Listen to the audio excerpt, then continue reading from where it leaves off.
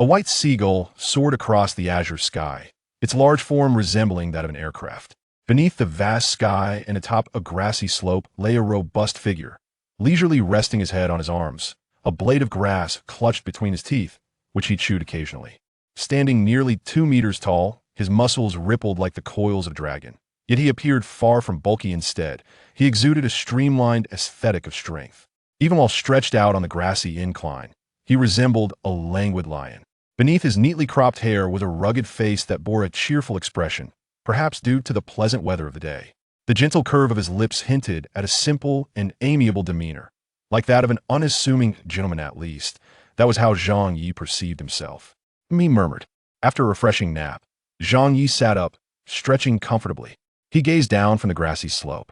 At that moment, he was positioned on a high grassy bank overlooking the straits, and from this vantage point, he could see a grand and magnificent city. Haidu, a thriving metropolis from which, as the tales went, 2 legendary figures had emerged, a place long yearned for by many country folk. As he surveyed the scene, he noted that half of Haidu sprawled upon the land, while the other half was constructed upon the waves. The aquatic section was evidently more affluent than its terrestrial counterpart, arguably the so-called affluent zone.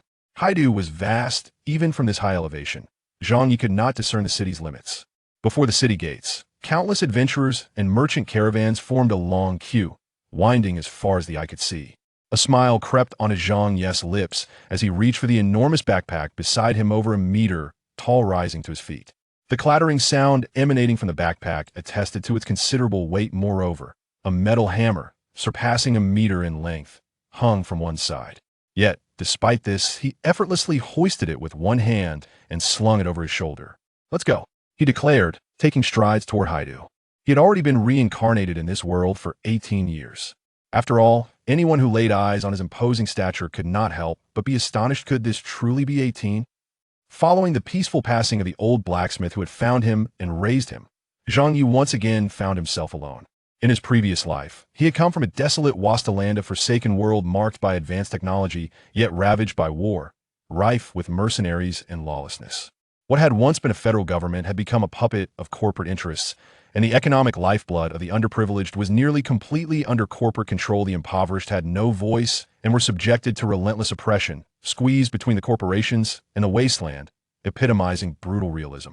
After years of struggle in the wasteland, he had finally managed to assemble a top-tier mercenary team, only to be buried by that damned corporation. The company had tasked him and his mercenary squad with escorting goods to a stronghold city under another corporation's banner. They encountered numerous firefights along the way, eliminating several rival gang convoys. Just when they thought they would be rewarded handsomely upon reaching their destination, they were met with a nuclear bomb. As he delivered the cargo, the bomb detonated, instantly incinerating him, his team, and the fortress city housing over 300,000 souls into ashes. To hell with corporate warfare. Yet, he had come to accept this reality. At least being vaporized in a nuclear blast was far more merciful than having his throat slit by enemies or being shot in the chest. From the moment he became a mercenary, he had known he would someday meet his end. Thoughts of enjoying a quiet retirement were pure fantasy, just hadn't anticipated such a dramatic demise. Dying in a nuclear explosion had a certain morbid appeal, didn't it? What he wondered was whether he would reunite with his comrades from his former life in this reincarnation. One could only hope. After all, Zhang Yi could only move forward step by step to establish his own foundation. Though this world may not be as absurd as the wasteland, it was hardly a paradisite too harbored its own cruelties. Here, magic existed. There were sword saints capable of cleaving mountains, and monstrous beasts more fearsome than anything found in the wasteland, presenting a power hierarchy that far exceeded that of the desolate lands. Ordinary people here similarly had no voice in their own survival. Thus, Zhang Yi had no intention of living an ordinary life. After the old man's passing, he had inherited some property and a blacksmith shop. For someone like him to have spent 16 years laboring alongside an elder in such tranquility was already quite impressive. Staying there for life was simply intolerable. Thus, he transferred the blacksmith shop to the old man's relatives, taking the cash along with some equipment and items the elder had left him, and made his way to Haidu. Much like a young man arriving in a big city to make a name for himself. However, he was here to return to his former trade. Mercenary. Just the thought of shedding his comfortable life and returning to a dangerous existence filled him with excitement. His blood surged. Ordinary folk would not feel this way. Perhaps he was simply not meant to be complacent. He felt that if he didn't do something remarkable, it would be a waste of his impressive physique. At 16 years old, standing at 1.98 m and possessing far greater strength than in his previous life, Zhang Yi estimated that, given his growth trajectory, he could reach 2 m by the age of 20, a true behemoth. And not just one of those brawny hulks lacking substance. For he was no mere mortal. He was a giant. Upon his reincarnation as an infant, memories of a foreign legacy flooded his Minda legacy of giants, which revealed to him his true nature. However, as of now, the memories of this inheritance had not fully manifested. Aside from knowing he was a giant and some basic details about the giant race, little else remained clear. Fortunately, as his strength increased, these inherited memories would unlock further. He suspected that the giant legacy would bring him monumental surprises. For it was this heritage that endowed him with a physique and strength far surpassing his peers. Yet there was one issue: he seemingly possessed little in the way of magical talent. He held a yearning for the magic that once appeared only in movies and shows, but despite his strength and latent power, he simply could not learn magic. Thus, upon arriving in Haidu, aside from aiming to become an adventurer and mercenary, he also yearned to pursue the path of a mage. To wander into a world of swords and sorcery without becoming a mage would be a grievous waste. Zhang Yi moved swiftly, and in no time he arrived at the city gates. Though his stature was imposing, it did not attract excessive attention. After all, there were those even larger than he. For instance, the figure ahead of him appeared to belong to the stone giant race, with a skin resembling stone that suggested formidable defenses, averaging a height of 2 meters. An apparent small giant. Zhang Yi felt that his claim to the title of giant might be somewhat undermined. In the inherited memories, the average height of giants seemed to exceed 10 meters at 16 years old. Reaching less than 2 meters might indicate a slight developmental delay. After paying the entry fee of 10 silver coins, Zhang Yi finally stepped into the outer city of Haidu. Before him lay wide streets, bustling with traffic, and he felt a sense of exhilaration. The journey of 2,000 kilometers over the span of half a month had truly been worthwhile. It was indeed vibrant. However, his immediate objective was to find a restaurant and enjoy a hearty meal. After feasting on jerky for 2 weeks, he longed for something more substantial. Just in time, he spotted a promising location not far ahead. The Mercenary Tavern, a gathering place for mercenaries. The Mercenary Tavern, Hylon number 11. This is a branch of the Mercenary Tavern, which is also known by another less familiar name, the Mercenary Guild. Unlike traditional guilds, the Mercenary Tavern operates in the form of a tavern, as it primarily serves mercenaries. After all, mercenaries are often rough-and-tumble men who revel and drink, engaging in boisterous banter before heading to the front desk or bulletin board to accept a task. Thus, the tavern format is undoubtedly the most fitting at this moment. Within the tavern, countless seasoned mercenaries are indulging in food and drink, their voices raised in raucous conversation, creating a somewhat chaotic atmosphere where the air is thick with the scent of alcohol, mingled with a faint trace of blood. Perhaps this odor emanates from the tooth embedded in the wooden table at the front, or perhaps it arises from the mercenaries wrapped in blood-soaked bandages. In any case, it is not a particularly pleasant aroma. Yet, Zhang Yi finds himself quite fond of it, even feeling a sense of homeliness, compared to the noxious stench of smoke and vomit in the wasteland gang bars of his past life.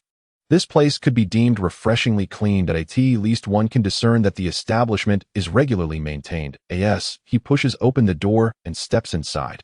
The cacophony of the tavern diminishes considerably. Zhang Yi can sense numerous gazes fixated upon him.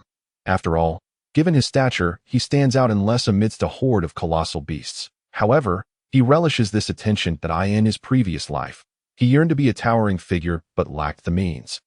Ultimately becoming merely of average build, ignoring the scrutiny of those around him, he strides directly to the tavern's front desk. All eyes are upon him, their expressions a mix of curiosity, scrutiny, and the kind of derision and challenge that seasoned veterans often direct at newcomers. Ah, that familiar sensation has returned. Zhang Yi beams a broad grin at the barmaid, revealing a guileless smile. Hello, I would like to register as a mercenary. We have a newcomer. The barmaid is a striking woman with a voluptuous figure, sun-kissed skin, and captivating features, her wavy hair cascading elegantly. She can truly be described as a beauty. I am Yifulin, the proprietor of Hylon number 11. She introduces herself, her sultry gaze unabashedly lingering on Zhang Yi's muscular physique, a subtle smile playing on her lips. Zhang Yi, He replies succinctly that a peculiar name. From the eastern continent? Yifulin inquires. Sort of. Zhang Yi offers no further elaboration. Yifulin continues, here, the custom dictates that newcomers must treat the entire establishment. Zhang Yi is taken aback. Treat the whole place? With drinks? Yifulin chuckles, of course, but if you prefer to treat them to a meal, I believe they would be equally delighted. Laughter erupts throughout the tavern. At that moment, Zhang Yi realizes he has been playfully teased. Yet, he is unperturbed and joins in the laughter, replying, then I shall treat everyone after I complete my first task. That will not be too late. Upon hearing this, the surrounding mercenaries widen their eyes, and the laughter intensifies. Kid, are you serious about treating us? An intrigued man with a bushy beard exclaims, slapping his thigh. Zhang Yi settles onto a bar stool. Turning to the crowd. Of course, it's just a round of drinks. Although it may seem merely a round of drinks, the number of patrons is considerable. Even for the cheapest rye ale, one would need at least 50 gold coins to make it worthwhile. In this world, the currency consists of gold, silver, and copper coins, with an exchange rate of 1-10-100. The tavern is quite sizable, boasting 2 additional floors, and it accommodates approximately 600 patrons. A mug of rye beer costs 8 copper coins, which amounts to over 50 gold coins when calculated. Zhang Yi possesses a substantial amount of gold coins, inherited from his late father, alongside the proceeds from the transfer of a blacksmith shop, as well as his savings accumulated over the years. However, he has no intention of spending it here. On the surface, he feigns indifference, proclaiming that 50 gold coins is a trifling sum. After all, he aspires to become a legendary mercenary. And soon, a single mission could yield tens of millions. Not only could he treat everyone present, but hosting the entire city would pose no challenge. Upon uttering these words, the tavern erupted in uproarious laughter. Though the laughter was somewhat jarring, it was merely the sound of amusement. Zhang Yi was well aware of how to navigate interactions with these battle-hardened individuals. After the laughter subsided, the hostile gazes directed towards him diminished significantly. The arrival of a newcomer invariably signifies an additional competitor for tasks and resources, and few mercenaries genuinely welcome such an addition. Zhang Yi's jest had effectively shifted many gazes away from him, replacing hostility with a hint of disdain in their eyes. He appeared to be a greenhorn, untested by the harsh realities of their world, likely to perish on some mission before long, thus not worthy of being viewed as a rival. Furthermore, how does one integrate into a new mercenary environment? Quite simply, by engaging in their banter. At that moment, the boisterous bearded man, who had laughed the loudest, now regarded Zhang Yi with a friendly demeanor, inviting him to join for a drink. Thus, Zhang Yi's clever maneuver alleviated much unnecessary animosity, bridging the gap that often accompanies the arrival of newcomers, and the tavern buzzed with life once more. Moreover, there was a chance that someone might perceive him as a fresh recruit, seeking to exploit the newcomer, which could potentially lead Zhang Yi to an unexpected windfall. It was a win-win situation. Indeed, quite intriguing. Yiflan observed Zhang Yi, who was now engrossed in jovial conversation with the bearded man, her eyes glimmering with interest. She then produced a document and a card. This is the mercenary contract. Upon signing, you will officially become a mercenary. Starting as a bronze mercenary, you must undertake at least 3 bronze missions each month. Failure to do so will result in the loss of your mercenary status. This is your guild identity card. After pricking your finger to draw blood, inscribe your name upon it. This card will grant you access to other mercenary taverns to accept missions. Zhang Yi nodded. Accepting the contract and card, filling it out as he inquired, how does one ascend to a higher rank as a mercenary? It seems you genuinely wish to become a legendary mercenary, Yiflan replied. Resting her chin on her hand, leaning casually against the bar, her low-cut neckline inadvertently accentuated her curves, whether by design or happenstance. One could only speculate. Of course, you don't truly believe I was merely jesting, do you? Zhang Yi chuckled. The earnest smile on his rugged face was indeed beguiling, suggesting the demeanor of a straightforward, honest man. Yiflan raised an eyebrow before continuing. Once you have completed a sufficient number of bronze missions, you may apply for a promotion challenge. After successfully completing at least 3 advancement tasks, you will ascend in rank. The process remains similar thereafter. Understood. Zhang Yi nodded and returned the completed form to Yiflan. After glancing at it, Yiflan produced an anti-counterfeiting seal from the Mercenary Guild and stamped it on his Zhang Yi's card. Subsequently, Zhang Yi pricked his finger and let a drop of blood fall onto the card. A flash of light illuminated the card, and the blood was imprinted upon it. This would allow for magical verification, confirming the card's ownership as belonging to Zhang Yi, akin to a magical version of an identity card. 18 copper coins. Yifulin stated as Zhang Yi received the card. Zhang Yi was taken aback. Wasn't it 10 copper coins? Yifulin blinked innocently. Don't you wish to treat this lovely proprietress before you to a drink? Zhang Yi chuckled and retrieved a few silver coins. Naturally, I would be most delighted. Yifulin, pleased, accepted the coins. She was keen to foster a good relationship with this handsome hulk, as he appeared to be quite the promising prospect given his muscular physique.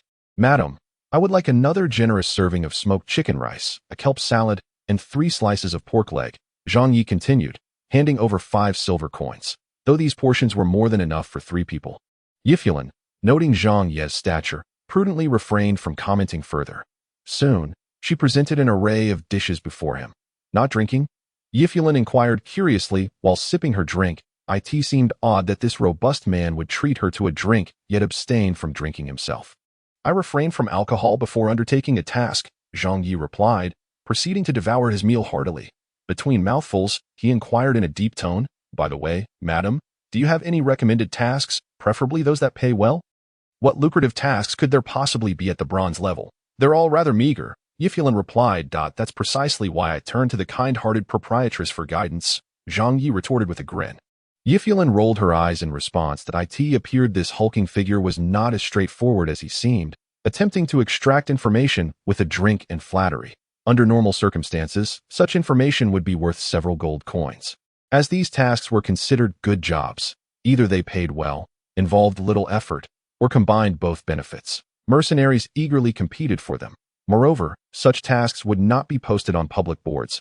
They were the purview of intermediaries like her, where those inquiring would need to either pay or trade favors. However, she found Zhang Yi rather agreeable, and perhaps a bit of cunning was preferable. Don't misconstrue my intentions in this line of work. Being shrewd is essential to avoid being taken advantage of and to progress further. Yifulin held a favorable view of Zhang Yi as a prospective asset, and thus, she decided to use this good job to ascertain whether he was merely a handsome brute or a man of substance. Without providing a verbal response, she discreetly handed Zhang Yi a slip of paper while the surrounding patrons were distracted. Zhang Yi bent down to examine it. Indeed, it was a promising opportunity. Chapter 3. The Catgirl after finishing his meal. Zhang Yi requested a room. As a newcomer without a fixed residence, he had no choice but to stay temporarily at the Mercenary tavern.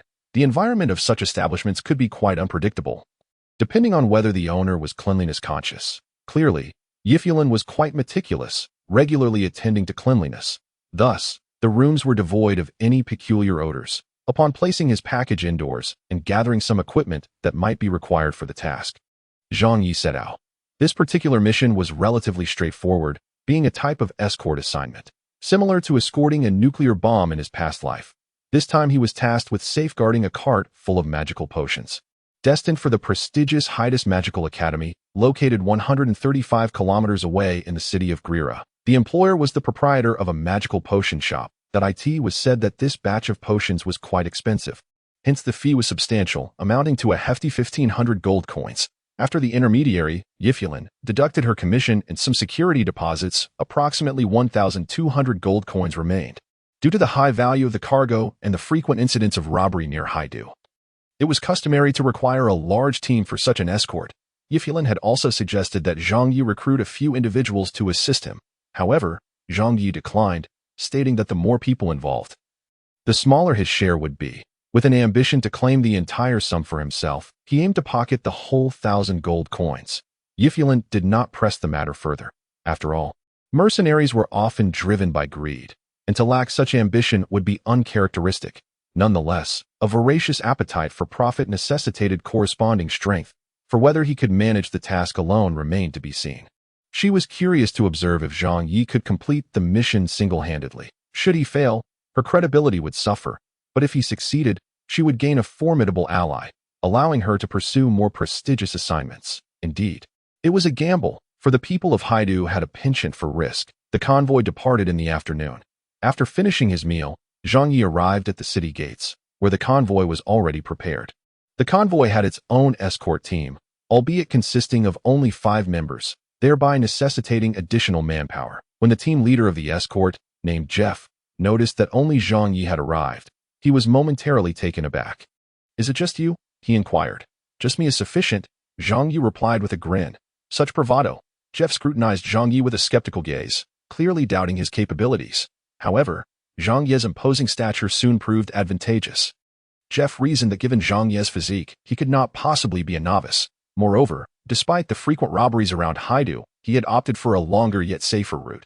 This newly established path was patrolled by Imperial cavalry, a deterrent to would-be robbers, making it unlikely for them to venture near. With luck on their side, they might traverse the journey without incident. Previously, he had advised the owner of the magical potion shop that additional personnel were unnecessary, as their escort team sufficed. Yet, due to the high value of the potions, the owner remained apprehensive and ultimately insisted on bolstering their numbers.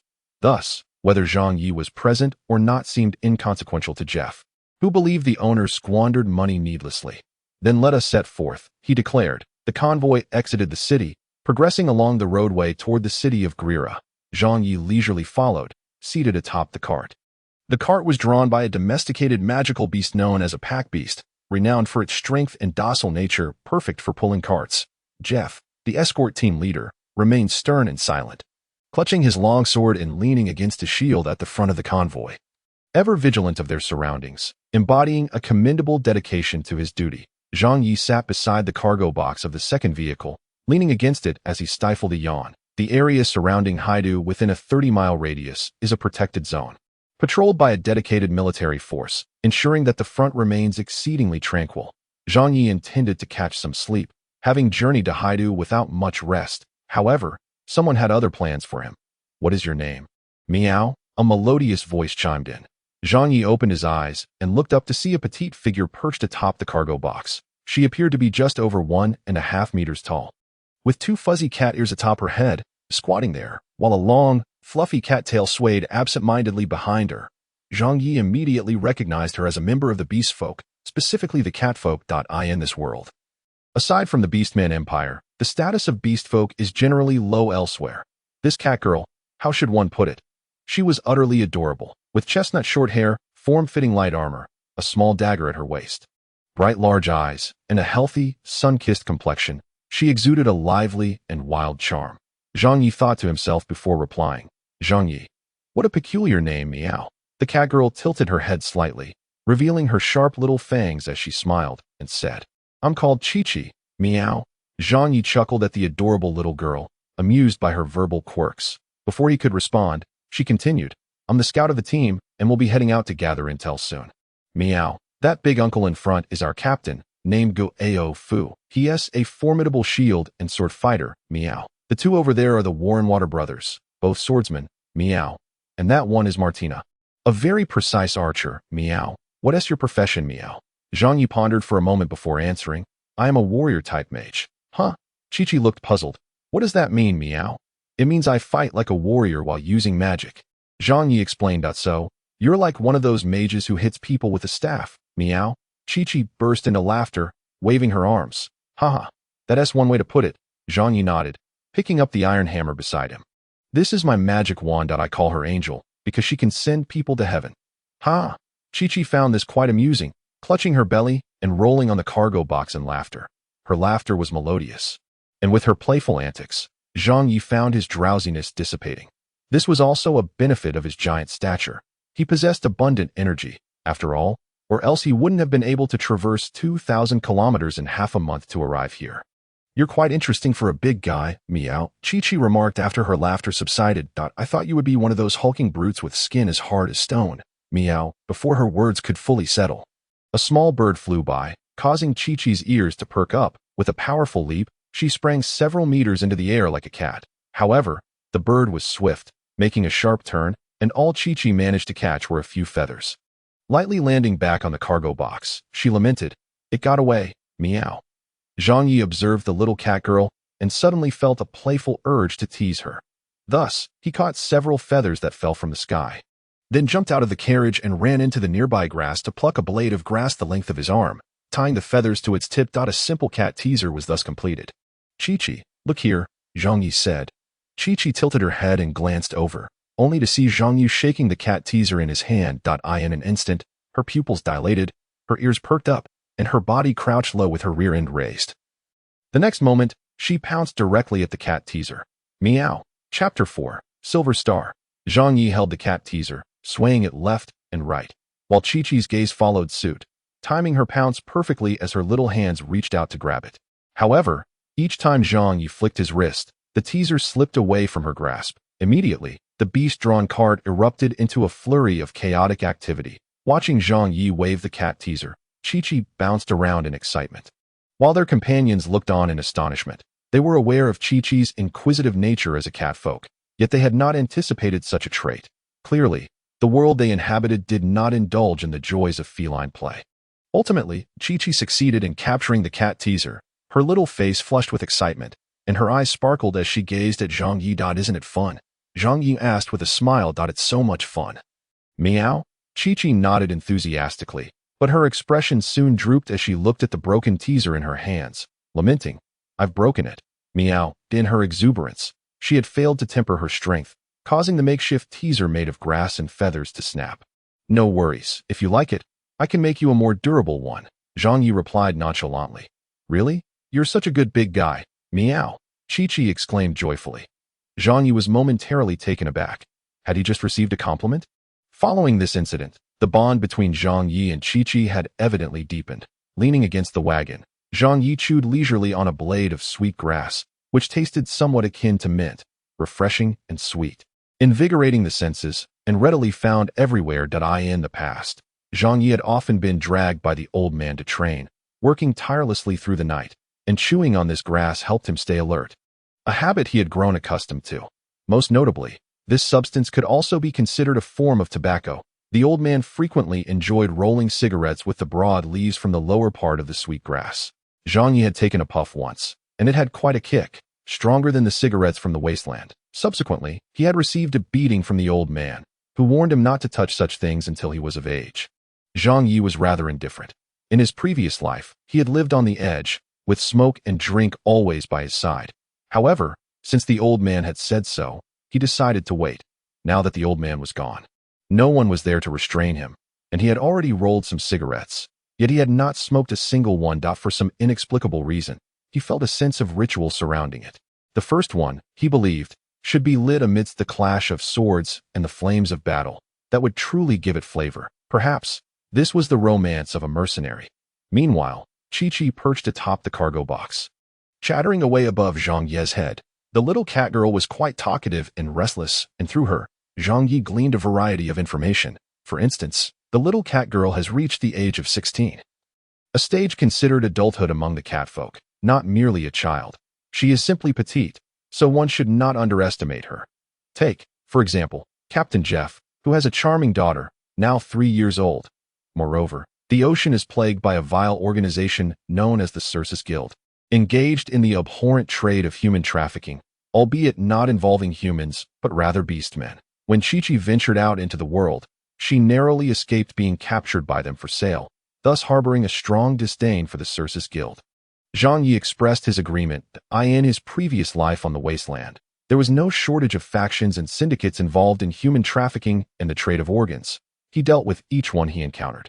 This was not solely due to his deep-seated revulsion for such actions, but also because those involved often lacked any semblance of humanity. The Diesel Gang in the wasteland would rob, and while payment would likely come without a threat to life, those engaged in human trafficking would kill afterward, flaying bodies for organs to sell, even reducing flesh and bones to create synthetic meat for unfortunate souls. Such heinous acts of exploiting the vulnerable are strictly forbidden. And since one of Zhang Yi's comrades met such a fate, he vowed to leave no survivors upon encountering such individuals. This could be seen as a bloodstained mercenary's means of repaying society and the world. By the way, what rank do you hold among the catfolk? Suddenly, the little cat girl inquired. In this world, the hierarchy of power is distinctly defined, unlike the wasteland where personal strength is solely determined by fame and achievements. The classification of power is straightforward. Whether one is a mage, a warrior, or of another profession, it remains uniform. There are known to be 10 ranks, the first 5 named after the metals of this world. From lowest to highest, they are brass, silver, gold, platinum, and mithril. The latter 5, however, are imbued with the essence of sword and sorcery. From low to high, they are ballad, title, epic, legendary, and divine. The first 5 are easily comprehensible, representing the 5 most renowned and widely recognized metals in this world, defined by their value. The latter 5 each carry their own significance. Along this grand road, many aimless wanderers roam, notably the bards. The term, ballad, signifies that your prowess has reached a level worthy of being sung by bards across the land. Allowing more people to learn your story. A title denotes that you have earned the right to leave a mark in history, possessing a well-known appellation. Epic refers to possessing formidable strength and influence, enabling one to leave a significant mark in the annals of history, ensuring that their tale endures for millennia. As for legendary, it speaks for itself, indicating that you belong to the pinnacle of existence, with your every action and deed bearing unparalleled impact on both the future and the past. Concerning divine, Zhang Yi was not well-versed, as even the old man lacked understanding, so he refrained from elaboration. In Zhang Yi's interpretation, it should be akin to divine or perhaps divine itself. Who can say, "I am of silver rank, specifically 5 stars in silver," Zhang Yi remarked. Each rank is further divided into 10 stages, represented by stars. The origin of this nomenclature is said to stem from mages, for upon each ascension, they are enveloped in a halo of starlight, a rather spectacular sight. In contrast, a warrior's ascension is marked by the manifestation of blood vitality patterns. In this world, wizards are undoubtedly the most vibrant and dazzling profession, which is why Zhang Yi has always aspired to become a magnificent sorcerer, tirelessly striving towards that goal. Yet, despite the increasing size of his muscles, he has yet to cultivate a single starlight. Silver 5 stars, you cannot compare to my prowess. I possess silver 6 stars. Meow. The little cat girl proudly lifted her chin, her fluffy cat ears twitching playfully, while her tail swayed unconsciously behind her. It is quite remarkable. Zhang Yi had encountered several cat girls before, yet their tails resembled thick noodles, unlike Chi-Chi's, which was as fluffy as a feather duster. He could not discern her breed, but in his eyes, she was far more adorable than those noodle-like tailed cat girls, as her appearance radiated a delightful fluffiness. "You must protect me," Zhang Yu teasingly remarked without a hint of shame. To his surprise, the little cat girl took him seriously, blinking her large eyes and stating, "Rest assured, as your senior, I shall take care of you." Meow. Chi-Chi, scout ahead. At that moment, the captain, Jeff, could no longer contain himself and interjected, "If we continue chatting, we might as well forego our scouting mission. I forgot." Meow. Chi-Chi playfully stuck out her tongue, then nimbly leaped down from the cart, exclaiming, "I will go scout now." Meow. "Go ahead, I need to catch up on some sleep." Zhang Yi waved his hand dismissively, closing his eyes, and before long, the sound of snoring filled the air. Beside him, Ogfoth rubbed his forehead. It seemed that Zhang Yi was indeed a novice, such a lack of vigilance. Although this mission posed little danger, was it really wise to fall asleep shortly after leaving the city gates? Nonetheless, Jeff did not rouse Zhang Yi, for there was little of consequence at hand. And since the other was not his friend, he felt no obligation to intervene in this line of work. Lacking a modicum of vigilance would ultimately lead to dire consequences. This is a common error among most newcomers, and indeed, one of the most fatal mistakes. He could offer a reminder, but if the other approached the mission with such a carefree attitude, it was uncertain whether he would take it to heart. Perhaps it was best to let the harsh realities of life teach him. Chapter 5. Monsters. The typical scouting range for a scout is approximately 3 to 5 kilometers from the merchant convoy, largely dependent on the scout's capabilities. However, Chi-Chi was no ordinary scout. As a member of the catfolk, she possessed innate agility, and with her innate ability, Spirit Wind, her speed was remarkable, allowing for an expanded scouting range and quicker reconnaissance. Proudly, she referred to herself as an elite scout. Before long, Chi-Chi traversed an 8-kilometer stretch, detecting no immediate danger along the way. This route was deemed safe for passage. It seemed that they had not yet exited the protective zone of the coastal city, where the coastal guard patrolled, and few dared to commit misdeeds in this vicinity. Thus, Chi-Chi pressed on, dashing forward until she finally exited the confines of the protective zone.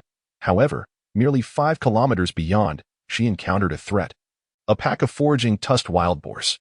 These tusked wild boars are quite common beasts on the continent, with a wide distribution. Once they mature, their rank typically hovers around bronze, with occasional individuals reaching silver, depending on their size. Among the wild boars before her, one stood out due to its considerable bulk. Goodness gracious, could that boar possess silver rank? Chi-Chi concealed herself among the treetops, observing intently. This group of wild boars evidently constitutes a large family, comprising no less than 20 to 30 individuals. Among them, the largest boar towers at over 2 meters in height, and it is likely to have reached the silver tier, as its stripes glisten with a silvery sheen. Additionally, there are 7 or 8 sizable wild boars, all attaining the bronze tier, while the remainder are smaller boars, which barely reach the bronze classification. This congregation of wild boars poses little threat to the caravan. The sole concern lies in the boar's method of attack, known as the wild boar charge. Although the escort can manage them, a careless collision with a cart laden with goods could spell trouble. Consequently, Chi-Chi resolved to divert these wild boars, ensuring they strayed far from the trade route. With her decision made, a verdant glow illuminated her surroundings, and a gust of wind swirled about her as she burst forth in a single bound, swiftly arriving before the formidable wild boar. Raising the scabbard of her short sword and striking it squarely on the forehead. Thud! The impact was neither too light nor too heavy, yet it succeeded in inflicting pain upon the boar, propelling it into a state of fury. "Come chase me, silly pig." Like a cat landing on its feet, Chi-Chi made a playful grimace at the wild boars before turning and sprinting away. Enraged, the large boar let out a grunt and immediately led its family in pursuit of Chi-Chi. She deliberately slowed her pace to entice the boars, and after several kilometers of frantic running, she accelerated, shaking off the boar herd before veering back onto the trade route, with the wild boars dealt with. She resumed her reconnaissance. Brave Chi-Chi, undaunted by challenges, charged forth. Chi-Chi moved with a light step, nimbly leaping between tree trunks, her speed remarkable. However, at that moment, a gust of wind swept toward her, causing her delicate nose to twitch and her brow to furrow. The scent of blood? Something seemed amiss ahead. Resolute, Chi-Chi decided to investigate. She traversed the woods and climbed over a grassy slope, ultimately uncovering the source of the foul odor. In an instant, her mouth fell agape. On one side of the slope, the verdant grass was adorned with white and yellow blossoms, exuding beauty, yet on the other side, the ground was soaked in blood and churned earth, with the gutted carcasses of large horned cattle strewn about, their entrails spilling forth. Some were even dismembered, scattered in pieces, and the heavy stench of blood nearly brought tears to Chi-Chi's eyes, given her keen sense of smell. What on earth had transpired here? Fearful, she dared not approach and could only observe from a distance. These large horned cattle appeared to have been herded by local pastoralists, as evidenced by the leather tags affixed to their ears, and some bore bells around their necks. Judging by the wounds on the carcasses, it seemed they had been attacked by some ferocious beast. Chi-Chi surmised that it must be an exceptionally brutal and powerful creature, for the massive gashes indicated that the assailant was of considerable size. Moreover, given the severity of the injuries, one bull's neck appeared to have been bitten cleanly through, leaving only a sliver of skin intact. Yet, if it were indeed a beast, it should not be so. While such creatures do hunt domesticated livestock, they typically do so for sustenance, dragging away their kill without further slaughter, and would not leave behind a trail of carnage. Beasts are aware of humanity's wrath. They would not foolishly linger to feast in the face of potential retaliation. Before her lay the remnants of an entire herd, utterly ravaged. Upon rough count, at least 30 to 40 cattle lay slain.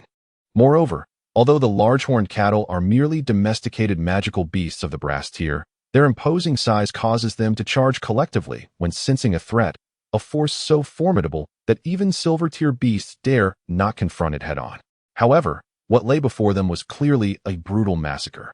Thus, Chi-Chi speculated that this might be the result of a frenzied high silver tier beast, or perhaps even a golden tier monster. A golden tier beast, Captain Jeff, after all, was only at silver 9 stars. While Chi-Chi had heard tales of Captain Jeff's successful hunts against golden tier creatures with his squad before joining the guard, such endeavors came at a dreadful cost. 3 of his comrades had perished, one of whom was the scout that Chi-Chi now replaced. Therefore, Chi-Chi believed that should they indeed encounter a golden tier beast, it would be prudent to avoid confrontation, opting instead for evasion. Nevertheless, the decision rested with the captain, and Chi-Chi felt compelled to return and report the situation. A sense of foreboding gnawed at her, prompting her to seek a way to persuade the captain to take a detour.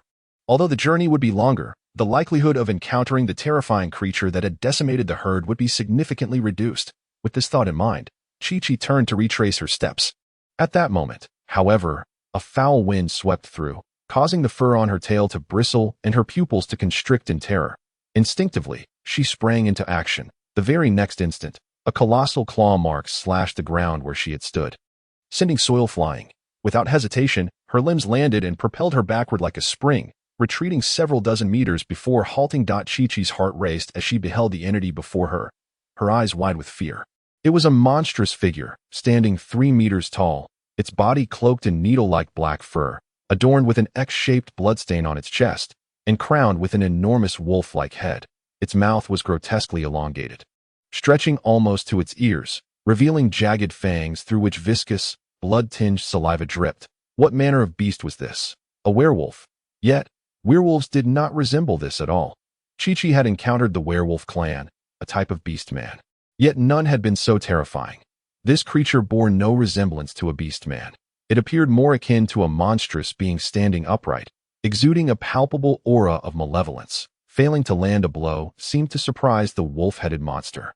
But it was more a reflection of mockery than anything else. That expression kept the fur on Chi-Chi's tail perpetually on end. She discerned the meaning behind that gaze. It was one filled with a ravenous thirst for bloodshed, driven not by the need for survival, but by a pure, exhilarating desire to kill. Its exaggerated grin seemed to stretch impossibly wide, revealing a smile so grotesque that it sent shivers down Chi-Chi's spine. Outmatched, utterly outmatched, she thought to herself. Chi-Chi stealthily inched backward, convinced that maintaining a greater distance from the creature would enhance her safety. Indeed, this was the case. The monster remained still, yet its eyes were fixed intently on Chi-Chi. Suddenly, it shifted its foot, and in that instant, Chi-Chi disregarded everything else and turned to flee. A blue glow enveloped her as her magical power surged to its zenith, propelling her to escape with the utmost speed. Chi-Chi moved, and the monster stirred as well, lowly growling as it lunged towards her. But due to Chi-Chi's swift reflexes, it missed once more. Having failed twice in succession, the creature was evidently incited by a savage desire. Propelling itself forward on all fours in pursuit of Chi-Chi, she dared not pause, exerting every ounce of her magical energy to enhance her speed. It's over, meow. I'm gonna die, meow. Captain, save me. Meow. Chapter 6. Abandonment and Salvation. The convoy advanced in an orderly fashion, with Jeff awaiting news from Chi-Chi. However, this time, for reasons unknown, Chi-Chi had been gone for quite a while, causing a flicker of unease to rise within Jeff. Could something have gone awry? It shouldn't be the case. Although Chi-Chi was immensely curious, she was also quite intelligent, aware of right and wrong, and would strive to suppress her curiosity while on a mission. Therefore, apart from her inquisitiveness, she possessed all the admirable qualities of an elite scout. In the event of danger, she would undoubtedly return promptly to report. Even if there were no issues and everything was safe, she would periodically check in. Yet, it had been far too long. Chi-Chi had yet to return, far exceeding her usual reconnaissance time. Jeff furrowed his brow slightly, instinctively grasping the nearby great sword and shield, while the others anxiously awaited, praying that their concerns were unfounded or merely the result of unfamiliarity with the new route causing delays. Chi-Chi, lively and adorable, was the heart of the team. They certainly did not wish to lose such a companion. Only Zhang Yi remained in deep slumber. A situation arose. At that moment, the archer Martina, who had been vigilantly perched atop the carriage, suddenly stood up and spoke. She had spotted a small figure darting out from the distant forest. Archers possessed keen eyesight, and even from about 7 or 8 miles away from the forest's edge, she activated a blue light in her hand, her eyes gleaming with the spell, Eagle Eye. This was a magical skill essential for archers. Many professions, aside from mages, could learn magic, albeit with less proficiency and weaker effects. With her enhanced vision from Eagle Eye, Martina finally discerned the figure. It was indeed Chi-Chi. Yet, a smile eluded her, for she clearly saw Chi-Chi sprinting frantically, clutching her arm, blood seeping through her fingers, and her little face was pale, filled with alarm.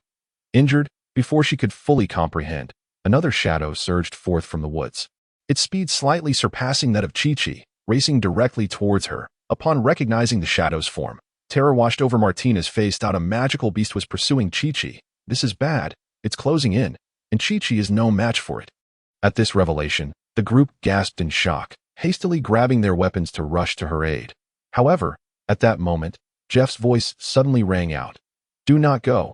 The others looked at Jeff in confusion, only to see his expression was one of grave concern, even hinting at fear. At this moment, Jeff had also identified the shadow's form, a gruesome image flashing through his mind, a terror that penetrated to the marrow of his bones. rendering him devoid of courage to confront it. He could lead his team against magical beasts of gold tier and below, but he could never face such a creature. Captain, Chi-Chi, don't go. It's hopeless. After uttering these words, Jeff immediately shouted at the coachman, "Hurry, change direction. Are we really going to abandon Chi-Chi?" Martina exclaimed furiously. "If we don't leave her, we will all perish." Jeff's face grew increasingly pale as he realized Chi-Chi was luring the creature towards them. It was merely 7 or 8 miles away, just a matter of minutes. If we don't flee now, it will be too late. "But what is it, Captain? Why must we forsake Chi-Chi?" the swordsman Warren asked anxiously.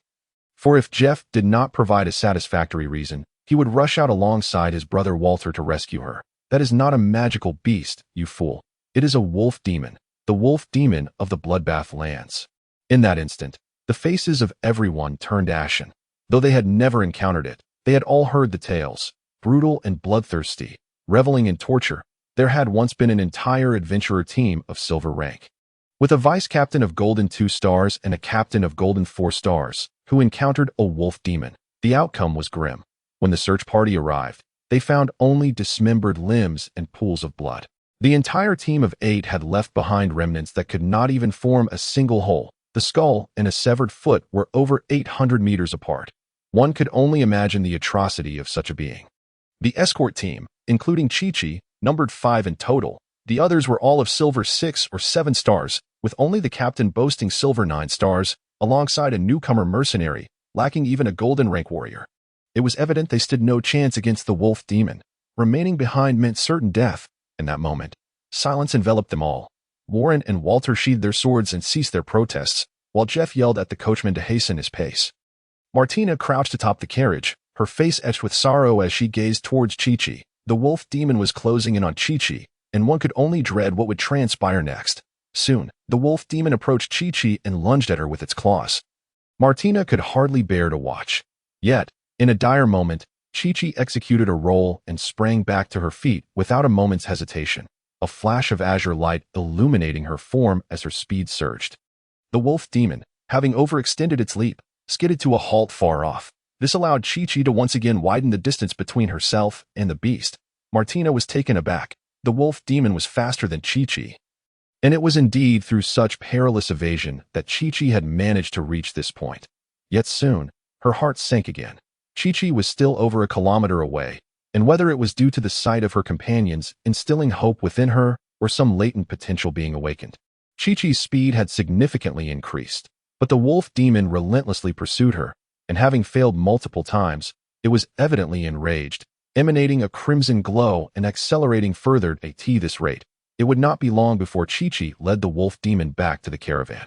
Though the pack animals were steady, they had their own limitations, namely, their inability to run swiftly. In this moment, Martina's emotions were tumultuous. She desperately wished for Chi-Chi to escape the wolf demon and survive, yet at the same time hoped she would falter and be caught, for at least then the wolf demon would not be drawn towards them. "Captain," the turmoil and reluctance within her compelled her to glance back at Jeff. Yet all she received in response was his silence. "Help! Meow!" Chi-Chi's cries grew increasingly desperate, echoing in the ears of those nearby. Yet Martina could only grit her teeth, close her eyes, and turn her face away. Feigning ignorance, she discerned that Chi-Chi's recent outburst was her final stand. The remaining distance was insurmountable. Even if Chi-Chi could somehow summon the strength to catch up with the convoy, she would likely have to resort to using her bow to aim at her. At that moment, Chi-Chi felt as though her lungs were about to burst. After a harrowing escape, she had sustained an injury to her arm from a misstep while evading the wolf demon's claws. She was nearly at the end of her rope, sustained solely by sheer willpower. Upon spotting her companions, hope ignited within her heart, and she believed they would seize their weapons to confront the monstrous threat trailing behind her. However, to her dismay, they turned and fled without a backward glance. In that instant, tears threatened to spill. "Please don't leave me behind," as she reached out, as if striving to grasp the distant carriage 100 meters away. The fading hope rendered her willpower untenable, leading to her physical collapse. Her legs buckled, and she fell, the force of her inertia causing her to roll several times, leaving her unable to rise again. With great difficulty, she lifted her gaze towards the convoy, only to find no one looking her way, as if they were deliberately avoiding her desperate eyes filled with despair and sorrow. "We promised. We are partners." Meow. The wolf demon's roar was alarmingly close, and she had no strength left to evade. It felt as if death was imminent. But just then, a fierce gust of wind swept through, and a colossal figure suddenly appeared before her, akin to a battering ram, crashing forcefully into the wolf demon. In that moment, the ground trembled beneath them. The wolf demon's body flew backward as if it were a stone thrown through the air. Chi-Chi stared in awe at the towering figure before her, marveling at the gleaming white teeth that were revealed when he smiled. Oh, you need assistance, little kitty? Chapter 7. A collision of strength. Big guy. Chi-Chi murmured instinctively, her small lips pouting as tears cascaded down her cheeks. Upon witnessing this, Zhang Yi crouched down, gently ruffling her little head and playfully stroking her cat ears, feeling quite satisfied. Now was not the time for tears. Stay behind me, he instructed, striding past Chi-Chi towards the wolf demon that was shakily rising from the ground, a smirk curling at the corners of his mouth. This fellow should fetch a pretty penny. I reckon. At that moment, chaos erupted within the convoy. Zhang Yi had just charged forward, smashing his foot into the carriage's floorboard, causing it to topple over and shattering some of the magical potions within. At such a critical juncture, the front carriage's collapse forced the rear carriages to perform an emergency turn, nearly tipping over as well. However, the immense centrifugal force proved too much for the wooden wheels, which snapped under the strain. Now they were trapped with no means of escape. It remained unclear whether Zhang Yi had done this intentionally, but Jeff was on the verge of exploding with rage. Yet, upon witnessing Zhang Yi's collision with the wolf demon, his curses caught in his throat, eyes wide with disbelief. This guy could actually match the wolf demon in strength, and he had won. Well, not exactly a victory. Considering the wolf demon had been caught off guard and was in midair, undeniably, Zhang Yi's power surpasses that of the adversary before him. This young man, is he not a newcomer, or perhaps a remarkably formidable one? Regardless of his thoughts, the battle has commenced. Zhang Yi drew forth a heavy hammer from behind him, its handle extending to an impressive height of 1.8 meters. While the hexagonal hammerhead boasts a width nearing 1 meter, exuding an aura of substantial weight. Yet, in Zhang Yi's grip, it appeared somewhat diminutive. Moreover, this young man wielded the hammer with a single hand, provoking curiosity. Was such a lengthy handle not meant for two hands? He strode purposefully towards the wolf demon, twisting his neck with a sound akin to bones cracking. Come forth, little pup. Let us engage. In response, a ferocious roar erupted from the wolf demon. A sinister grin adorned its face, perhaps a consequence of its anatomical structure rendering it incapable of other expressions. Regardless, it appeared grotesque, and Zhang Yi had no inclination to admire it. With a thunderous roar, the wolf demon clearly had no intention of engaging in idle chatter, for it was not endowed with the gift of speech. Ha! Is that not a rather amusing jest? With a single bellow, the wolf demon transformed into a shadowy figure, darting left and right with a speed that was nearly imperceptible to the naked eye, evidently attempting to confound Zhang Yi. Should he fail to land a blow, he would be met with the wolf demon's claws, sharp as daggers. Alas, under the rigorous training of his mentor, coupled with innate physical prowess, Zhang Yi's reflexes were unparalleled. He stood rigidly in place, seemingly paralyzed by fear, yet his eyes darted rapidly, unwaveringly tracking the wolf demon's movements. The wolf demon lunged at him from the side. Zhang Yi executed a near-instantaneous response. His massive form moved with astonishing agility. With a twist of his waist, veins bulging in his arm, the heavy hammer sliced through the air with a piercing whistle, aimed directly at the wolf demon's head. Clang! A resounding explosion echoed, accompanied by a brilliant spark as the wolf demon was sent reeling once more. However, this instance was different. The wolf demon had propelled itself backward of its own volition, for Zhang Yi's strike had not landed squarely.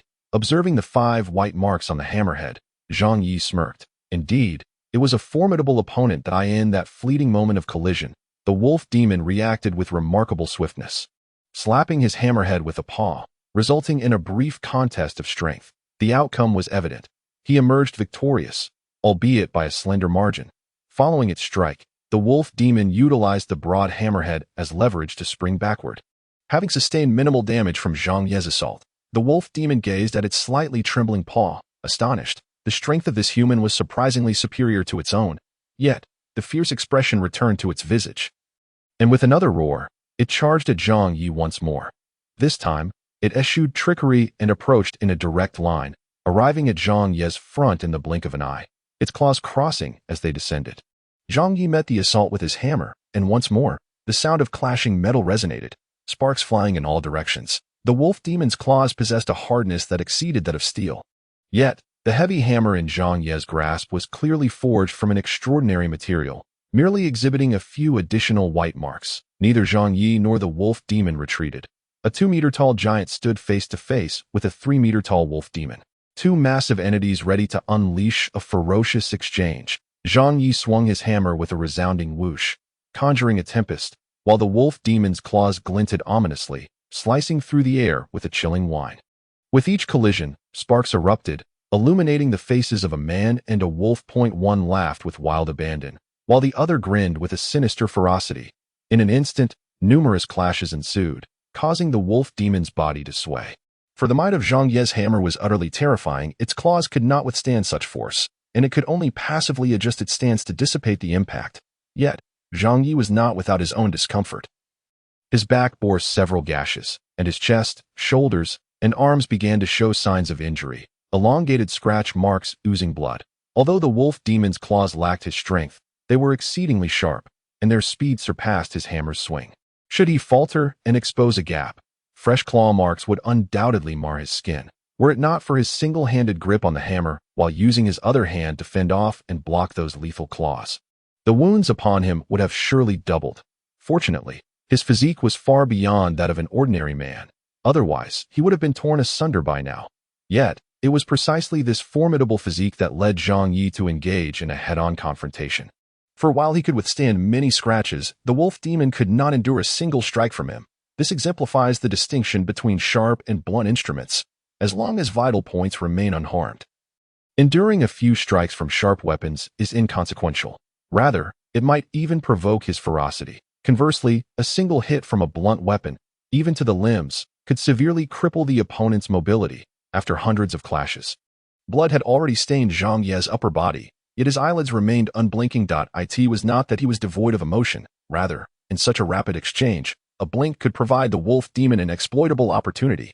The combat skills and qualities honed from a previous life as a blood-soaked mercenary were etched deep within his memory, impossible to forget. What could a mere wild dog standing upright possibly contest against me? With a fierce roar, Zhang Yi braced his chest against the wolf demon's claws, blood spilling forth as he swung his heavy hammer from below, striking with the force of a cannon against the demon's abdomen. At that moment, the 3-meter-tall wolf demon bent backward, its eyes bulging in terror, as the tremendous force propelled its feet off the ground, launching it skyward. A trade of injuries for a kill, an essential skill for any proficient mercenary. It was painful, yet undeniably effective, as the wolf demon soared into the air.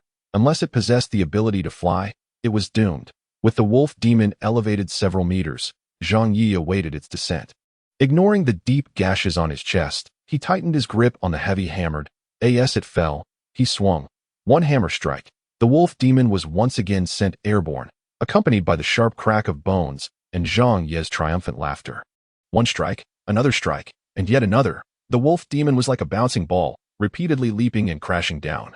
Onlookers stood agape, their gazes following the demon's erratic trajectory, rising and falling. By the 15th ascent of the wolf demon, its body had become as limp as if devoid of bones. Meanwhile, Zhang Yi, wielding his hammer in one hand, retrieved a vial of potion from behind with the other and gulped it down.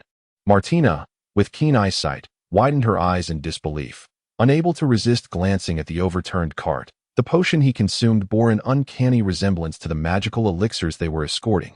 Could it be that he intentionally sabotaged the cart to pilfer the potions? This batch of magical potions comprised several varieties, with the most common being a red one, utilized for healing wounds and restoring vitality. Indeed, it was this very type that Zhang Yi had just ingested. With a single gulp, Zhang Ye's wounds began to heal at an astonishingly visible pace. Then, with another strike, the wolf demon soared high into the air, while Zhang Yi, his feet collapsing beneath him, grasped the hammer with both hands and raised it above his head. The onlookers gazed at his silhouette, observing the exposed muscles on his back, revealed by the torn fabric of his shirt. In that moment, they beheld the sinewy contours of his back, resembling a devilish visage.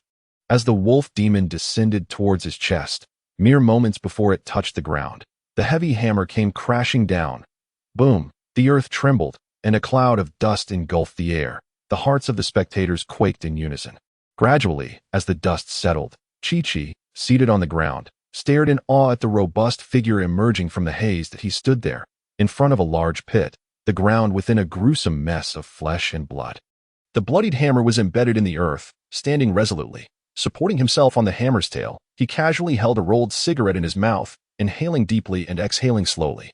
Then, turning his face, he revealed a hearty smile smeared with blood. After holding back for so long, smoking felt utterly exhilarating. Chapter 8. The mercenary's promise after such a long time without a cigarette. The first puff was a bit overwhelming, causing him to choke slightly, almost leading to a cough. Fortunately, he managed to suppress it, taking a moment to breathe as the dust swirled around. Otherwise, this splendid moment of bravado would have been lost, observing the astonished expressions of Gu Ao Fu and the others. Zhang Yi felt a sense of satisfaction, and then, with the cigarette still in his mouth, he flicked the heavy hammer. The blood splattered off the hammer, leaving not a single drop behind. He approached Chi-Chi, carrying the heavy hammer, and squatted down, his imposing figure casting a shadow over her. "Can you stand?" Zhang Yi inquired.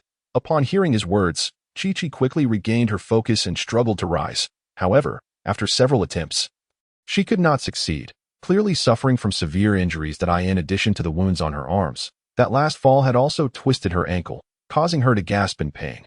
Yet, the little cat girl displayed remarkable resilience, managing to hold back her tears, biting her lip as they streamed down her cheeks. It was uncertain whether her tears were born of pain or indignation. Zhang Yi, observing her, could empathize with her feelings.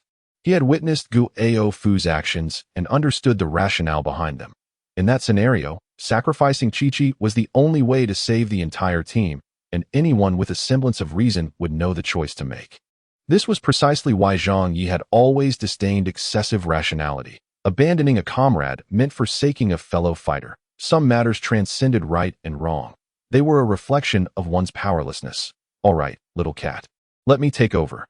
After taking a puff of his cigarette, Zhang Yi discarded the butt, extinguishing it, and with a single arm, he lifted the petite cat girl into his embrace. The motion was somewhat abrupt, causing Chi-Chi to curl up in discomfort. Yet she remained silent, her large eyes gazing at the profile of Zhang Yi. "Don't mind my dirtiness," Zhang Yi remarked, smiling at her. "I want tea." Meowed. The little cat girl quickly averted her gaze, mumbling. Her delicate face seemed to flush slightly. With one arm cradling the little cat girl and the other hoisting the heavy hammer, Zhang Yi returned to the team, noticing the others still staring in a daze. He raised an eyebrow. "What are you all standing around for? Clean up the battlefield." Oh. Warren Water was the first to snap back to reality, his eyes filled with a complex mix of awe and respect as he looked at Zhang Yi. Dead. Utterly lifeless. Martina gazed upon the mangled corpse of the wolf demon in the vast pit, remarking. Only then did Warren feel reassured enough to approach, prying the wolf demon's body out. Indeed. It was truly pried out. The wolf's head, which had made direct contact with the ground, was flattened. The red and white matter congealed together, making it evident just how immense Zhang Yi's final blow had been, reduced to such a state. "Is it still worth anything?" Zhang Yi muttered. "Well," Martina swallowed hard and shook her head. "I'm not too sure." "Never mind. Let us just find a sack to put it in." Zhang Yi waved his hand dismissively. "And what about that fellow, Guos?" "It's Guov. Guov said awkwardly. "All right, Guos, hurry up and fix the cart. The mission waits for no one, and I'm eager to earn my commission," Zhang Yi stated. Guov. Hearing Zhang Yi's commanding tone, Guov felt a twinge of annoyance. Yet the words that nearly escaped his lips were ultimately swallowed back. This was not solely due to Zhang Yi's formidable strength, but also because he could discern the unmistakable disdain reflected in Zhang Yi's eyes. Clearly, Guov's recent actions had earned him Zhang Yi's contempt. Left with no retort, he could only suppress his frustration and embarrassment, silently commencing repairs on the cart. The vehicle contained spare wheels and wooden planks, making it quite simple to mend. In less than half an hour, it was restored, though the cargo had indeed sustained some damage. Martina assessed the situation and noted 30 bottles shattered and .10 bottles missing. Zhang Yi whistled, adjusting the half-exposed potion bottles in his pouch. Perhaps they were lost during the tumble. Puff. The little cat girl in his arms couldn't help but chuckle, but soon winced in pain as it tugged at her wound. Martina wore a look of resignation, yet said nothing, quietly organizing the wooden crates containing the potions. Ultimately, it was merely a matter of monetary deductions, compared to Zhang Yi's act of vanquishing the wolf demon and saving their lives. It seemed trivial. Moreover, at this moment, they had little inclination to dwell on the mysteriously vanished magical potions. The caravan soon resumed its journey, albeit with a somewhat awkward atmosphere. All is well, no major harm done. In 3 to 5 days, you'll be back to running and jumping. After tending to Chi-Chi, Martina said with a smile. However, Chi-Chi merely nodded, turning away silently, instead snuggling deeper into Zhang Ye's embrace. Witnessing this, Martina's smile faltered, and with a resigned sigh, she leapt atop the cart to maintain vigilance, choosing not to disturb Chi-Chi. Everyone understood that Chi-Chi was undoubtedly heartbroken, having just been abandoned by them. Thus, she now only sought comfort in Zhang Yi. Distancing herself from the rest, they could all empathize. They felt a pang of guilt, even though they had intended to save her at the time. Yet, the fact remained, they did not save her. There was no argument to be made. It was foreseeable that following this mission, the team would likely need to recruit a new scout. How does it feel? Zhang Yi leaned against the cart, a piece of sweet grass clenched between his teeth. Inquired. Although smoking was pleasant, the keen-sensed beastmen would likely disapprove, hence he refrained. Much better.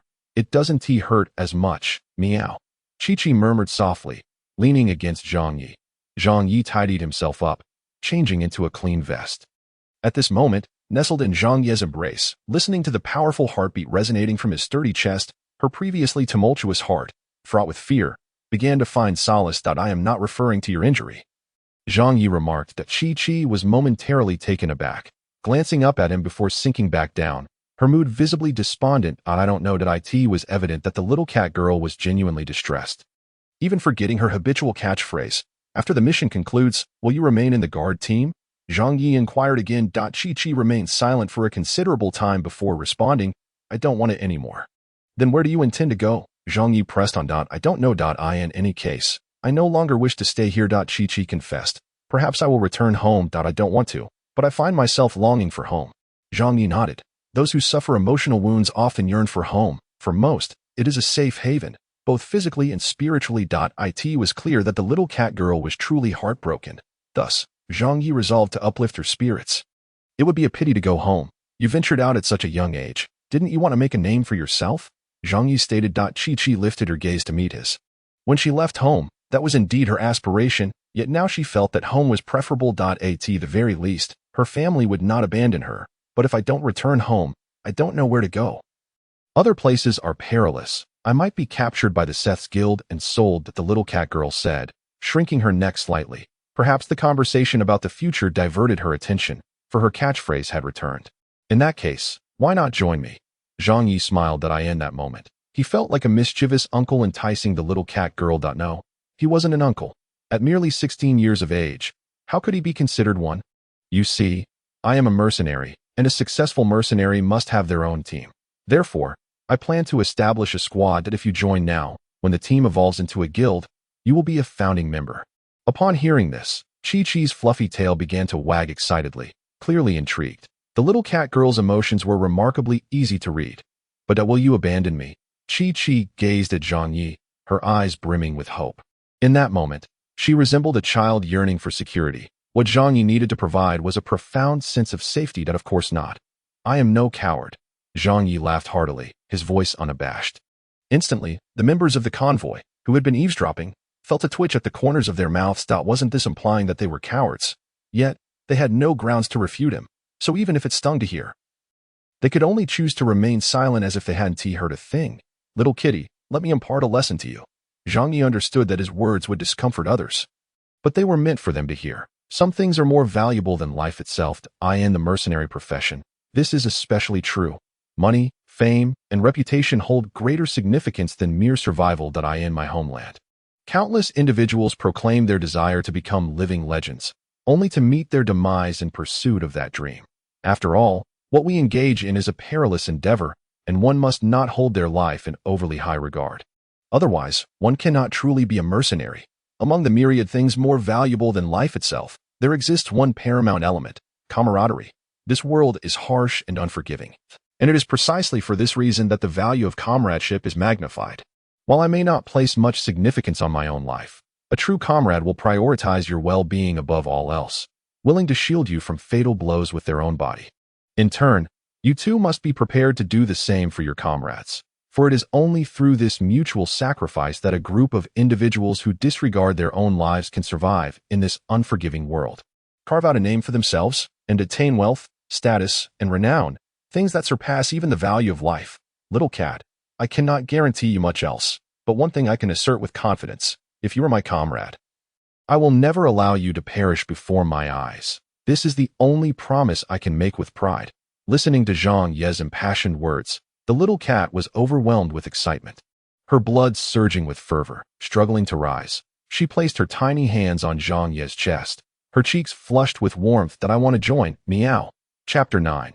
Innate strength. As he listened to Zhang Yi speak disparagingly of his own kind before him, Guo Fu felt a twinge of bitterness. He said nothing. After this incident, Chi would surely not remain. Following Zhang Yi might indeed be a fortuitous choice. The path ahead appeared considerably more stable. The wolf demon was solitary, and as the group passed the remnants of the torn-apart cattle, a wave of dread washed over them. Had it not been for Zhang Yi, they could have been in grave danger.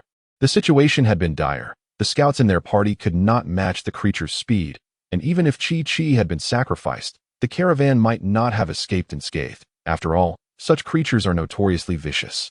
And having slain Chi, it would undoubtedly turn its gaze upon their team. The outcome would either necessitate abandoning the caravan to divert the wolf demon's attention while they made their escape, resulting in a failed mission and severe losses, or the wolf demon might ignore the caravan altogether and pursue the humans directly. In that case, only the fleet-footed Guo Fu might survive, or perhaps none would emerge unscathed at all.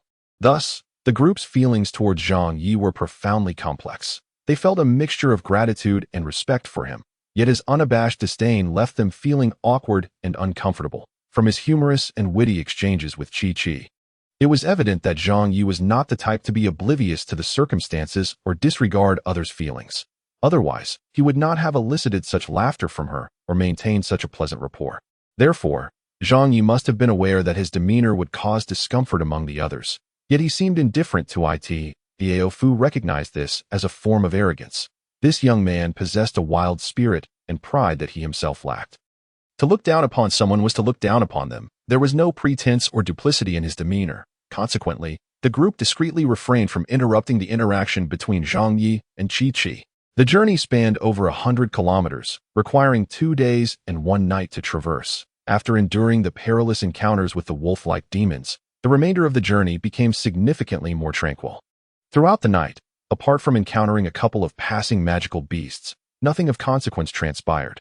These beasts posed no real threat and were easily repelled. In the meantime, to expedite Chi-Chi's recovery, Zhang Yi offered her a vial of healing potion he had salvaged. According to Martina, this particular potion was rather expensive, reportedly a mid-tier elixir costing 120 gold coins, several times the price of a low-tier healing potion, which typically only cost 20 to 30 gold coins, making it unaffordable for most. Zhang Yi couldn't help but murmur to himself. No wonder he felt nearly restored after consuming it. Its efficacy far surpassed that of the inferior potions sold in the village, not to mention its delightful orange flavor. However, upon seeing Zhang Yi extend the potion towards her, the little cat girl waved her hands in protest, explaining that she had recently saved enough to purchase a new short sword and currently lacked the funds. Yet, Zhang Yi was not one to indulge in lengthy discussions, promptly thrusting the potion into her arms with a dismissive remark. "Hurry and drink it, otherwise I will have to carry you, which will hinder our progress." Hearing this, the little cat girl obediently consumed the potion, and her wounds healed remarkably quickly. It was uncertain whether the potion was responsible, but her cheeks remained delightfully flushed. As night fell, the caravan paused to rest. 3 horse-drawn carriages formed a triangular formation, and a bonfire was ignited in the center. The travelers began to nibble on their dry rations, yet their gazes were fixed on Zhang Yi. This young man had taken the opportunity to hunt and soon returned, shouldering 2 wild boars, which he had prepared along the way, now roasted to perfection. Observing the mouth-watering roast boar before Zhang Yi, and then glancing at their own meager jerky, the others couldn't help but swallow hard. Prodding the sizzling, oil-dripping boar with a small knife, Zhang Yi nodded in satisfaction before tearing off a leg. He had specifically selected a young boar for its superior meat quality, ensuring nothing would go to waste. He then presented the leg to Chi, whose mouth was practically watering, clearly a little glutton. "Thank you." Meow. Chi-Chi's ears quivered slightly as she flashed Zhang Yi a sweet smile. The little cat girl grew increasingly adorable in Zhang Yi's eyes, prompting him to affectionately ruffle her head, to which she responded with a gentle nuzzle against his hand. Zhang Yi chuckled and tore off another leg for himself, devouring it heartily. His appetite was substantial, and before long, the entire boar had been consumed, leaving Chi-Chi contentedly patting her belly. Meanwhile, the others, feeling envious yet too embarrassed to request any boar meat from Zhang Yi, could only swallow their saliva and strive to distract themselves. Zhang Yi observed this scene, a subtle smirk playing on his lips.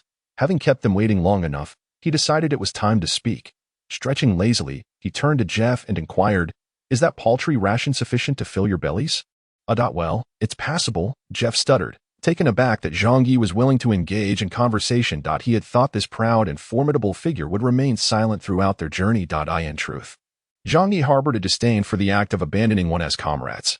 Yet, despite his discontent, he possessed a remarkable ability to gauge the situation, understanding precisely how to extract what he needed from these individuals. Information, for instance. The oppressive atmosphere during the day had left Jeff and the others yearning to shatter the awkward silence.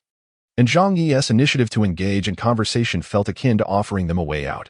Consequently, Jeff was more than willing to converse with Zhang Yi. "I took down a wild boar. If you wish to partake, you'll need to handle it yourselves," Zhang Yi remarked, leaning against the cart with an air of nonchalance.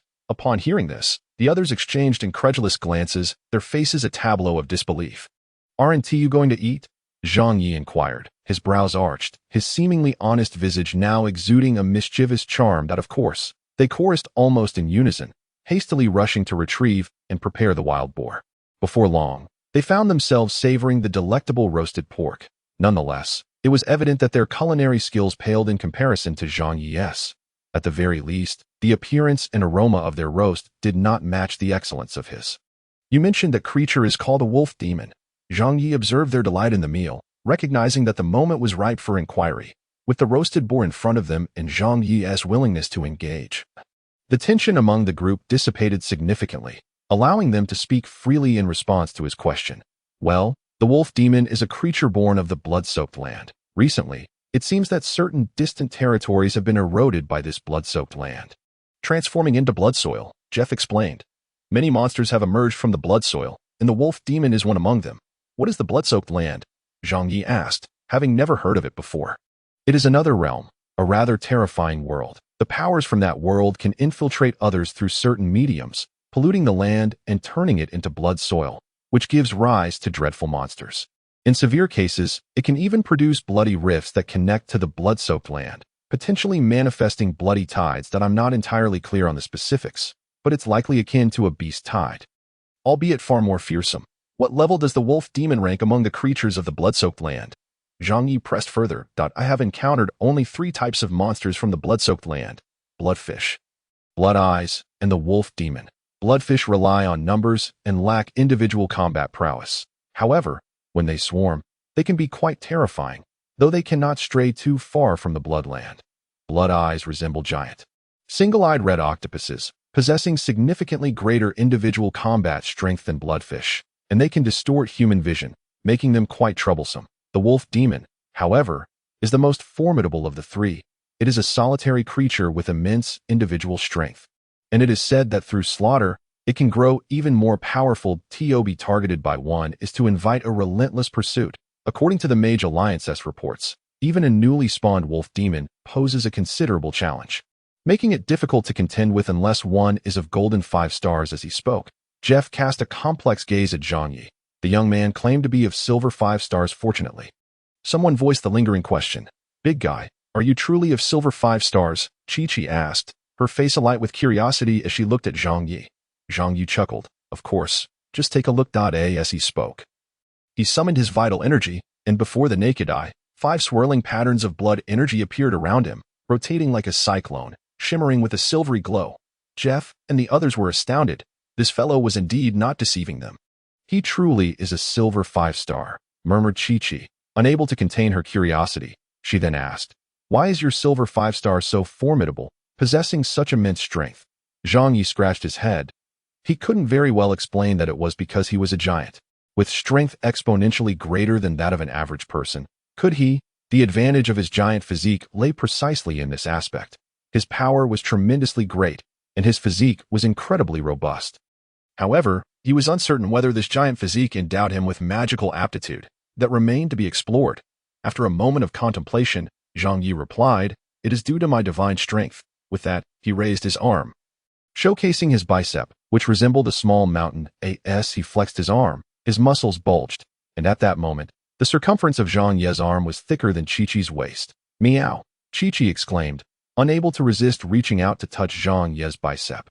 Her eyes sparkling with an inexplicable light. Jeff and the others were momentarily taken aback. Then they chuckled and nodded in agreement. Indeed, some individuals were simply born with extraordinary talents. Some manifested in magical aptitude, while others revealed themselves in physical prowess. After all, this world was not lacking in prodigies, and Zhang Yi was evidently one of them. With such physical attributes, he was destined to become a formidable warrior in the future. Well, if Zhang Yi only aspired to be a warrior. Chapter 10. Arrival that night. The group, eager to set off on their journey the following day, engaged in light conversation before preparing for rest. Chi-Chi was the first to fall asleep, having endured considerable peril, leaving her utterly exhausted. Thus, when Zhang Yi sought a place to lie down, he turned to find Chi-Chi already curled up atop his thigh, fast asleep. Regarding the little kitten treating his thigh as a pillow, Zhang Yi thought, why not? Surely, no one would refuse the comfort of a lovely little cat girl resting on their lap. So, he decided to remain in place, leaning against the wagon for the night. After all, he was a rugged individual capable of sleeping even on an anvil. He retrieved a blanket and gently draped it over the little cat girl. Perhaps sensing Zhang Ye's movements, the little kitten snuggled closer to him. Zhang Yi smiled, crossed his arms, and closed his eyes. However, he did not truly fall asleep. Instead, he began to breathe in a special rhythm.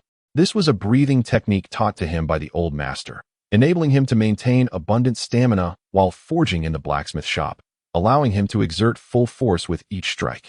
Years of practice had instilled in Zhang Yi the habit of operating this breathing technique at all times, particularly during rest. He utilized this technique to replace sleep, making his recovery of both physical strength and energy significantly more efficient than standard slumber. Furthermore, this method allowed him to remain vigilant of his surroundings. Should anything occur, he could awaken instantly and react. This explained why he could fall asleep so readily in the wagon. Moreover, employing this breathing technique during combat kept his vital energy in a boiling state, akin to unleashing a dual-wielding prowess, greatly enhancing his combat capabilities. Thus, Zhang Yi harbored persistent doubts regarding the old man, suspecting that he was no ordinary blacksmith. An ordinary blacksmith would not bear so many scars. Regrettably, no matter how Zhang Yi inquired, the old man never provided a straightforward answer. Even until his final breath, Zhang Yi remained oblivious to the old man's true identity. However, possessing the experience of a mercenary in his previous life, Zhang Yi discerned that the scars adorning the old man's body could not have been inflicted by the craft of blacksmithing, but rather by cold weapons. Consequently, Zhang Yi held an 80% certainty that the old man had either been a mercenary or a soldier in his past. Given his booming voice and fiery temperament, it was evident that he could not have been a profession such as an assassin. Alas, had it not been for those numerous wounds, Zhang Yi felt that the old man could have easily lived another 30 years. Moreover, Zhang Yi had always sensed an air of mystery surrounding the old man's death. 3 years prior to his passing, the old man had been as vigorous as ever, his musculature surpassing that of many younger men. Yet, over the subsequent 3 years, he had withered away at an alarming rate, resembling a deflated balloon. Were it not for the old man's consistently robust mental state, Zhang Yi would have suspected foul play.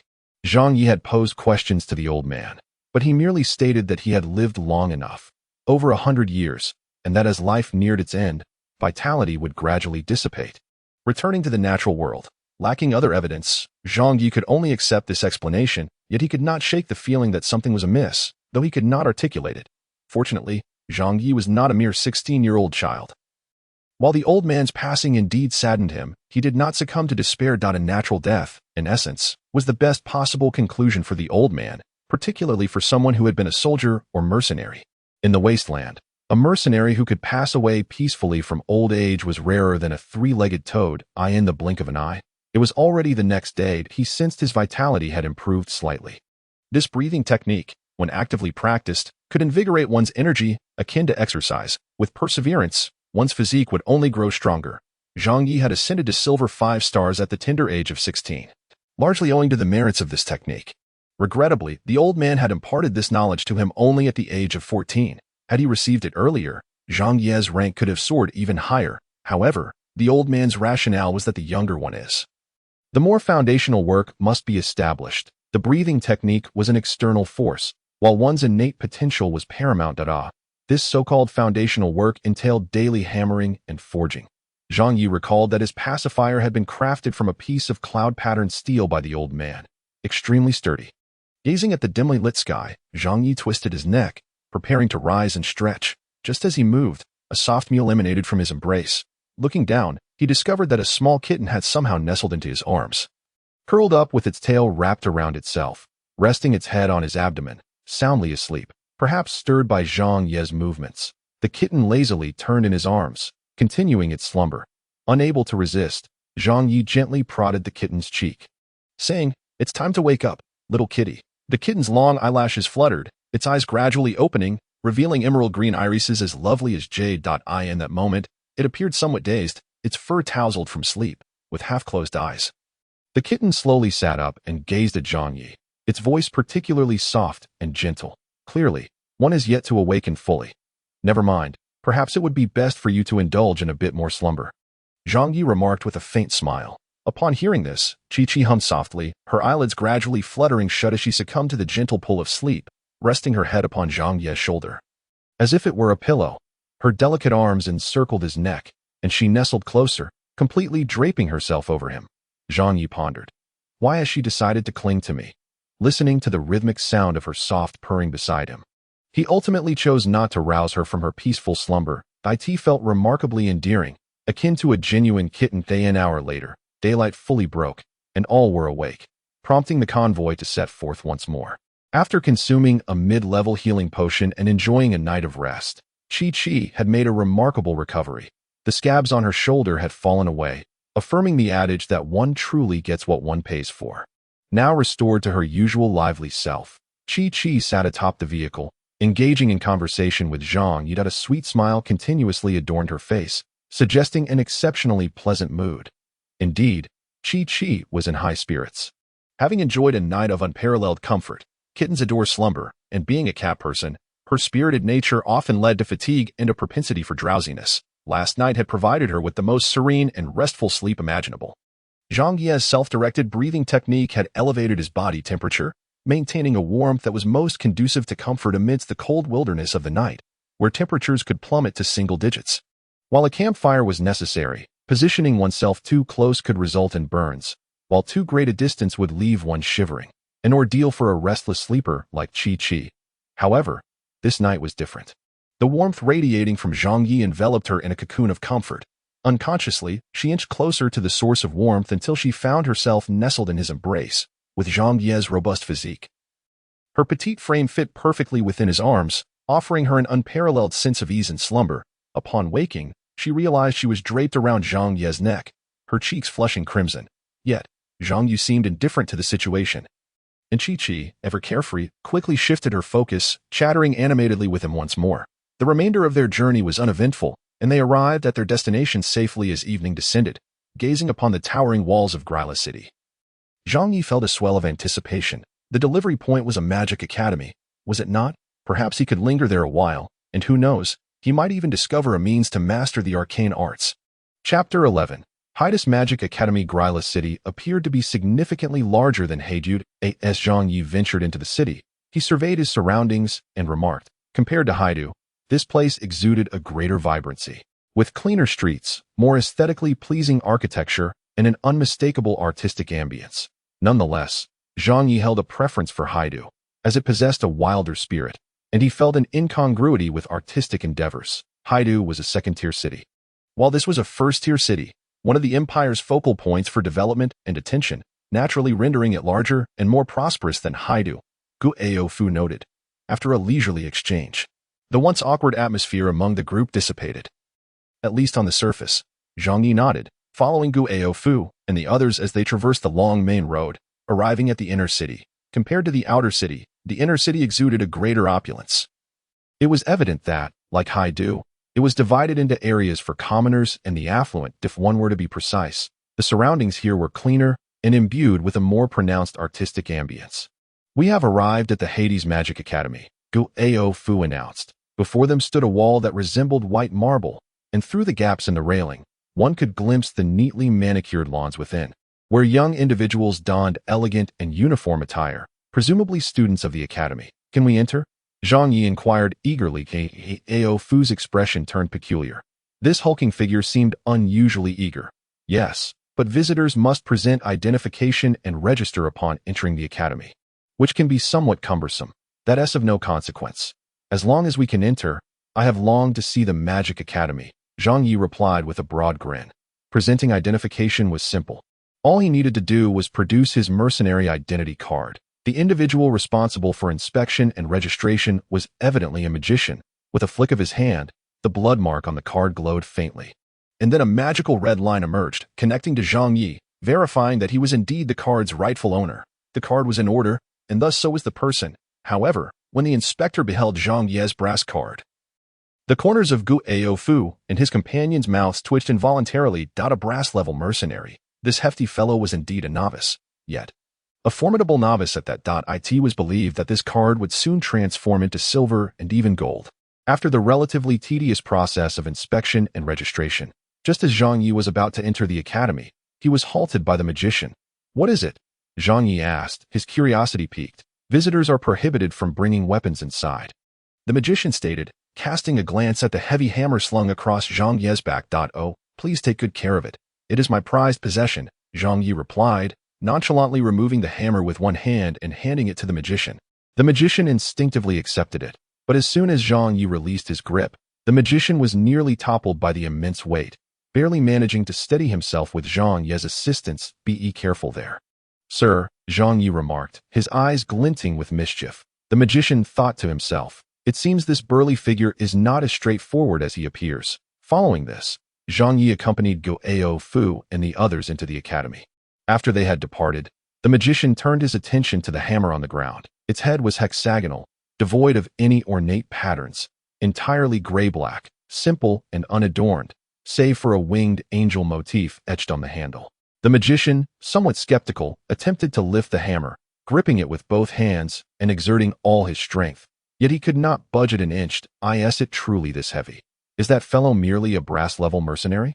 The magician was left astonished, and after a moment of helplessness, he waved his hand, channeling magical energy to reposition the hammer so it would not obstruct the way. However, upon contact with the hammer, his magic was immediately repelled, leaving it unmoved. The magician's astonishment deepened. Does this hammer possess anti-magic properties? It is important to recognize that anything possessing anti-magic attributes is not easily attainable. The materials required for such enchantments are strictly regulated by the Empire, and even wealth may not guarantee acquisition. It seems that this young man has a remarkable background. Fortunately, he did not underestimate him merely for being a bronze mercenary. Perhaps he is simply a young master experiencing life outside his family's estate. With this thought in mind, he decided to leave the heavy hammer behind for Zhang Yi to retrieve upon his return. What a beautiful sight! Chi-Chi exclaimed in excitement as she gazed at the academy. Reminiscent of a grand castle, with its vibrant fountain sculptures in the plaza and the splendid uniforms donned by the students, her eyes brimming with envy. Indeed, it was magnificent. Zhang Yi nodded in agreement. The environment here is truly delightful, teeming with the vitality of youth and a palpable campus atmosphere, far surpassing that of the corporate academy from his past life.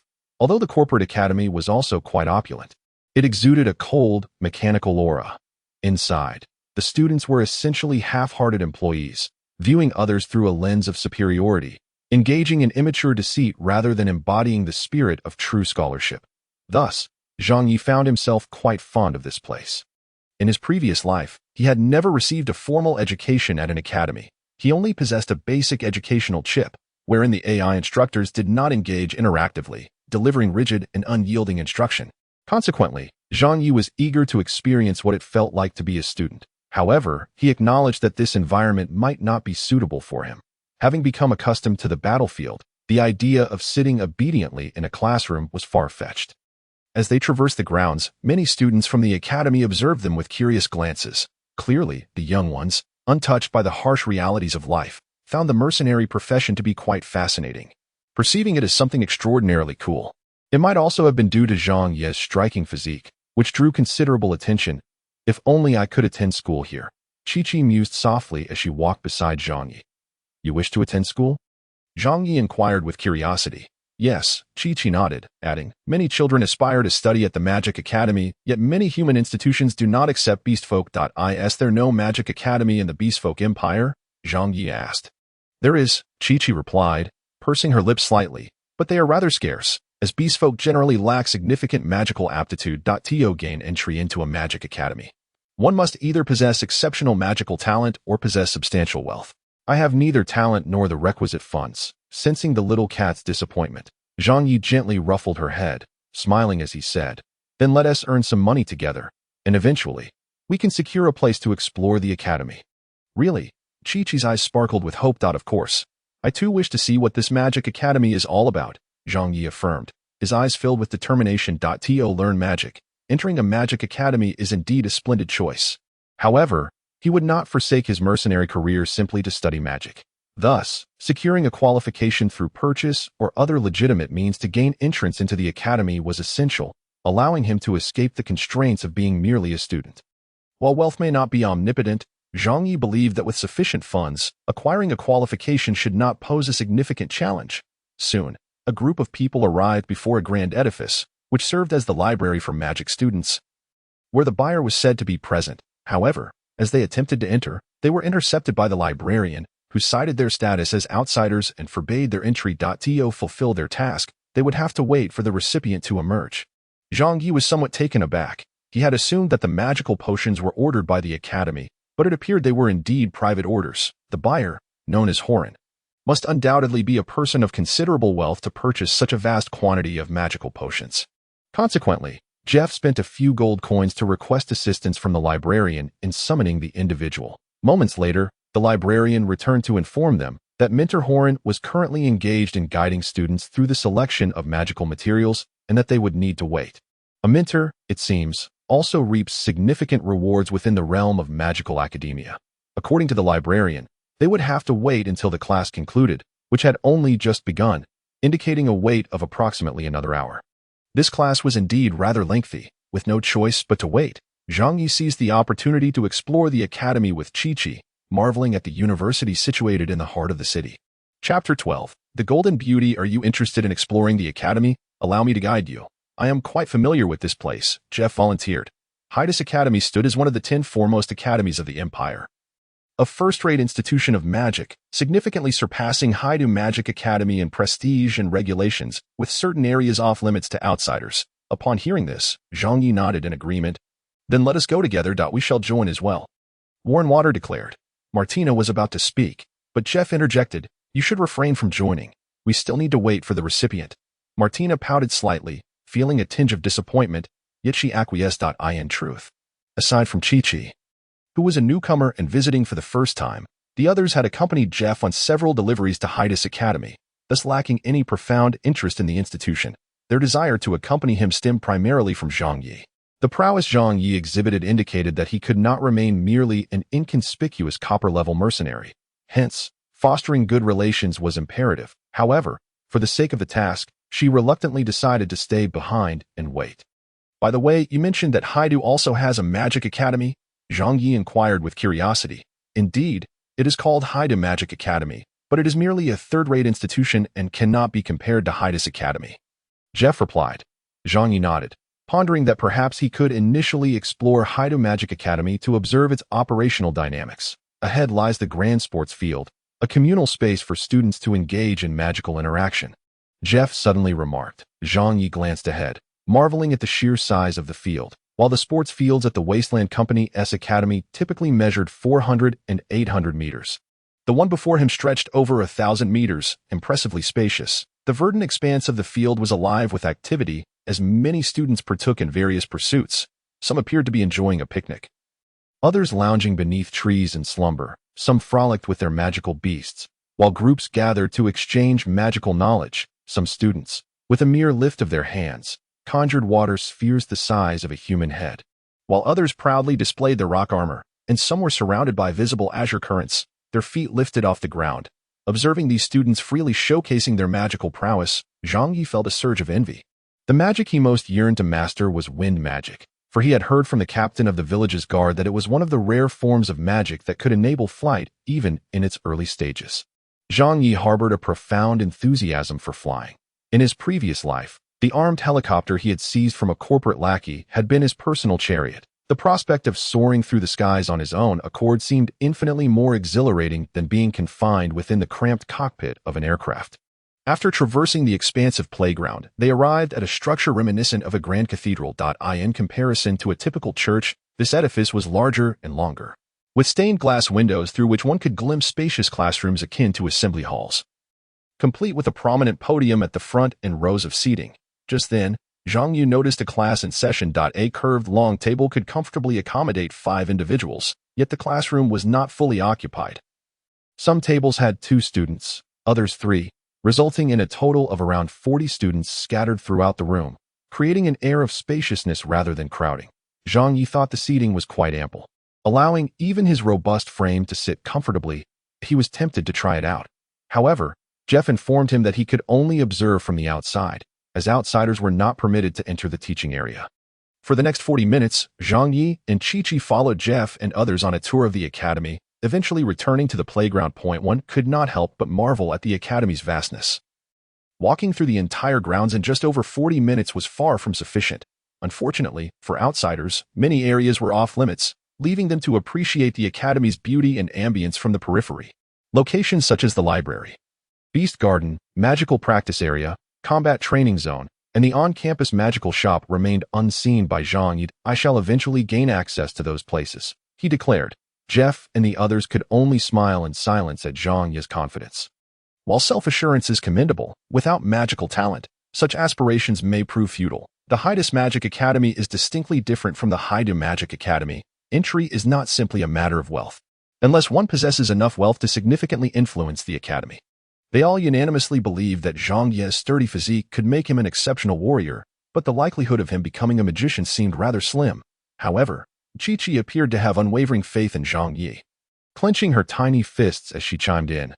Then I too shall enter. Meow. Haha. We will go together? Zhang Yi laughed heartily. Indeed, Chi-Chi responded eagerly, and Jeff and the others chose not to dampen her enthusiasm. Just then, a cacophony erupted from the direction of the playground.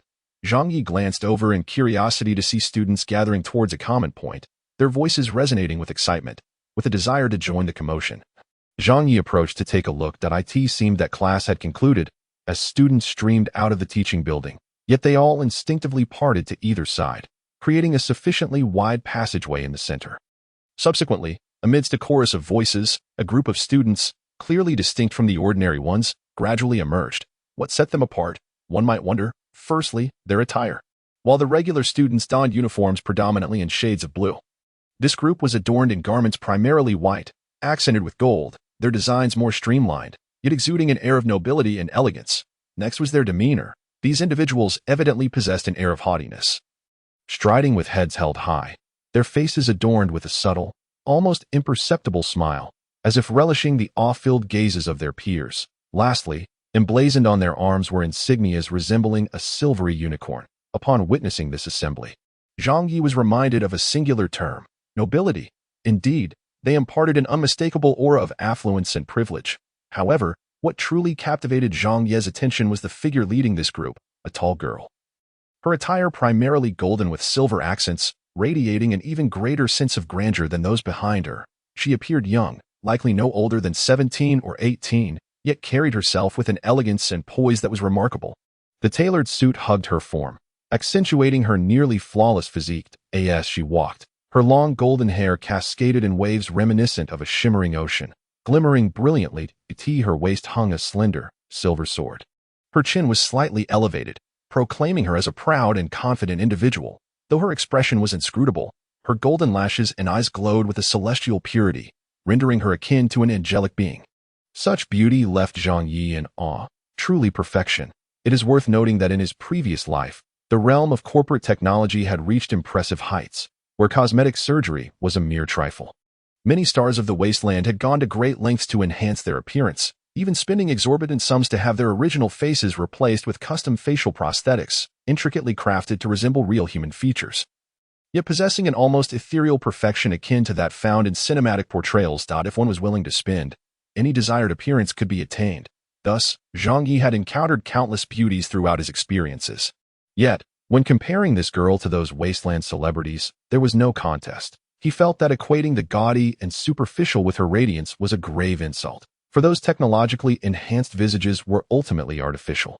Akin to AI-generated faces, and no matter how beautiful or flawless, the falseness was readily discernible. Zhang Yi could even identify which actresses had received their enhancements from the same company, despite their varying appearances. However, the girl before him embodied a natural beauty that transcended any notion of technological allure, an authenticity that was profoundly striking. Her visage was distinct, possessing a perfection that remained consistent from every angle. Even a fleeting glance rendered her unforgettable. Chapter 13. The narcissist, isn't she stunning? Warren observed Zhang Yi's unwavering gaze and couldn't help but smirk, leaning in to whisper. Yet, Zhang Yi merely shook his head. Warren was taken aback. You don't find her beautiful? Zhang Yi smiled broadly. Do you not feel that calling her beautiful seems somewhat insufficient? Now that you mention it, indeed. Warren nodded in agreement after stealing a few more glances. As the girl stood there, it became evident that the few female students behind her were also quite lovely. However, in comparison, the term beautiful hardly sufficed to encapsulate her allure. Who is she? Zhang Yi inquired. Hilda Kale, Warren promptly replied. She is quite the sensation at Hydas Magic Academy. She enrolled a year ago, and this year she is in her second year, but do not underestimate her. In just 1 year, she was elected as the president of the student council. Impressive, isn't it? Zhang Yi asked. Absolutely impressive, Warren exclaimed enthusiastically. In a magic academy, one cannot attain such a position without considerable talent. This is part of the imperial system. Moreover, she is a dual prodigy, adept in both physical combat and magic, and by the age of 20, she has already attained platinum-level prowess, surpassing even the captain. Ahem. Jeff coughed awkwardly from the side, clearly perturbed. Warren chuckled sheepishly before continuing. In short, she is the epitome of grace, an almost flawless existence. She even has a title, the Swan swordmaiden. If you find yourself as her adversary, the snowflakes you perceive may not be mere snow, but rather the glimmers of her drawn blade. Furthermore, at this point, Warren leaned closer to Zhang Yi, speaking in a conspiratorial tone. It is said that her background is quite substantial. Even the prince of the Chai-Dasi kingdom bows before her. Zhang Yi pondered, stroking his chin. So, does that mean she is difficult to pursue? The crowd collectively stared at Zhang Yi as if he were a fool. Warren quickly hushed Zhang Yi, casting a wary glance at the surrounding students who were eyeing them with disapproval. He's new. Don't mind him, he added, as he and his brother Walter hastily ushered Zhang Yi away from the throng. What? Am I not allowed to speak? Zhang Yi queried. Warren shook his head. Brother Yi, may I call you that? You really shouldn't say such things here. I know Hilda is stunning, and everyone admires her, but you mustn't be so blunt. If the student council hears you, we might not be able to leave the campus in one piece. Wow, that's quite intimidating, Zhang Yi chuckled, nodding in agreement. All right, I won't say anything more. Don't be so anxious. Warren and Walter. How can we not be anxious? With Zhang Yi's demeanor, it was clear he was oblivious to the gravity of the situation. Brother Yi, are you really going to pursue her? Walter asked nervously. What are you thinking? I'm just speaking casually. Zhang Yi waved his hand dismissively, turning towards the library. Upon hearing this, Warren, Walter, and even Jeff sighed in relief. However, the next moment, they heard him add, if I were to pursue her, it would be her chasing after me. I am a man who cannot be easily obtained by her. The crowd. At that moment, Jeff and the others were genuinely curious. This fellow, who appeared to be so honest and earnest, how could he be so arrogant? This was no longer mere confidence. It was narcissism. The group followed Zhang Yi, looking rather weary, while Chi-Chi giggled in amusement, finding Zhang Yi's self-assuredness, bordering on narcissism, incredibly appealing. The essence of formidable confidence is a quality that every strong individual must possess. The daughters of the catfolk are drawn to strength, a sentiment that transcends their kin. Approaching the entrance of the library, one can observe numerous students emerging in clusters, for classes have concluded. Zhang Yi soon encountered the buyer, a woman appearing to be in her late 20s. With deep blue hair cascading elegantly, a striking visage, and a graceful stature, adorned with golden-framed spectacles, she exuded an air of mature allure. Professor Horan. The potions you ordered have arrived and are currently in the unloading area of the academy. Jeff stated, clearly familiar with Horan, articulating his words with practiced ease. Horan had frequently procured magical potions from the apothecary, with Jeff always assigned to ensure their safe delivery. Thank you, Horan replied warmly, nodding with a smile while casting a fleeting glance at Zhang Yi, whose imposing physique could not go unnoticed. However, her attention lingered only briefly, dismissing him without further contemplation. Soon after, Jeff, with a hint of regret in his tone, mentioned, "However, there has been a slight issue. Some of the goods have sustained damage." Horan paused, her delicate brows furrowing slightly as she inquired, "How much was damaged?" 30 bottles of low-grade potions and 0.10 bottles of mid-grade potions, Jeff replied, discreetly glancing at Zhang Yi. The latter stood with his hands on his hips, admiring the picturesque campus. This academy was indeed quintessentially academic. Upon hearing this, Horan appeared to exhale in relief. She had ordered 500 bottles of low-grade potions and 50 bottles of mid-grade potions, all intended for experimentation and potion refinement. The news of damage had caused a momentary flutter in her heart. The academy was conducting an urgent potion-related project, which required results in a short span. Otherwise, funding for the experiment would be denied, placing her in a precarious position. Fortunately, the loss of 40 bottles was manageable, though it still left her somewhat displeased.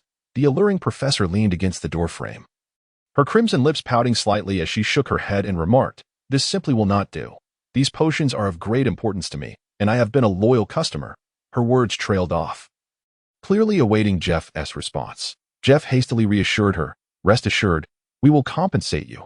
Whatever the loss, we will replace it." Horan nodded in satisfaction. "Then do replenish them and deliver them to me at your earliest convenience." "Certainly. Thank you very much," Jeff replied promptly. Visibly relieved, he refrained from making any excuses, for his duty was to ensure the safe delivery of the goods to the buyer. Any occurrences along the way were of little consequence. The buyer only cared for the outcome.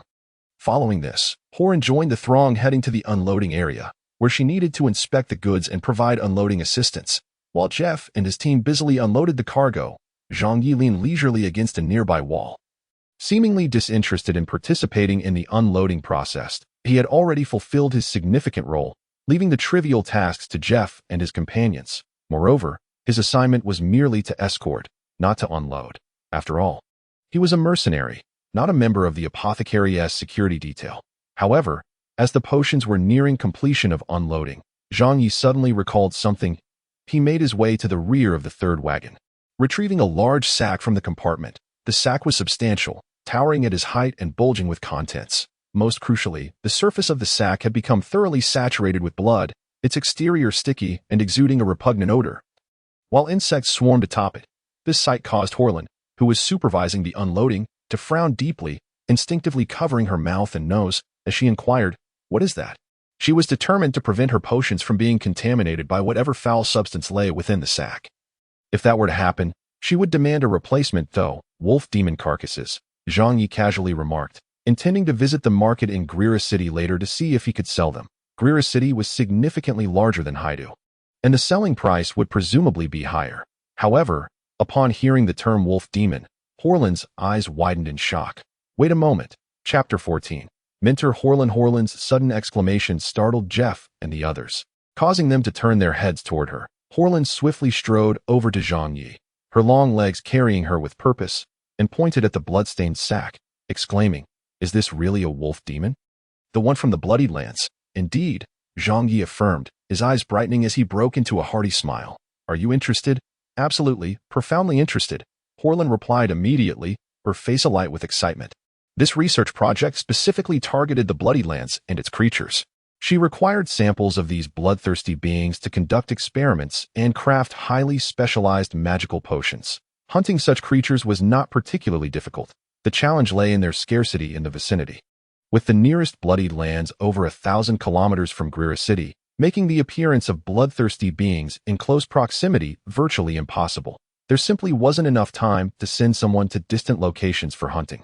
So she had been relying on inquiries to discover whether there were any corpses of these creatures available in the markets or black markets of nearby cities. Thus far, she had only managed to acquire a few bloodfish corpses, far from sufficient for her needs. Her competitor, another magical research team, had somehow procured a blood-eyed creature. The stronger the individual strength of a bloodthirsty being, the more effective the resulting potion would be. If she failed to secure a competitive edge this time, the funding from the academy would ultimately end up in the pockets of the other team. This would spell trouble for her future. Many of her projects would be forced to halt due to insufficient funding, and she and her team would endure the scorn of their rivals. The path of magical research was already fraught with difficulty, and such a setback could jeopardize the very existence of her team. It was highly likely that they would disband due to lack of progress, given the costly nature of magical research.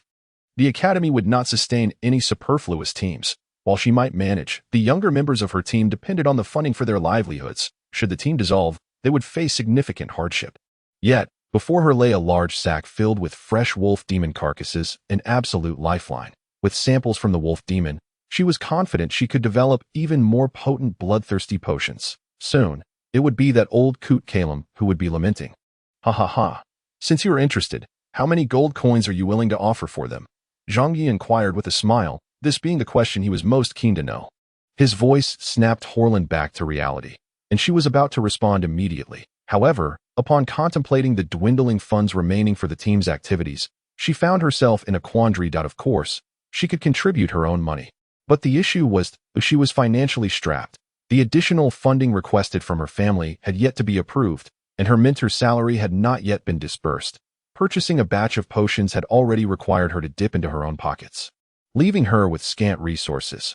Observing Zhang Yi's eager expression, Horan ultimately gritted her teeth and declared, I will offer 2,000 gold coins. The sum she possessed, combined with the remaining research funds of the magical research team, barely exceeded 3,000. Furthermore, in the event of a successful bid and prior to the disbursement of the Academy's funds, she needed to ensure the team's operations continued smoothly. The children in the team needed to be fed.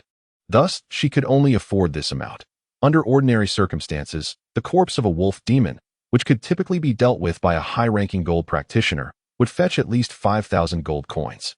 Ordinarily, this sum would be easily manageable for her, but now, she could only hope that Zhang Yi was unaware of the market value and would give her a bargain. The hope was considerable. As the trade of grotesque creatures had not yet become widespread, many had never even laid eyes on such horrors. Yet, although Zhang Yi was not well versed in market values, he was exceedingly savvy in trade. Upon hearing Horn's reluctant offer and witnessing her hopeful gaze, he understood that the bag of decaying flesh in his possession was worth more than she proposed. It was simply that this beautiful mentor might not have sufficient funds. Consequently, he fell silent, refraining from an immediate response. This only heightened Horn's anxiety. The longer Zhang Yi delayed, the more tense she became, and being within the Academy, if her rival, the old Callum, caught wind of this, he would surely bid against her. Callum, with his extensive experience, was far wealthier than she. The silence lingered for about 3 minutes, after which Horn found herself unable to remain patient if all else failed. She would resort to borrowing money. She must secure the wolf demon's corpse at any cost. Just as she prepared to speak, Zhang Yi suddenly raised a finger. 1,500 Horn. She had anticipated Zhang Yi might demand a lofty price, but she never expected him to initiate a price reduction. Not profitable?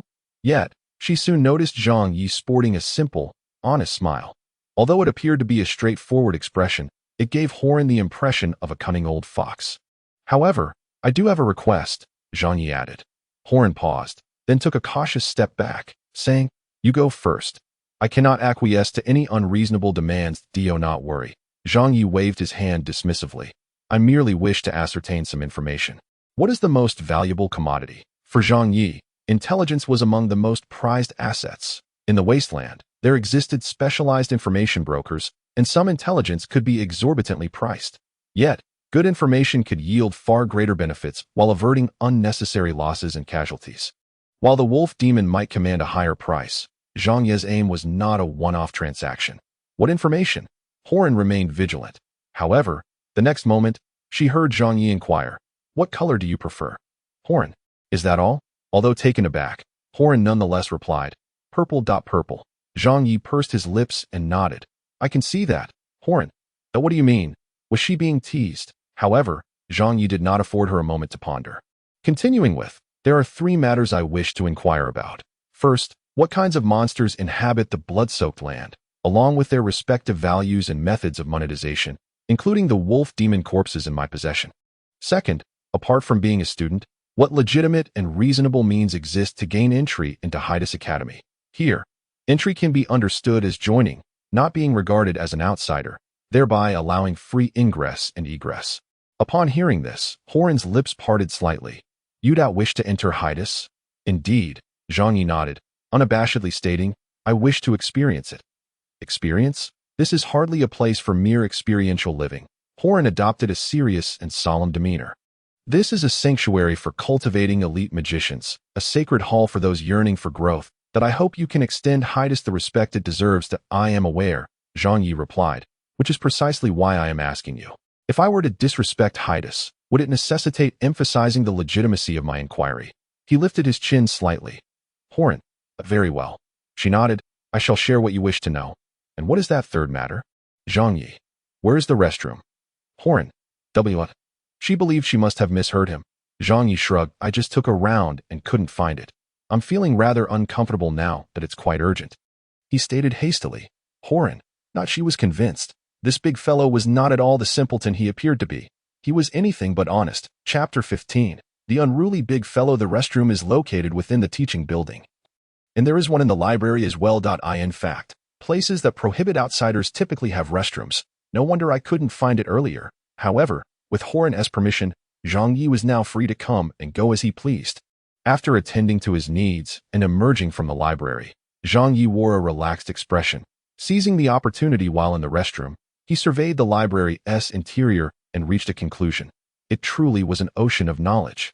Brimming with an abundance of books, Zhang Yi felt that perhaps within these volumes lay methods for him to learn magic. He would seek an opportunity to delve deeper into this sea of knowledge. Horan watched him with exasperation. She always felt this big fellow was rather off-kilter, sporting a face that suggested innocence, while his behavior and manner of speaking were somewhat roguish, reminiscent of an old hand. Despite his youthful appearance, shall we make a trade?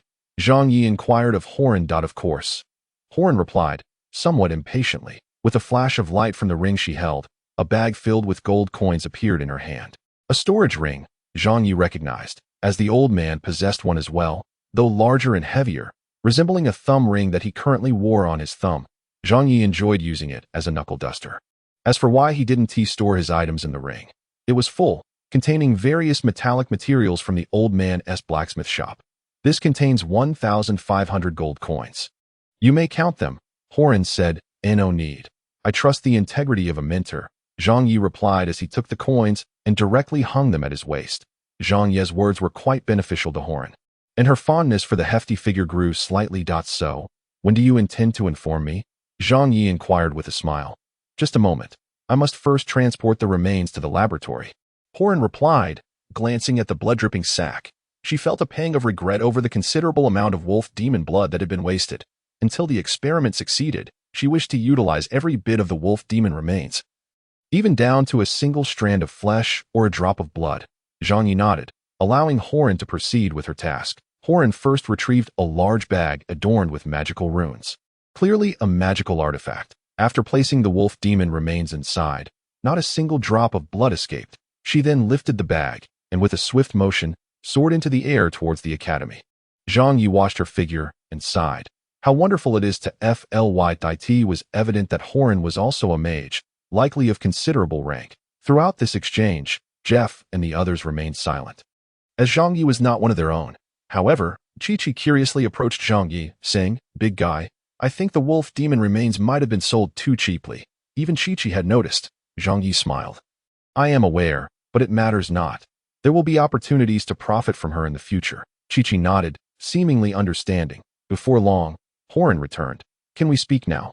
Zhang Yi asked. This is not the place for conversation. Follow me, Horan replied, walking towards the library. Zhang Yi turned to Jeff and the others, who, with keen awareness, said, Go ahead. We will wait for you at the school gate. All right. Zhang Yi nodded and strode forward, with Chi-Chi naturally trailing behind him like a small tail, which he did not mind. Upon reaching the library, as the door closed, Jeff shook his head. Let us go. What about her? Martina inquired. She will no longer be one of us, Jeff responded, following Horan deeper into the library. They discovered a private room, presumably intended for certain nobles to study in peace. There were even refreshments available. As Horan served a platter of snacks, she asked, Coffee, tea, or milk? Milk. Meow. Chi-Chi immediately raised her hand. Zhang Yi, on the other hand, asked, Is there any alcohol? Horan rolled her eyes. What do you think? Zhang Yi replied, I say there is, so please bring me a glass of rum with some ice and cherry juice. Horan, what an absurd fellow. Ignoring his request, Horan prepared a cup of tea for Zhang Yi and poured milk for Chi-Chi, then asked, "Which matter would you like to discuss first? Let us start with the bloodied lands," Zhang Yi suggested. Horan nodded and proceeded to elaborate on the bloodied lands in detail, which was largely consistent with what Jeff had mentioned, though more comprehensive as for the conditions within the bloodied lands. Horan was not well informed, as few dared to enter the true bloodied lands, and even fewer emerged alive. Thus, the world's understanding of the bloodied lands was primarily limited to the disasters it could unleash and the monsters born from its depths. Zhang Yi, through Horan, became acquainted with a greater variety of bloodthirsty monsters, such as blood demons, plague demons, lion-headed demons, and bloodthirsty vampires, among others. The worth of these creatures is notably high. For instance, the market price for a wolf demon currently ranges between 4,000 to 5,000 gold coins. Selling one for 1,500 gold coins, Zhang Yi could be deemed at a significant loss. What do you think? Do you feel you've sold it at a loss? Horan sipped her tea, a mischievous glint dancing in her arched brows, attempting to discern any hint of regret on Zhang Yi's face. Clearly, this beautiful mentor possessed a touch of cunning. However, to her disappointment, Zhang Yi exhibited no sign of remorse. Instead, he chuckled, saying, "Not at all. Engaging in trade with a beautiful woman is never a loss, for they have already paid in advance with their delightful beauty. Moreover, the 10 bottles of intermediate healing potions were also paid in advance," he added with a cheeky grin. Horan paused, realizing she had indeed been playfully teased. Yet, rather than feeling offended, she responded with a smile. "Oh, are you implying that my beauty is worth 3,500 gold coins? That's the price difference for the wolf demoness corpse." Zhang Yi chuckled softly. "Indeed, mature women are not easily trifled with. That's merely a superficial valuation. Have you not noticed? I have yet to dare blink," he remarked, pointing to his eyes. Horan, initially puzzled, soon grasped the implication and couldn't help but cover her mouth, laughing. Nearby, Chi-Chi, innocently nibbling on a biscuit, watched the playful banter between the two with a perplexed expression.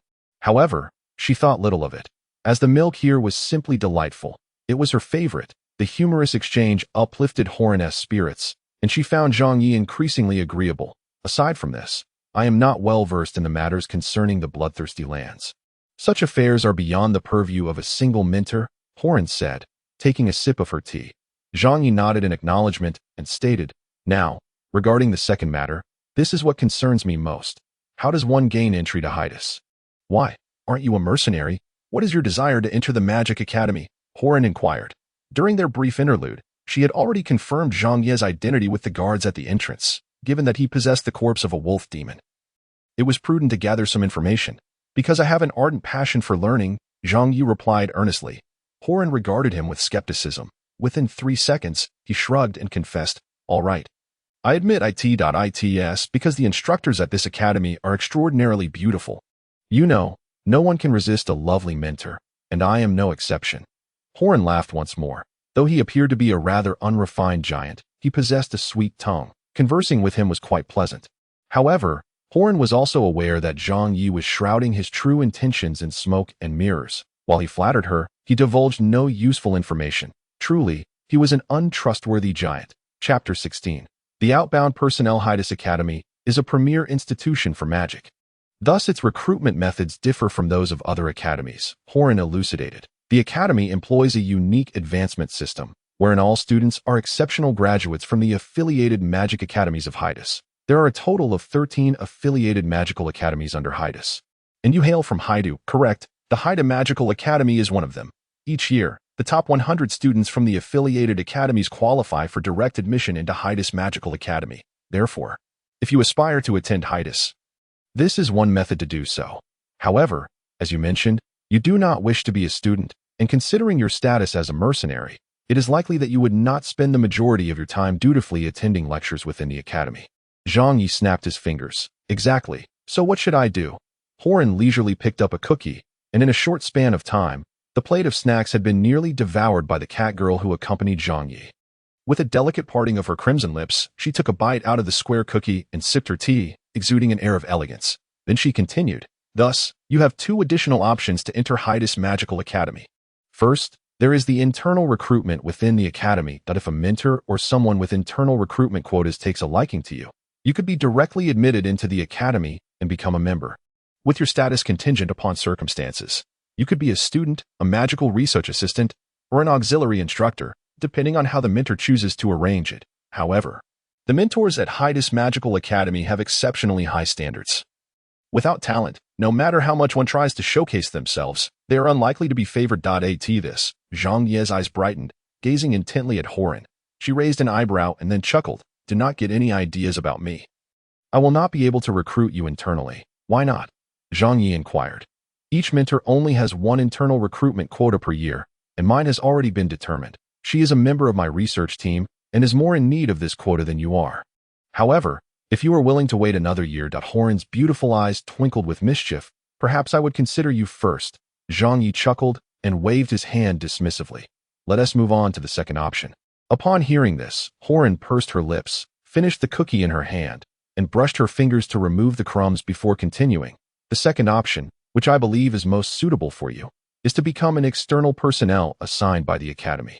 In fact, aside from students, the Academy also has a number of internal staff, and each year, there are positions available for external personnel. What exactly do these external personnel do? Zhang Yi asked. You can think of them as mercenaries prioritized to work for the Academy. Horan explained. The Academy has many tasks, some of which cannot be completed by students, such as long-distance, high-risk escort missions, dangerous magical beast hunts, or capture operations, among others. In essence, these are high-risk or relatively troublesome assignments. As you know, the Academy ensures the safety of its students, and when the Academy is in need and students cannot be of assistance, the role of external personnel becomes evident. Moreover, this would be beneficial for you, considering you are already a mercenary, and this position would not conflict with your nature. Additionally, the remuneration for Academy tasks is generally more generous than that of other tasks at the same level.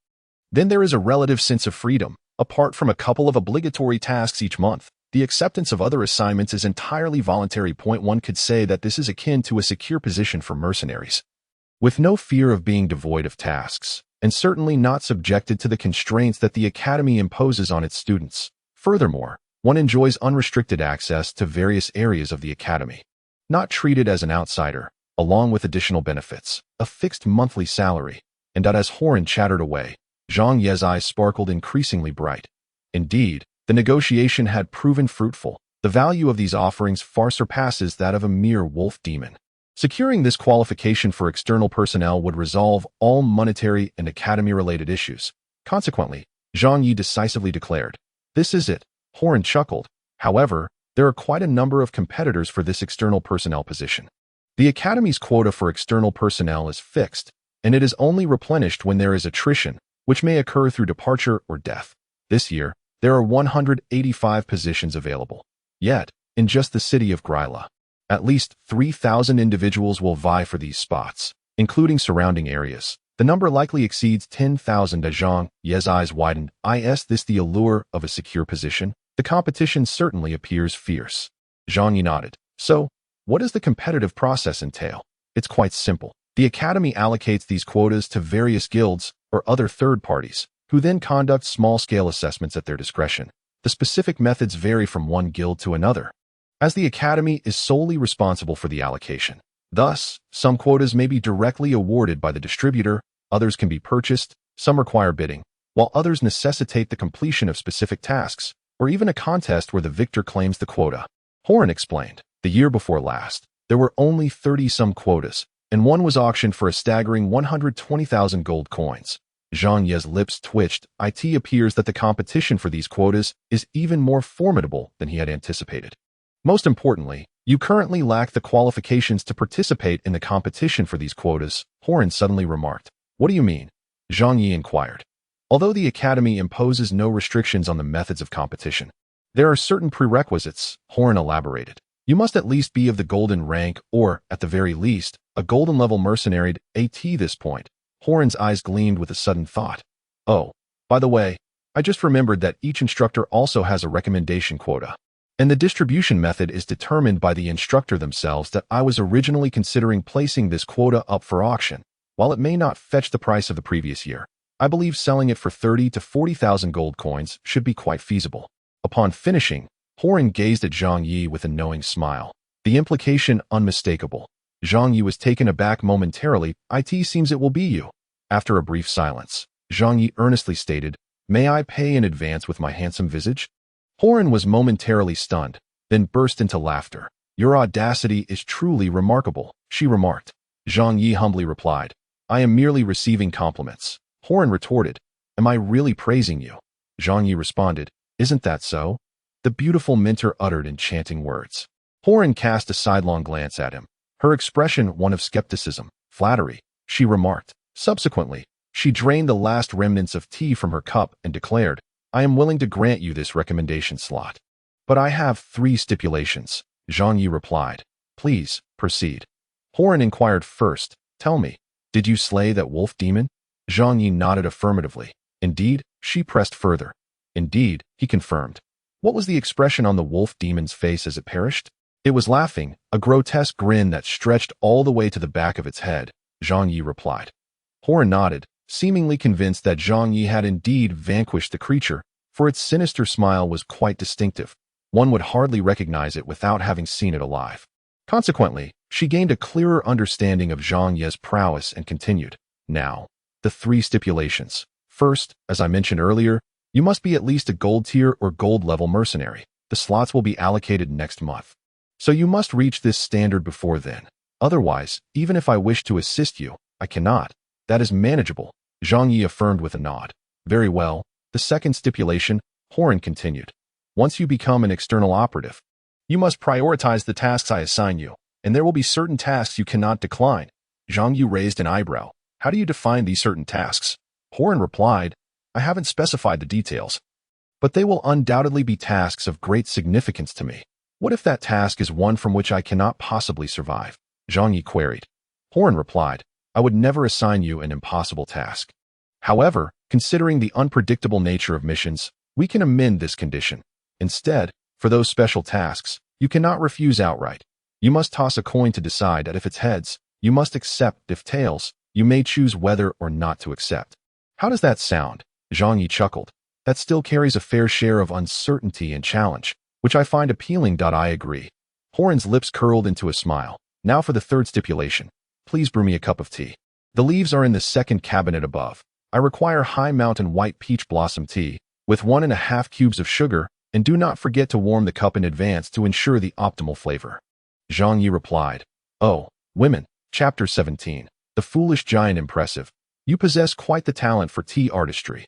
Have you ever considered becoming a tea master?" Horan said with a cheerful demeanor. Zhang Yi, maintaining a serious expression, responded, "That is hardly necessary." Seeing his demeanor, Horan laughed, her charming shoulders shaking. "Well then, the transaction is complete. If there is nothing else, I shall take my leave." With that, Zhang Yi stood up, ready to depart. Horan was somewhat taken aback. She had expected Zhang Yi to seize the opportunity to converse further, as the atmosphere had been quite pleasant, at least for her. Instead, upon concluding the transaction, Zhang Yi simply rose, dusted off his trousers, and prepared to exit. "That I must ask, those compliments you just paid me, were they merely polite words?" Horan inquired, propping her chin on her hand, her expression tinged with disappointment. Zhang Yi turned his head, a sincere smile gracing his rugged features. "All heartfelt sentiments, but you are aware that I have but a month's time. Yesterday, I registered as a mercenary, yet I find myself still languishing at the pitiful bronze tier. I must hasten to elevate my rank. While conversing with the enchanting mentor is certainly not a waste of time, I am certain you would not wish to lose a promising exclusive mercenary. Would you?" "Hee, indeed." Holland once again revealed a smile, then flicked her fingers, sending a letter soaring towards Zhang Yi. Zhang Yi caught it, somewhat perplexed. "What is this?" "My personal request," Holland replied. "You are heading back to Haidu, right? Please deliver this letter for me." The top 2 envelopes contain the letters you need to deliver. The recipient and address are inscribed on the back. The third envelope is your recommendation letter, which you should keep safe. Write your name on it. And when you ascend to the golden tier, come find me for a seal. So, what do you say? Will you accept?" Upon hearing this, Zhang Yi chuckled heartily. "Of course. What about the commission?" Holland raised her chin slightly. Zhang Yi pulled out the bottom envelope. "This is it." Holding the recommendation letter, even though it lacked a seal, it nonetheless indicated that this opportunity was rightfully his. He relished that feeling. Holland nodded with a smile. She realized that in the presence of this burly figure, her smiles seemed to come more frequently, prompting her to feign modesty, retracting her smile as she said, "It will take a day to reach Haidu." "You only have 3 days to no problem. I'm off." Zhang Yi turned around, waving his hand, and strode away with Chi. Observing Zhang Yi's departing figure and glancing at the steaming floral tea in her hand, Holland's previously restrained smile resurfaced involuntarily. What an intriguing giant. Upon exiting the library, Zhang Yi stretched vigorously, feeling quite elated. "Big guy, does this mean we can swiftly enter Haidu's academy?" Chi inquired excitedly. Although she found Zhang Yi's conversation with Holland somewhat perplexing, she grasped certain elements, such as Zhang Yi securing an opportunity to enter Haidu's academy. Consequently, her eyes brimmed with admiration, perceiving Zhang Yi as a clever giant. Indeed, though the wolf demon sold at a discount, the gains were considerably greater. Yet Zhang Yi shook his head. "Not enough. We still need to compete for additional slots among the other dispatch personnel." "Why, meow?" Chi asked in confusion. "Isn't there already a recommendation letter?" Zhang Yi chuckled as he ruffled the little cat's head. "Have you forgotten about yourself? There is only one recommendation letter. We still need to secure a spot for you as well." "Oh, right," Chi exclaimed, her eyes filled with emotion as she gazed at Zhang Yi. "Big guy, you're so kind. Call me Yigo. Don't keep saying big guy." "Got it. Meow Yigo." Meow retrieving her beloved heavy hammer and exiting the academy. Jeff and the others had been waiting for some time. They did not pry into Zhang Yi and Holland's conversation. The group simply boarded the beast-drawn cart and returned along the same route. With no cargo, the cart's speed increased significantly, allowing them to cover the distance that had originally taken 2 days and 1 night in just 1 day and 1 night. However, unexpectedly, they encountered a band of robbers on the return journey.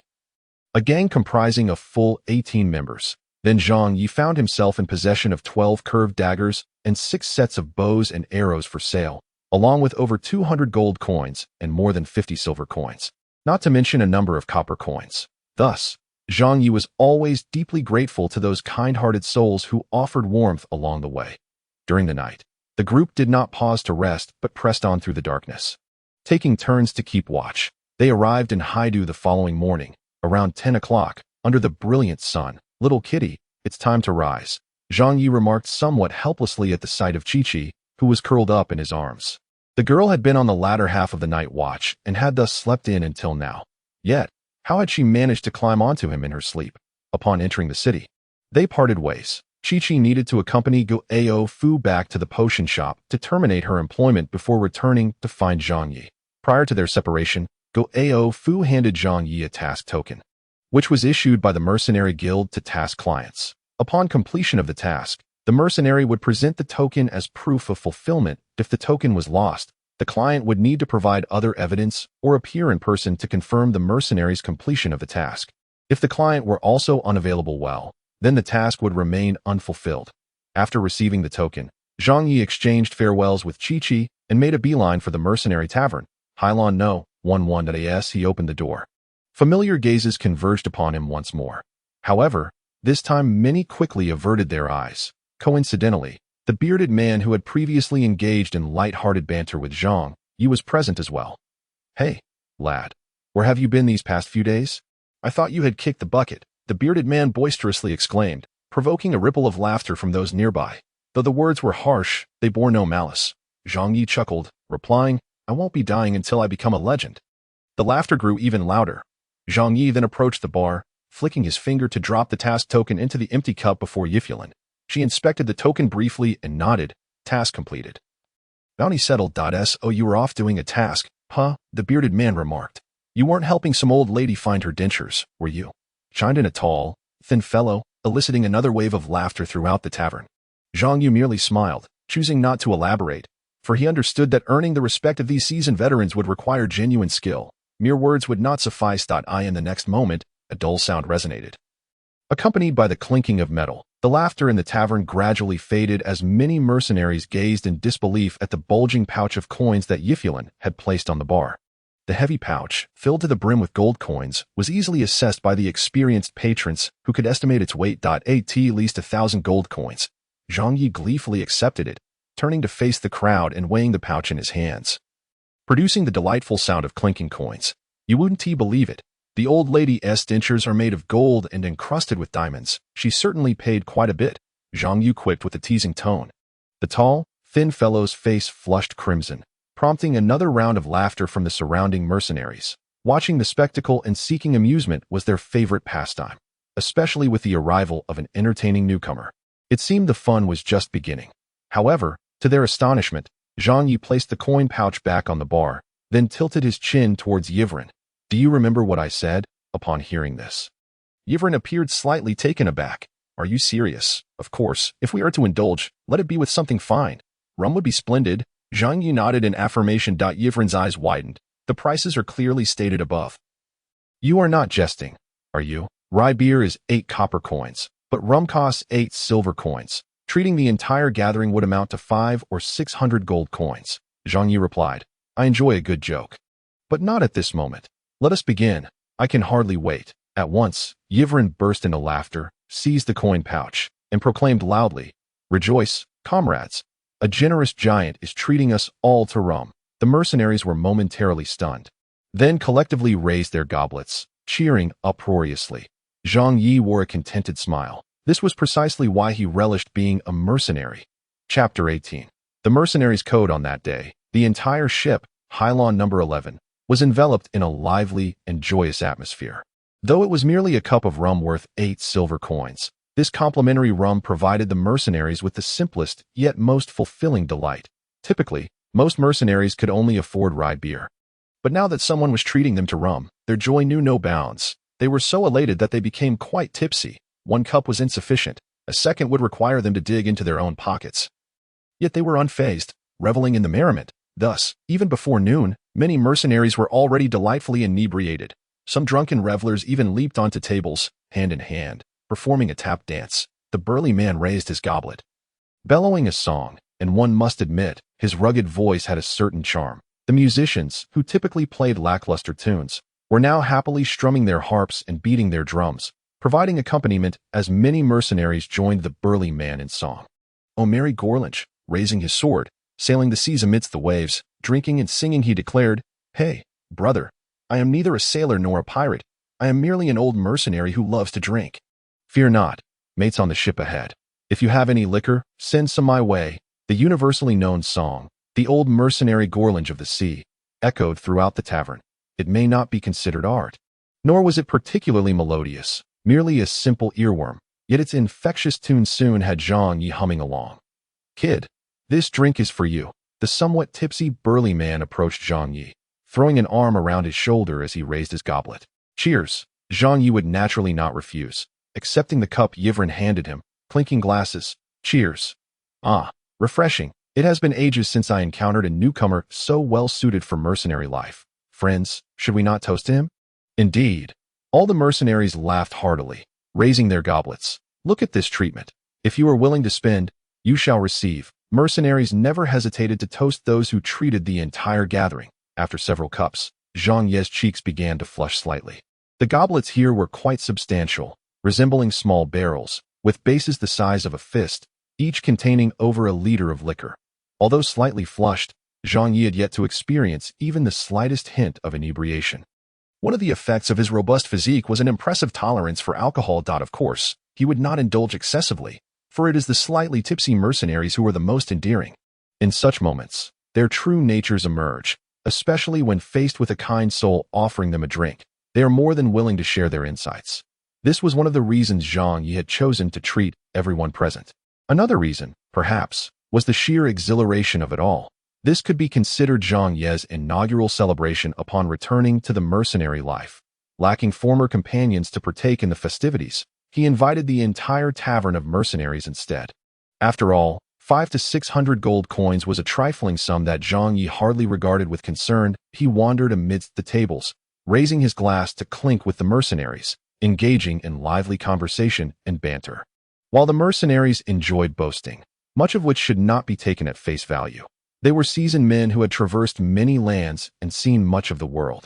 Although their tales contained elements of exaggeration, Zhang Yi was well versed in discerning valuable information from their narratives. Throughout this convivial gathering, he gleaned various tidbits. Broadly speaking, he learned of the rivalries among the factions within Haidu, and the deceitful machinations among the merchant guilds. More pragmatically, he discovered which potion and weapon shops offered the best value, which guild had recently issued a series of quests, which mercenary group was best avoided. and the characteristics and personalities of the major factions and their leaders. For the price of a meal and a few hundred gold coins, Zhang Yi acquired a swift and comprehensive understanding of the wild city of Haidu. Had he sought this knowledge through his own efforts, it would have required far more time and effort, though perhaps less monetary expenditure to Tio Zhang Yi. While money held significance, it was not the sole priority. Fame, joy, camaraderie, and, notably, time ranked above it. After all, the hours spent gathering intelligence could have been devoted to completing numerous quests, potentially earning him countless sums of 500 gold coins that as he completed his rounds. Midday had arrived, and numerous mercenaries lay inebriated across the tavern floor, yet many others continued to engage in boisterous discussions. The noise ever present. Zhang Yi relished this atmosphere. He then ordered some food at the counter, and Yiflan delivered the dishes to him, along with the previously mentioned pouch of coins, which had significantly diminished. A total of 531 gold and 2 silver, Yiflan announced. You are quite generous, she remarked. Generosity fosters friendship. Zhang Yi chuckled, turning to the mercenaries. That wouldn't you agree, comrades? Indeed. The mercenaries responded enthusiastically. Yiflan could not help but smile. This burly man was quite to her liking. Thus, she quietly advised, one act of goodwill is sufficient. Too many might lead others to see you as a fool. Of course, I am aware, Zhang Yi nodded. Then heartily dug into his meal. He understood the dynamics well. Just like that time with Horan, had he immediately accepted her offer, she would have felt she had struck a bargain. However, if he had initiated a counteroffer, Horan would have recognized that it was Zhang Yi who allowed her the opportunity for a deal. The weight of such a favor would be far greater. Humans, after all, largely navigate life through feelings, and the indirect benefits derived from positive sentiments undoubtedly outweigh the mere few hundred gold coins at stake. He possesses an extraordinary aptitude for meticulous detail, his gaze extending far beyond the mere gold coins visible before him. Earning money. In Zhang Yi's perspective, there exists nothing more effortlessly attainable than wealth. Such is his confidence. By the way, I heard you vanquished a wolf demon. Suddenly, Yiflan inquired. Goodness, the proprietress is quite well informed, Zhang Yi remarked while continuing to eat, his demeanor betraying no astonishment. After all, Yiflan could be regarded as a half-intelligence operative. It is only natural for intermediaries of her ilk to engage in the business of information. Could someone who runs a mercenary tavern be an ordinary individual? Ali sent someone to inform me, asking me to extend his gratitude to you, Yiflan stated. Who? Zhang Yi questioned. The owner of the magical potion shop, who commissioned you to escort the elixirs. I see. Then aside from verbal thanks, will there be any tangible expressions of gratitude? Zhang Yi inquired. You truly are quite forward. Yiflan shot him a sidelong glance. Like Horan, even a woman rolling her eyes is a sight to behold. Thus, Zhang Yi found himself somewhat eager to witness the expression of Hilda, a beauty beyond mere description, as she cast him a similar glance. Ali instructed me to inform you that should you choose to patronize his shop one day, you will receive the utmost discount. Yiflan continued. That sounds splendid. Zhang Yi nodded with a cheerful smile, then recalled something and asked, So, am I now eligible for the promotion mission to become a silver-ranked mercenary? Certainly. Shall I arrange it now? Yes. The sooner the better. I must ascend to gold rank within a month. Very well. Just wait a moment. Yiflan nodded, turning to find a task for Zhang Yi that moment. Chi-Chi, having terminated her employment with Ali, also entered the tavern. It was her first time in such a place. The sight of the petite and adorable catgirl stepping into a tavern filled with perspiring patrons was undoubtedly a rarity. Thus, when Chi-Chi pushed the door open and stepped inside, numerous pairs of eyes instantly fixated upon her. Chi-Chi felt a surge of anxiety. The gazes of these individuals were undeniably intimidating. A group of drunken gentlemen. Upon sighting a diminutive and charming catgirl, one can easily surmise what thoughts would flit through their minds. Of course, many harbor no particular interest in beast folk, but on this continent, orcs often face discrimination. Consequently, most mercenaries merely observed without taking action, at most whistling or making lewd remarks. Hey there, little one. Did you take a wrong turn? They don't sell milk here. Ha! Feeling somewhat frightened, Chi-Chi instinctively considered retreating. However, upon catching sight of the broad figure seated at the bar, she summoned her courage and ventured further inside. Yet before she could call out to Zhang Yi, a tall, disheveled man obstructed her path. His attire was disordered, his complexion flushed, evidently intoxicated. The expression with which he regarded Chi-Chi brimmed with base desire. He was the mercenary who had previously mentioned Zhang Yi's task of helping an elderly woman find her dentures. Ha ha ha. Little kitty, are you lost? Would you like me to take you home, sweetheart? This drunken man exuded a sense of danger, prompting her to instinctively reach for the short sword at her waist and take 2 steps back. Still just a little wildcat. It seems that uncle must educate you well. With a lewd grin plastered across his face, he swaggered towards Chi-Chi, while 3 mercenaries converged around, blocking her path, their expressions marred by sinister delight. The other mercenaries observed with cold indifference, some smacking their lips and shaking their heads in disapproval. This group of Kellahans, once intoxicated, could hardly restrain their baser instincts. They had been expelled by the landlady countless times for such antics. Yet their memories were regrettably short. Thus, they all bore the demeanor of spectators anticipating a spectacle. However, before Yifulin could unleash her wrath to intervene, a massive figure emerged behind Kellahan, a large hand resting on his shoulder. "Brother, this is my cat." The inebriated Kellahan turned his bleary eyes towards Zhang Ye's honest face, sneering as he spat on the ground. "Yours, what of it? Just because you've had a drink, do you think I should show you respect?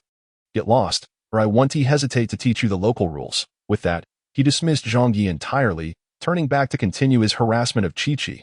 Zhang Yi chuckled. "If you spoke civilly, I might actually let it slide." Alas, the arrogant mercenary must face the consequences unless he possesses the prowess to back up his bravado. All eyes were glued to the unfolding scene. Thus, Zhang Yi did not disappoint. With a resounding crash, the entire tavern trembled. Kellahan's unkempt, stubbled face was smashed into the wooden table, driving downward with force, ultimately embedding half of his face into the floorboards. Zhang Yi kept his innocent grin, though his slightly narrowed eyes glimmered with a chilling ferocity. "Mercenary rules are inscribed in blood. I have no need for your respect, but I do require your teeth to serve as decor for the floor." With that, before Kellahan could even begin to rise, Zhang Yi delivered a vicious kick to his abdomen, sending him sprawling like a curled shrimp, crashing into the tavern's wall with a resounding thud. "Landlady, charge the damages to my tab," Zhang Yi remarked without glancing back, then seized a large, cylindrical wine cup from the table, striding towards Kellahan. Clearly, he had no intention of halting. His decisive and ruthless demeanor jolted everyone into realization. This newcomer was formidable. Even more astonishing was the fact that Kellahan, a silver 8-star mercenary, appeared as vulnerable as a child in Zhang Ye's grasp. That Dio not kill him, Yifulin cautioned, yet she did not intervene, evidently permitting Zhang Ye's actions. Zhang Yi flashed a broad grin, revealing his pearly white teeth, his previously innocent smile morphing into something more sinister. "Fear not. I am no madman. I am merely curious if a human mouth can accommodate this wine cup." Chapter 19. The dream of legends. It was indeed proven that a human mouth could fit that barrel-like wine cup, though it required the removal of the front teeth and a dislocated jaw to achieve such a feat. Before Zhang Yi stood the fallen Kellahan, sprawled amidst the shattered fragments of furniture, his face a canvas of bruises, and a large wine goblet stuffed into his mouth, nearly half of it lodged within. Blood trickled down his chin, and a few teeth lay scattered on the floor. "Mr. Kellahan, I am profoundly grateful for your contribution to my research. You have satiated my curiosity." Zhang Yi wiped his bloodied fist, a smile illuminating his face. Yet, this smile, perceived by those around him, bore an entirely different connotation. It was evident that he was not a mere novice to be trifled with, nor a hulking brute devoid of utility, but rather a cunning predator cloaked in the guise of a benevolent grin. Yiflan observed the scene with keen interest. She held a certain disdain for Kellahan, yet as an official of the Mercenary Guild, she could not prohibit his entry into the tavern unless he committed a grievous error. Now that Zhang Yi had dealt him a severe lesson, it was likely that he would be absent for a considerable time. Moreover, she discerned that Zhang Yi was establishing his authority. First, he had invited the entire assembly, and then he had chosen an unfortunate soul to pummel, a decisive act that would surely deter any would-be exploiters from viewing Zhang Yi as an easy mark. The effect was palpable. At least now, the mercenaries in the tavern regarded Zhang Yi with a newfound respect, and some, emboldened by their lack of fear, gazed at him with admiration. Take, for instance, the burly man with the beard.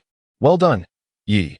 I've long found that scoundrel insufferable." The bearded man approached Zhang Yi, leaning against his robust frame, gesturing at the unconscious Kellahan. "What an uncouth fellow, to dare to harass women. Such disgrace for us mercenaries."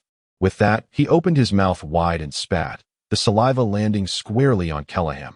Laughter erupted from his companions, clearly amused by this comical spectacle. Zhang Yi joined in the mirth. Soon after, Yiflan instructed her staff to clear the aftermath.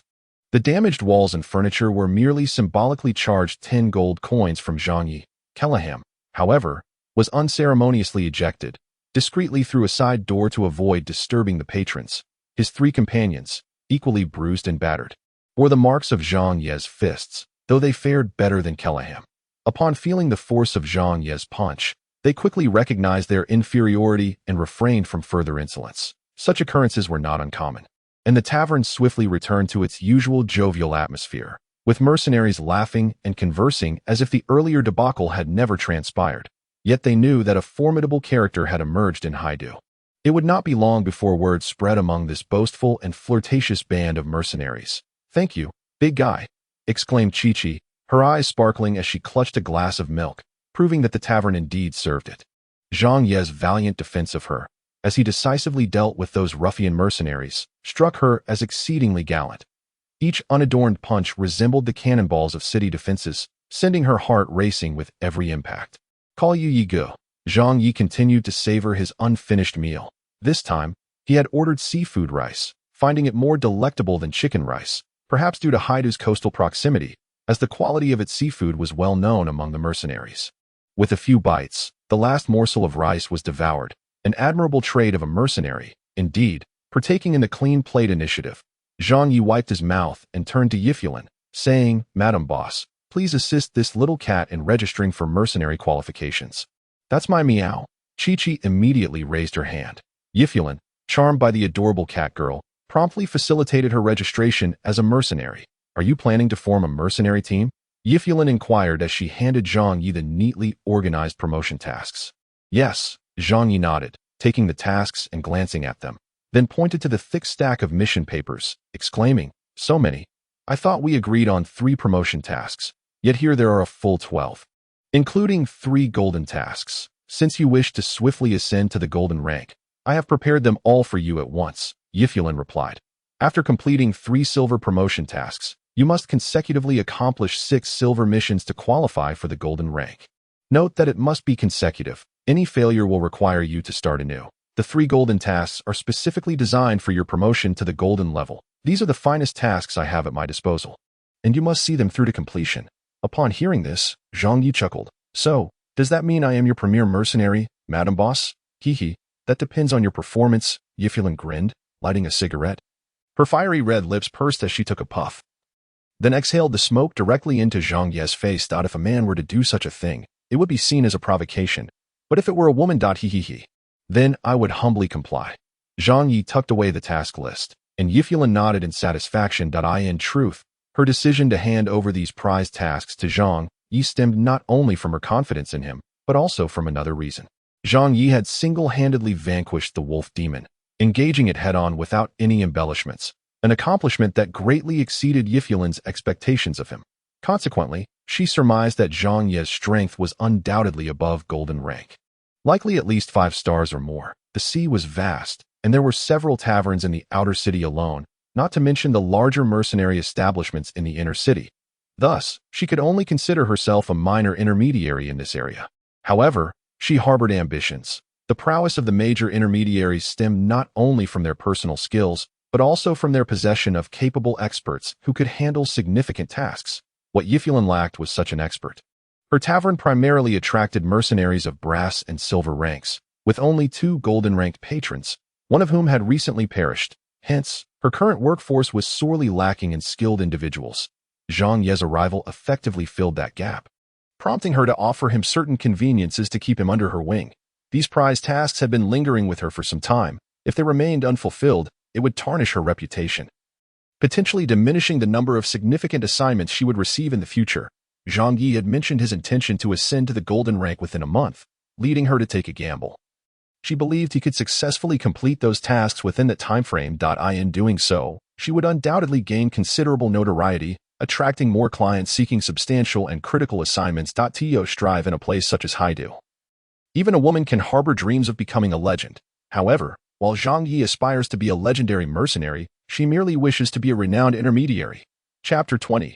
The Clever Behemoth. By the way, Madam Boss, in a month, the Haidu's Magic Academy will allocate positions for dispatch personnel. Can you procure one?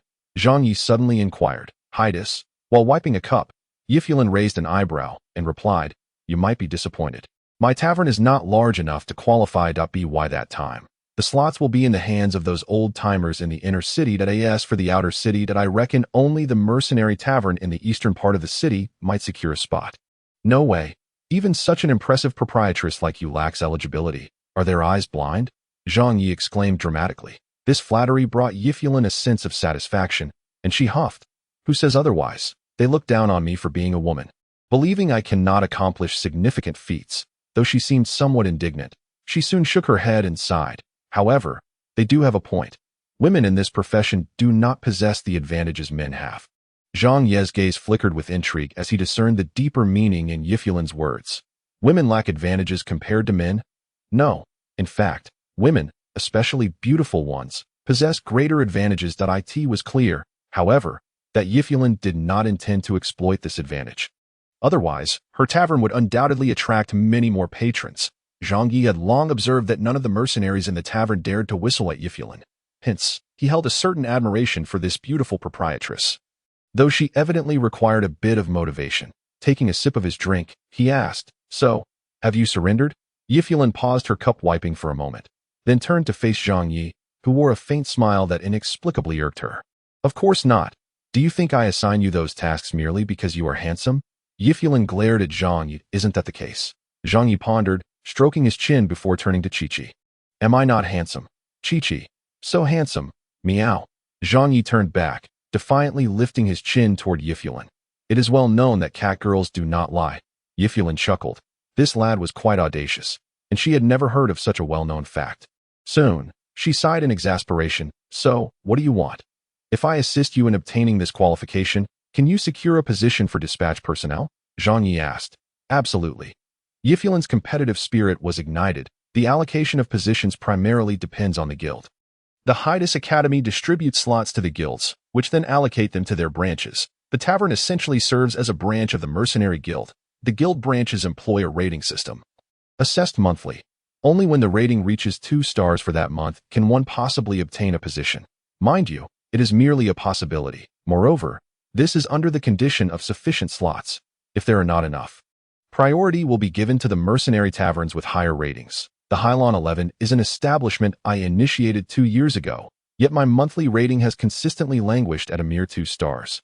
Although I have achieved the minimum requirements, I have been unable to secure even a single quota during this span. It is evident that she harbors some resentment, her tone somewhat brusque.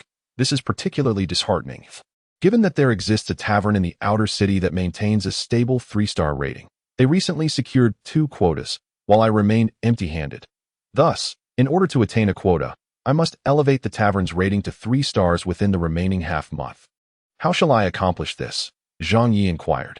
"According to the tavern's monthly profits and the levels of commissions I can accept, I calculated that my profits have indeed reached the 3-star standard. However, my commission levels are insufficient," Yvonne explained. "If I can undertake 10 gold-level tasks this month and achieve a completion rate of over 80%, then next month's rating will surely ascend to 3 stars. Should the Hydus Academy distribute more than 150 quotas this time, I will undoubtedly secure one for myself." Snap! Zhang Yi clicked his fingers, leaving Yvonne somewhat perplexed. "Rest assured, I have insider information indicating that over 180 quotas will be issued this time." Zhang Yi chuckled. Yvonne was taken aback. Had this fellow just arrived in Haidu and already begun to cultivate connections, acquiring inside knowledge? Her excitement bubbled forth. "So what you are suggesting is..." Zhang Yi rose, greeted Qiqi with a nod, and strode towards the exit, his confident voice resonating. "I will assist you in securing the rating, and you shall help me obtain the quota." Upon hearing this, Yvonne disregarded all else and hurriedly traversed the bar to catch up with him, asking, "What do you intend to do?" "Let me first inform you that those 3 gold tasks are the only 3 gold-level freelance commissions I have received. There are no more available. To advance and elevate the tavern's rating, one must accept freelance commissions, which are tasks entrusted to the tavern by third parties, with the tavern acting as an intermediary to receive and distribute these commissions. In contrast, guild tasks are of a public nature, directly assigned by the guild as long-term and repeatable tasks. Such tasks do not contribute to the tavern's rating enhancement or the mercenary's personal advancement tally. As for securing sponsorship, I excel at that. You need only wait and see." Zhang Yi replied without looking back as he exited the tavern. Evelyn trailed him to the threshold, watching his retreating figure hastily disappear. Her fists clenched slightly as she murmured, "Perhaps it truly is possible. Big guy, is it really feasible?" Chi-Chi chimed, bouncing along behind Zhang Yi, gleefully scrutinizing her mercenary identity card while curiously inquiring. "With me, nothing is impossible." Zhang Yi laughed heartily, then began to mentally organize his forthcoming tasks. "First, I must deliver a message to Horan. This is rather urgent, with a deadline of only 3 days. Today marks the 2nd day, so I must attend to this shortly. Second, I aim to ascend to gold-level mercenary status within a month. I am absolutely confident in this undertaking, having reviewed the tasks, which pose no challenge to me. Third, I need to secure sponsorship, or in other words, acquire tasks that I have perused the rules posted in the tavern, which clearly state that gold-level assessments require either a danger level reaching gold tier or task objectives classified as gold tier. Thus, the next step for him was to identify capable clients who could issue golden tier tasks and subsequently have them submit these assignments to Yiflan, the intermediary that in doing so, personal endeavors would seamlessly transform into guild missions. Upon completion of these tasks, the count of completed golden tier assignments would naturally be attributed to Yiflan and her Hylon number 11, although the commission for tasks issued through an intermediary was higher compared to private contracts. Zhang Yi deemed this a trivial matter. He trusted that Yiflan was adept at managing the business, and if worse came to worst, he could simply accept a slightly reduced fee. After all, the commission for golden tier tasks ranged between 1,000 to 5,000, and a minor fluctuation would not be detrimental, particularly since he was not in dire need of money at the moment. The paramount objective was to establish a formidable reputation and subsequently secure an additional placement for Chi-Chi.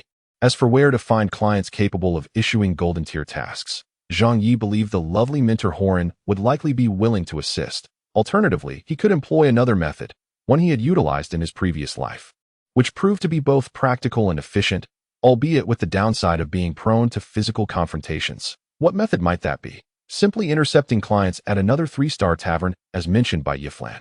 Clients needed to visit the Mercenary tavern to post their tasks, so he could position himself right outside the tavern, apprehending each one that emerged, employing a mix of persuasion and deception to redirect their assignments to Hylon No. 11.it was somewhat unscrupulous, but Zhang Yi was indifferent to such moral quandaries. After all, competition in business was merely a matter of skill. Moreover, should his reputation flourish, he might not even need to resort to such tactics, as opportunities could present themselves naturally. Once he clarified his thoughts, Zhang Yi snapped his fingers. "Let us go, Chi-Chi. Time to deliver the letter."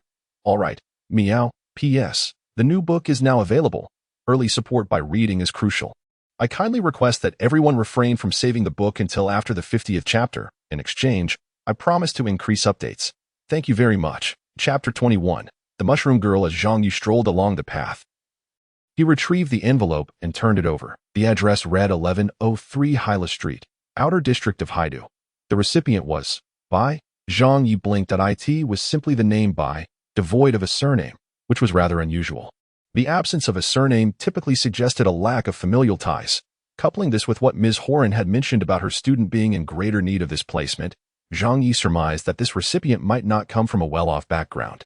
Nevertheless, he paid little heed to such speculations, as he was merely delivering a letter, and such thoughts were simply a matter of professional habit that a mercenary must rely not only on strength, but also possess a keen intellect.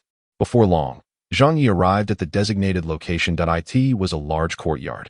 However, size did not equate to luxury. The courtyard appeared somewhat shabby, with a wooden fence and a 2-story square building arranged in a T-shape.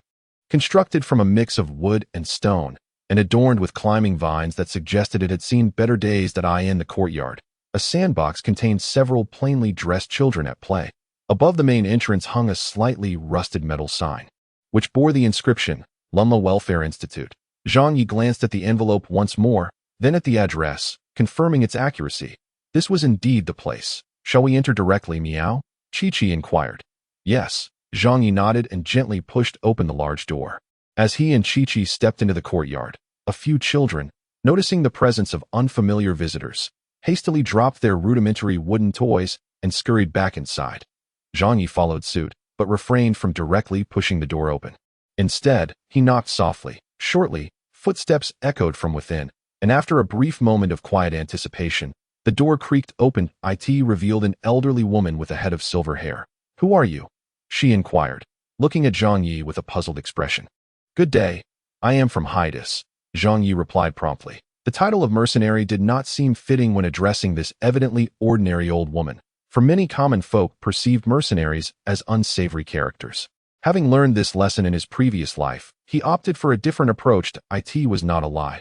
After all, he had indeed returned from Hydus Academy. Hydus Academy? The old woman's face brightened with a warm smile. And perhaps it was not merely a figment of his imagination. Her eyes sparkled with a hint of anticipation. "Child, what brings you here?" she inquired. "Though, I am here to deliver a letter. There is a letter addressed to someone named Bai. May I inquire if she is present?" Zhang Ye's tone was exceedingly gentle, betraying none of the ferocity he had displayed when dealing with Krahan earlier. "The letter for Bai?" The old woman's smile widened even further as she called back into the house. "Wan, you have a letter sent from Hydus Academy." Instantly, Zhang Yi heard the hurried patter of feet descending the stairs, soon followed by a clattering sound. The old woman, startled, momentarily disregarded the visitor at the door and rushed inside, accompanied by a stream of concerned yet reproachful murmurs. "Oh dear, be careful, clumsy child. How can I trust you to venture so far if you are so careless? Are you hurt?" "I'm fine, Grandma Lunla." Zhang Ye's keen ears picked up the exchange. It turned out that this kind-hearted elder was indeed Lunla, who had taken in so many children. However, it was another voice that captured Zhang Ye's attention. This voice was soft and delicate, like a kitten's paw, stirring a sense of curiosity within him about the girl it belonged to. Before long, he caught sight of her, or perhaps he did not. A tall girl soon appeared before Zhang Yi, and the reason he described her as tall was because she towered over Chi-Chi by a full head. While Chi-Chi stood just over 1.5 meters, this girl seemed to be around 1.70 meters. Yet she was wrapped in layers of clothing. She wore a pair of loose, hand-knitted trousers, the coarse fabric hanging loosely on her, cascading down to her heels, nearly brushing the ground. Consequently, Zhang Yi could not discern the shape of her legs, only confirming that they were not short. The upper half was even more concealing. Although it was summer and autumn had yet to arrive, the girl donned a hand-knitted linen sweater in a light hue, complete with a high collar. The neckline resembled that of a vampire's cloak from cinematic portrayals, subtly concealing the lower half of her face. Unlike the vampire's cloak, which at least opened to the sides, the high collar of the girl's sweater enveloped her, obscuring the lower half of her petite visage entirely. This can be overlooked, but the crux of the matter lies in the girl's chestnut short hair, which resembled a round cap, enveloping her petite face from all angles, even obscuring her eyes. To add to this, she sported a plump mushroom hat atop her head, dressed in a flaxen turtleneck sweater and crowned with a chestnut mushroom hairstyle complemented by the mushroom hat. She stood there, a striking figure at approximately 175 centimeters tall. At first glance, Zhang Yi could have sworn a large mushroom had sprouted before him. What on earth was this style? Zhang Yi was nearly overcome with laughter. Yet being a resolute individual, he managed to stifle it would be quite unseemly to mock someone on their first encounter. Although the girl's attire appeared rather rustic and her figure was completely concealed, preventing any discernment of her shape, Zhang Yi possessed a discerning eye capable of perceiving the essence beneath the exterior. Firstly, only a small portion of her delicate face was visible, specifically the tip of her nose. The tip was petite yet exquisitely shaped. From certain angles, it appeared remarkably three-dimensional and prominent, indicating that the girl possessed a commendable nose. Moreover, one can often gauge a person's skin condition by observing their nose. The tip was fair and nearly devoid of pores, signifying that the girl's complexion was both fair and refined. As the saying goes, a fair complexion covers a multitude of flaws, and with such impeccable skin, it stands to reason that her overall appearance would not be lacking. As for her figure, although she was swathed in layers, rendering her shape indiscernible, Zhang Yi could see her feet and hands. She wore a pair of ordinary canvas shoes, which he estimated to be around size 38. Typically, women's shoe sizes are below 38, yet this girl stood at about 175 centimeters tall, suggesting that her shoe size should be closer to 40. With her wearing size 38, her feet could be described as dainty and exquisite. Regarding her hands, due to the oversized nature of her sweater, most of her hands were concealed within the sleeves, but a small portion of her fingers peeked out, round and petite, with nails impeccably groomed. From the slenderness of her fingers, he could ascertain that the girl was not overweight. Thus, Zhang Yi could reasonably conclude that this girl, with her exposed skin ratio below 2%, must possess a commendable figure that it's no jest, standing at 175 centimeters with such long legs, and not being overweight implies that as long as she wasn't as thin as a stick insect. Her physique would be quite admirable as for her beauty. Though her face remained obscured, her height and physique alone would serve as enhancements in the attractiveness department. Moreover, her voice was remarkably pleasant if 60 were the passing mark. This girl would undoubtedly score above 70. In contrast, Hualan and Elan would hover around 90. For sheer in Zhang Yi's grading system. She would earn a staggering 99. Why not a perfect score? Because the final mark hinges on one's inner qualities. To achieve a perfect score, Zhang Yi would need to delve deeper into her inner self first. Chapter 22. Uniqueness. Hello. You must be the mushroom. Ahem. You must be Ms. Bai, correct? Zhang Yi inquired politely. Yes. Yes. The girl replied with a slight nod, her voice barely above a whisper, possibly due to nerves, and slightly stammering. Additionally, the turtleneck sweater lent her voice a muffled quality. Yet the softness within it was still perceptible, compelling Zhang Yi to wish to lower her collar to hear her true voice. Of course, Zhang Yi would never be so impolite. He prided himself on being a cultured mercenary. He referred to this as mercenary gentleman, a full title for a mercenary with gentlemanly qualities. Here is your letter, Zhang Yi said, extending the 2 envelopes. The girl hurriedly reached out with both hands to receive them. As she lifted her arms, the sleeves of her sweater slid down slightly, revealing her delicate wrists. Upon closer inspection, they were fair, neither plump nor excessively slender. Zhang Yi once again marveled at his keen powers of observation. Truly remarkable. Do not misconstrue this. As a mercenary, possessing such astute observational skills is entirely normal and certainly not perverse. Thus, in Zhang Yi's eyes, this somewhat rustic mushroom girl had earned an additional 5 points in his assessment. Not overweight, nor resembling a mere stick, coupled with her height. How splendid. This was no ordinary mushroom girl. She was undoubtedly a treasure. However, what this treasure contained could only be discerned once Zhang Yi caught a glimpse of her face. Yes, he was indeed that kind of base yet noble individual. Noble, you ask? Noble in the way he always treated girls with utmost gentlemanly patience. After delivering the letters, his task was complete, yet Zhang Yi did not make his exit immediately. Instead, he smiled and said, "Aren't you going to open it? This is a letter that Minter Holland specifically asked me to deliver to you personally." Zhang Yi could surmise the contents within. He anticipated Bai's reaction, hoping that in her excitement, he might catch a glimpse of her face. Upon hearing his words, Bai gently nodded. Then, with a mixture of eagerness and trepidation, opened the envelope, seemingly oblivious to the presence of Zhang Yi and Chi. As she opened the envelope, she retrieved a letter along with a badge embossed with the emblem of Hydus Academy. She gazed at the letter. Zhang Yi was unsure if she could truly see, for her hair obscured her eyes, yet she appeared to perceive it nonetheless. Her hands began to tremble slightly, and she instinctively covered her mouth. Hidden beneath the high-necked sweater, faintly, a sound of muffled sobbing could be heard. "How is it?" inquired Grandma Lunla, a hint of urgency in her voice. I can enter Hydus Academy." Bai choked out, ultimately unable to contain herself as she embraced Grandma Lunla, bursting into tears, as if the weight of her suppressed emotions had finally found release. Zhang Yi felt a sense of nostalgia in his previous life. He had witnessed many children born from the wasteland who exerted tremendous effort to gain admission to corporate academies, weeping joyfully in the arms of their loved ones upon acceptance. A scene so emotionally charged that even a battle-hardened mercenary would be moved. However, once admitted to the academy, those children often forgot their origins, ultimately becoming mere pawns of the corporation, oppressing the people of the wasteland, and eventually becoming souls under his command. He hoped that this mushroom girl would not, like those others, forget where she came from. Well, the task is complete. Wishing you both happiness every day. Farewell. With that, Zhang Yi waved his hand and prepared to depart with Chi. Just then, a soft voice called out, "Wait, please wait." Zhang Yi turned back and asked, "Is there anything else?" Bai stood before him, her small hands clasped together, still recovering from her recent tears. Her little nose quivered, and her chest heaved slightly, unable to conceal her emotions beneath the loose sweater.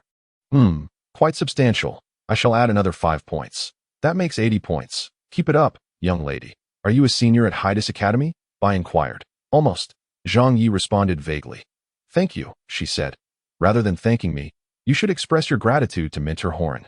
She holds you in high regard. Zhang Yi waved his hand and smiled. Although I don't know her well, anyone can speak kind words. However, I remained silent, which puzzled Zhang Yi.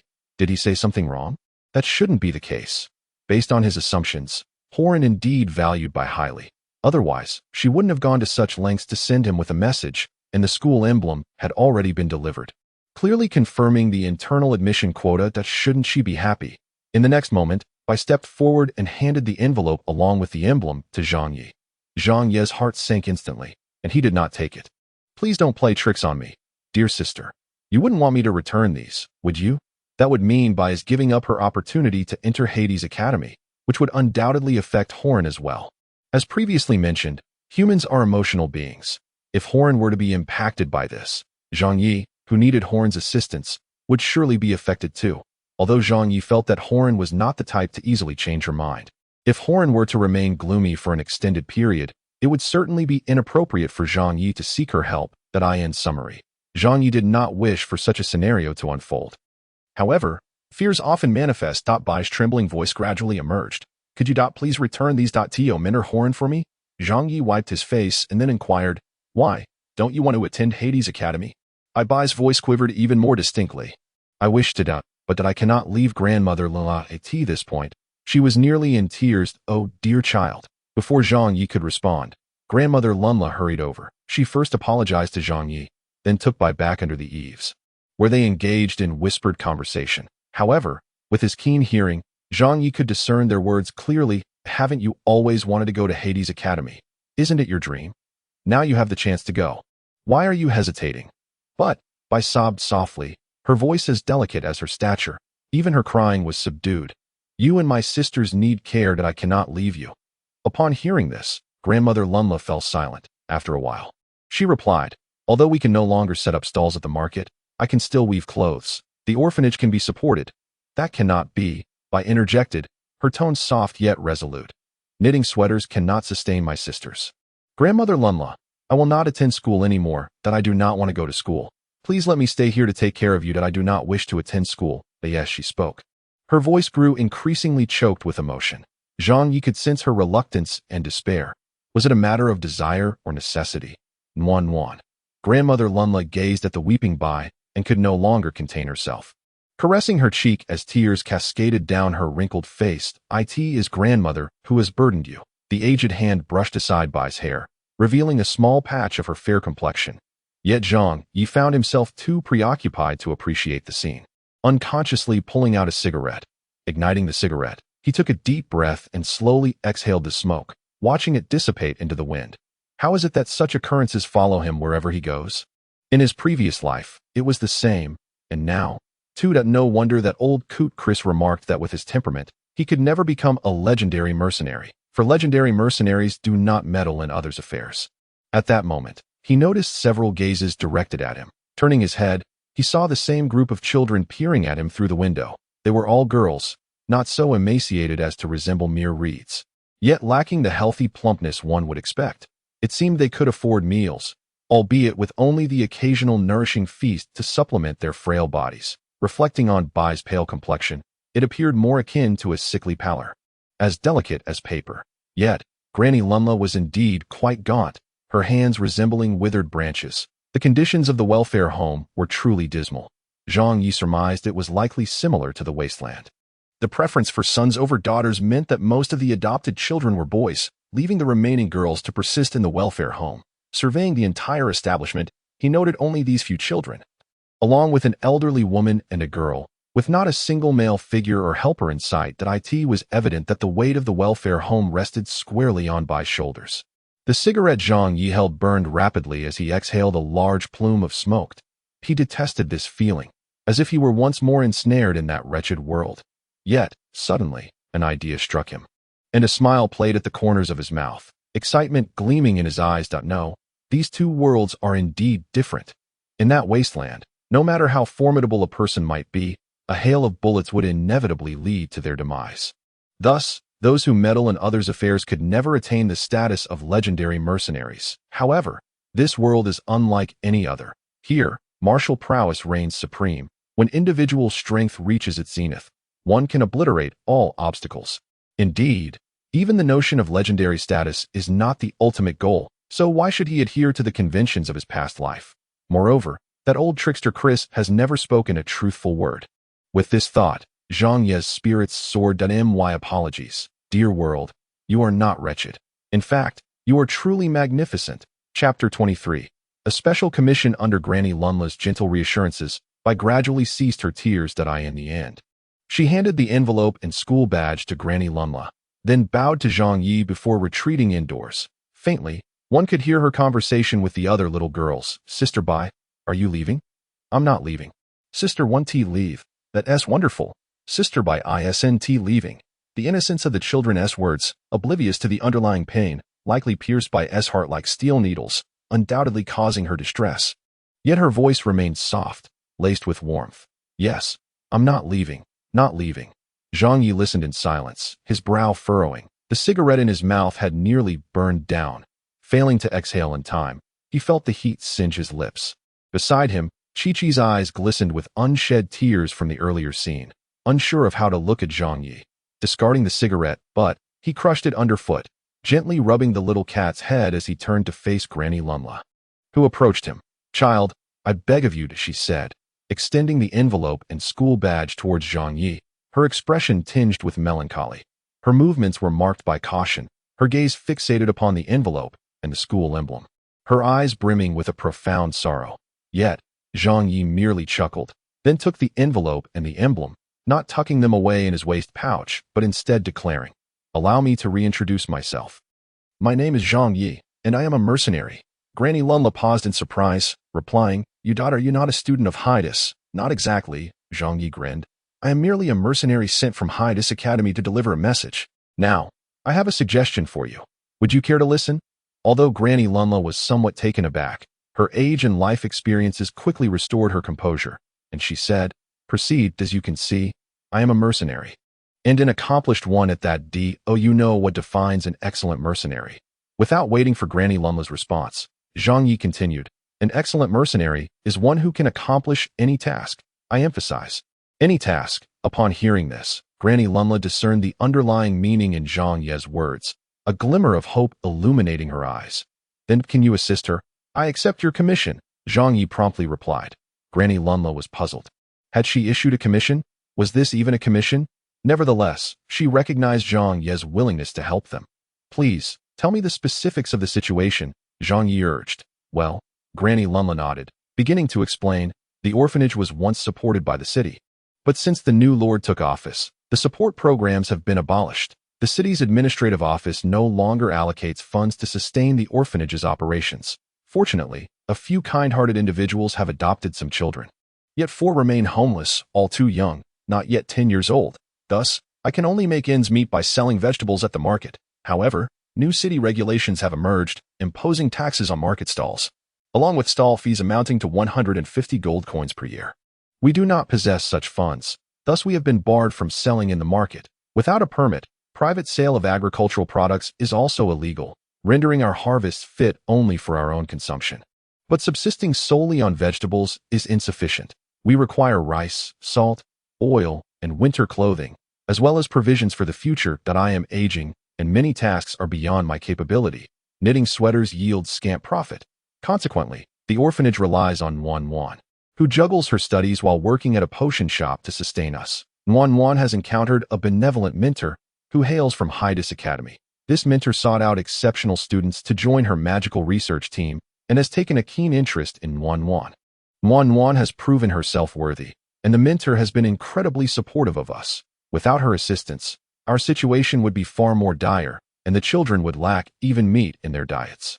Even though I have recently heard from Wan that the team is facing difficulties due to a lack of funding, the mentor remains steadfast in her support. Initially, I had hoped to send Wan to Hydus Academy to follow this mentor, believing it would lead to a brighter future for her.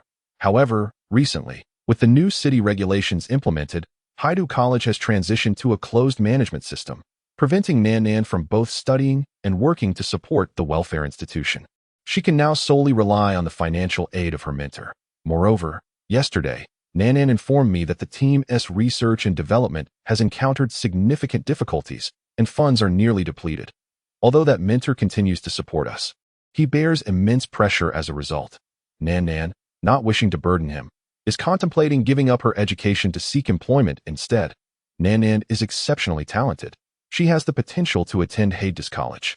Yet her concern for us remains paramount. At her age, she should be out exploring the world without worrying about us.it is we who weigh her down. As I spoke, Grandma Lunla's eyes welled up with tears, filled with sorrow. Furthermore, though Nan Nan has not explicitly stated it, I can discern that she has likely faced ostracism from her classmates at Haidu College. When she returned home that day, I noticed a bruise on her forehead. Upon inquiring about it, she merely brushed it off as nothing. This child, though gentle and kind-hearted, possesses an underlying tenacity, and no matter how I pressed her, she remained silent, and I knew she must have endured some injustice. Her reluctance to continue her studies is not solely due to us. Undoubtedly, it stems from being bullied at school. Therefore, rather than focusing on the welfare institution, I would implore you to investigate what has transpired at her school and extend your assistance to her. She undoubtedly wishes to continue her education, as she has a profound love for learning. I earnestly beseech you to help her. Zhang Yi was taken aback.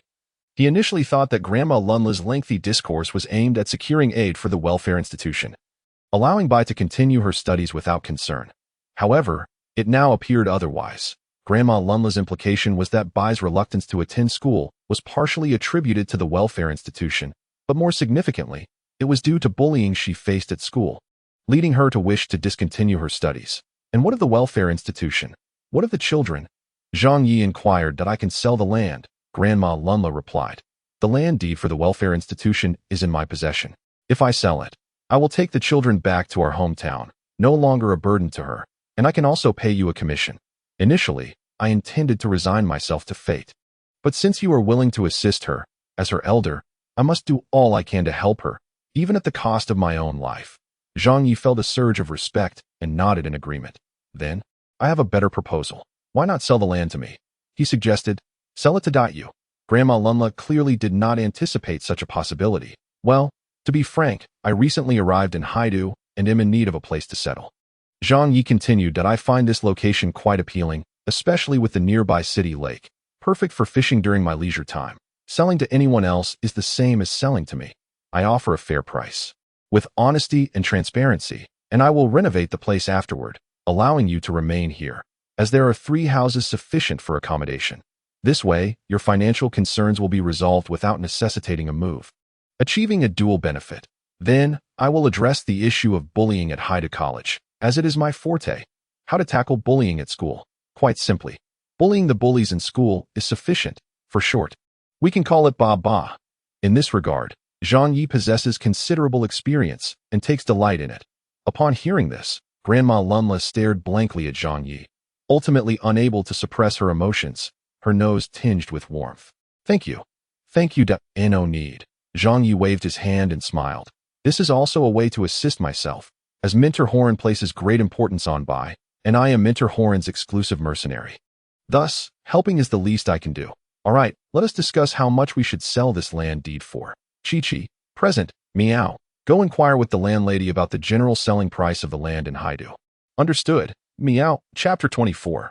The key is that he is quite handsome. Lunla Welfare Institute. Inside the room, Zhang Yi sat tightly on the chair. There was no choice. This chair felt rather cramped for his robust physique. However, more than that, he was concerned about the girl in front of him, who was nervously fidgeting with her small hands. She stood there like a telephone pole, while 4 little girls hid behind her, cautiously peering at Zhang Yi. Upon realizing that Zhang Yi was willing to help and that she might continue her education, this mushroom girl could not help but embrace Grandma Lunla and weep, revealing her deep reluctance to give up. Consequently, she no longer mentioned abandoning her studies, and Zhang Yi believed that if he were to part her hair covering her eyes, he would surely find her gaze filled with hope. I say, there are chairs available for sitting. Why do you insist on standing? Zhang Yi inquired. It's all right standing. Came Bai's timid voice. Grandma Lunla explained. This child is like this. She is not adept at interacting with strangers and tends to become anxious. I can see that, but it's nothing to worry about. With time and interaction, she will naturally improve, Zhang Yi replied casually. Following that, an air of silence enveloped the room, for Chi-Chi had yet to return. However, Zhang Yi felt no embarrassment, casually surveying the room's decor. The interior was simply furnished, even somewhat austere, yet remarkably clean and tidy, with the floor spotless. He then glanced out the window and noticed a vegetable garden in the backyard, where the crops thrived, ensuring that the children would not be reduced to mere skin and bones. Likely thanks to these vegetables that it was a pity that such fine produce could not be sold. At that moment, Zhang Yi heard a faint rustling sound and turned to see Bai, who had somehow approached his side, extending her finger to the bottom of the water cup, gradually pushing it towards him. Upon noticing Zhang Yi's gaze, she quickly retracted her hand. Drink that water.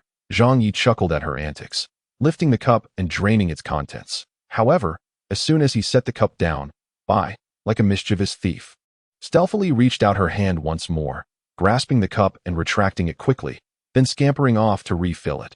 When she returned, Zhang Yi deliberately turned his head away. Sure enough, he soon heard the sound of the wooden cup scraping against the wooden table beside him. A smile crept onto his lips. This girl is rather amusing. Thus, he inwardly chuckled and swiftly turned back. Bai, who had just pushed the cup towards Zhang Yi, was startled, her delicate shoulder trembling, and she hastily withdrew her hand. How delightful! Zhang Yi then finished the water again. Bai was back to pilfer the cup once more. Stealing the cup, pushing the cup, Zhang Yi, in a playful mood, would gulp down an entire glass of water if it were offered to him for free. Meanwhile, Bai, exhibiting an inexplicable stubbornness, felt compelled to refill his glass as soon as he finished, as if this were an essential part of hospitality. Thus, this cycle continued, and even Grandma Lunla, observing the scene, felt a tinge of embarrassment, yet found it oddly amusing. Bai, who seldom interacted with strangers and had never engaged with one before, saw this as an opportunity for personal growth. Therefore, she refrained from intervening. By the time Chi-Chi returned, Zhang Yi had already quenched his thirst. Where's the restroom?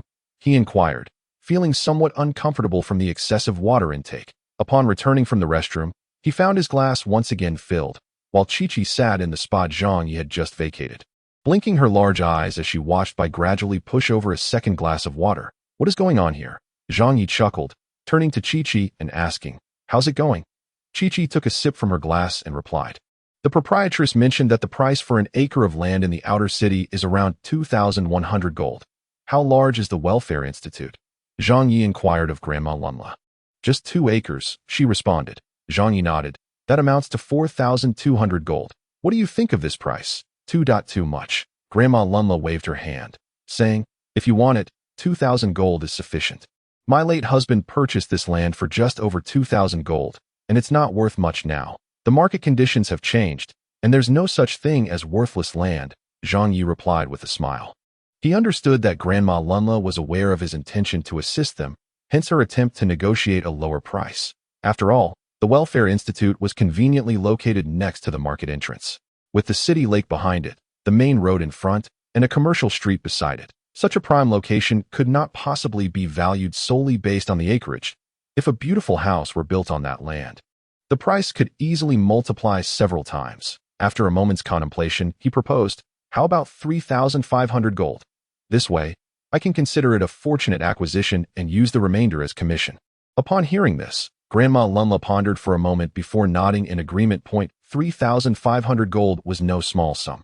Although Zhang Yi typically earned just over 1,000 gold for a single task, that amount was usually shared among his team. 3,500 gold, when spent frugally, could sustain a family of 6 for 4 to 5 years, especially since Zhang Yi had also allowed them to continue residing there. Thus, the deal was struck.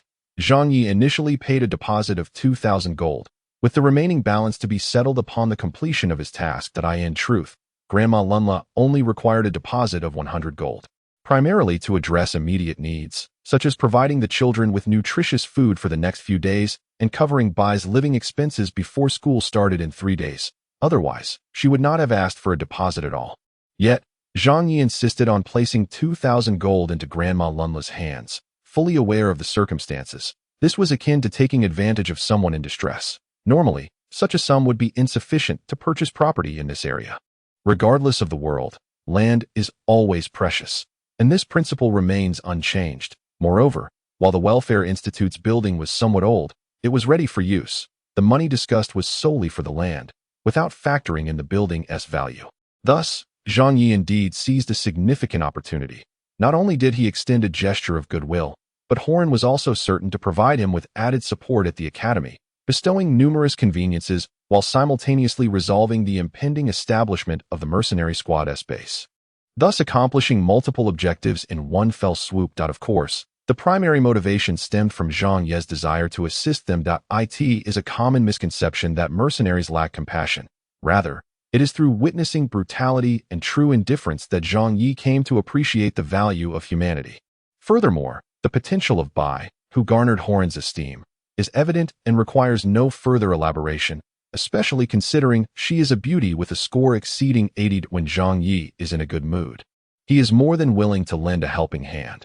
And if the individual is a striking beauty, his eagerness to assist only enhances his spirits. A simple arithmetic task. Indeed, the only downside is that Zhang Ye's purse has grown rather lean.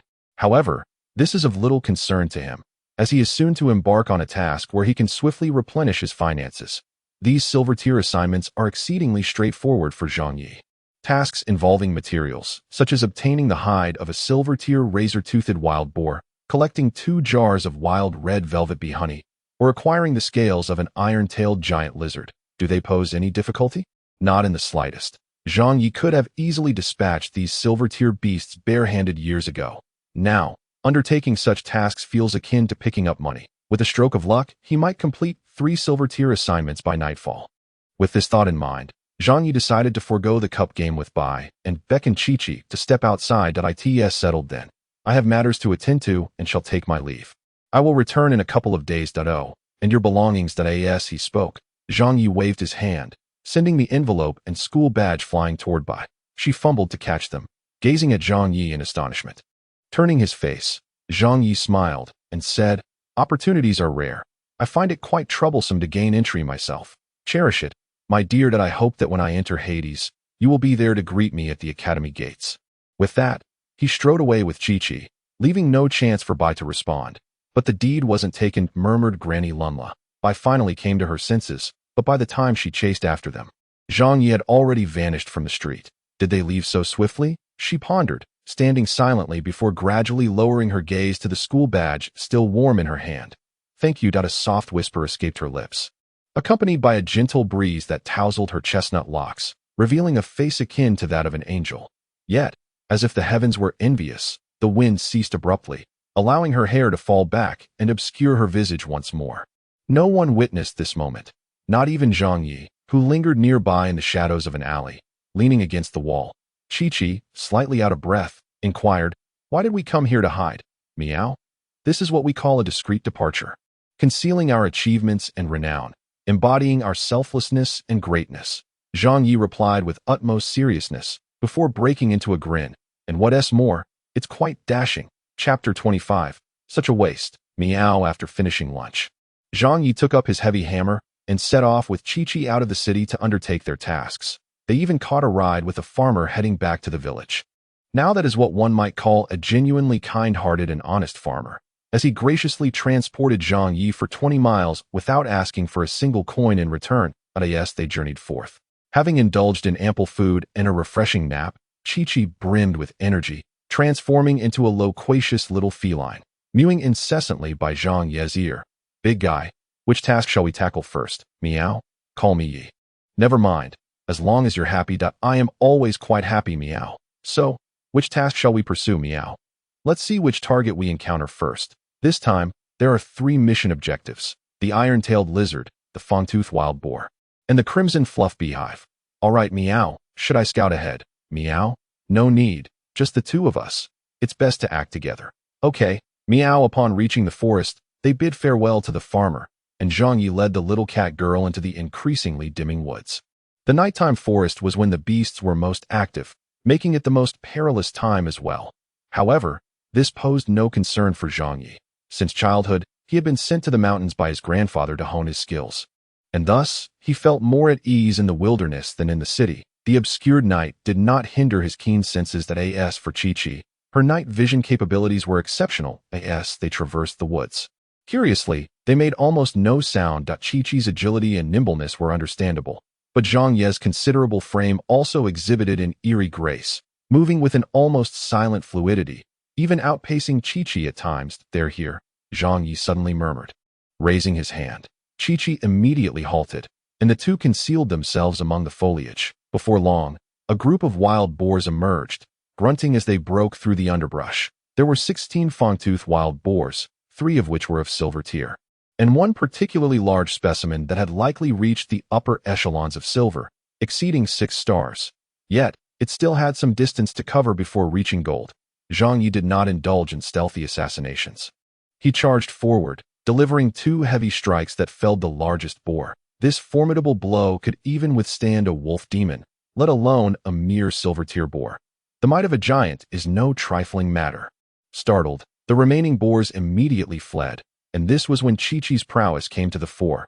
Activating Spirit Wind, her speed surged, and with a leap, she landed atop one of the silver-tier fangtooth wild boars, plunging her short sword into its eye. This boar was likely just above silver tier, and with the blade piercing its eye and entering its brain, Chi-Chi twisted her wrist, resulting in the boar's instant demise.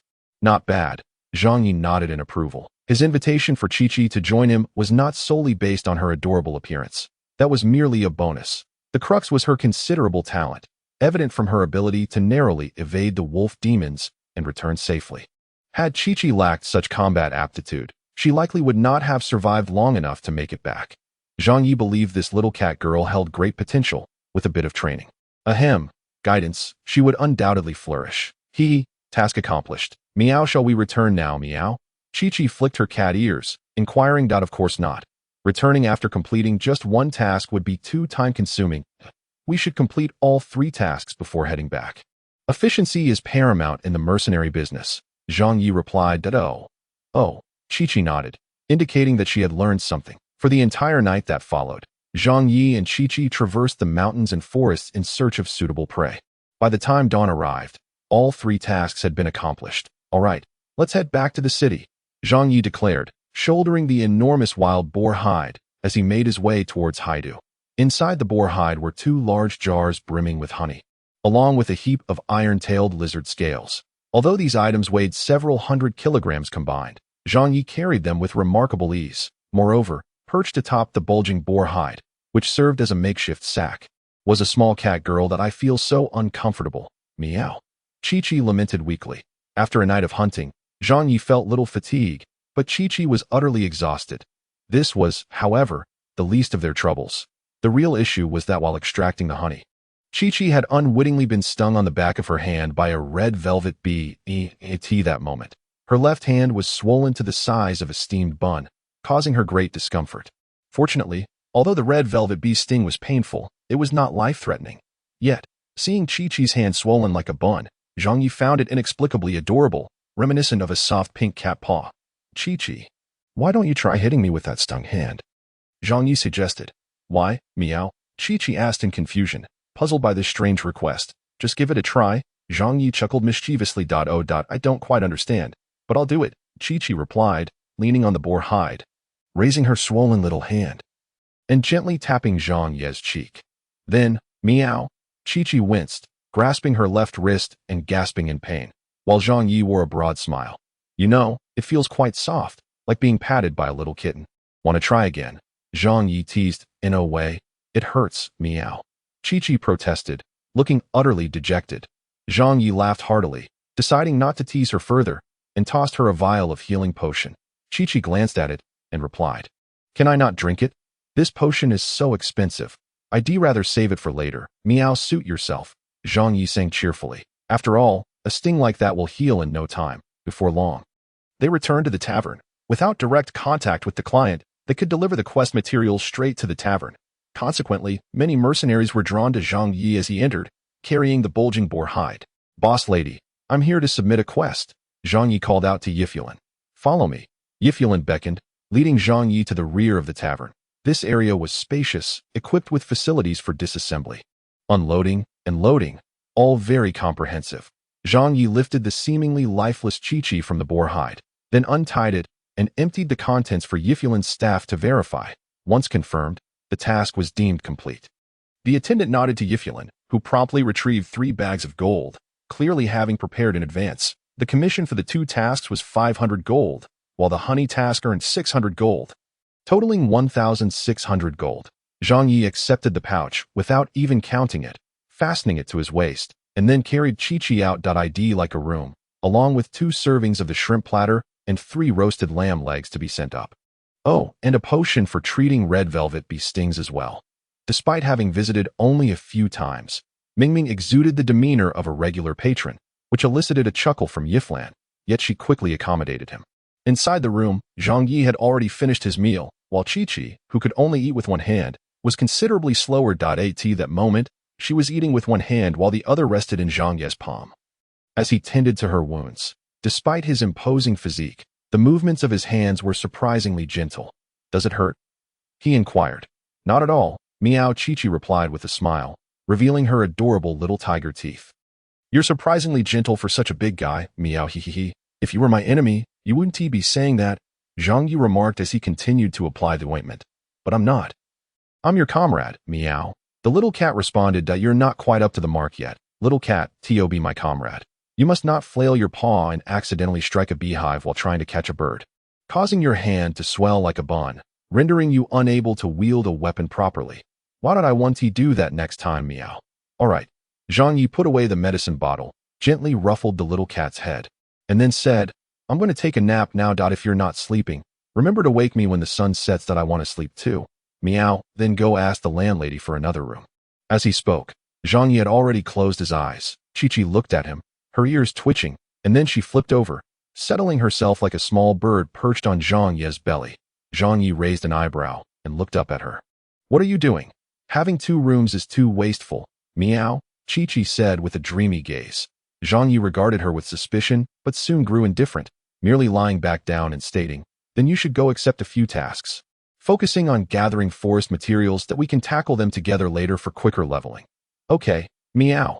Chapter 26. Unfortunate Chi-Chi. When Zhang Yi awoke, it was already evening. Glancing out at the orange-hued clouds illuminated by the setting sun, he silently praised his biological clock. What a luxury to wake whenever he pleased. So comfortable. Rising, he observed that, predictably, Chi-Chi had curled up once more, clutching her big tail while resting on his belly. Is this how all cats behave? In his previous life, a hacker on his team had a cat that did the same. Every time he woke up, it was either sprawled across his chest or belly, and at times, it would even rest directly on his face, making it difficult for him to breathe, as if smothered by a pillow in his dreams. Fortunately, in this life, his physical constitution was robust, and the mere presence of a small cat weighing less than 100 pounds on his stomach elicited no discomfort. Gently lifting Chi-Chi by the back of her little vest, he found her deeply asleep, utterly unresponsive. Zhang Yi pondered, considering that as a scout, such low vigilance was unacceptable. It seemed she would need some training in the future. Little did he know that Chi-Chi only exhibited this level of tranquility when sleeping on Zhang Yi, feeling entirely secure and warm in his presence. "Wake up, little cat. It's time for tasks." Meow Chi-Chi emitted a soft, melodious sound as she opened her eyes. After preparing her gear, she headed downstairs. The night in Haidu was still bustling with life. Unlike other cities, it resembled the small town near Zhang Ye's former village, where curfews were strictly enforced by 8 or 9 in the evening. In this city, where the city gates remain open late into the night, bustling streets are filled with throngs of people, and even the taverns continue to buzz with liveliness. One can only conclude that it is a city steeped in madness. This is the atmosphere that Zhang Yi adores. "Are you awake?" Upon seeing Zhang Yi descend the stairs, the enchanting tavern owner languidly leaned against the bar, her hand flicking gracefully to send a silver mercenary identification card soaring towards him. "Don't forget to draw blood." Zhang Yi caught it deftly between his fingers, and after pricking himself, he tucked it away with a smile. "Does the tavern never close? As long as the mercenary guild endures, the tavern shall remain eternally open," replied Yiflan with a grin. "Such dedication." Zhang Yi chuckled, and then ordered a glass of rum along with a leg of lamb from the street vendor. With that, he set off with Chi-Chi towards the outside. As they walked, he said, "Yiflan, please keep an eye on my belongings." His bag was still left in the room. "Understood," Yiflan responded, leaning back against the bar, propping her chin on her hand as she observed Chi-Chi, who was bouncing excitedly behind Zhang Yi. She smirked, recalling that the two had booked a room together. With such a hefty frame, she wondered if this little kitten could withstand the situation. She murmured to herself. The entire night unfolded with Zhang Yi and Chi-Chi scouring for materials, some from magical beasts, others herbs and plants, and a few insects as well. Though not particularly difficult, it was rather tedious. Nevertheless, they managed to complete everything before dawn broke. Chi-Chi finished 6 bronze-level collection tasks for flowers and plants, while Zhang Yi accomplished 4 silver-level material quests. All successfully to as Zhang Yi gazed at the scorpion, which was the size of a basin inside the cage. He felt a twinge of helplessness towards Chi-Chi. At that moment, Chi-Chi sat on the ground with drooping ears, one slender leg draped over a stone, revealing a swollen and inflamed wound on her calf. Zhang Yi couldn't help but suspect that this little kitten bore some ill-fated attribute.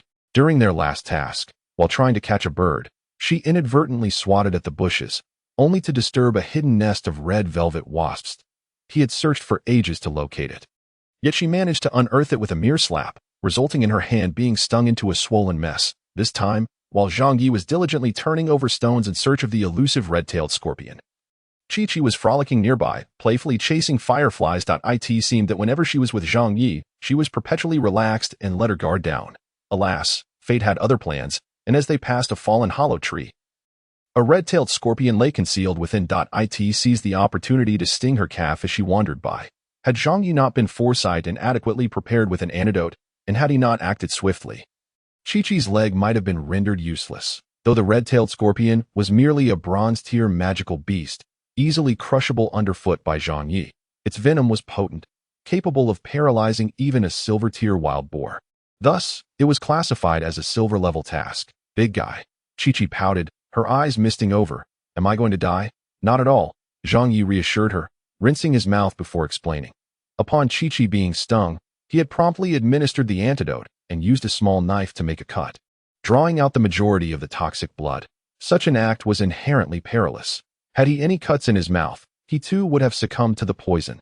Fortunately, exceptional mercenaries take good care of their oral health, which explains why Zhang Yi's teeth gleam with an almost radiant whiteness. However, I feel utterly drained, meow, Chi-Chi remarked. Having extracted the toxic blood and consumed the antidote, the residual toxins within Chi-Chi's body no longer posed a lethal threat.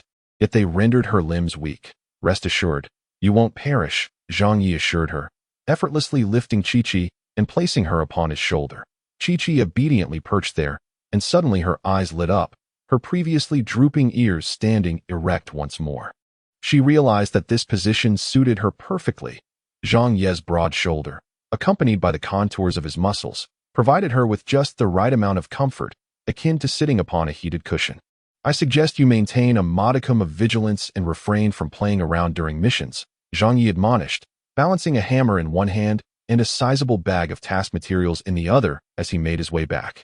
Understood, I won't do it again, meow, Chi-Chi replied, no second chances. Zhang Yi's tone was firm this time, causing Chi-Chi to shiver involuntarily. My comrade must be capable of standing on her own. You've encountered mishaps in 2 missions thus far. And how can I trust you to handle things independently? The tasks may seem straightforward, yet you must approach them with seriousness. Don't let my presence lull you into complacency. For the moment, it matters little. But we cannot always rely on just the 2 of us. While early skirmishes may seem trivial, should you continue in this manner, it could jeopardize the lives of our comrades. Upon hearing this, Chi-Chi's ears, which had perked up, drooped once more as she silently accepted Zhang Yi's reprimand. Have you understood? Zhang Yi inquired. Did I understand? There won't be a next time. Chi-Chi quickly responded. Really? Zhang Yi turned to look, his gaze falling upon Chi-Chi's delicately smooth thighs. The little cat was wearing shorts. Chi-Chi nodded vigorously. I won't be a burden again, meow. I promise. I believe in you. Zhang Yi finally smiled. That it was reassuring that Chi-Chi could take the message to heart. In truth, none of this was particularly grave. Perhaps Chi-Chi was merely having a stroke of bad luck, but it was precisely because of her that he could swiftly complete missions. Otherwise, merely locating the beehive and the red-tailed scorpion would consume considerable time. While these tasks appeared simple, they were indeed troublesome. Zhang Yi only hoped that Chi-Chi would not overly rely on him. Otherwise, it would be challenging to journey together to the end and become legendary mercenaries. When they returned to the tavern, dawn was just breaking, and the establishment was least populated at this hour, with several mercenaries sprawled over tables in deep slumber. Boss lady, I have a task to submit, Zhang Yi called out loudly, rousing several patrons. Some, grumpy from being awakened, were about to express their annoyance, but upon seeing Zhang Yi, they immediately fell silent. Here, Zhang Yi owed a debt of gratitude to Callahan. His formidable presence had indeed established a significant deterrent. However, while other mercenaries might cower before Zhang Yi, the boss lady was undeterred. Having toiled throughout the night, she too was weary, resting on the bar for a brief respite. Zhang Yi's loud voice startled her, causing her to jolt upright, her brows furrowing. "You brat, do you want to die by being so loud?" She raised her hand and playfully punched Zhang Yi in the chest. Venting her displeasure, it was neither painful nor bothersome. What the heck? To his surprise, the boss lady possessed considerable strength. Though it did not shake Zhang Yi, the smaller surface area of her fist made the blow surprisingly painful. Indeed, those who can operate a mercenary tavern are not to be taken lightly. Zhang Yi estimated that the proprietress must possess a rank equivalent to that of gold, which explains why the mercenaries here dare not jest with her. Zhang Yi smirked, seemingly unconcerned, and laughed heartily. After all, we are pressed for time, let's head to the back. Alright. Chapter 27. Red Flower. This time, the total commission amounted to 2,500 gold. Of that, 500 gold was the commission for the 6 bronze tasks undertaken by Chi-Chi. Upon receiving the 500 gold, Chi-Chi's eyes sparkled with delight as she joyfully leaped, as if the lethargy brought on by the toxins had vanished entirely. So much money. Who knew being a mercenary was so lucrative? She exclaimed. During her escort missions with the guard squad, she had only earned a minimum of 50 gold, and after factoring in the commission from the cargo's value, it typically just exceeded 100 gold. To purchase that coveted short sword she had long desired, she had saved for over a month. This is just the beginning. Zhang Yi chuckled that it was true that mercenaries earn money swiftly, yet it was also fraught with peril. If an ordinary silver-tier mercenary were to undertake Zhang Yi's task, it would take them several days and they might sustain injuries. After all, the forest was no leisure area, it was teeming with magical beasts. Along their journey, Zhang Yi and Chi-Chi encountered several silver-tier magical beasts, but they scurried away after Zhang Yi delivered a hefty blow. Don't get too carried away. After eating, take a short nap to adjust your body clock. We'll set off tonight. Zhang Yi advised that a proficient mercenary can adapt their body clock at will. Having spent 2 consecutive days working nocturnally, Zhang Yi needed to recalibrate. The next 2 tasks were particularly troublesome, requiring them to travel considerable distances to gather medicinal herbs, thus necessitating some sleep at night. However, Zhang Yi, brimming with vitality, could manage a night's work and still remain spirited enough to sleep on the carriage later. Chi-Chi, however, clearly had yet to acclimatize. Upon hearing this, Chi-Chi obediently nodded and went to sleep after finishing her meal. Zhang Yi, after his meal, sat at the bar, furrowing his brow as he scrutinized the task list while sipping his drink. "What's the matter? Facing difficulties?" inquired Yifulin, who had regained her composure and leaned closer to him. She was close enough for Zhang Yi to catch a whiff of her perfume, additionally, leaning against the bar with her upper body inclined. Had he chosen to look up, he would have glimpsed the alluring curve of her décolletage through her V-neck. Alas, Zhang Yi remained focused on the task list, stating, "Not exactly, if I recall correctly. This high mountain white peach blossom is located on the Aronas mountain west of Greer's city, isn't it?" He had memorized the map of this area, recalling the nearby towns and regions. Yifulin nodded. "It's only 36 miles from Greer's city. Why do you ask? I just feel that this stretch of road might be time-consuming, and we should make the most of it. Therefore, I plan to deliver the tasks directly at the Mercenary Tavern in Greer's city." Zhang Yi began, but before he could finish, Yifulin seized his collar, exclaiming excitedly, "What? You won't return to deliver the tasks?" Zhang Yi blinked, gazing at Yifulin, whose eyes were wide with surprise, and then replied, "The back and forth is quite bothersome. The final silver-level task lies 40 miles south of Jarila City, while the 2 task locations are separated by over 150 kilometers. Therefore, if I complete this task and return to Haidu to submit it, then head back, it would take an entire day to finish both tasks. At least 3 days would be required. Remember, I have only a month. Thus, it is most efficient to submit the task directly at the Mercenary Tavern in Jarila City. After all, this is a guild task, not a commission task, so it can be submitted at any tavern. As the name suggests, guild tasks are assignments designated by the guild, primarily involving various materials needed by the guild. In contrast, commission tasks must be submitted at the location where they were accepted, as the task materials must be delivered from the tavern to the client. As he spoke, Zhang Yi grinned mischievously. "The golden task I accepted from you can only be submitted here. It won't count towards any other tavern. Why are you so agitated? Afraid I might flee?" Ivan was momentarily taken aback, realizing that her behavior had been somewhat excessive. The surrounding mercenaries were already casting ambiguous glances her way. She quickly released Zhang Ye's collar, but couldn't resist stealing a glance at his exposed, well-defined abs. Her cheeks flushed slightly, but she retorted, "Huh, afraid I might lose you. I just fear you might wander too far and lose your way home, though." Zhang Ye's smile widened as he leaned on the bar, resting his chin on his hand. "Home? Are you suggesting I should consider the tavern my home? Madam, should I take this as a hint?" The mercenaries nearby widened their eyes in astonishment. What a bold lad, daring to flirt with the tavern mistress. Everyone braced themselves for the spectacle that was about to unfold. Sure enough, upon hearing this, Ivern's brows furrowed in annoyance. Grinding her teeth, she pulled out a frying pan as large as a basin from beneath the bar. Seeing this, Zhang Yi downed his drink in 2 seconds flat and dashed out of the tavern like the wind. Ivern, wielding the frying pan, chased him to the entrance, shouting, "You little rascal, if you have the guts, don't run." In the distance, Zhang Ye's laughter echoed, leaving Ivern both exasperated and amused. Ultimately, she shook her head and returned to the tavern, where all the mercenaries were watching her. She snorted and hoisted the frying pan, declaring, "What are you staring at? Never seen a beauty fight before." A group of mercenaries quickly averted their eyes, though a few couldn't help but chuckled. It's truly rare to see someone make the tavern mistress appear flustered. However, what Ivern did not anticipate was that just as she returned to the bar and put away the frying pan, Zhang Yi would push the door open and stroll back in. The mercenaries regarded him with admiration. This lad is truly daring. He flirts with the tavern mistress and then makes a swift escape, only to return before even having a sip of his drink. Ivern's eyelids twitched, and her hand instinctively reached under the table. "I see you truly don't regard me highly." But before she could act, Zhang Yi suddenly inquired, his expression fraught with urgency, "Madam, do you remember what the second task I submitted was?" Seeing the urgency etched on his face, Ivern couldn't help but be startled. What trouble had he encountered?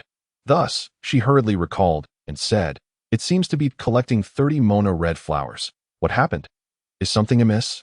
Zhang Yi, with a mysterious expression, beckoned her closer while glancing around, as if he were about to divulge a secret. Yvonne leaned in, straining to hear his words, yet all she saw was Zhang Yi gently placing a mono red flower at her temple. Stunned, Yvonne froze, as did everyone else. Zhang Yi then grinned widely, saying, "I thought I had delivered one less. Turns out I picked one too many. Boss lady, the mono red flower suits you splendidly." With that, he dashed away like the wind, casually snatching a few task slips from the board. It was only when teasing voices echoed through the tavern that Yvonne finally came to her senses, her face flushing crimson. The mercenaries had already covered their ears, bracing for the boss lady's roar. Yet, to their astonishment, after a considerable wait, she did not unleash her wrath with a shout nor charge out wielding a frying pan. Instead, she silently wiped the table and collected Zhang Ye's empty dishes before retreating to the kitchen. What does this mean? The crowd exchanged glances, swallowing hard. In the kitchen, a female staff member looked at Yvonne quizzically as she splashed water on her face repeatedly. At that moment, Yvonne felt her cheeks burning. In such a short span, she had been playfully teased by the same person not once, but twice. In the past, anyone who dared to tease her would have already been sent flying by her frying pan. But for some reason this time her embarrassment outweighed her anger. That insufferable brat, as she muttered through gritted teeth. Yet as she removed the mono red flower from her hair and gazed at its vibrant hue juxtaposed with her red dress, a smile involuntarily crept across her lips. It did seem quite fitting, indeed. Chapter 28. An unexpected delight. After playfully teasing the boss lady, Zhang Yi felt elated. He hummed a tune while perusing the task slips. 2 material quests awaited him, one for High Mountain White Peach Blossoms and the other for 9 dragon worms. Zhang Yi recalled that High Mountain White Peach Blossoms could be brewed into flower tea, a favorite of Horan's, so he planned to gather a bit more. As for the 9 dragon worm, despite its imposing name, it was merely a small beetle that feasted on fungi, posing no threat whatsoever. Children could catch them with bare hands. The quest's silver tier was attributed to the fact that these critters could only be found in the Red Mushroom Forest, located 40 miles south of Gorilla City. The dangers of the Red Mushroom Forest far surpassed those of the surrounding seas. Even the outskirts were rife with silver tier monsters, while the interior housed golden tier beasts. However, as long as he did not encounter any platinum tier creatures, Zhang Yi felt confident in managing the situation. Besides these 2 tasks, he also intended to tackle a few additional side quests. Just then, A voice interrupted him. Zhang Yi turned to see his old friend, Jeff. His eyes brightened as he approached to greet him. Hey, Jeff, no tasks for you today? No, there haven't been any distant orders lately, Jeff replied with a smile. I see it. By the way, your boss is named Eli, right? Zhang Yi inquired. Yes, his shop is just around the corner. I was about to head there. Jeff responded. That is quite fortuitous. I need to replenish some potions as well. Zhang Yi casually draped his arm over Gu Ao Fu's shoulder. All right, Gu Ao Fu replied, casting a glance at his boisterous companion and nodding in agreement. The two then made their way to the potion shop, aptly named Ailey Potions. Upon entering, Zhang Yi spotted a middle-aged man, donned with pince-nez glasses, seated at the counter engrossed in a book, his hair meticulously styled in a manner befitting a gentleman. Welcome to Ailey Potions, the man instinctively greeted as they entered, but upon noticing Gu Ao Fu beside Zhang Yi, his curiosity was piqued. Captain Gu Ao Fu, this gentleman is, boss, this is Zhang Yi, Gu Ao Fu introduced. Zhang, this is our proprietor. Oh, so it is you, Ailey exclaimed, promptly stepping out from behind the counter to warmly shake Zhang Yi's hand. My sincerest apologies. One of my employees recently resigned, leaving me to manage the shop alone.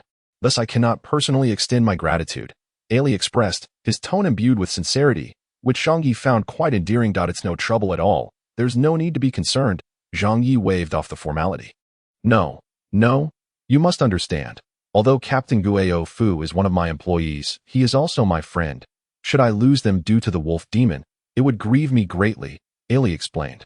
Therefore, as a token of my appreciation, whenever you come to purchase potions from my shop, you shall only pay the cost price. That is absolutely splendid. Zhang Yi laughed heartily, raising an eyebrow at Gu Ao Fu. You have an excellent boss. Indeed, I cannot argue with that, Gu Ao Fu replied, chuckling in agreement. Perfect timing. I require healing potions, stamina potions, and clarity potions, 10 bottles of each, in intermediate quality, Zhang Yi requested. Not a problem, Ailey replied, immediately setting off to gather the potions. In a short while, he returned with a basket brimming with vials. These are all concocted by me, the finest intermediate potions. Would you like to sample them? No need. Everyone in the city speaks highly of Ailey's potions. Zhang Yi remarked with a smile. Ailey beamed with delight at the compliment. Too kind. How much do I owe you for these? Zhang Yi inquired as he reached for his pouch of coins. As we agreed, cost price. For 30 bottles of intermediate potions, a mere 400 gold coins. My goodness, such a low cost. Zhang Yi was astonished, well aware that a single bottle of intermediate potion typically fetched over 100 gold coins. To discover that the production cost was merely a fraction of that was a revelation, making him ponder the prospect of opening his own potion shop. After paying with alacrity, Zhang Yi secured the potions, but did not take his leave. Instead, he engaged Ailey in conversation. Ailey, evidently a gregarious individual, found a kindred spirit in Zhang Yi. By the way, Mr. Ailey, was your previous employee named by Zhang Yi suddenly recalled and inquired. Yes. How did you know? Ailey responded. Puzzled. Oh, I have a bit of a connection with her. Zhang Yi replied with a smile that he had previously heard from Granny Lunla that Bai juggled her studies while working at a potion shop to support the welfare home. Upon hearing Ailey mention the recent resignation, Zhang Yi made the connection. Oh, you know much about Bai? Zhang Yi continued, as Granny Lunla had entrusted him to assist Bai, which necessitated understanding her circumstances first. Though not extensively informed, Ailey pondered for a moment before stating, I am aware that her family is not in a favorable financial situation, necessitating her to balance both studies and work. However, she is an exceptionally diligent employee, consistently fulfilling her assigned tasks with admirable proficiency, and it is said that she is a distinguished scholar at Haidu Academy. You see, I once instructed her to organize the shelves, and not only did she accomplish that, but upon my return, she had also impeccably cleaned the entire store, even polishing the glass windows until they shone. It is indeed rare to find such an industrious and outstanding employee. The most remarkable aspect is her innate talent for concocting magical potions. On one occasion, when I was absent, a customer came seeking a potion that was already sold out. She took the initiative to source the materials and brewed it herself, and the customer later returned to express their gratitude to me. At that moment, I realized this girl was extraordinary, truly deserving of her reputation as an exemplary student of the Magic Academy. Alas, that I had intended to mentor her into becoming a potion master. But before I could impart my knowledge, Haidu Academy enforced a lockdown, and she had no choice but to resign. Ailey spoke with a tone of regret, while Zhang Yi listened with rapt attention. What about her personal life? Zhang Yi inquired further. That, I haven't paid much attention to, but she seems a bit rigid that I advised her to stand at the counter to create a positive impression for incoming customers. And she stood there all day. So, I later informed her that it was acceptable to sit and rest when no one was around. Quite a bit slow on the uptake, Zhang Yi chuckled. Indeed, Ailey nodded in agreement, continuing, moreover, she rarely engages in conversation. When faced with customers, she struggles to articulate even a few sentences. Thus, I decided to assign her solely to organizing the shelves while I would handle the customers myself. Oh, wait, suddenly, Ailey recalled something and remarked. Once, a few students from Haidu Academy came here to purchase potions. They appeared to know her. However, those individuals that, how should I put it, were rather insufferable. Zhang Ye's interest piqued. He had not anticipated that a mere inquiry would yield such unexpected information. So he quickly asked, how many were there, male or female, and what were their names? Ailey cast a peculiar glance at Zhang Yi and continued, there were 4 of them, all girls, and I do not know their names. For I ultimately expelled them from the premises. They intentionally knocked over my employee and attempted to blame her for the shattered potions. Had it not been for the florist across the street witnessing the incident and informing me, I might have wrongly accused her. Consequently, I refused to serve them and insisted they leave my store. Zhang Yi nodded in approval, patting Ailey on the shoulder. Ailey, has anyone ever told you that you are a true man? Haha. Thank you for the compliment. Ailey laughed heartily. Zhang Yi chuckled in return before stating, to be frank, this matter is of great significance to me. Of great significance. Could it be that she is your? As Ailey spoke, a look of realization washed over his face, accompanied by a knowing smile. Zhang Yi recognized his misunderstanding, but chose not to dispel this delightful misconception. Instead, he smiled and said, therefore, I need to know what those girls who bullied her look like. I shall teach them a lesson to keep their distance from her. Absolutely. Eli evidently held a deep admiration for Zhang Ye's demeanor. Thus he took him into the shop and promptly rendered portraits of those few individuals. Gazing upon the lifelike depictions, Zhang Yi marveled. Mr. Eli, your artistic skills are truly extraordinary. Eli, with a hint of modesty, replied, haha, I actually have a side profession as a fashion designer, so I possess a rudimentary understanding of painting. Yet, it was clear that Zhang Ye's exaggerated praise delighted Eli immensely. I am profoundly grateful, Mr. Eli. I am willing to undertake a prestigious task for you at no cost, Zhang Yi declared. Chapter 29. The Bully. No, there's no need for that. It was merely a trifling effort. Eli quickly waved his hands in denial. I was once my most outstanding employee, and she has aided me greatly. That meager salary makes me feel somewhat guilty towards her. So I am more than happy to assist if I can. Absolutely not. You have rendered me a tremendous service, and this is a gesture of gratitude from an exceptional mercenary. Please do not decline. Zhang Yi insisted earnestly. The wheels of calculation turned vigorously in his mind, but unfortunately, Eli remained oblivious. Observing Zhang Ye's earnestness, Eli pondered for a moment and said, very well, I do have a task to delegate, and I require a distinguished golden-level mercenary. That is splendid, Zhang Yi exclaimed joyfully. You may post the task at the Mercenary Tavern on East City Street. Inform the proprietress that I recommended you. You can pay her the commission up front, and I shall refund you in full upon completion of the task. Eli looked somewhat perplexed. Do you not accept private commissions? This way, you wouldn't have to relinquish a portion of the commission to the Mercenary Guild. Of course I do, but I have some rapport with the tavern proprietress. She requires the prestige of a golden-level task. Zhang Yi winked. Eli, a seasoned veteran, immediately grasped Zhang Ye's implication and chuckled, nodding in agreement. Then I shall entrust the matter to you. Indeed, it is my honor to engage in a transaction with a gentleman such as yourself. Listening to the shrewd laughter shared between the two, Jeffrey, who was standing by, felt like an innocent lamb in comparison. Thus, Zhang Yi not only gleaned information regarding the campus bullies, but also secured a golden-level freelance commission, bringing him one step closer to elevating the tavern's rating.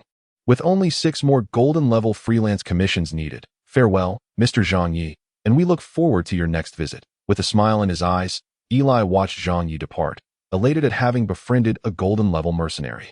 However, Zhang Yi soon returned to Mr. Zhang Yi. Is there anything else you require? Eli asked, somewhat puzzled, only to see Zhang Yi lean in conspiratorially, raising his eyebrows suggestively. Though, there is one more thing. Have you ever seen Bai's appearance? Eli was momentarily taken aback, then exclaimed in surprise, "Now that you mention it, did I realize I have never actually seen Bai's face. As she I understand. She is wrapped up too tightly," Zhang Yi said, somewhat disappointed. Then waved his hand dismissively. "No other matters. Farewell, Mr. Eli. Farewell, Mr. Zhang Yi." Exiting Eli's potion shop, Zhang Yi glanced at the portraits in his hand.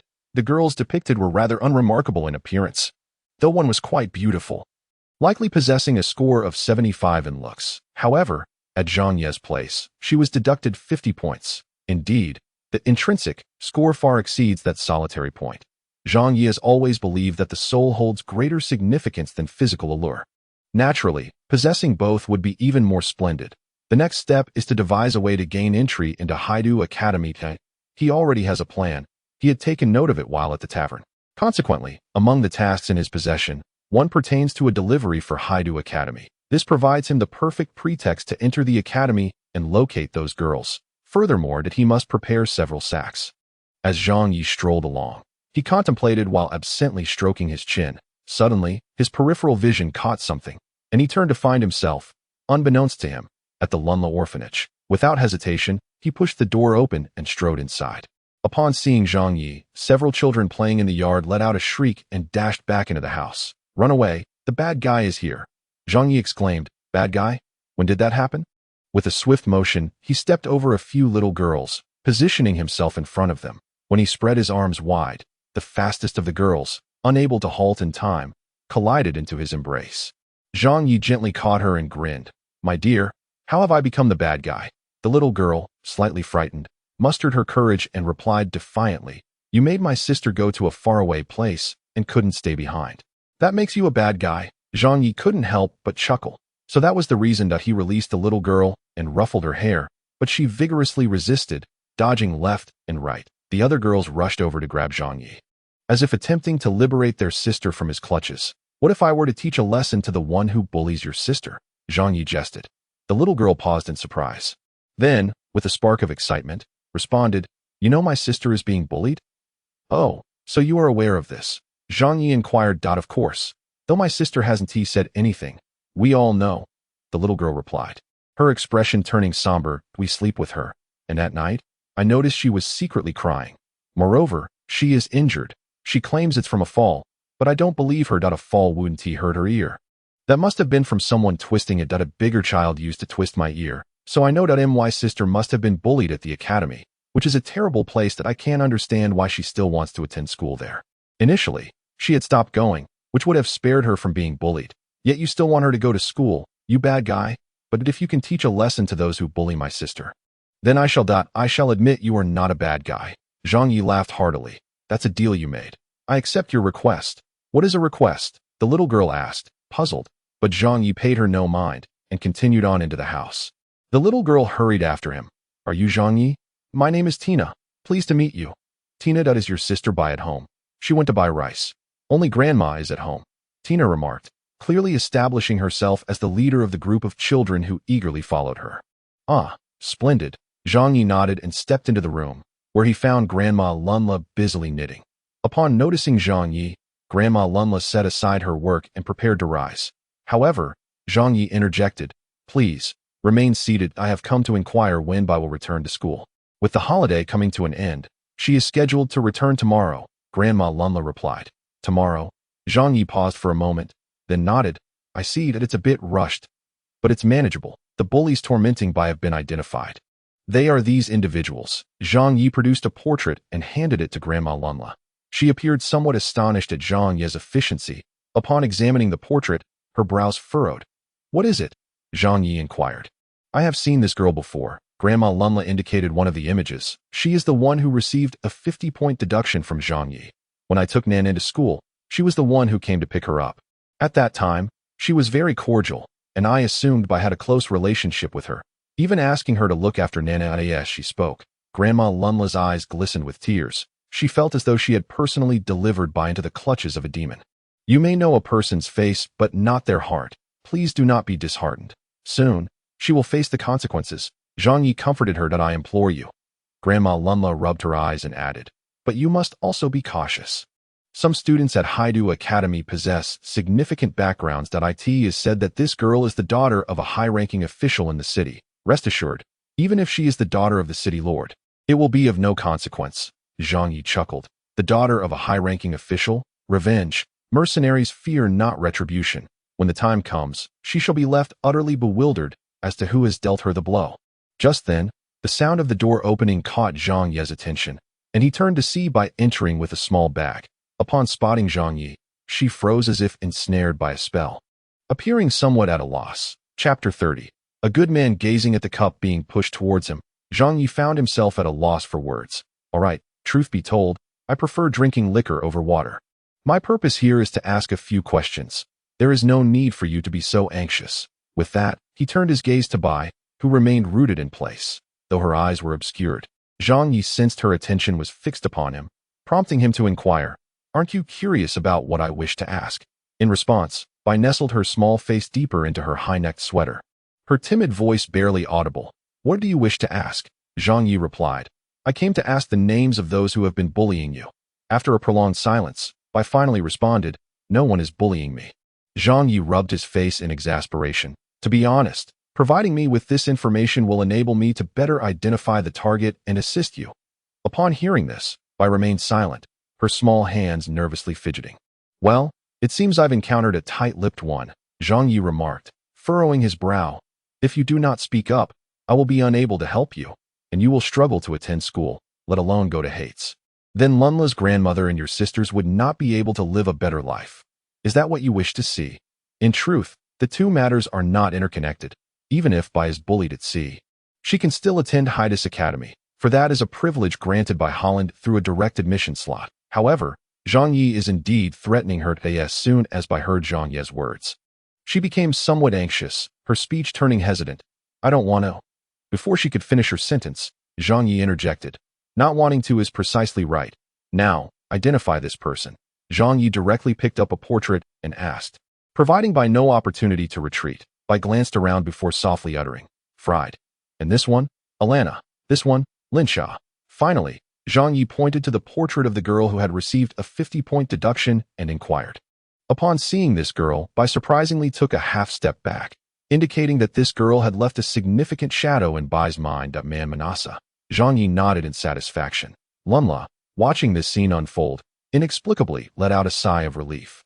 Although Zhang Yi's tone had seemed threatening and fierce, it proved surprisingly effective. Normally, when she questioned Bai, she was gentle and cautious, afraid her words might hurt Bai. Yet now it appeared that Zhang Yi's approach was far more suitable. If it were her, she certainly would not have the heart to speak to Bai in such a manner. She cherished the girl too much to do so, with the identification of the culprit complete. It was now time for the implementation of sanctions. Zhang Yi stood up and addressed Bai. What time will you head to the academy tomorrow? 5 in the morning, Bai replied, after the identification. She felt inexplicably lighter, as if merely speaking it had alleviated her burden, and thus her speech returned to normal, no longer stammering, albeit still in a soft voice. So early?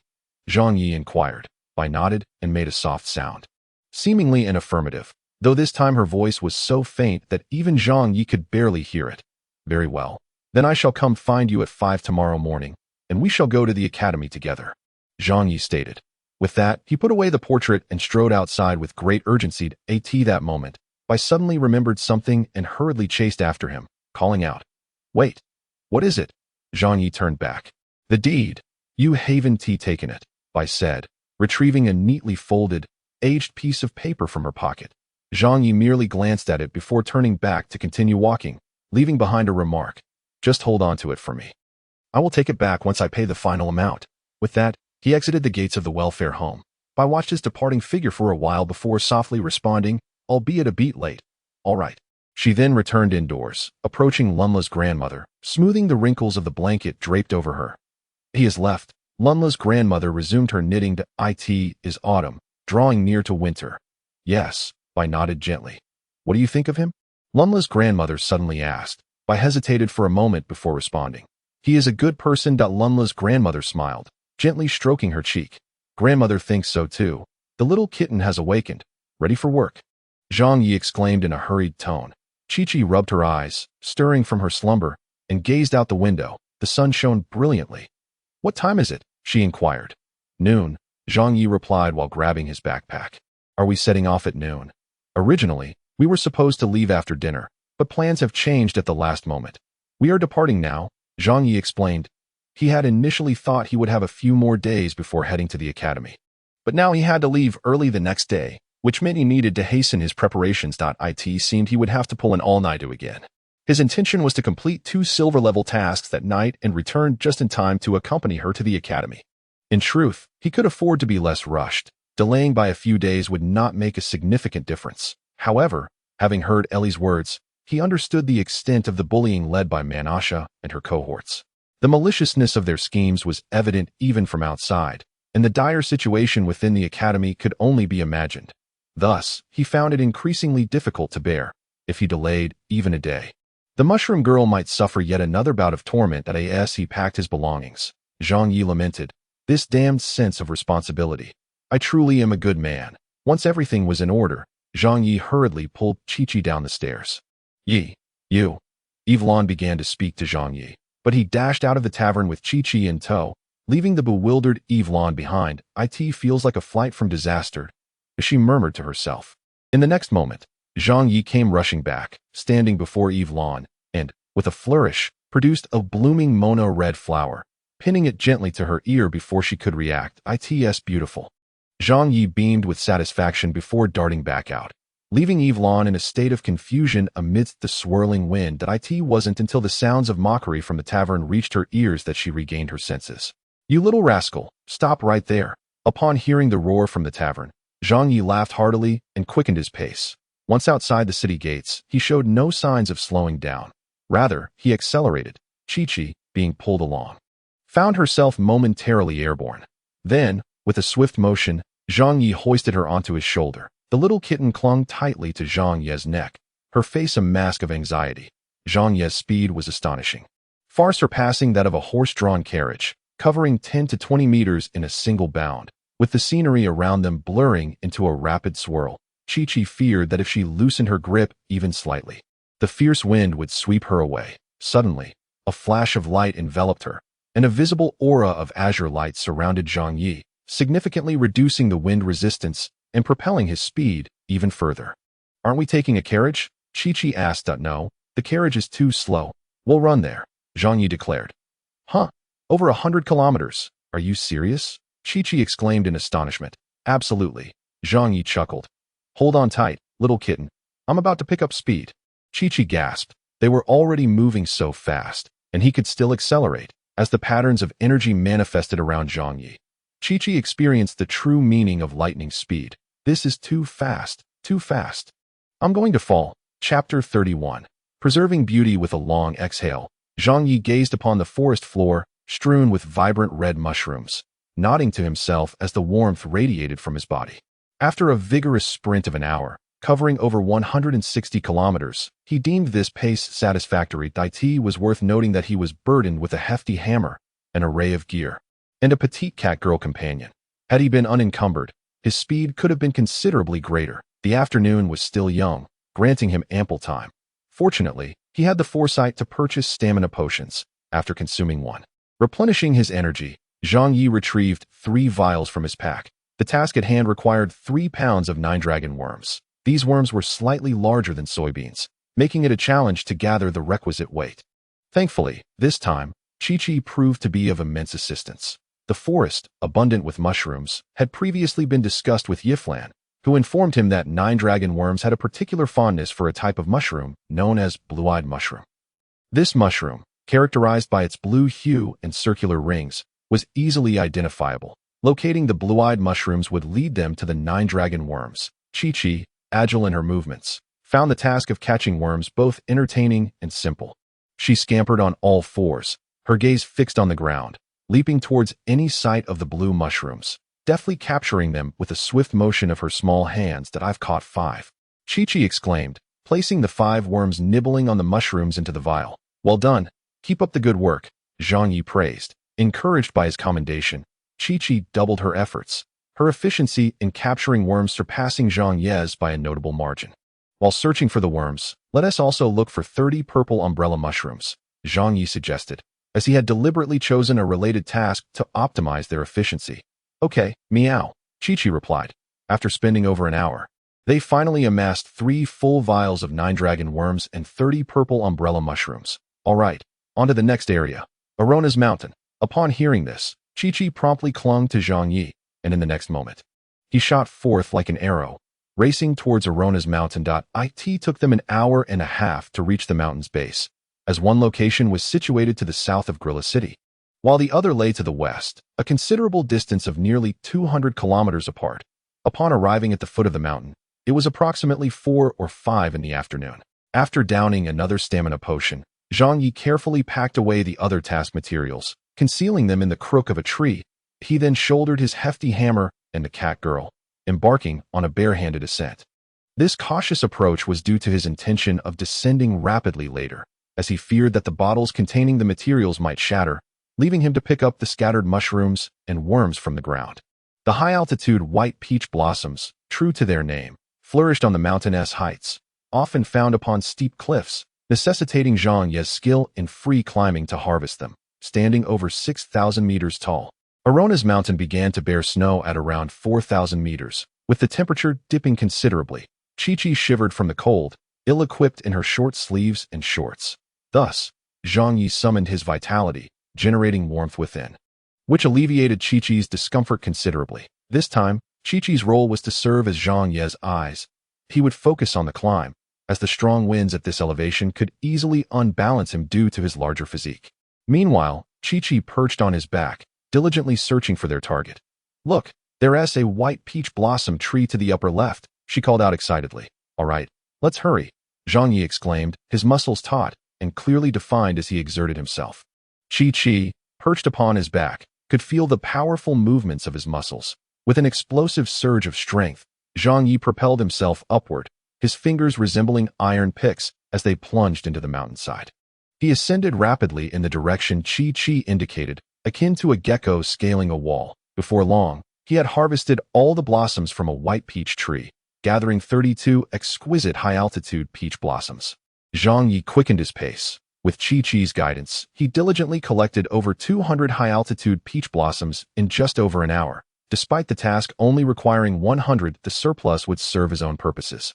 Casting a glance toward the horizon, he noted that the sun was nearing its descent. The golden orb cast a warm orange hue across the sky, with clouds ablaze like flickering flames, giving the impression that half the sky was engulfed in fire. Witnessing the sunset from the mountains was indeed a unique experience. Yet this was not the time for reveling in beauty. Time to descend, he declared, and without hesitation, he released his grip on the mountainside. Initiating a free fall. Chi-Chi, startled, clung tightly to his neck, emitting a shrill scream. We're falling. We're falling. Ha! Zhang Yi laughed heartily, spreading his limbs to maintain balance as he gradually approached the mountainside. Just before contact, he began to run down the nearly vertical surface, his feet moving at remarkable speed. With one hand, he scooped Chi-Chi into his embrace for protection. Racing downwards, he reached the foot of the mountain at an astonishing velocity, mere moments away from the ground. With one hand, he raised a heavy hammer and struck the mountain with great force. The tremendous recoil sent him hurtling backward, yet it mitigated some of the downward force. A resounding crash reverberated as the ground trembled beneath him, fissures appearing in the earth. Though slightly shaken, Zhang Yi stood up as if nothing had happened, with Chi-Chi nestled securely in one arm. Ensuring she didn't get thrown off balance. It's safe to open your eyes now, Zhang Yi assured her. Chi-Chi, who had been tightly shut, cautiously opened her eyes. Did we die? She asked, her voice trembling. Not at all, Zhang Yi replied, setting her down. Quickly gather yourself. We need to head back. Chi-Chi's legs were still a bit shaky, but after a brief moment, she felt much steadier. After locating the materials hidden among the trees, Zhang Yi returned with an assortment of supplies, continuing to run back. By the time Zhang Yi returned to Haidu, he had already consumed 5 bottles of stamina potions, with Chi-Chi having drunk one as well, leaving only 4 behind, a testament to the immense energy expenditure. Although stamina potions were available, they could not prevent fatigue. After consuming so many in such a short span, their effects had diminished significantly. And upon arriving at the tavern, Zhang Yi found his eyelids heavy with exhaustion. It was worth noting that he had not slept the previous night due to his tasks. Around 10 o'clock in the evening, Aboard the Hylian number 11, you're back so soon, Yiflan exclaimed upon seeing Zhang Yi and Qi. Without elaborating, Zhang Yi placed the task materials onto the ground and yawned. Let's tally this up. I'm about to fall asleep. Yiflan could discern his exhaustion, prompting her to immediately summon someone for a calculation. Astonishingly, Yiflan was taken aback when she learned that both of the protracted silver tier tasks had been completed. Remarkably, it had only taken half a day.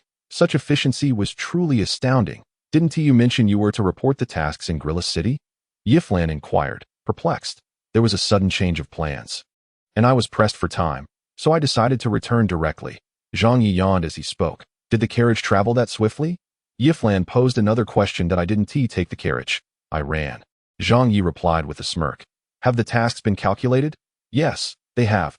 Yiflan remained in a state of shock. You ran? Considering the distance of the two tasks back and forth, did you cover 800 or 900 kilometers in half a day? My goodness, what kind of monster are you? However, Zhang Yi clearly had no time for further conversation. After accepting the commission, he carried the already asleep Qi upstairs. He must be utterly exhausted. Yiflan chuckled softly, shaking her head to her surprise. Just as Zhang Yi reached the top of the stairs, he came back down and waved at Yiflan. What's the matter? Yiflan approached him. Without uttering a word, Zhang Yi extended his hand, presenting a delicate mountain peach blossom that appeared at Yiflan's ear. Yiflan was momentarily taken aback, staring blankly at the obviously fatigued figure before her, unsure of how to respond. Stay beautiful, Zhang Yi grinned. And with another yawn, he ascended the stairs once more. Even in such exhaustion, he still found the energy to tease me. Truly. Yiflan was at a loss as to whether to feel anger or amusement. Subsequently, she plucked the mountain peach blossom from her ear, examined it, and then placed it back. Perhaps she ought to acquire a white dress. Chapter 32. All blame on Manasha. Zhang Yi dreamt he was tumbling into a world enveloped in fluffiness. In this realm, the flowers, grass, trees, plains, and even the clouds drifting in the sky were all covered in a soft, fuzzy texture, bestowing upon him an overwhelming sense of comfort and delight that he lay upon the plush meadow, relishing the gentle caress of the soft fibers when suddenly, the fluffy expanse began to roll. Engulfing him entirely, he felt his breath constricting, and with a jolt, he awoke. Before him was a fuzzy creature. Propelling himself up, Zhang Yi discovered, to his dismay, that it was Qi's tail. The voluminous tail had sprawled across his face, its fluffy fur smothering part of his visage and nose, causing him to struggle for breath. Zhang Yi wore an expression of exasperation. This girl truly had the most unruly sleeping habits. Despite having cast her to the far side of the bed while she slept, she had somehow found her way back onto him by the time he awoke. Pushing aside Qi's tail, Zhang Yi rolled out of bed and retrieved a pocket watch from the waist pouch that lay on the bedside table. Despite its seemingly sophisticated appearance, pocket watches had been invented centuries prior in his previous world. Although this realm did not follow a technological path, its industrial capabilities were surprisingly advanced, largely due to the existence of magic.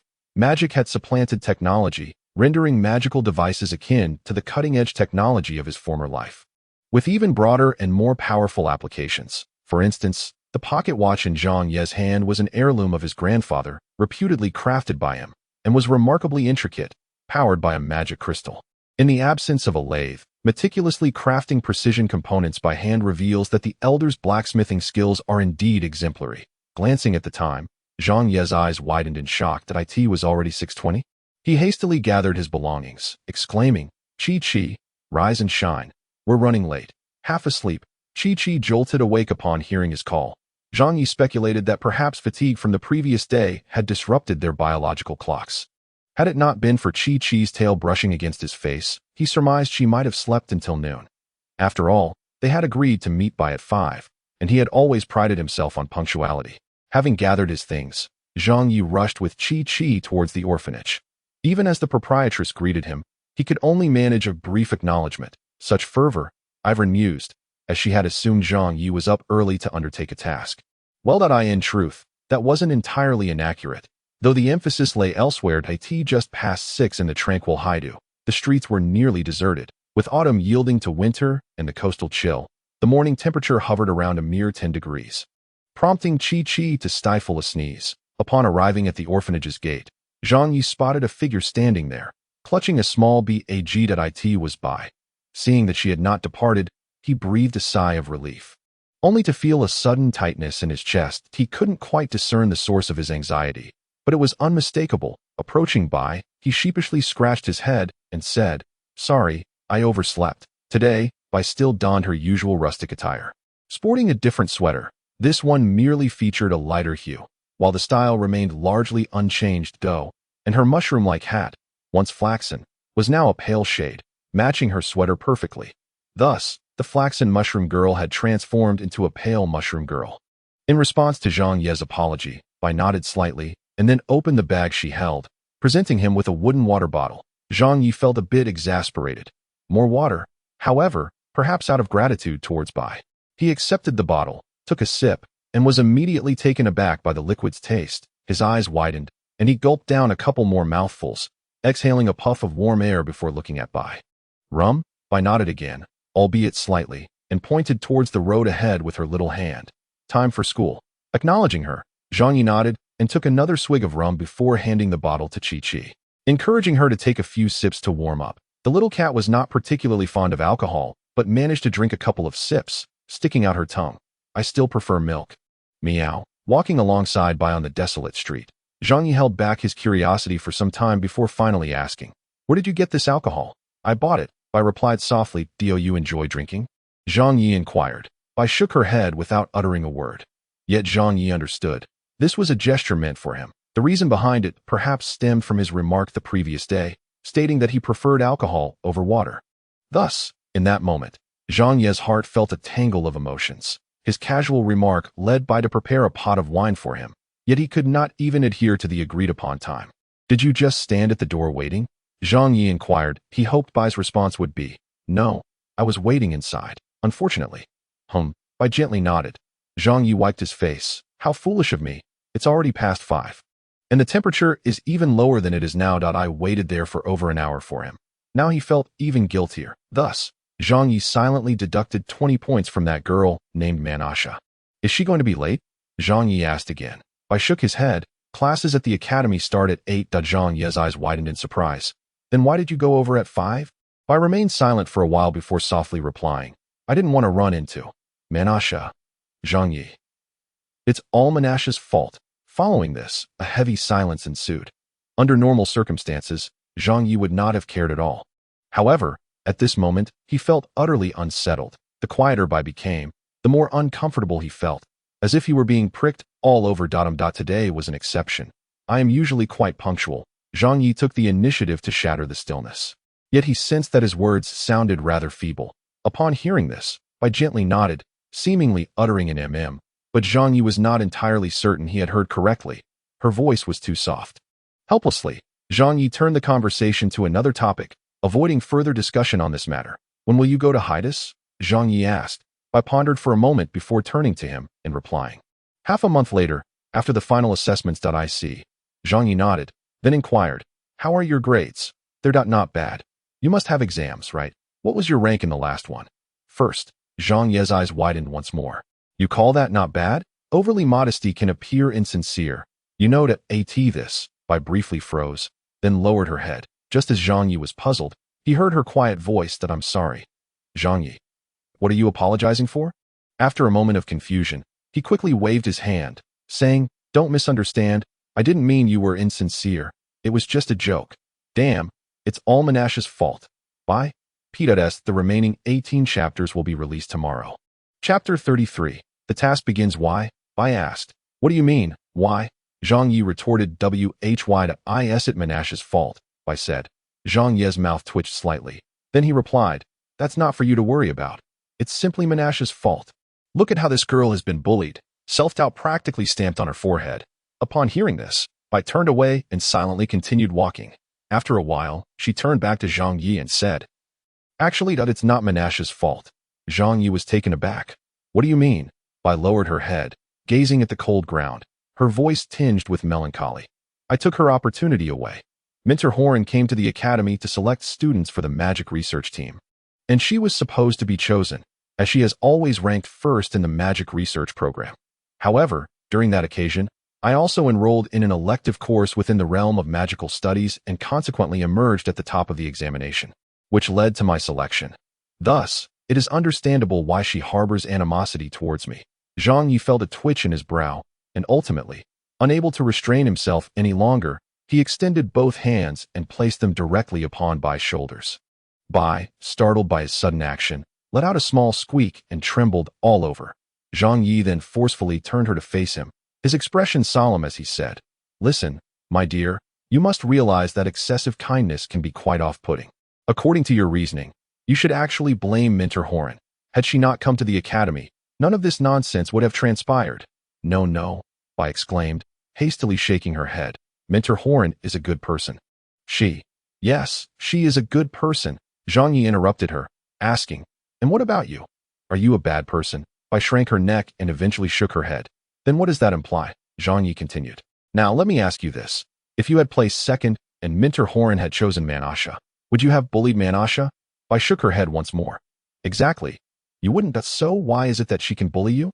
Your first place achievement is a testament to your own abilities. Minter Horan's choice of you is also a recognition of your merit, and it speaks volumes of her discerning eye. So why does she have the audacity to bully you? Simply because of your kindness and your silence in the face of her bullying. You are not at fault, my dear, not in the slightest. Therefore, you should not shoulder the blame that does not belong to you. Rather, you must unleash your fury upon the one who torments you. Do you understand, my dear? This is what we call, it's all Bloody Menashe's fault." Chi-Chi immediately raised her hand. "It's all Bloody Menashe's fault." "Meow, see. Even the little kitten understands." Zhang Yi chuckled. "So do you grasp it now?" Bai tilted her small face, staring dazedly at him. In this angle, Zhang Yi could catch a glimpse of her petite face peeking out from beneath her high-necked sweater. He could discern her small mouth and the faint outline of her features, and Zhang Yi would bet his life that Bai was absolutely not unattractive. Plus 5 points. That's 85 points. Come on, young lady, strive to surpass Hilda. After a while, Bai finally regained her composure. She gently squeezed her small hands and nodded softly. Zhang Yi grinned. "Now, say it with me. It's all Bloody Menashe's fault." "Chi-Chi, it's all Bloody Menashe's fault." "Meow, Bai." She murmured softly. "Grandma Lunla says that it is wrong to curse." "All right, Grandma Lunla is indeed correct," Zhang Yi replied, pouting slightly, yet he did not press further. The cold wind howled around them as Zhang Yi produced the wooden flask, downing the rum within in one swift motion, before retrieving a cigarette and lighting it. "Chi-Chi, can I try it, meow?" Zhang Yi. Here he handed the cigarette to Chi-Chi, who curiously examined it for a moment before taking a puff, only to erupt into a fit of severe coughing. "So uncomfortable. Cough cough. That I don't like it. Cough cough." "Huh? That's why children really shouldn't smoke," Zhang Yi remarked, reclaiming the cigarette and placing it between his lips. After a brief moment, Chi-Chi wiped away the tears from her eyes and pouted, declaring, "I am not a child. Meow. I have reached the age of 17. Meow." Zhang Yi was momentarily taken aback, nearly forgetting that this young lady is a year older than him. "Does that mean I should address Chi-Chi as sister?" Thus, with a composed demeanor, Zhang Yi fabricated a small lie. 17 is still a child. "I am 18. As he spoke, with a cigarette in his mouth. He turned to Bai and inquired, "How old are you?" Bai replied, 19. Zhang Yi coughed. Ahem, ahem, ahem. He had inhaled some smoke, which provoked an uncontrollable fit of coughing. Chi-Chi burst into laughter, while Bai, observing Zhang Yi's flushed face from coughing, hesitated for a moment before gently patting his back to help him regain his breath. In truth, Zhang Yi's blush was entirely due to embarrassment. Had he known, he would have claimed to be 20. Moments ago, he had referred to Bai as girl, only to realize she was 3 years his senior. Such thoughts made his face burn with shame. Nonetheless, as a person with a bold heart, Zhang Yi quickly dismissed the matter from his mind. "That is Haidu Academy. It seems quite decent," Zhang Yi commented as he gazed at the distant institution. Haidu Academy is situated at the intersection of land and sea, with half of its structure submerged in water and the other half on land, accompanied by a dock nearby. From a distance, it indeed appeared quite imposing. This moment, it was already 6:40, and the walk had taken 20 minutes. Consequently, students were gradually entering the academy through the gates. Initially, Zhang Yi contemplated whether he could slip in unnoticed. However, he soon discovered that students were required to present their school badges for inspection. Bai, not in uniform but adorned with a badge pinned to her sweater sleeve, passed through without hindrance. Yet Zhang Yi was stopped at the entrance. Fortunately, he had prepared for this eventuality. Noticing Bai had returned to her senses and was waiting for him, Zhang Yi waved his hand dismissively. No need to wait for me. You go on ahead. Bai nodded gently and walked deeper into the academy, while Zhang Yi produced a task order stamped by Yifulin and handed it to the wizard guarding the entrance, presenting his mercenary identity card. Hello, I am here to collect a task. The wizard inspected the document and then raised an eyebrow at Zhang Yi. You're a new face. You understand the rules, right? As an outsider, there are certain areas you cannot access. Rest assured, I am well aware of the regulations. Zhang Yi replied with a cheerful smile, offering the wizard a cigarette. The wizard took it, inhaled its fragrance, and his eyes brightened, a smile gracing his face. Good smoke. You may enter. The library is straight ahead and to the right. The wizard, no longer obstructive, even informed Zhang Yi of the task's collection location, allowing him and Chi-Chi to enter the academy with ease. This mission involved delivering books from the library to another city. However, Zhang Yi was not there solely for the task. He watched Bai's gradually receding figure in the square and turned to Chi-Chi, stating, Time is of the essence. Chi-Chi, you go to the library for the cargo. I will scout around and return shortly. Okay, meow. A well-behaved little kitten truly makes things much easier.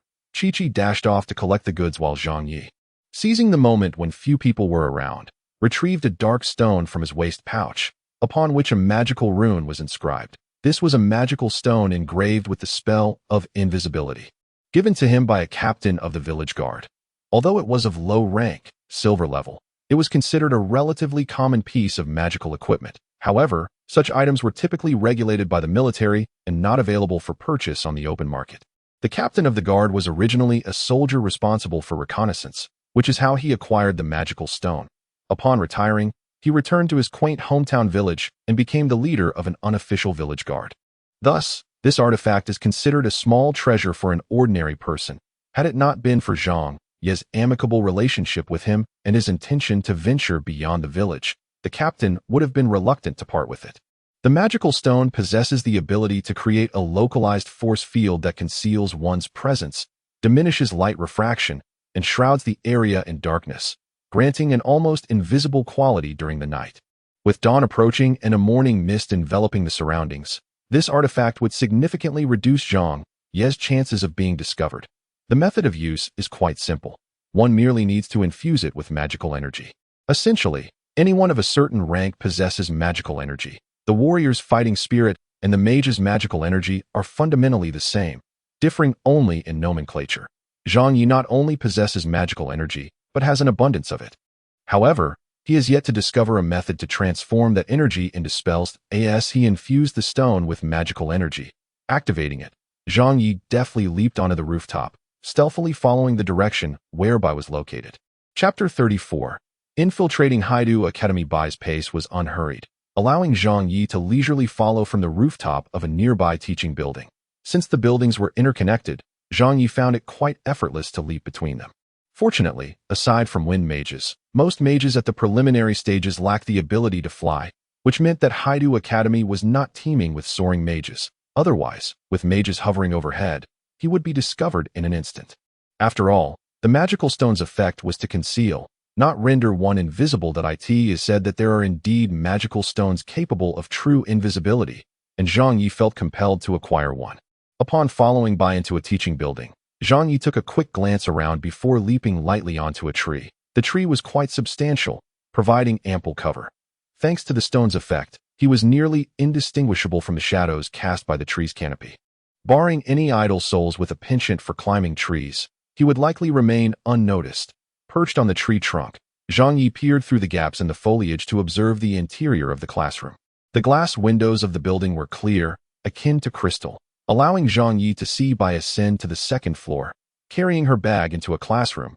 He then jumped back onto the rooftop, crossing to the opposite side where he found another large tree to conceal himself, continuing his covert observation. The reason for the switch was that this side featured a corridor, while the other side's windows directly opened into the classroom, affording Zhang Yi a clearer view. That moment, only Bai occupied the classroom. It was just past 7, with classes commencing at 8, meaning Bai would be seated in the classroom for about an hour. After settling down, she retrieved several books from her bag and placed them on the desk before pulling out a water cup, taking a sip, and setting it down. Subsequently, she began to read. Zhang Yi waited for 2 minutes as she remained motionless with her book. And after an additional minute, she turned a page. Zhang Yi smirked, then broke off a twig about the length of his finger, flicking it gently so that it struck the window with a soft pop. He observed Bai startled slightly before turning her gaze towards the window. Zhang Yi parted the branches of the tree, smiling as he waved at her. Bai appeared somewhat flustered upon discovering Zhang Yi. She first glanced around to ensure no one else was present in the classroom, which alleviated her anxiety to some extent. Subsequently, she found herself at a loss, uncertain whether to focus on her studies or on Zhang Yi. Zhang Yi struggled to suppress a smile, finding her rather endearingly daft that a quick glance at the clock revealed it was 7:10 at this hour. Students were beginning to enter the teaching building. Given that a class typically lasted around an hour, Bai would not finish until 9 o'clock, leaving her with 2 hours of time. Without hesitation, Zhang Yi leapt down from the tree and strolled confidently toward the library. While access to the teaching building was restricted, the playground allowed him the freedom to move about. Once Zhang Yi departed, Bai finally released a small sigh of relief, as if a weight had been lifted from her chest. Although she was unaware of why Zhang Yi was there, she understood that it was inappropriate. If discovered, he would surely be expelled. Thankfully, nothing untoward occurred. Upon returning to the library, Chi-Chi had already wheeled out a cart laden with books, over 150 volumes. Quite heavy indeed. Zhang Ye's task required him to transport them to the library in Yangzhou City, located 60 miles away. While this was merely a bronze-level task, offering little monetary reward, Zhang Ye's true intention was to gather intelligence for Haidu Academy. With Bai's location and the surrounding terrain, routes, and greenery now firmly established in his mind, he merely needed to return before Bai's class concluded to continue his pursuit. Without delay, Zhang Yi set forth with Chi-Chi and the considerable load of books. Why did he not allow Chi-Chi to exit first while he lingered behind? Because Zhang Yi intended to take action within the academy, necessitating a solid alibi for himself. Thus, he would escort Chi-Chi 10 miles ahead of Yangzhou City, instructing her to wait for his return. Meanwhile, he would retrace his steps, infiltrate the academy, and execute his plan of retribution. Afterward, he would hasten back to bring Chi-Chi into Yangzhou City. This way, even if Menashe's father pursued inquiries, he would possess a robust alibi. What? Your daughter was assaulted. I empathized deeply. At that time, I was in Yangzhou City, and the librarian there can attest to my presence that I asked for the city gate inspection records. Zhang Yi had already inquired. Unless under extraordinary circumstances, the outer city gates of Haidu rarely conducted checks or maintained records. Payment sufficed for entry. When Zhang Yi arrived, he had paid a toll of 10 silver coins and was granted passage without the guard even raising his head, let alone recording anything. With the plan meticulously crafted, he commenced its execution. After traversing 2 miles beyond the city gates with Chi-Chi and the books, Zhang Yi activated his sprinting mode, racing toward Yangzhou City. In under 15 minutes, he reached a wooded area 10 miles from Yangzhou City, within its protected zone, surrounded by farmers' fields and orchards, presenting minimal danger. Chi-Chi, wait for me here. I shall return once I have resolved the matter. Zhang Yi instructed, having already shared his plan with her. Chi-Chi obediently nodded. All right. Meow. Zhang Yi affectionately ruffled her little head and then sprinted back. Upon returning to Haidu, barely half an hour had elapsed. Logically, this journey should have taken at least half a day. Thus Zhang Yi was banking on this time discrepancy. Navigating through the throngs of people, Zhang Yi, bearing his hefty hammer, arrived at a secluded corner of Haidu Academy. This area was less populated. By scaling the city wall, one could gain entry into the academy. Engaging in nefarious deeds naturally necessitated avoiding the main entrance where one would be required to register. Otherwise, a thorough inspection would surely follow. Gazing at the towering wall, exceeding 3 meters in height, Zhang Yi retrieved his hammer from his back. That I implore you, my dear treasure, he murmured, before effortlessly leaping over the formidable barrier. The reason for such a seemingly redundant action lay in the magical engravings adorning these walls, equipped with mana perception. Should anyone attempt to scale the wall, an alarm would be triggered, alerting the security office. However, Zhang Ye's hammer, dubbed Angel, possessed a nullification effect against magic as long as he held the hammer. A magic nullifying field extending 3 meters around him would prevent the wall's magical perception engravings from detecting his presence. Landing soundlessly, Zhang Yi paused for 3 seconds to no alarm. Perfect. Shouldering his hammer, he activated a magic stone. Although it was class time, numerous individuals still occupied the playground. Thus, Zhang Yi weaved through the greenery, utilizing the dense foliage for cover.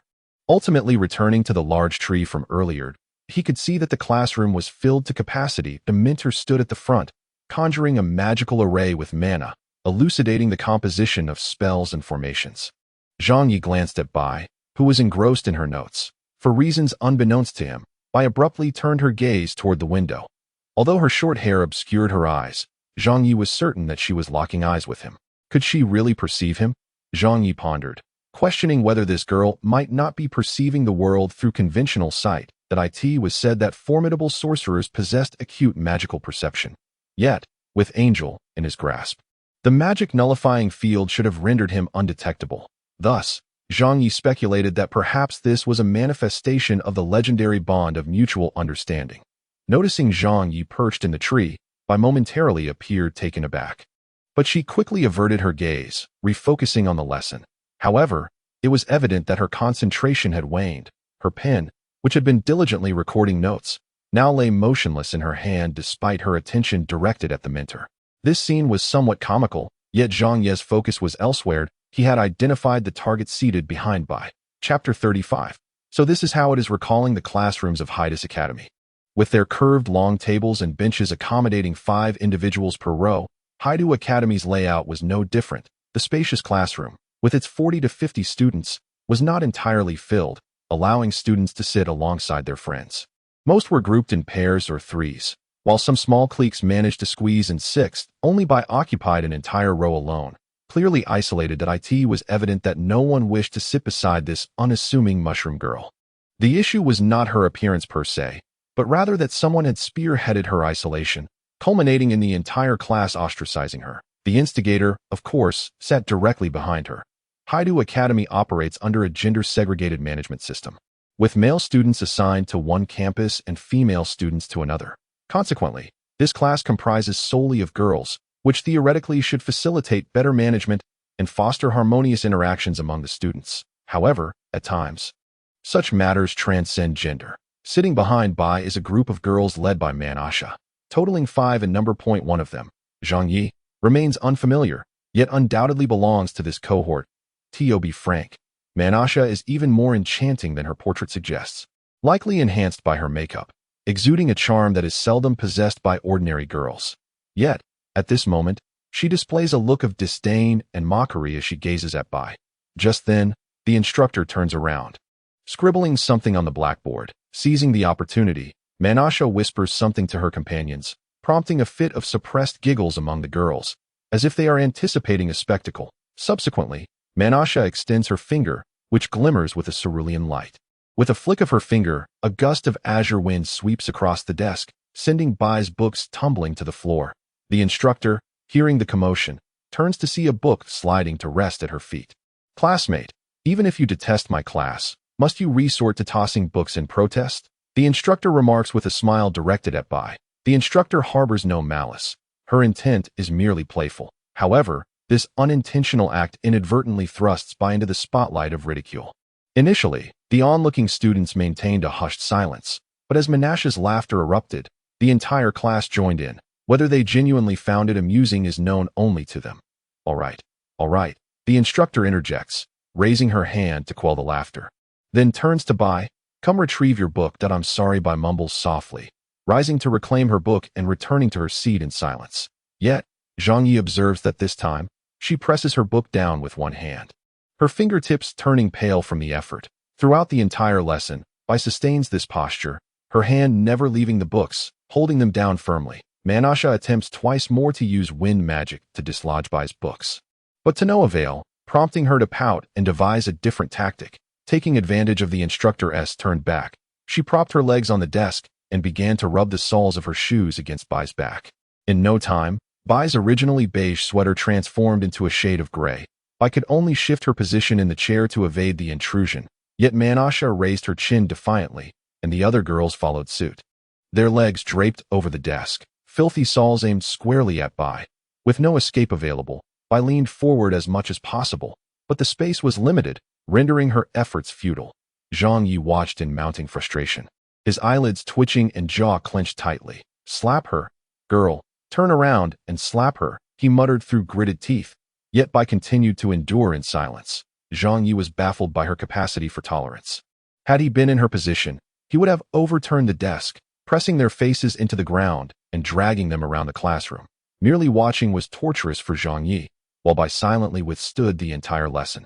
By the time class ended, her back was coated in dust. The second class was an outdoor session, and the students merrily paired up to exit the classroom. Only Bai remained seated, lingering until everyone else had vacated the room before rising slowly to gather her belongings. Once she had organized her items, she stood up and moved towards the door. However, just as she reached the threshold, she turned to gaze out at the trees. Zhang Yi had already vanished, having leapt onto the rooftop from the tree. Then flipping over to the adjacent tree, where he now caught sight of her glance. Not spotting Zhang Yi, she decided not to linger any longer and stepped outside. Yet, barely 2 steps into the corridor, she encountered Menasha and her companions, who emerged from around the corner. The corridor was quite spacious, yet the 5 girls insisted on walking arm in arm, forcing Bai to squeeze against the wall, leaving her with a dusty arm. Even more infuriating, as they passed her by, Menasha slightly lifted her chin, prompting the girl nearest to Bai to deliberately bump her backside against Bai. Already so close to the wall, Bai was jostled into it, her forehead grazing against the surface. "Oh dear, how clumsy of me," the girl exclaimed, devoid of any semblance of an apology. Bai remained silent, merely stabilizing herself, while the group erupted in laughter and frolicked away, as if they had been waiting specifically for the chance to torment her. Zhang Ye's expression hardened, his fists clenched. When he was angry, a smile would often creep across his face, and at that moment, the corners of his lips curled into a smirk. "So, this is how you wish to play, is it? Very well, I shall join in the fun." With that thought, he swiftly slipped into the greenery, stealthily making his way to the path leading to the playground. Due to their need to bully Bai, the group of girls lagged behind the main throng, providing Zhang Yi with the perfect opportunity to strike. As he took his position, the girls emerged from the academic building. Blissfully unaware as they chatted, Zhang Yi could overhear their conversation. "That was quite a loud thud. She must have a bump now. Ha ha ha," chortled the girl who had just bumped into Bai. "Humph," Menasha sneered, "daring to take my place. A bump is nothing. I will ensure she is utterly disfigured." Isn't that a bit excessive?" One girl hesitated. "What? Do you wish to ally with her?" No, I mean, that's hardly sufficient." "Indeed, you are right. It is certainly inadequate. Thus, I plan to strip her bare and toss her into some filthy slum, where a horde of filthy men will see her. I guarantee her reputation will be ruined." Menasha's laughter was sinister, causing the other girls to swallow hard. Yet, when Menasha directed her gaze towards them, they quickly plastered smiles on their faces in agreement. Yes, that's exactly how it should be. How dare she take the president's spot? Indeed, she deserves it. Concealed amidst the foliage, Zhang Ye's eyes glinted with cold fury. That moment, Bai stepped out of the academic building. The girls, seeing this, deliberately slowed their pace, clearly intending to continue their harassment. Upon noticing them, Bai halted in her tracks, standing still. Menasha frowned, unwilling to be late for the next class because of Bai. With plenty of opportunities ahead, she huffed disdainfully and led her companions onward. This time, there were no intertwined arms, resulting in a sequential arrangement among the girls. Menasha stood at the forefront, flanked by 3 girls on either side, with one trailing at the back. Zhang Ye's lips curled into a smirk. An opportunity had presented itself. After surveying the surroundings and confirming the absence of outsiders, he stealthily maneuvered through the greenery to the side of the girl at the rear. It was evident that this girl held a lower status within the group, primarily existing as an appendage. While she listened to Menasha speak, she attempted to interject several times, but failed to find her voice. In a swift motion, Zhang Yi incapacitated her with a chop to the neck and silently dragged her into the foliage. His movements were executed with such speed and precision that the rustling of leaves in the breeze masked the sounds of his actions, allowing the other girls to remain oblivious to the loss of their companion. Meanwhile, Bai stood at a distance, dazed by the unfolding scene. Moments later, another girl lagged behind the group, although she merely fell a position behind. Zhang Yu seized the opportunity once more. He rendered her unconscious and pulled her into the greenery, even pausing to wink at Bai, signaling a gesture of advancement. The path leading to the playground was merely over 400 meters away. Zhang Yi continued to identify his chances, silently incapacitating and dragging several girls into the foliage until only Menasha remained. She strode ahead, engrossed in her own discourse, not even glancing back at the other girls, clearly accustomed to being the center of attention.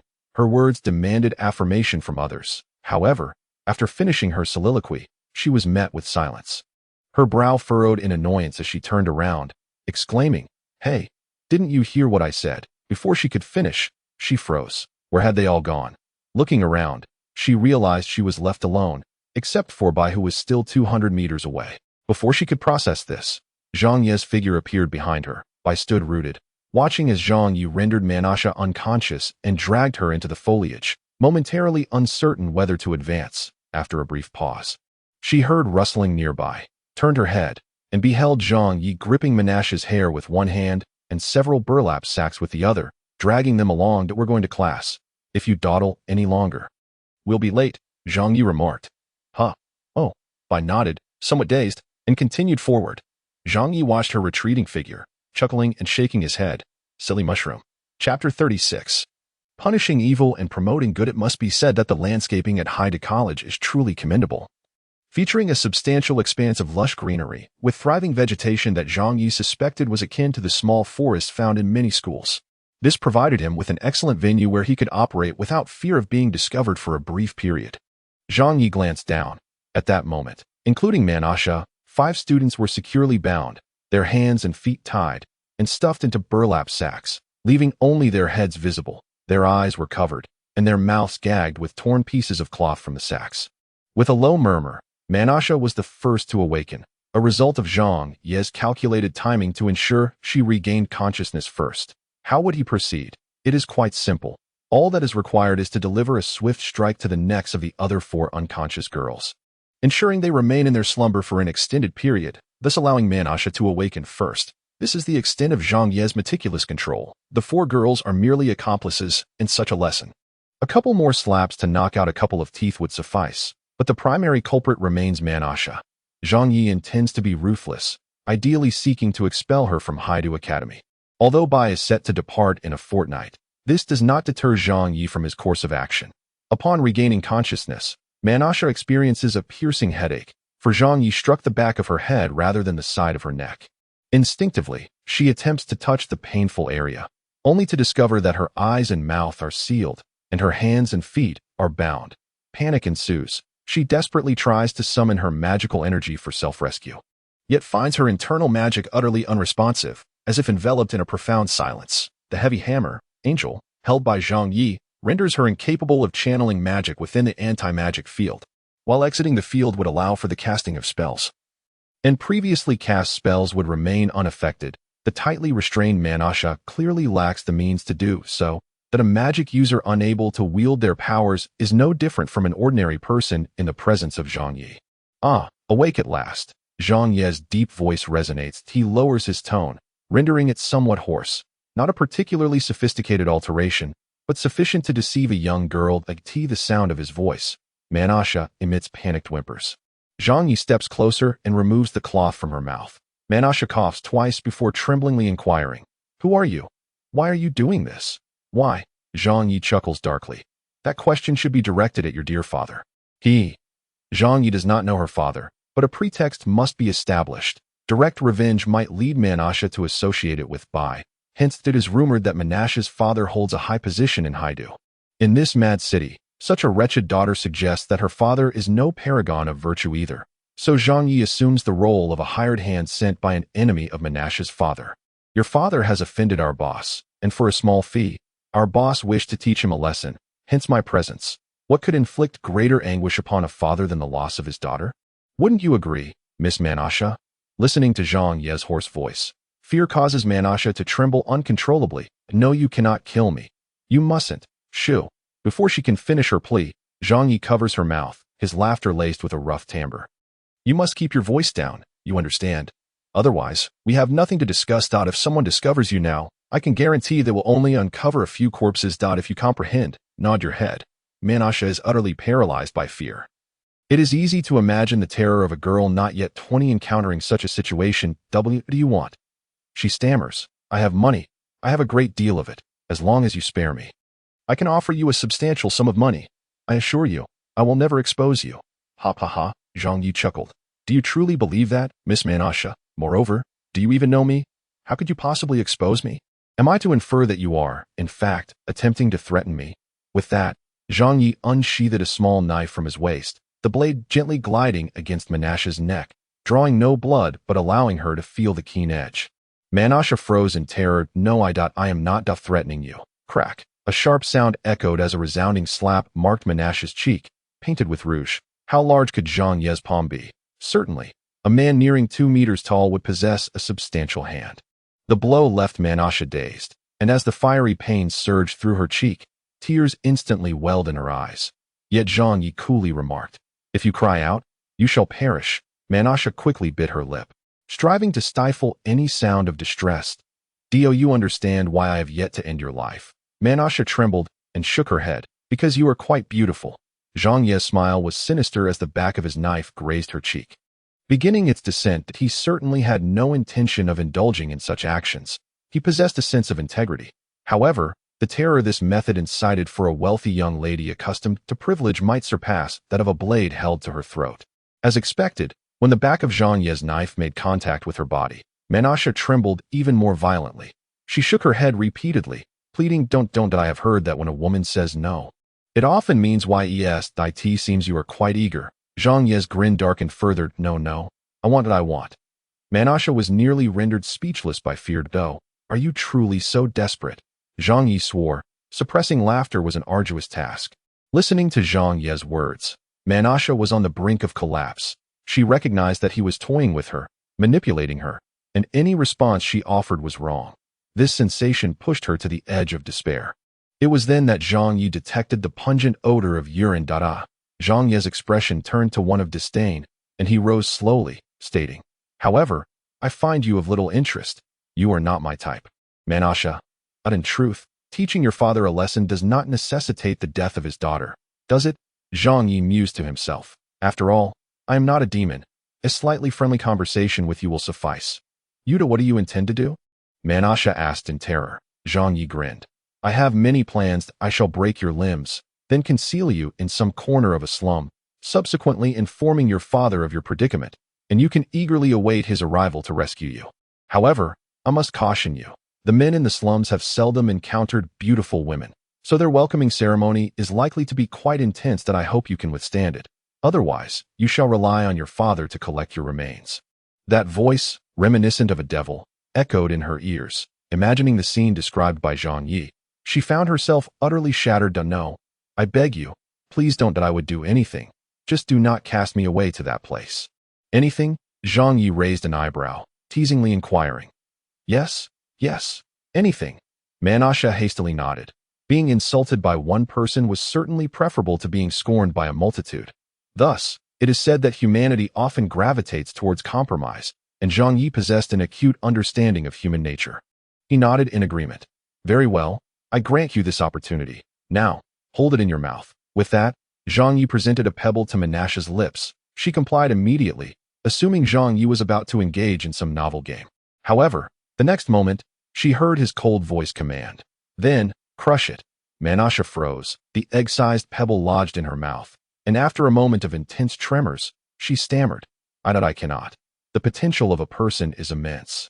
You must believe in yourself," Zhang Yi gently encouraged. And no, Menashe shook her head incessantly, prompting Zhang Yi to smirk. "Very well, then it seems the slums await." With that, he seized Menashe by her hair, appearing as if he truly intended to drag her to the slums. Menashe immediately began to struggle vehemently. "I will bite." Zhang Yi released her, then squatted before her with keen interest. "Go on, commence your performance. You may only cease once either the stone or your teeth have shattered." Menashe had no choice but to comply, fiercely gnawing at the pebble, the clash of her teeth against the stone producing an excruciating sound. Crack, crack. Before long, blood trickled from her mouth. Yet, it was merely from her gums. Both her teeth and the pebble remained unscathed. How could a silver-ranked mage possibly crush a hard pebble without employing magic? Yet, Zhang Yi believed it was feasible. A friendly reminder. You can bite down on the pebble and then forcefully strike your chin against it. This method has a high probability of success. Trust me, though it may hurt a bit, it is quite effective. Upon hearing this, Menashe shook her head vigorously. Zhang Yi remarked, "Then let us proceed to the slums." Menashe, in a state of sheer terror, exclaimed, "I will do it." To encourage her performance, Zhang Yi even procured a stone to place beneath her chin. Do not forget to engage your core muscles. Otherwise, it may not shatter in one go, and that would spell great trouble. Zhang Yi chuckled, watching the spectacle unfold. Menasha knelt before the stone, her chin resting against it, her eyes sealed shut, preventing her from seeing anything. Yet she could feel the hardness beneath her chin and the pebble colliding with her teeth. She gasped for breath, a warmth spreading through her lower body. Zhang Ye's impatient voice pierced through her thoughts. Hurry up. I am waiting so long that the flowers have withered. I will count to 3. This is your final chance. Point 3.1. Menasha was startled. Why was there no 2? Yet, she could not afford to dwell on that. She had no choice but to forcefully lift her upper body, biting down on the pebble, and with all her might, she struck her chin against the stone. Crack! A crisp sound echoed, causing Zhang Yi to click his tongue in discomfort. The very sound was painful to hear. Menasha's body went limp, clearly having lost consciousness. Her mouth was filled with blood. Upon prying her mouth open for a closer look, Zhang Yi discovered the unfortunate truth. Her teeth and a few pebbles had shattered together. After counting, he found a total of 8 broken teeth in both her upper and lower jaws on the right side. It seemed that Menasha would have to forego using her right cheek for meals from now on. Consider yourself fortunate, he mused. Shaking her head gently, a few bloodstained teeth and fragments of pebbles tumbled from her mouth. Zhang Yi collected one of the relatively intact teeth, then dusted off his hands and stood up. This technique of colliding teeth with stone was one he frequently employed against the sycophants of his previous life. After all, they would never divulge the information Zhang Yi sought without losing a few teeth in the process. The difference now was that, when dealing with corporate lackeys, he would take matters into his own hands. However, this method proved effective against bullies as well.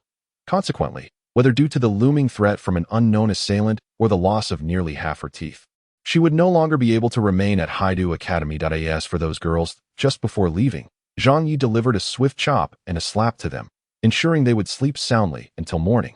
And upon waking, they would feel akin to having a stiff neck, painfully uncomfortable. What a benevolent soul he was, punishing the wicked and promoting virtue. Chapter 37. Infuriated yet amused, Zhang Yi exited the academy in the same manner he had entered. In short, aside from Bai, no one noticed his departure. As for the scene, Zhang Yi had taken the liberty of tidying up before leaving, ensuring no traces remained, save for a few palm prints on the girls' faces. However, by the time anyone discovered them, their faces would be so swollen that they resembled pig heads, rendering the outlines of the palm prints unrecognizable. With the task complete, Zhang Yi was in exceptionally high spirits. Extraordinarily so. He could not quite fathom why, as there was no commission involved, yet he felt remarkably satisfied. Perhaps this was the allure of performing good deeds. Consequently, he hummed a tune as he made his way to find Chi-Chi. How did it go, meow? Upon seeing Zhang Yi, Chi-Chi inquired with curiosity. Heh, half of her teeth are shattered. I suspect she will be subsisting on porridge for quite some time, Zhang Yi replied with a grin. Ha ha! Chi-Chi laughed heartily. Although she had not witnessed the event, she imagined it to be quite amusing. Before long, the delivery task in Goat Horn City was completed. Zhang Yi even took the time to engage in conversation with the librarian there, ensuring his presence was noted, and afterward, he dined at a renowned local restaurant, meticulously establishing his alibi. By the time he returned to Haidu, it was nearly evening. Zhang Yi instructed Chi-Chi to return to the tavern on her own while he headed toward the orphanage. Around 8 o'clock at night, the orphanage still glowed with light. Zhang Yi pushed open the door and stepped inside, only to find the door swung open before he could knock. It was Tina. Zhang Yi! Tina exclaimed, her face lighting up with excitement upon seeing him, momentarily leaving Zhang Yi taken aback. Mind your manners, call me brother, he admonished, then added with some confusion. What's this? Aren't you afraid of me anymore? Tina shook her head, her eyes sparkling. Not afraid anymore. You're not a bad person. You're a good person. My sister told me you taught a lesson to those who bullied her. Zhang Yi paused, surprised. Bai has returned? Yes, she's inside. As she spoke, Tina directly grasped Zhang Yi's hand and led him inside. Upon entering the room, Zhang Yi noticed that Bai had changed back into her flaxen sweater, sitting beside Grandma Lunla, engaged in knitting. The moment she saw Zhang Yi, Bai paused her work and stood up. Isn't the academy under closed management? How did you come back? Zhang Yi inquired, gazing at Bai. She appeared somewhat apprehensive, fidgeting with her small hands, and replied, Menasha encountered some trouble. The academy has suspended classes. Zhang Yi raised an eyebrow and chuckled. Wow, you noticed that quite quickly. I thought we would have to wait until tomorrow. I remained silent, merely watching him intently. Zhang Yi continued to observe her, then asked, "Did you bump your head?" He recalled that Bai had hit her head against the wall when she was knocked, and Grandma Lunla had mentioned a bruise on her forehead, which likely resulted from that incident. However, Bai shook her head and pointed to the top of her head, saying, "I have a hat on." "It's nothing." Zhang Yi couldn't help but laugh. "Is that the reason you wear a hat?" "Yes," Bai nodded. Zhang Yi clicked his tongue and shook his head. "You would rather protect yourself this way than resist? If only you stood up to them a bit, they wouldn't dare bully you so relentlessly." Bai remained silent, simply clutching her small hands. Noticing her sullen demeanor, Zhang Yi refrained from pressing further and instead said, "I'm thirsty." Upon hearing this, Bai immediately turned to fetch a cup. Moments later, Zhang Yi waited as Bai gradually pushed the cup towards him, and then he tilted his head back to drink. However, as soon as the liquid touched his lips, his eyes widened in surprise, nearly choking. Coughing a few times after forcibly swallowing, Zhang Yi pointed at the cup and exclaimed, "Rum?" Bai gently nodded. Zhang Yi burst into laughter. "That's quite foolish." Hearing this, Bai tilted her head slightly. Seemingly puzzled, Zhang Yi explained, "Although I enjoy drinking, when I'm thirsty, I still need to drink water. Alcohol will only make you thirstier, you know?" Bai then nodded, "Yes." Observing their interaction, Grandma Lunla couldn't help but chuckle. She found it quite entertaining. At that moment, Zhang Yi noticed the sweater Grandma Lunla was knitting and turned to Bai, saying, "Moreover, you must learn to resist in such situations in the future. Look at how hard Grandma Lunla works to knit you a sweater. Yet you allow them to trample on it. Is that appropriate?" Bai shook her head. "You realize it's inappropriate, don't you? Therefore, you should." Zhang Yi began, but Bai suddenly pointed to herself. Confused, Zhang Yi asked, "What do you mean?" Then he heard Bai say, "This one was knitted by Grandma Lunla. The one I wore this morning was knitted by me." Zhang Yi was taken aback. "So you changed your clothes for that reason? Just because you knitted it yourself, does that mean it can be trampled upon?" Zhang Yi raised his eyebrows. Perhaps sensing Zhang Ye's irritation, Bai lowered her head, remaining silent while fidgeting with her small hands. "Put your hands down." Zhang Yi commanded that Bai's small hands trembled, unsure of where to place them, and ultimately decided to hide them behind her back. Seeing her like this, Zhang Yi couldn't remain angry and had no choice but to insist somewhat exasperatedly, "Forget it, that I'll punish you by having you knit me a sweater." Little did they know, Bai pointed to the half-knitted sweater resting on the chair and said, "I'm working on it." Zhang Yi was taken aback. "Is that for me?" "Yes," Bai nodded. This time, Zhang Yi fell into a long silence. Bai anxiously watched him, and finally, she took small steps to his side, gently tugging at his sleeve. Zhang Yi looked up at her, and her voice, as delicate as a whisper, reached his ears. "Please don't be angry if you don't like it." "I want to continue." "Who said I don't like it?"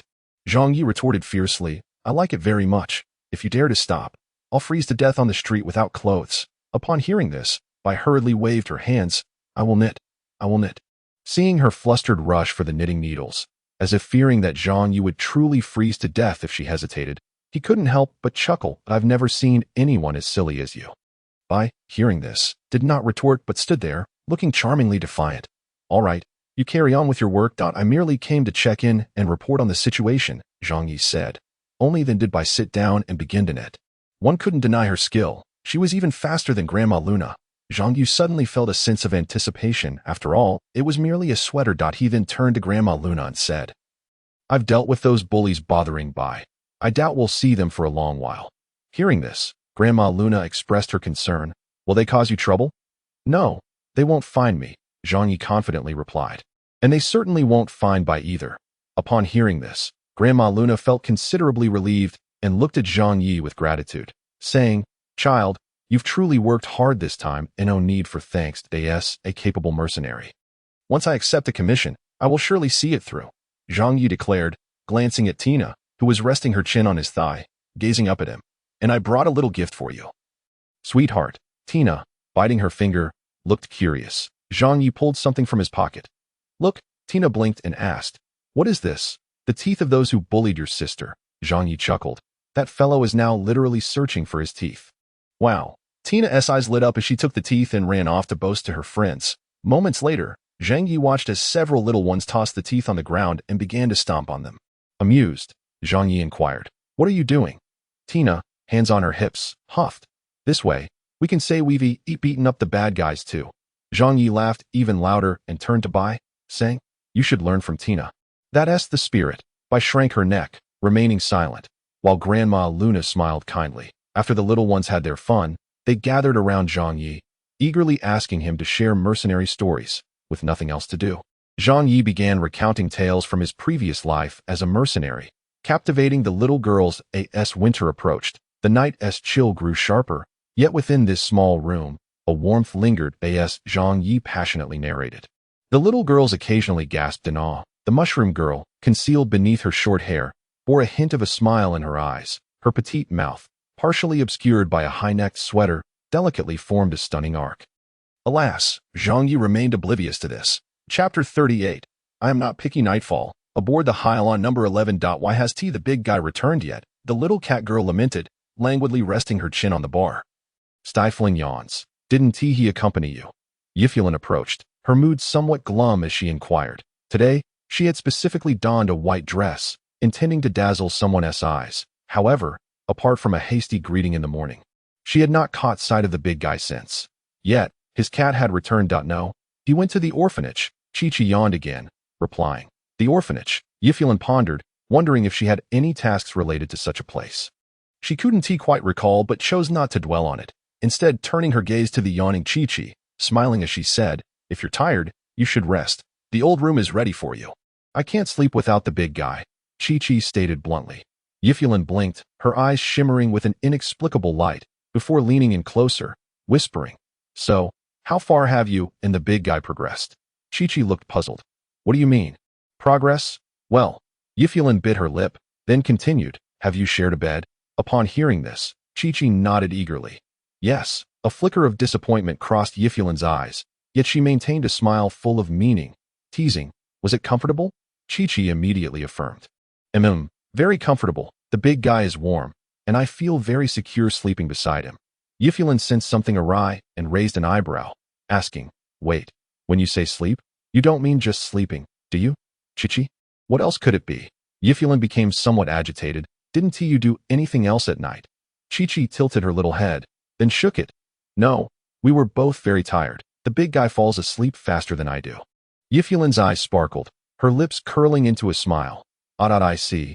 Mercenaries are like that. They can fall asleep like logs. Not like the big guy, Chi-Chi interjected. He breathes loudly like a dragon, but he doesn't snore. Is that so? Have you seen a dragon?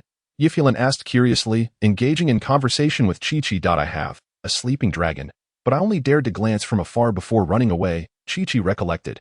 How fortunate you are. I've heard dragons can be quite fierce. A single dragon can easily annihilate a city, Yifulin remarked. Indeed, it is quite terrifying, meow. That dragon, before it slumbers, must scorch the surroundings, and then it lies upon the charred earth to sleep.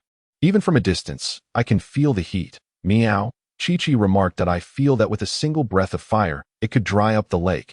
Meow. I wonder if the big guy can contend with the dragon. Meow. You hold me in too high regard. A sudden large hand descended upon Chi-Chi's head, gently ruffling her hair. Big guy, you're back, meow. Chi-Chi exclaimed joyfully, spinning around and leaping onto Zhang Yi's shoulder, where she comfortably settled. She relished this position. Upon seeing Zhang Yi, Yifulin also smiled and remarked, Your efficiency is truly commendable. With just 3 more golden level tasks completed, you'll be promoted to gold. 1 TU. She posed the question knowingly. All the while gracefully turning to wash a cup, her off-white gown blooming like a flower before settling down again. There was a glimmer of anticipation in her eyes. Zhang Yi, however, chuckled to himself and responded, Of course, we are destined to become legendary mercenaries. Inefficiency is not an option. After a brief pause, Yifulin shifted the conversation. By the way, Ailey came to find me, saying you provided him with a complimentary golden level commission. As she spoke, she spun around while placing a dish down, her skirt billowing up and then falling back down. Yes, he lent a hand, and I'll have to return him the fee later. I covered the tavern's commission, Zhang Yi said, stifling a yawn. The relaxed atmosphere of the orphanage had lulled him into a state of ease, making him feel drowsy. Yawns are contagious. Upon seeing him yawn, Chi-Chi followed suit, wrapping her arms around Zhang Yi's neck, resting her petite face atop his head. Big guy, I'm feeling sleepy, meow. Zhang Yi nodded. Then let us rest. We must head to Gorilla City early tomorrow. He then turned to Yifulin, same old room. Yifulin, with a look of resignation, replied, Everything is prepared for you. Thanks. Ailey's task can wait till tomorrow. Zhang Yi smiled and ascended the stairs with the drowsy little cat. Understood, the innkeeper replied with a lackluster tone. Watching his retreating figure, Yifulin shook her head with a bittersweet smile, glancing at her gown. What am I doing? Really? Oh. Right. Suddenly, Zhang Yi poked his head out from the staircase. And Yifulin looked at him in confusion. Your dress is beautiful. Keep it lovely. Zhang Yi grinned widely before quickly retreating, as if fearing the innkeeper might retaliate with a frying pan. Yet she did not. Yifulin stared blankly at the empty staircase before bursting into laughter. She quickly covered her mouth, glancing around to ensure no one had noticed, allowing herself a moment of relief, though the smile lingered at the corners of her lips. Upstairs, Zhang Yi paused, surprised not to hear the innkeeper's usual outburst. However, he dismissed it, attributing it to the night when the innkeeper likely preferred to keep her voice down. So, he hummed a tune as he returned to his room. Tossing the little cat onto the bed before lying down himself.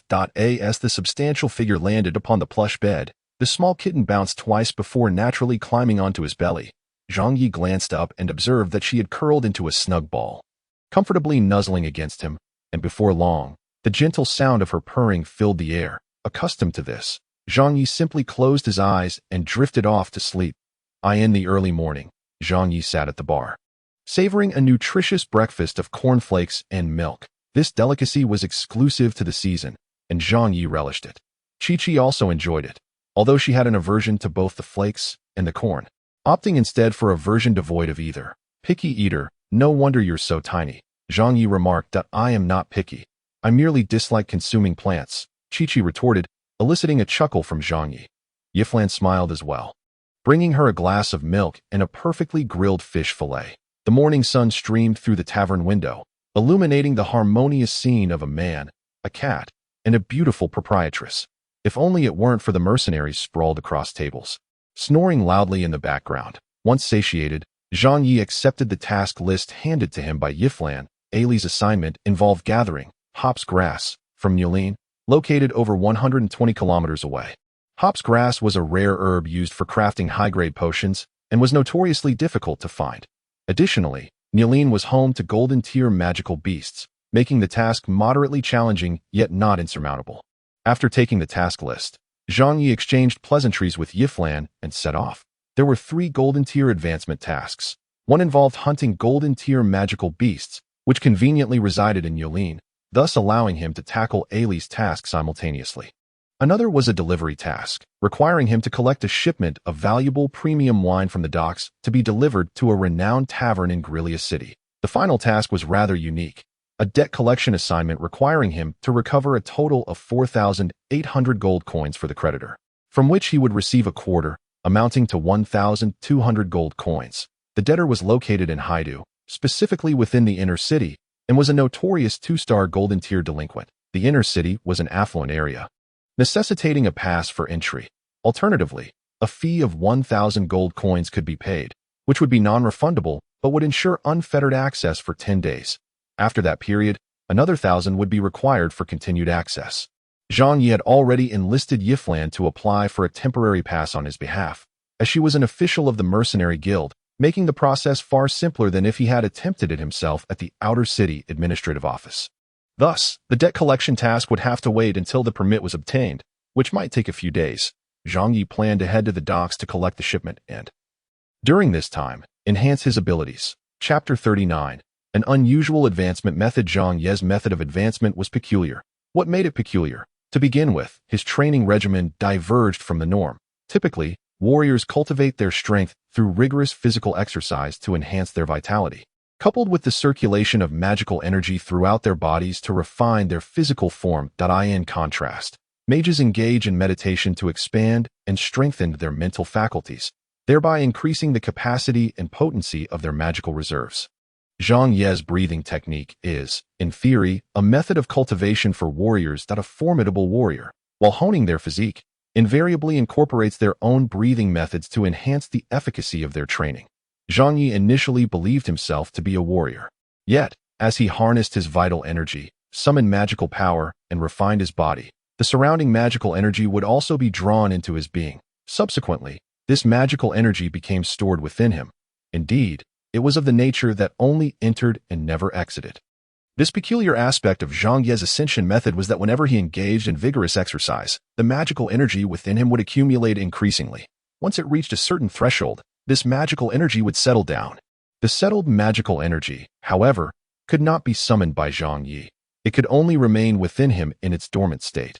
Initially, Zhang Yi harbored concerns that should the settled magical energy reach its limit, the reservoir of magical power might overflow, resulting in his catastrophic demise.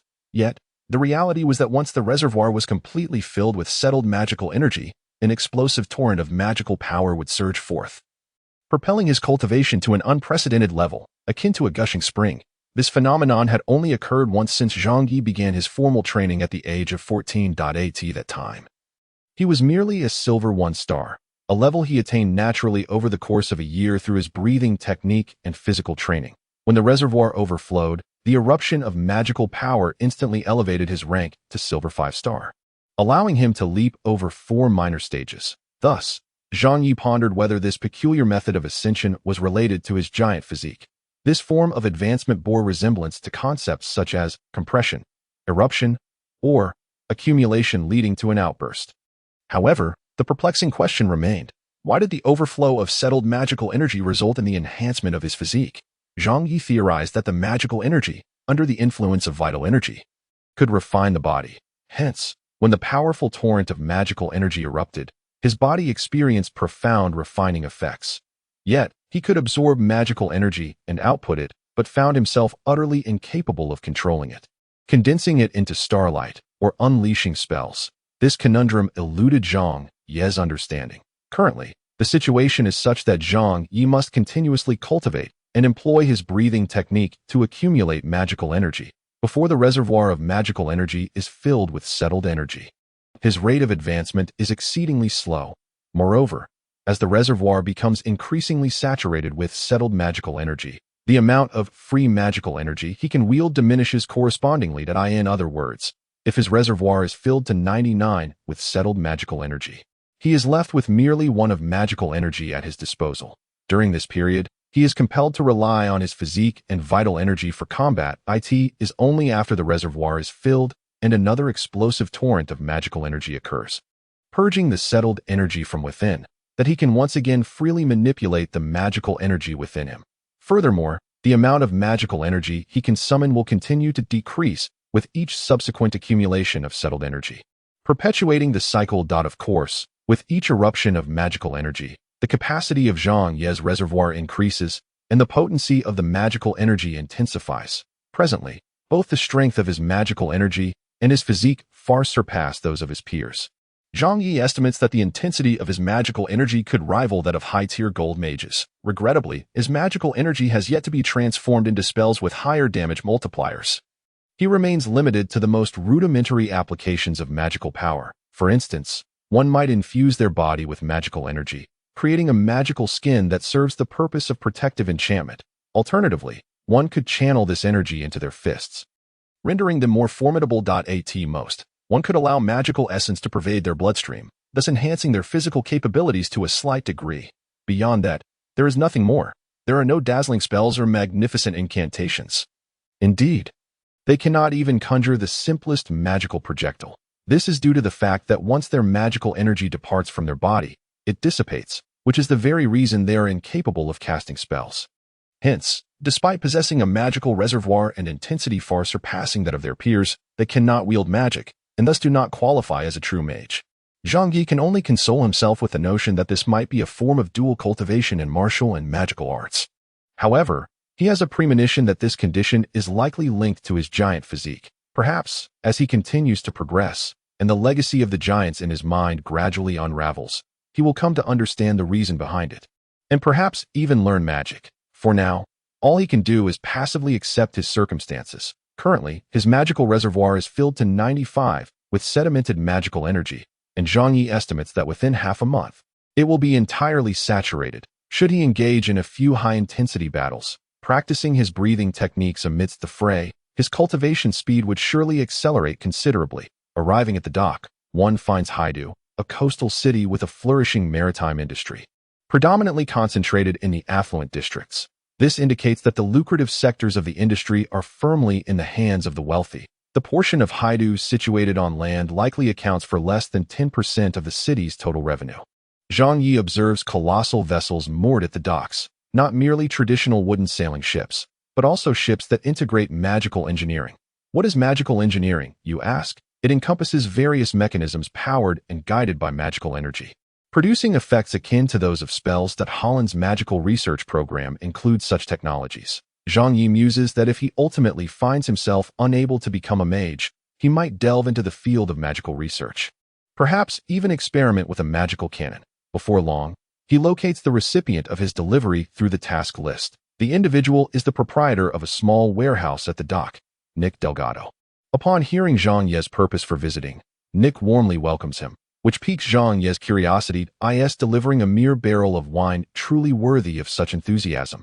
His keen instincts suggest that there is more to this cordiality than mere hospitality. Upon further inquiry, Nick reluctantly reveals the truth. He has incurred the ire of a local gang leader in Haidu. The leader sought to purchase his wine at a price below market value, which he refused. Given Nick's influence in the dock area, being the owner of a warehouse, the gang was hesitant to confront him directly. This gang, known as the Crab Gang, may not dare to challenge him openly, but they have issued a dire warning. Anyone who dares to accept the delivery of his wine would find their legs broken and be tossed into the sea to feed the crabs. In Haidu, those who possess gangs are formidable characters, and the leader, nicknamed Iron Claw, is a notorious figure known as the Golden Seven Stars. With such a rank and nearly 200 underlings, few in the outer city would dare provoke them.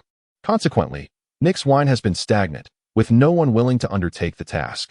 The buyer has already paid the deposit. If he fails to deliver within the stipulated time, not only must the deposit be refunded, but he shall also incur compensation. As a member of the Merchant Guild, he is acutely aware that trade is predicated upon trust. The guild provides commercial conveniences, and naturally, it has established rules, one of which stipulates that if a contract is signed and a deposit is paid, yet the delivery is not made on time, a penalty of triple the deposit must be paid. With merely 3 days remaining before the deadline, and still no orders being taken, Nick has resigned himself to the prospect of incurring losses. At this critical juncture, however, Zhang Yi has arrived. In light of this, Nick has expressed that should Zhang Yi agree to take on this order and successfully deliver the goods, he is willing to offer an additional reward, 1/5 of the value of the shipment of wine. That amounts to a staggering 3,400 gold coins. Thus, the total value of this shipment of wine reaches an impressive 17,000 gold coins. It is no wonder that Nick is in such a hurry. Should he default, the deposit constitutes half of the total price of the goods, and compensating 3 times the deposit would amount to 1.5 times the total price, resulting in a loss of over 20,000. A considerable sum indeed. Consequently, Zhang Yi readily agrees. Chapter 40. I am no devil. Leave it to me, Mr. Nick.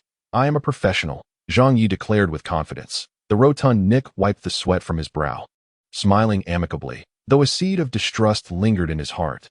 If Zhang Yi proved incapable of handling the members of the Crab Gang, he would still find himself liable for the loss of both his money and this shipment of wine. Fortunately, this task was issued through the Mercenary Tavern, and should the mission fail, the Mercenary Guild would owe him a sum as compensation, albeit insufficient to cover his losses. It would at least mitigate the blow. Thus, he was willing to take a gamble. Should Zhang Yi succeed in completing the task, he would have gained a mercenary he could trust with future endeavors. This encapsulates the relationship between merchants and mercenaries, and it is precisely what Zhang Yi aspires to achieve. Upon the completion of this task, he believes his reputation in the dock district will garner some recognition, alleviating any concerns regarding the tavern's need for gold-tier missions. Subsequently, Zhang Yi loaded the wine onto the cart prepared by Nick and, accompanied by his little cat, prepared to leave the city. As the cart exited the dock district, members of the gang who had been covertly monitoring immediately reported back to the Crab Gang. Their stronghold was a place called the Crab Tavern, which also serves as a branch of the Mercenary Guild, notably the tavern with a 3-star rating, as mentioned by Iveline. On the 3rd floor of the tavern, a robust man with a steel claw for a right hand listened to the report from his subordinate, his expression darkening as he spat his cigar onto the floor. Melbourne, take some men and deal with him. Then bring the wine back to me. Understood, boss. A bald man adorned with a harpoon tattoo promptly replied, before shouldering his harpoon and setting off with a cadre of followers. The cart passed through the city gates. Chi-Chi remained vigilant, scanning their surroundings. Big guy, do you really think those people will come? Indeed, Zhang Yi replied leisurely as he drove the cart, but they won't act here. They will likely wait until we are outside the protection zone. Chi-Chi nodded, and after a moment, she leaned closer to Zhang Yi and said, there is another cart behind us. It's been following us from a distance. They don't seem like good people. She added. Zhang Yi turned to look. Approximately 200 to 300 meters behind, a horse-drawn carriage filled with burly men approached, their faces adorned with thick, rugged features. Among them, one individual bore 2 harpoons slung over his back. While his bald head sported 2 harpoon tattoos, Zhang Yi chuckled softly, remarking, only 10 of them? They must think rather little of me. Little kitty, when the fighting starts, you should keep your distance. I can fight too. Meow. Chi-Chi immediately responded. I know you can, but it's unnecessary. I can handle this bunch on my own. Stay back to avoid getting splattered with blood. Understood. Meow. Subsequently, Zhang Yi seemed oblivious to the presence of the crab gang members, continuing to drive the carriage at a leisurely pace, while Chi-Chi appeared somewhat anxious, glancing back occasionally. In truth, these individuals did not pose a threat to Zhang Yi. This was not only due to his keen mercenary instincts but also because he was aware that unless the leader of the crab gang, known as Iron Claw, had come personally, or unless they brought along dozens or even hundreds of men, these pathetic ruffians would not withstand even a few of his strikes. Observing the occupants of the carriage behind him, it was evident that the gang's leader had not made an appearance. Thus, there was no cause for concern. As the carriage continued its journey, they soon exited the confines of the protected area, at which point the carriage behind accelerated towards them. Yet, Zhang Yi chose to halt his own vehicle, waiting for them. Better to finish early. Upon seeing Zhang Yi daring to stop, Melbourne felt provoked, immediately rising from his seat and brandishing his harpoon, which was tethered to a rope. As they drew within 50 meters, Melbourne hurled the harpoon, aimed directly at Zhang Yi's back, a smirk curling at the corners of his mouth. This hulking figure was practically a living target. Once the harpoon pierced his back, he would grasp the rope and drag him from the carriage, pulling him along for hundreds of meters. To that point, no matter how large he was, he would have to submit. However, what Melbourne did not anticipate was that, just as the harpoon approached, Zhang Yi spun around with a speed that belied his massive frame, capturing the harpoon with precision. With a powerful yank, Melbourne suddenly felt an overwhelming force emanating from his grip.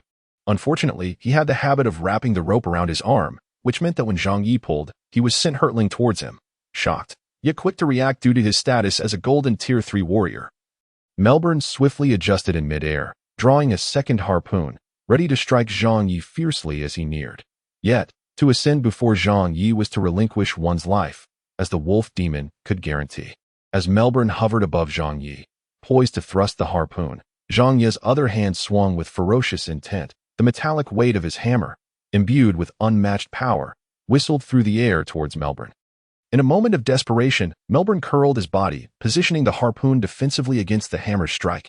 However, he had underestimated Zhang Yi's strength. With a single blow, Melbourne was sent crashing to the ground, the sound of shattering bones echoing. As he was propelled away, rolling for dozens of meters. Though both were golden tier warriors, Melbourne's strength paled in comparison to that of the wolf demon, and his physique was simply no match. The wolf demon could withstand a single blow from Zhang Yi, but what of mere humans, even those of the trifling golden 3-star rank? In this instance, although Melbourne did not immediately succumb to unconsciousness, he was nearly incapacitated. The arm that had attempted to block the heavy strike was utterly ruined, bent even the steel harpoon, and the bones within his body had likely fractured in numerous places. His internal organs severely compromised, as evidenced by the blood he spewed forth. In but a single encounter, Melbourne was rendered helpless, sprawled upon the ground, struggling futilely to rise. Zhang Yi leaped down from his carriage, eyeing the formidable hammer, and strode purposefully towards the opposing carriage. Meanwhile, the members of the crab gang aboard the carriage were left in a state of bewilderment, unable to comprehend the scene unfolding before them. The second in command of the crab gang had simply vanished. Before they could grasp the gravity of the situation, they beheld the formidable figure descending from the carriage, his speed escalating until he transformed from a walk into a full charge. An expression of exhilaration gracing his visage. Panic ensued among the group as they hastily attempted to alter the carriage's direction to evade him. Yet, evading Zhang Yi's charge was an impossibility, accompanied by a chorus of anguished screams and the sound of splintering wood. A significant portion of the group was sent flying by Zhang Ye's onslaught. A few, quicker on their feet, managed to leap from the carriage in time to escape disaster. However, while they evaded the charge, they could not escape the wrath of Zhang Ye's hammer. Chi-Chi, concealed behind a barrel, peered out curiously at the crab gang members being hurled from the side of the carriage, finally understanding Zhang Ye's warning to keep her distance. For those hapless souls, the hammer's impact would send them reeling far and wide, blood spraying in all directions. Against this batch of silver-tier novices, some of whom barely qualified as silver, Zhang Yi did not even need to wield a second strike. In less than a minute, 10 members of the crab gang, including Melbourne, lay defeated upon the ground, with only 2 still drawing breath. Melbourne and one unfortunate soul whom Zhang Yi had deliberately spared. After all, one must leave a messenger to convey the message. Zhang Yi grasped Melbourne's head, lifting him before the fortunate survivor. The fortunate one had merely suffered a broken arm from Zhang Ye's hammer. Yet the terror in his eyes was palpable. As Zhang Yi approached, he struggled to retreat, his legs trembling beneath him. A member of the crab gang, I presume? Zhang Yi inquired, squatting before the fortunate survivor. His mouth stretching into an exaggerated grin. The glimmer of his white teeth only heightened the survivor's fear, causing him to tremble uncontrollably. Fear not, I shan't take your life, Zhang Yi reassured him with a smile. For I am not a devil. With that, he grinned wider, and, before the survivor's horrified gaze, twisted Melbourne's neck with a decisive snap. The sound echoed ominously as Melbourne's struggling hand fell limply to the ground.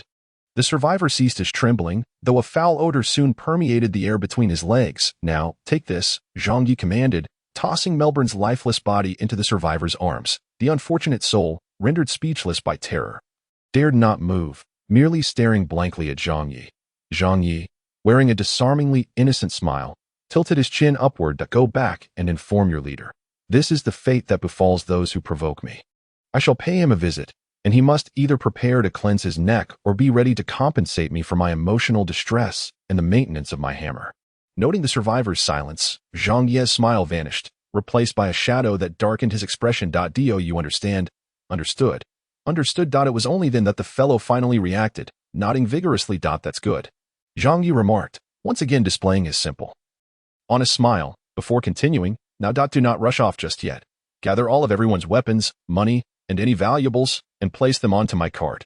Only then may you leave. Fortunate one. Chapter 41. Youthful arrogance. The crab gang truly comprised a group of impoverished individuals. No wonder they could not afford to purchase any wine. Zhang Yi weighed the pouch of coins in his hand, mumbling in disdain. A chuckle escaped from Chi-Chi. Among 10 individuals, they had managed to scrape together less than 200 gold coins, which certainly justified Zhang Ye's assessment of their financial state. Fortunately, their weapons still held some value. Daggers, cleavers, harpoons, and such. If sold, they could likely fetch 200 or 300 gold coins. And the greatest gain from this encounter was undoubtedly their cart. Although Zhang Yi had smashed it to pieces, their horse remained intact, albeit with minor injuries. This was a 6-legged steed, similar to the one Zhang Yi drove, classified as a bronze-tier magical beast, capable of outrunning ordinary horses.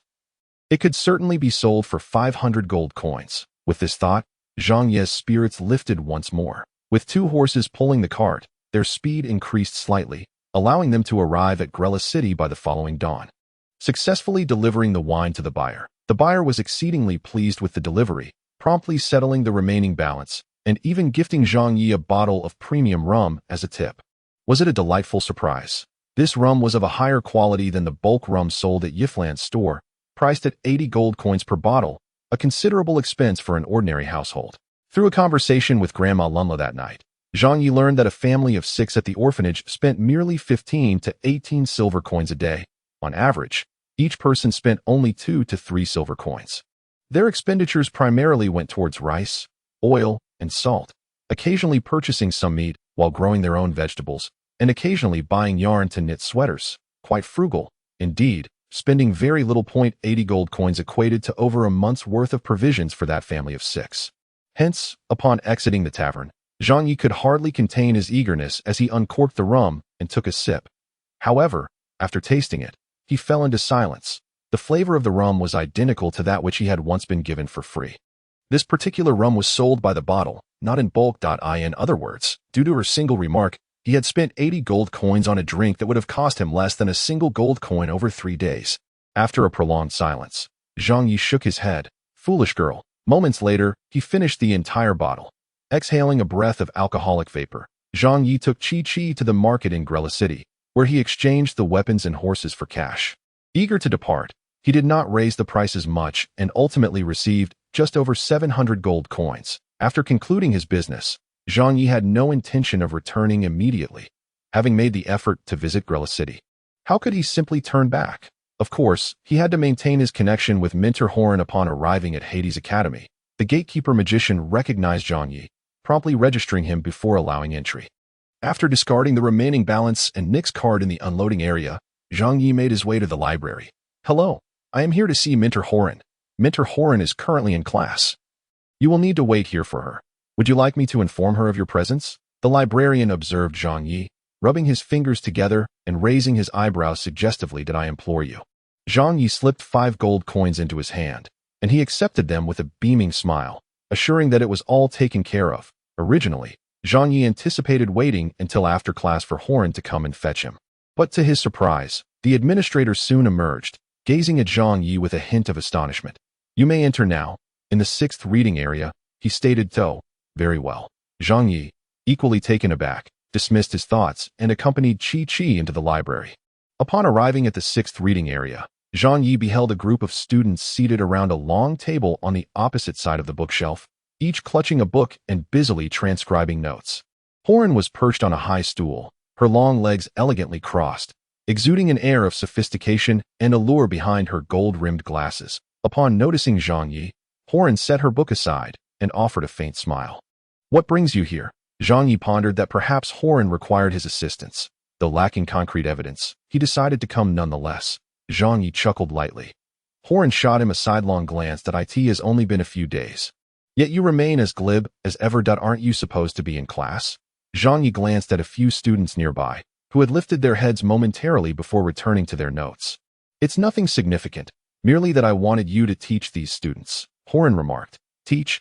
Zhang Yi was momentarily taken aback. Horan nodded, speaking softly.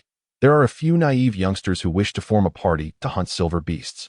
So I thought to enlist an experienced mercenary to inform them of the perils involved. Perils? Zhang Yi echoed. Observing Horan's expression, he decisively responded, Indeed, it is perilous. Students ought to remain in the academy and focus on their studies, rather than hunting beasts. Horan concurred, saying, Thus, your task is to dissuade them. And here I am, not yet an official operative, and already assigned a task. Zhang Yi laughed. This is merely to help you acclimate. So, will you accept? The fee is a cup of the finest mountain white peach blossom tea, brewed by my own hand. Horan smiled. I accept. Zhang Yi replied enthusiastically. Horan nodded in satisfaction, turning to call, Jelly, Aloha, Malasi, Jelaloasai. Come here to tea. Her words. Several students, appearing to be around 17 or 18 years old, set aside their notes and approached. Horan, this is an experienced mercenary. If you truly intend to hunt the patterned python, you may wish to seek his counsel. Instantly, the students turned their curious gazes toward Zhang Yi. Greetings, young lads. Zhang Yi beamed. I hear from Horan that you wish to court death.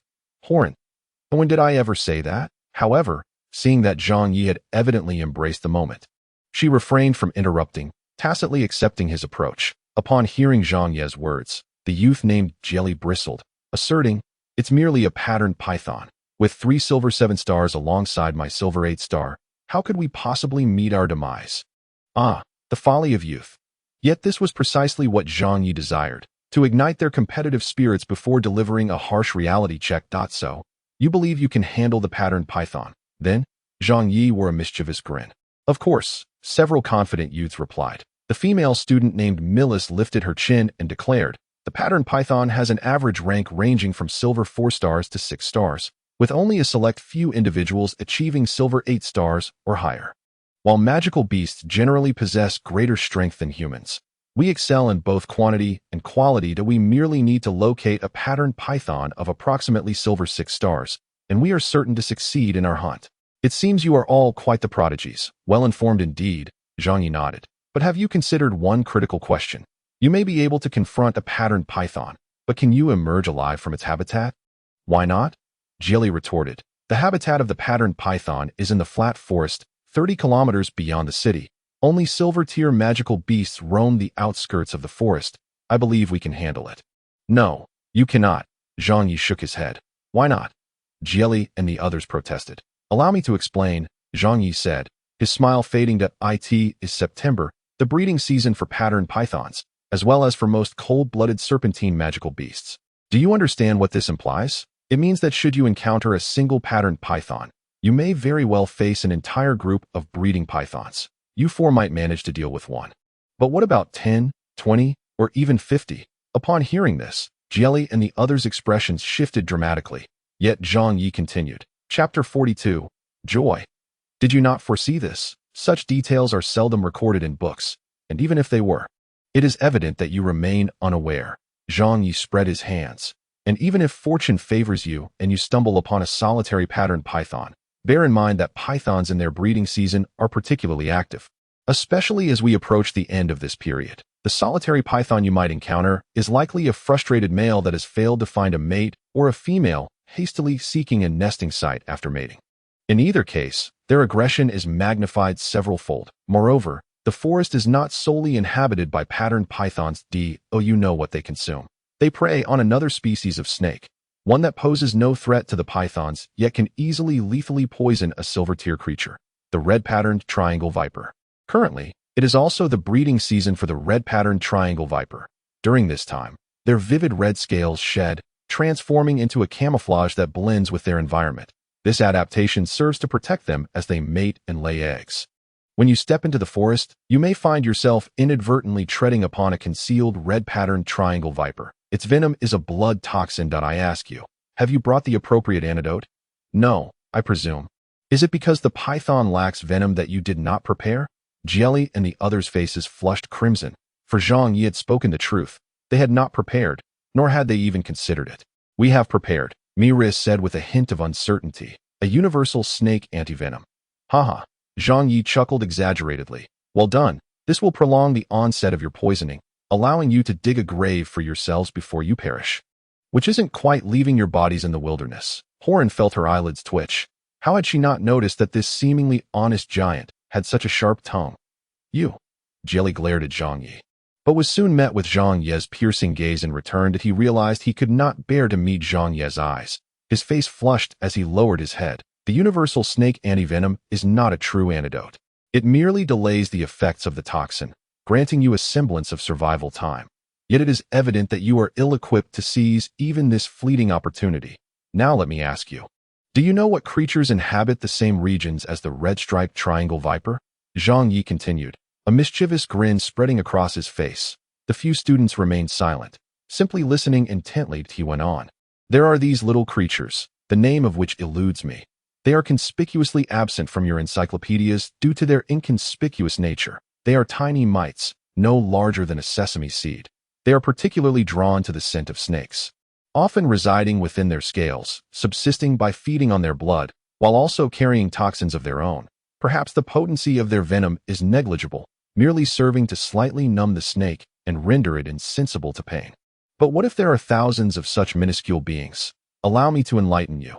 During the snake's breeding season, their numbers can explosively multiply, and within a patch of grass as tall as a person, there could be thousands, even tens of thousands of these tiny creatures. They move silently, so you might pass through the grass, unknowingly carrying hundreds, if not thousands, upon you. Then they will pierce your skin, yet you will feel no pain because their venom is gradually numbing you. Thousands of bites will accumulate the toxin in your body to a critical level, leaving you feeble, and eventually, even walking will become an unattainable luxury. In the end, you will helplessly watch as your skin becomes a crawling mass of these tiny insects. A dark swarm resembling black sesame seeds glued to your flesh, impossible to shake off. Make their blood-sucking more comfortable. They will invade your nostrils, your pores. Anywhere they can penetrate your body, you will witness moving lumps beneath your skin, akin to animated goosebumps. And then, you will see no more, for your eyeballs are also a delicacy they covet. Listening to Zhang Ye's vivid description, not only did Jieli and the others turn pale, but even the student nearby who was taking notes paused, gripped by a chilling dread. I have dubbed these little creatures sesame mites. Isn't that an adorable name? Zhang Yi chuckled mischievously. Jieli and his companions could not help but take a few steps back. Their eyes filled with terror. "Oh, you still wish to proceed?" Zhang Yi inquired. The group exchanged glances before shaking their heads, appearing somewhat disheartened. Satisfied with the impact of his admonition, Zhang Yi continued, "What you ought to focus on now is diligently studying at the academy and refrain from indulging in frivolous thoughts. Hunting magical beasts has never been a glamorous endeavor. If I were able to attend school, I would have no desire to become a mercenary and venture into the forest to confront those frightful creatures." "Really?" Jelly asked. "Not at all. I relish the company of danger and horror," Zhang Yi retorted. The others fell silent. "If you wish, I could arrange an experience for you in the future, but for now, concentrate on your studies. Lads, once you mature, those terrifying entities will become as adorable as kittens." As he spoke, he affectionately ruffled Chi-Chi's soft, round head. Upon hearing this, Jelly and the others paused for a moment before nodding in agreement. "Thank you. We understand there's no need to thank me. If gratitude is due, it should be directed towards Mentor Horan, for she genuinely cares for you." "Thank you, Mentor Horan," Jelly and the others expressed sincerely. Horan, finally coming to her senses, waved her hand dismissively. "No need for thanks. It is my duty as a mentor that I cannot allow you to engage in foolishness. Now, return to your notes and memorize what you've copied today. I will be checking tomorrow." "Understood." Jelly and the others nodded and bowed once more to Zhang Yi before rushing back to their writing desk. "It seems you are quite suited to be an instructor," Horan remarked with a smile as she turned to Zhang Yi. "Haha, I believe so as well," Zhang Yi replied, hands on his hips, laughing. "Is that creature you mentioned at the Sesame Mite real?" Horan asked in a hushed tone, for even she had never heard of such a fearsome little bug. Zhang Yi leaned in closer and whispered, "It's not real. I just made it up." Horan responded, "You are quite the rascal." Zhang Yi grinned, "But you cannot deny that I have performed my task exceptionally well. Can you?" "Indeed," Horan replied, a smile tugging at her lips as she nodded. "And what about my commission?" Zhang Yi asked with eager anticipation. Horan chuckled heartily and said, "Follow me." As she strode towards the previous private room, her long legs gracefully carried her forward, reminding the students to diligently take their notes. Zhang Yi followed closely behind with Chi-Chi in tow. Upon entering the room, Horan opened a cupboard to prepare tea, only to furrow her brow after searching for a moment. "It seems I may have to delay your commission," she remarked, glancing back. "Is the floral tea finished?" Zhang Yi inquired. Horan nodded, her expression one of surprise as she watched Zhang Yi pull out a bottle of Highland White Peach Blossoms from his waist pouch. The Highland White Peach Blossoms can be brewed directly without drying. And the fresher they are, the sweeter they taste. The older they become, the more bitter. Some prefer the bitterness and choose to dry them, while others, like Zhang Yi, prefer them fresh. How fortuitous. Do you like it?" Zhang Yi asked with a smile. "Did you purchase this?" Horan exclaimed in delight. "Of course not." Zhang Yi replied with utmost seriousness. "I personally harvested this from the nearby Alona's mountain. Chi-Chi can attest to it." "Indeed, meow, freshly picked by my own hands, meow," exclaimed Chi-Chi, but then she shrank her neck and added, "It was just a bit terrifying descending the mountain, meow." Holland felt a twinge of emotion at that moment. She took the bottle, opened it, and inhaled deeply, becoming slightly intoxicated by the aroma. "It's preserved exquisitely," she remarked. "Of course, this was prepared especially for you. It must be well kept," Zhang Yi replied with a grin. "For me?" Holland raised an eyebrow at him. "Wasn't it simply a matter of convenience while on a mission?" Zhang Yi replied, "Truly, as a mentor, you are not easily deceived." However, Zhang Yi, thick-skinned, immediately countered, "Of course not. I genuinely thought of you when I picked more of these. It wasn't just convenient, and besides, they grow on a cliff, making it anything but easy. I shall take your word for it." Then, Holland said, turning around briskly, akin to a joyful little girl. She delicately picked the white peach blossoms, removing the stems and imperfections, placing the flowers into a teapot. It was evident that she was in high spirits, humming an involuntary tune. Zhang Yi rested his chin on his hand, admiring her graceful silhouette. Feeling her playful charm distinct from her usual intellect, his mood was equally elevated. What was that saying? "Beautiful women bring me joy. And the little kitty, she has milk to drink, biscuits to eat, and a big companion by her side. She is simply overjoyed." Chapter 43. Should you be happy? So comfortable after sipping a steaming cup of floral tea, Zhang Yi wore a contented expression. Holland chuckled lightly and took a sip of her tea as well, then leaned on the table, resting her chin in her hand, and inquired, "How is the promotion coming along?" "Just 3 more golden level missions to complete." I should be able to manage it within 5 days. Zhang Yi replied, so soon. Holland expressed her surprise that, of course, I am resolute in my ambition to become a legendary mercenary. Zhang Yi declared confidently that yes, that's so. Your aspirations may prove challenging to realize. Holland smiled. Regardless of the profession, anything associated with the word legend is not easily attained. Indeed, it is quite rare to find a woman who can become a legendary mercenary. Zhang Yi stated, is that what you meant?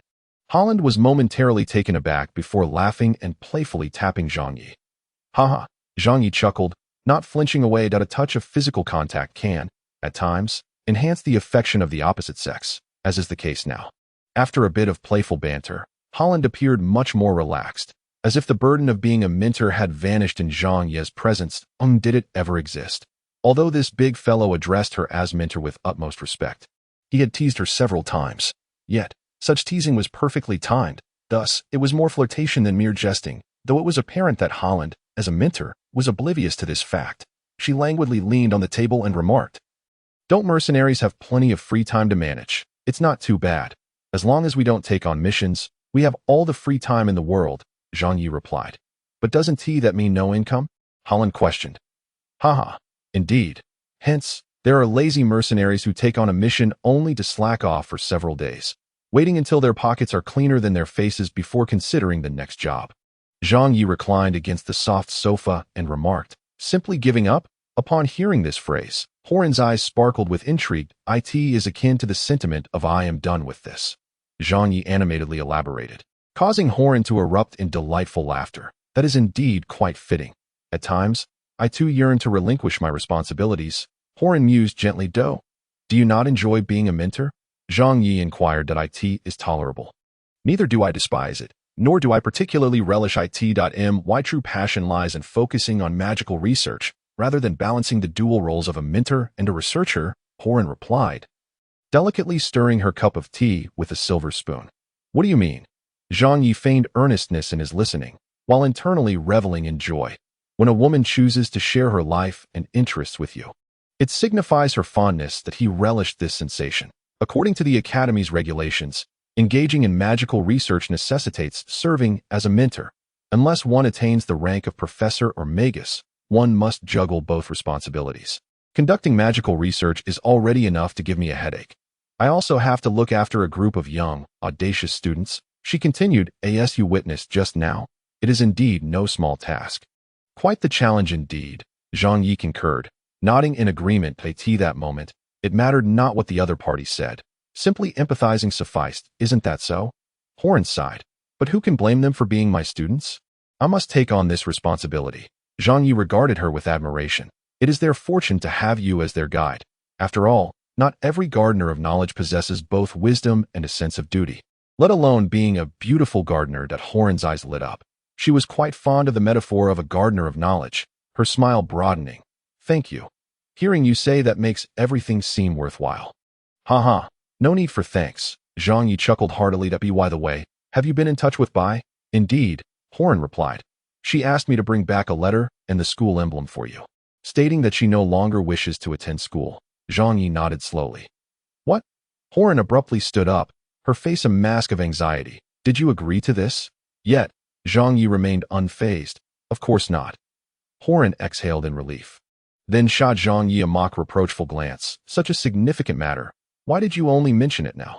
Zhang Yi blinked innocently. "Because I have already resolved it." Horan blinked back. "Resolved? What exactly have you resolved? How did you manage it? Have you learned anything about her?" Zhang Yi did not respond immediately, but countered her question. "Of course." Horan nodded. Though under Zhang Yi's unwavering gaze, she faltered slightly. "Of course that I have learned a bit. She is exceptionally gifted, naturally suited to be a researcher in the magical arts, a true prodigy. The tasks I assigned her in magical research, she completed with remarkable proficiency. Before she could finish, Zhang Yi shook his head. "She has endured considerable hardships."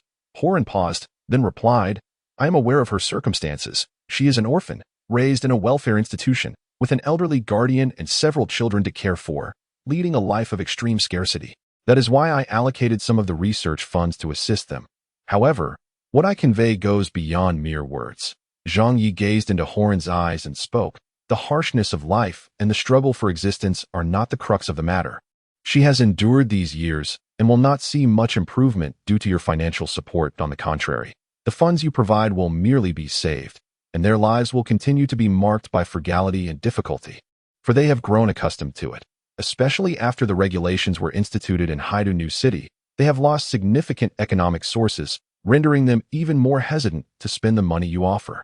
Thus, their lives will remain unchanged, steadfast in their thriftiness. Your expectations, however, have only intensified her academic burdens. She understands gratitude and appreciates all that you have done for them, which drives her to exert herself in fulfilling the tasks you assign. But do you truly comprehend the nature of her existence at Haidu Academy?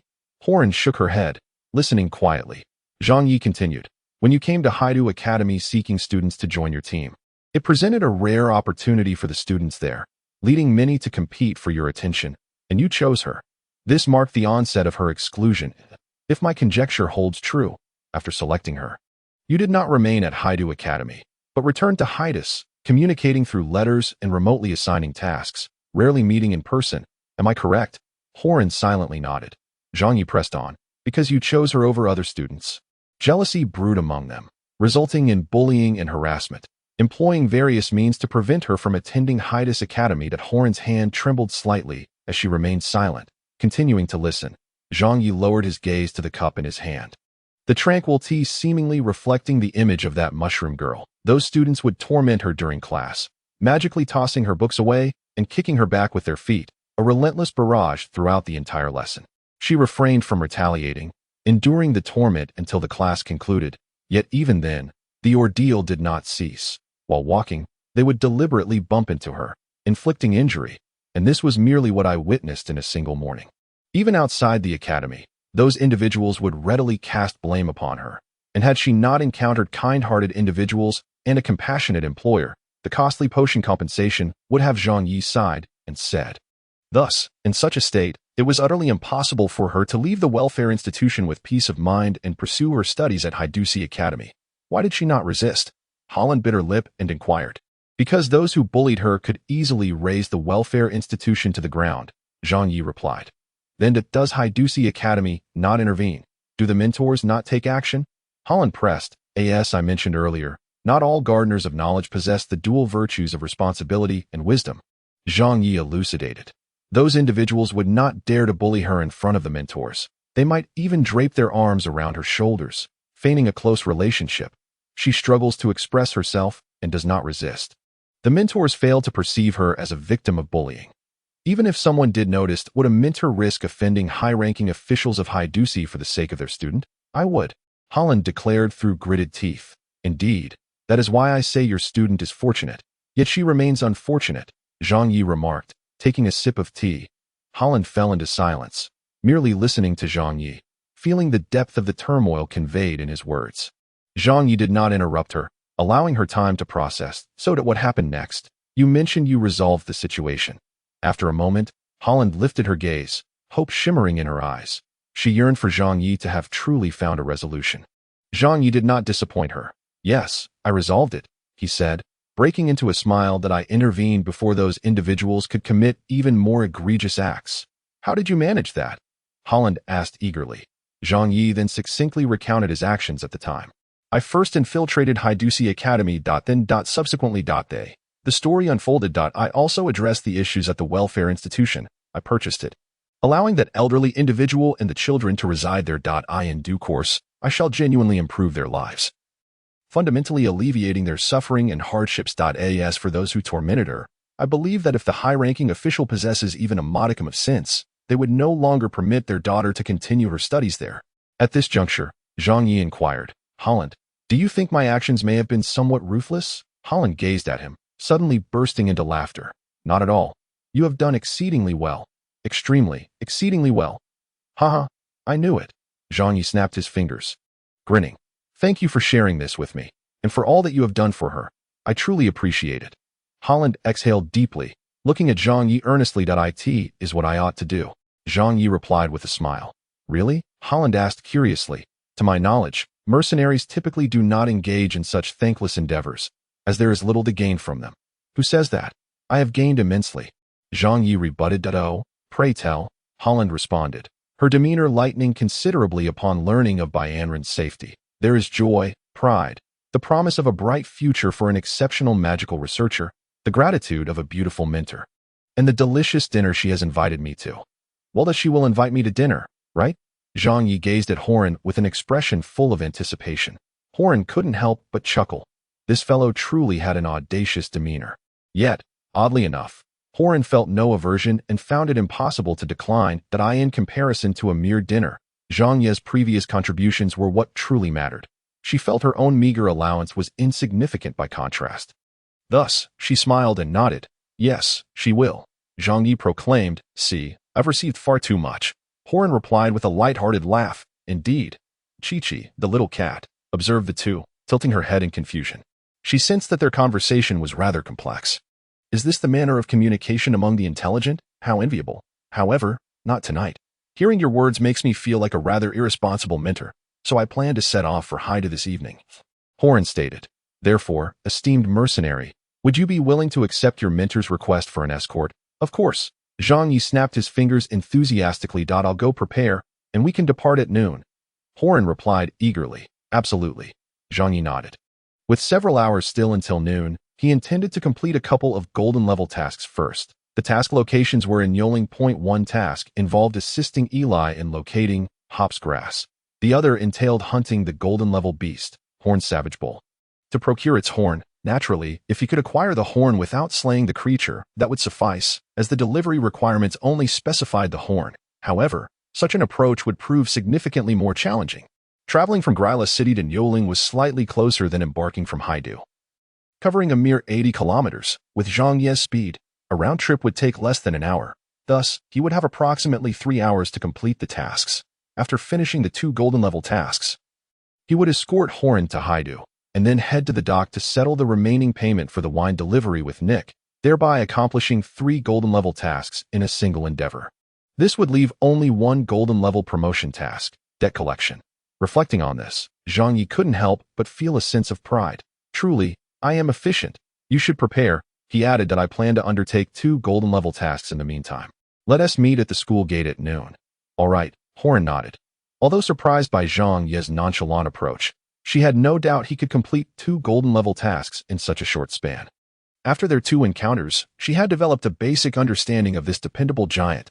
Bidding farewell to her mentor, Zhang Yi left the carriage and the remaining payment in the unloading area of Haida's Academy. A secure place where theft was hardly a concern. After all, those who could attend Haida's Academy held little regard for thievery. Zhang Yi then set off with Chi-Chi, entering a mode of frenzied haste. Poor little Chi-Chi nearly spilled the cup of milk she had just consumed due to the rough ride. Upon arriving at Yoling, Zhang Yi noticed Chi-Chi's pained expression and smiled apologetically. She suffered from motion sickness, particularly when it came to Zhang Yi's speed.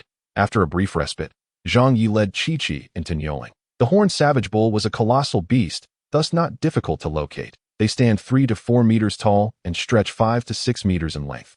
Resembling rhinos but far more colossal and ferocious. As they tread, the ground trembles slightly beneath them, leaving behind broad footprints. Soon, Zhang Yi discovered the tracks of the unicorn barbarian bull. In a previous life, mercenaries in the wasteland were famously dubbed wasteland hounds, not only due to their viciousness akin to that of hunting dogs, but also because those who thrived in the desolate terrain possessed formidable tracking skills similar to those of hounds. Zhang Yi was among the elite. With such substantial footprints and the traces left along the way, it would be a challenge for him not to locate the unicorn barbarian bull. Before long, he spotted his target, a golden 3-star unicorn barbarian bull. Chapter 45. Contest of strength within the same rank. Magical beasts are inherently more powerful than humans, a factor determined by their very nature. Even among golden 3 stars, the strength of the unicorn barbarian bull surpasses that of Melbourne by at least 5 or 6 times, with a defensive capability that is even more formidable, not to mention the advantages conferred by its size. It is as though 10 Melbournes would stand no chance against a single unicorn barbarian bull. However, this is not the entire calculation. Magical beasts possess innate magic, but such abilities are often scarce. Lower-tier beasts typically have only 1 or 2, and some may lack innate magic altogether. In contrast, humans can learn combat techniques as warriors, magic as mages, and even acquire common spells available to various professions, numbering in the hundreds or thousands. With these skills and their intellect, humans, even those without physical advantages, can triumph over magical beasts of the same rank or even those stronger than themselves. This is the might of magic. Of course, Melbourne truly cannot compete with the unicorn barbarian bull. Moreover, Zhang Yi does not possess even a single common spell. The essence of this discourse is to convey the difficulty humans face in direct confrontation with magical beasts, as well as to emphasize that Zhang Yi is indeed an extraordinary individual. For when he beheld the unicorn barbarian bull, his immediate thought was, I wish to engage this behemoth in a clash. The horn of the unicorn barbarian bull bore markings, with each line representing a star. The one Zhang Yi had found displayed 3 lines, certifying it as a golden 3-star beast, a creature of golden rank. The unicorn barbarian bull faced virtually no natural enemies in this forest, rendering it quite nonchalant, leisurely grazing in an open meadow, as if oblivious to any potential threat. Typically, there are indeed no threats. The forest lacks platinum-ranked beasts, and thus, other creatures are generally disinclined to provoke a massive entity standing 4 meters tall and measuring 5 to 6 meters in length. Yet Zhang Yi was different. He boldly strode into the bull's line of sight, tossing his heavy hammer aside, and beckoned towards the unicorn barbarian bull with an inviting gesture. Come, let us collide. Though the unicorn barbarian bull could not comprehend Zhang Yi's words, it sensed the provocation in his demeanor. Moreover, it recognized a threat emanating from this 2-legged intruder encroaching upon its territory, and thus, it readied itself with its horn, which boasted a diameter of half a meter. Aimed directly at Zhang Yi, hot air billowing from its wide nostrils as its forehoofs scraped against the ground up in the trees. Chi-Chi watched this scene with a hint of trepidation. Upon hearing Zhang Yi boast about his strength in comparison to the unicorn bull, her reaction was akin to that of an ordinary person. Seriously, really? This creature is known as the bull not merely for its ferocity and temper, but also for its immense brute force within the realm of golden-tier magical beasts. The unicorn bull ranks among the most powerful. The notion that Zhang Yi, as a human, would dare to challenge it in strength is nothing short of absurd. Nevertheless, Zhang Yi exuded confidence that a giant is not solely defined by colossal stature. With a resounding bellow, the unicorn bull charged forth. Its massive form resembled a tank, and Chi-Chi, perched in a tree, could feel the tremors beneath her. Yet, Zhang Yi showed no intention of retreating.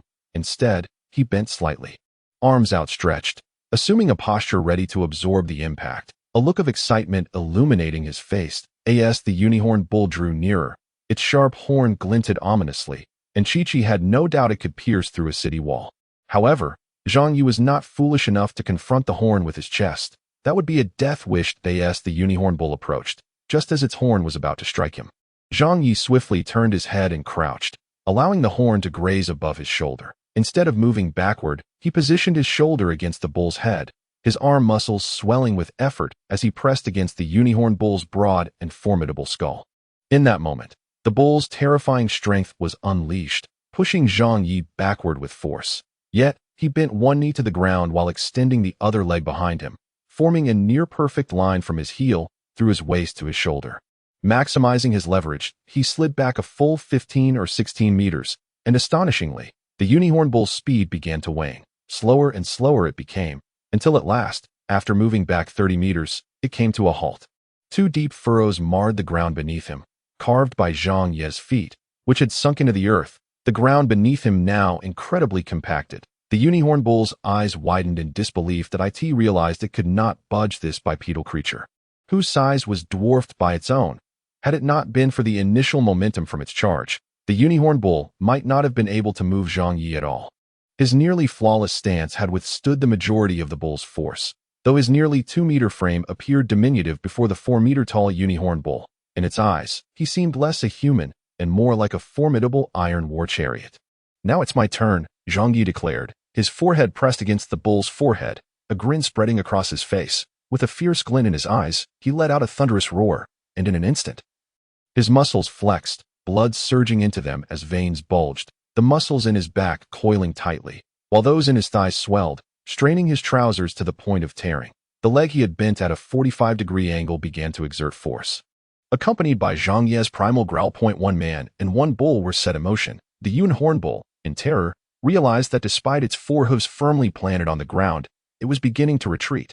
The heavy sound of its breaths echoed, and it moved its hooves frantically, aware that this human before it was determined to engage in a test of strength, and it was unwilling to concede.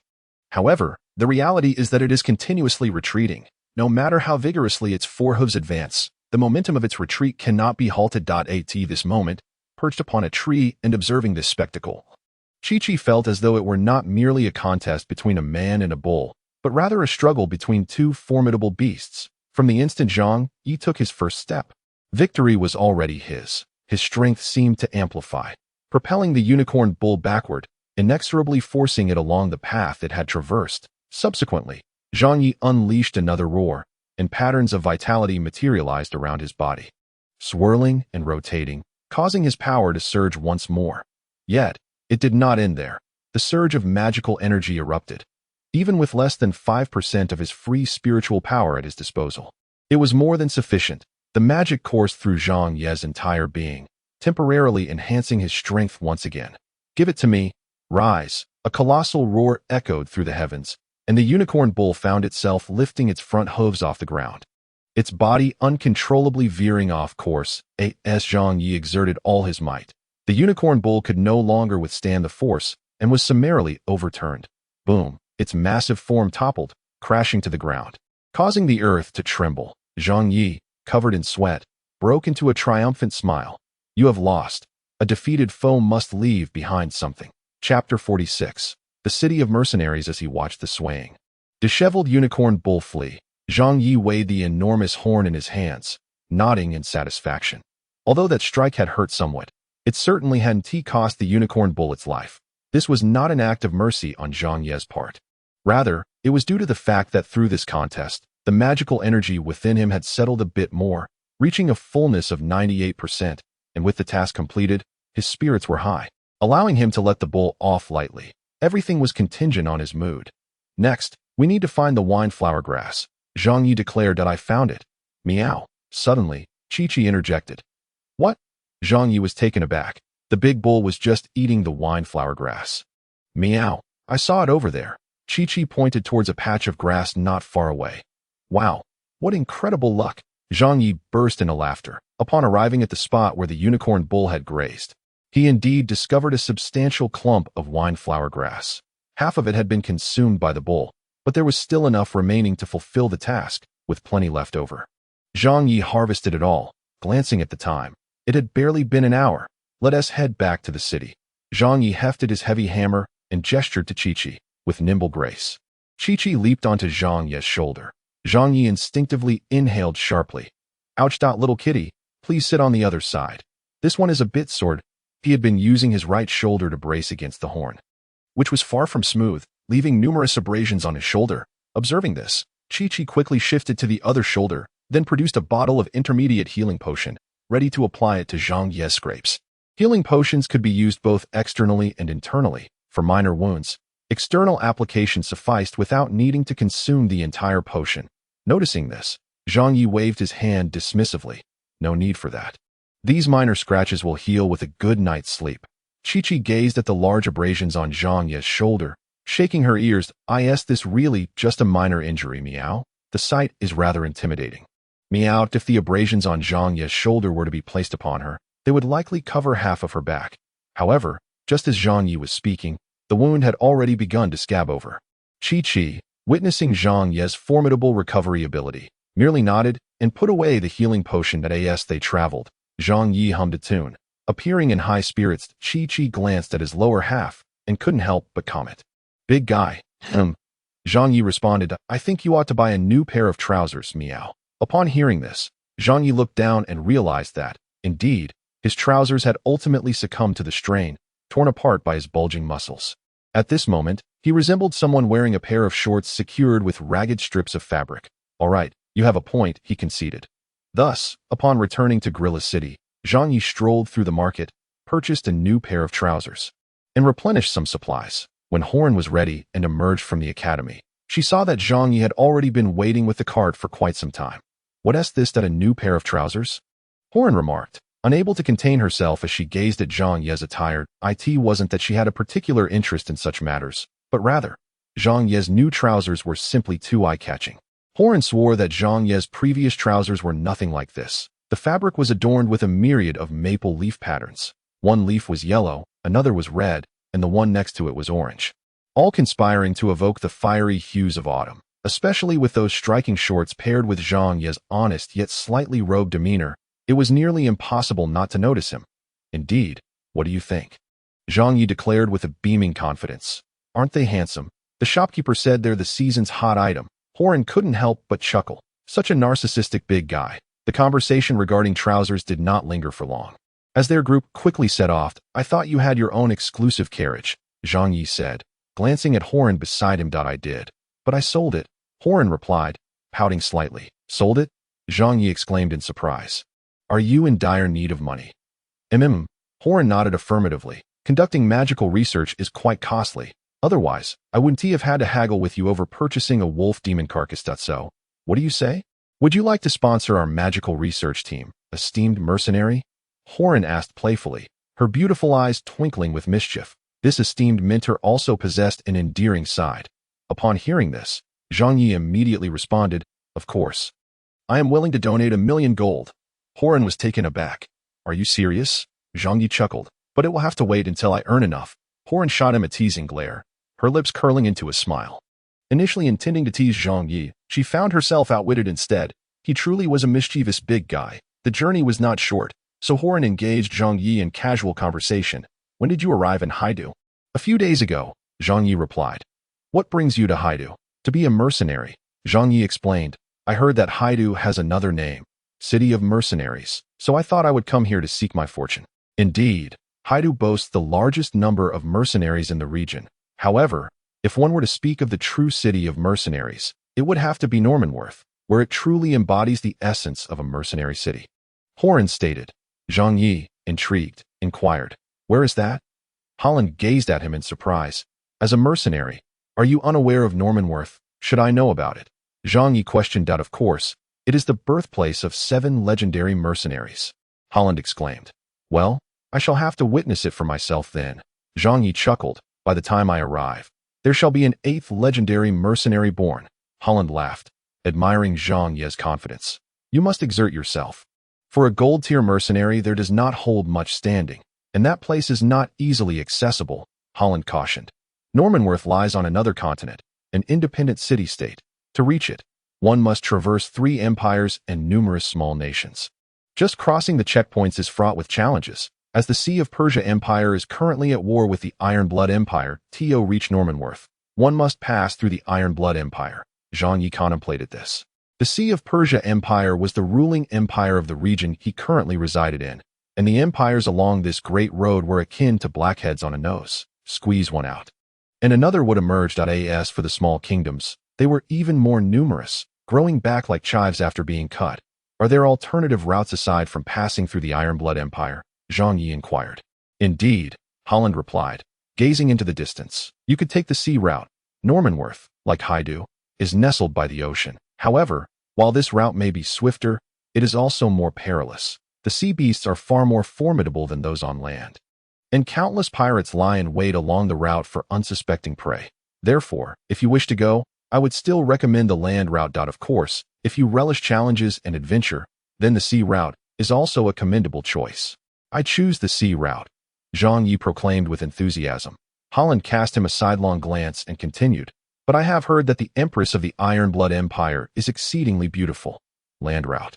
It must be the land route, Zhang Yi interjected. Yet the pirate queen of the sea is equally formidable, Holland countered. Holland, mentor, Holland looked at Zhang Yi with a smile, thinking she had just teased him. Yet the next moment, she heard Zhang Yi say, can you perform the art of duplication? If so, please do teach me. Holland. Chapter 47. The true reason regarding the question of whether to take the land or sea route. The matter was not pursued further, as it was merely jest, and in the short term, Zhang Yi did not intend to leave Haidu. He was a paragon of cherishing the present, pondering future events only lightly. For who could predict what tomorrow might bring? As night gradually descended and the temperature began to drop, Zhang Yi visited the market and purchased 2 blankets, one for Chi-Chi and one for Holland. Accepting the blanket, Holland smiled. I did not expect you to be so considerate. Just joking. I am a gentleman, Zhang Yi replied. A gentleman. Are you not a mercenary? Holland teased with a twinkle in her eye. Can a mercenary not be a gentleman? I call this a mercenary gentleman, Holland quipped. A servant gentleman. Zhang Yi corrected her. A mercenary gentleman. Holland burst into laughter at that moment. The distant howls of wolves echoed across the vast expanse of the fields. Lingering for quite some time, Zhang Yi gazed into the distance, where several ethereal green eyes flickered like will-o'-the-wisps. Emerging from the depths of the forest a wolf pack. Zhang Yi remarked. Is there danger?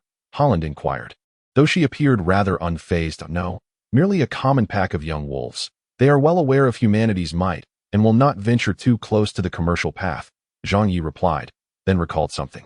By the way, Minter Holland, I have been pondering a question. Go ahead. Holland nodded slightly. With the emergence of wolf demons near Haidu, what do you believe it signifies? Zhang Yi asked, his gaze fixed ahead. For a moment, the atmosphere turned somewhat ominous, as if the very mention of wolf demons embodied terror. In truth, it indeed did. Are you suggesting that a blood domain has appeared nearby? Holland queried. I have considered this possibility, Zhang Yi nodded. That is why I previously inquired about the matters concerning the blood-soaked land. The wolf demons likely wandered here from afar, Holland stated. Unlike the bloodfish and blood-eyed creatures, which cannot stray too far from their blood domain due to their reliance on its sanguine energy for sustenance and propagation. Wolf demons are of a higher order. They can roam far from the blood domain, hunting at great distances. This area falls under the jurisdiction of the Empire's patrols, which conduct regular inspections. Should a blood domain manifest, warnings would be promptly issued to the surrounding cities, yet there has been no news thus far. I suspect that wolf demon has drifted here from a distant blood domain. Does such an occurrence happen frequently? Zhang Yi inquired. Not particularly. Sanguine entities do not belong to this world, and are quite rare, Holland replied. However, the blood domains are currently encroaching upon our realm, so their numbers are bound to increase, along with the sanguine beings. Only by severing the source of this sanguine incursion can we halt the advance. Zhang Yi nodded thoughtfully, falling silent for a moment before asking, if a blood domain truly manifests nearby, what would ensue? That would herald a calamity, Holland stated gravely. The emergence of each blood domain signifies the arrival of horror and death. Historically, there have been several instances of massive sanguine waves, each bringing unimaginable disasters to the continent. Should a blood domain truly arise in our vicinity, we must unite the forces of all surrounding cities to purge it. Otherwise, if the blood domain gains strength, even the formidable Grelia city would be consumed by its sanguine hunger. What is the level of the strongest individual in Grelia city? Zhang Yi suddenly asked. The Lord of Grelia city, Wind Whisperer, Melistria, Holland replied. Zhang Yi nodded. Possessing the exclusive title of Wind Whisperer signifies that Lord Mel is a title-level powerhouse. The lower 5 ranks are Bronze, Silver, Gold, Platinum, and Mithril. The upper 5 ranks are Bard, Title, Epic, Legendary, and Divine. Title-level powerhouses are indeed formidable beings. And what about you? Zhang Yi inquired further. Me. Holland replied. I am but a humble platinum-level magician. Platinum level? How impressive. I am merely a silver 5-star, Zhang Yi said with envy. However, his admiration was not directed towards the platinum level, but rather the mage. Silver? Holland was taken aback. You are only silver. Her expression was one of disbelief. Previously, she had requested Zhang Ye's registration information from the gatekeeper mage, which indicated that he was merely a brass-level mercenary. Without detailing his specific rank, a brass-level mercenary does not necessarily reflect a person's true strength. After all, even if one is a platinum-level powerhouse, they would still be classified as brass upon initial registration. Holland had always assumed that Zhang Yi was at least a high-ranking gold level. Given his ability to slay wolf demons, only to discover he was but silver. Silver 5-star, Zhang Yi remarked, drawing upon the bloodline patterns, revealing 5 silver-tinged designs. Holland fell into a prolonged silence. Eventually, she inquired, How old are you? Zhang Yi glanced at Chi-Chi and replied, 18. In truth, he was 16, but since Chi-Chi was 17, he claimed to be 18, allowing him to comfortably refer to her as Little Kitty. You are only 18? Holland's eyes widened with even greater astonishment. I thought you were at least 25. Zhang Yi responded, Do I look that old? He pointed at his face, questioning her. Not exactly. It's just, Holland struggled to articulate her thoughts. Zhang Yi certainly did not appear aged. If judged solely on his visage, he resembled a simple, honest youth of under 20. However, his muscular physique, could it have been achieved at 18? The crux of the matter lay not merely in his physique. but in the manner he presented himself, his communication style, his approach to life, and his wealth of experience all exuded a sense of sophistication that led Holland to unconsciously regard him as a peer rather than a youth. Not everyone is like you. Forever resembling an 18-year-old maiden, Zhang Yi shrugged helplessly. Holland, who had just been astonished, burst into laughter. I cannot remain 18 forever. Though she spoke thus, it was evident that Zhang Yi's remark had brought her joy.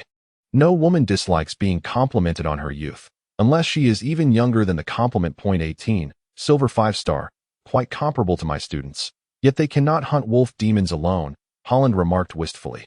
This statement brought Zhang Yi a sense of comfort. And he chuckled. Indeed, I am the best. You are even tooting your own horn, Holland laughed, covering her mouth, then continued. That said, your talent is quite remarkable. With your abilities, entering Hydus would pose no challenge at all. So why did you choose to become a mercenary? This was the second time she had posed this question. The last time, Zhang Yi had deflected it with a humorous quip, but Holland remained curious. As their interactions continued, her intrigue towards this robust individual grew. Because I love this profession, much like you adore magical research, Zhang Yi replied with a gentle smile. Perhaps to outsiders, mercenaries are merely those forced by circumstance to live a life on the edge. Yet there exist individuals in this world who are decidedly unique, such as myself, whether it be wealth or fame, or perhaps the aspiration to become a legend. None of these are the true reasons for my passion for mercenary life. So what is the genuine reason? Holland inquired with growing curiosity. Zhang Yi turned to her, then produced a cigarette, gesturing slightly. Do you mind? As you wish, Holland nodded. Zhang Yi lit the cigarette, leaning against the wagon. One hand on the reins and the other holding the smoke, exhaling clouds that dissipated into the chilly night breeze. What I cherish is freedom, not the carefree freedom sought by a canary in a castle. What I desire is a freedom that exists beyond the confines of rules. Chapter 48. The unique mercenary. Is there any distinction between these two forms of freedom? Holland gazed at his profile and asked. Indeed, there is, Zhang Yi replied, the cigarette between his lips, exhaling wisps of smoke. In that moment, despite the youthful contours of his face, he exuded a steady yet wild charisma that momentarily captivated Holland. His voice continued. The former represents an escape from the shackles of rules. The latter signifies a breaking free from those constraints. Allow me to illustrate. Imagine a young princess residing in a castle, luxuriating in a life of opulence. Yet forbidden to leave the palace point one day, she decides to flee, venturing into the vast world beyond. Here, she is liberated from the formalities of the court. She can run freely, explore various novel experiences, and pursue her desires. However, one day, the king summons his guards to retrieve her, and she must flee once more. She is merely a young princess, not a formidable valkyrie, thus her only recourse is to escape. If captured, she would be confined back within the castle walls. Yet the guards eventually find her, attempting to drag her away against her will. She hurls insults at them, denounces the king, and condemns the castle that imprisoned her, passionately singing her ideals, only to be ensnared once more within the luxurious cage of a canary. She cannot confront the rules, so she can only flee from them. Should the rules eventually catch up, she will remain bound. This is the freedom of the canary. And what of the other kind? Holland listened, entranced. That is an entirely different tale. Zhang Yi chuckled. One day, a young princess dwelled in a castle, enjoying a life of splendor, yet restricted from leaving the palace. One day, she shattered the castle walls with a single punch, striding boldly out into the world. Holland, Zhang Yi. When the king sent his guards to fetch her, she effortlessly dispatched them, frolicking about joyfully until she grew weary and returned to the palace, only to awaken the next day to find her room secured with a heavy lock. Yet she twisted the lock off and ventured out again. Holland, Zhang Yi. As she played, she discovered that her kingdom had been invaded. To ensure her own enjoyment, she marched straight into the invader's stronghold, toppling it, and thus, peace was restored to her kingdom, allowing her to resume her joyful play. Holland, this, my friend, is the freedom that exists beyond the confines of rules. Zhang Yi remarked with a smile that a mercenary embodies such an existence. However, the mercenaries I have encountered thus far do not align with the kind I aspire to meet. Therefore, they cannot ascend to legendary status. So, are you such a mercenary? Holland inquired with a chuckle. Indeed. Zhang Yi nodded affirmatively. What distinguishes you from ordinary mercenaries? Holland pressed further. Zhang Yi shifted slightly to alleviate the stiffness from prolonged sitting before responding. Other mercenaries are beholden to wealth, to fame, and a beauty.as for me, I am beholden to myself, no matter how many lives they have taken or how ruthless they may be, when faced with the Ironblood Empress. They must bow in submission. And you? Holland gazed at him expectantly. Zhang Yi grinned. The Ironblood Empress must pay a sufficient commission before I would kneel. Holland replied, I assumed you would say that as a man. You would rather die than kneel. She chuckled softly. Zhang Yu laughed heartily, igniting the cigarette in his mouth and exhaling a plume of smoke. In battle, not even death would compel me to kneel, unless death too could offer a sufficient commission. What if she is an empress? Even if she commands 1,000,000 soldiers to surround me, I would still have the audacity to curse her ancestors to the 18th generation before I perish. However, should she bestow a kiss upon me, I would gladly kneel on one knee and call her my dear. Once again, Holland found herself amused, her delicate shoulders shaking with laughter. You truly are a madman, she remarked. Thank you for the compliment, Zhang Yu replied with a smirk. Although the hour was late, Holland discovered she was far from weary. The little kitten had already curled up and fallen asleep on Zhang Ye's back. Yet she yearned to continue conversing with him. Perhaps it was his humor and charm, or perhaps it was his unique thoughts and demeanor that captivated her. In any case, everything about him drew her in. Most importantly, she realized that the freedom of the canary Zhang Yi spoke of seemed to mirror her own present endeavors. Thus, she engaged in conversation with him until the depths of the night. Do you not require a moment of rest? Zhang Yi inquired, observing Holland. I have heard that wizards must maintain a good state of mind. Well, I suppose I am a bit tired. I usually retire early. Holland admitted with a slight yawn that it's never too late to sleep. We still have half the journey ahead, but I'll wake you when we arrive, Zhang Yi assured her. Very well, Holland replied as she wrapped herself in the blanket and leaned against Zhang Ye's side. Do you mind? She asked, her big eyes sparkling with mischief. Zhang Yi smiled gently. Not at all. Then good night, mercenary sir. Sweet dreams, Professor Holland. Zhang Yi lightly shook the reins, slowing the carriage's pace. Holland noticed this but remained silent, merely smiling as she closed her eyes and soon drifted into slumber. Typically, while traveling through the wilderness, she would sleep lightly. Yet this time, she fell into a deep, restful sleep and dreamt vividly in her dream. She transformed into a canary, but this time, instead of cautiously and secretly unlocking the cage to escape, she shattered the cage entirely and soared into the sky. The sensation was truly delightful.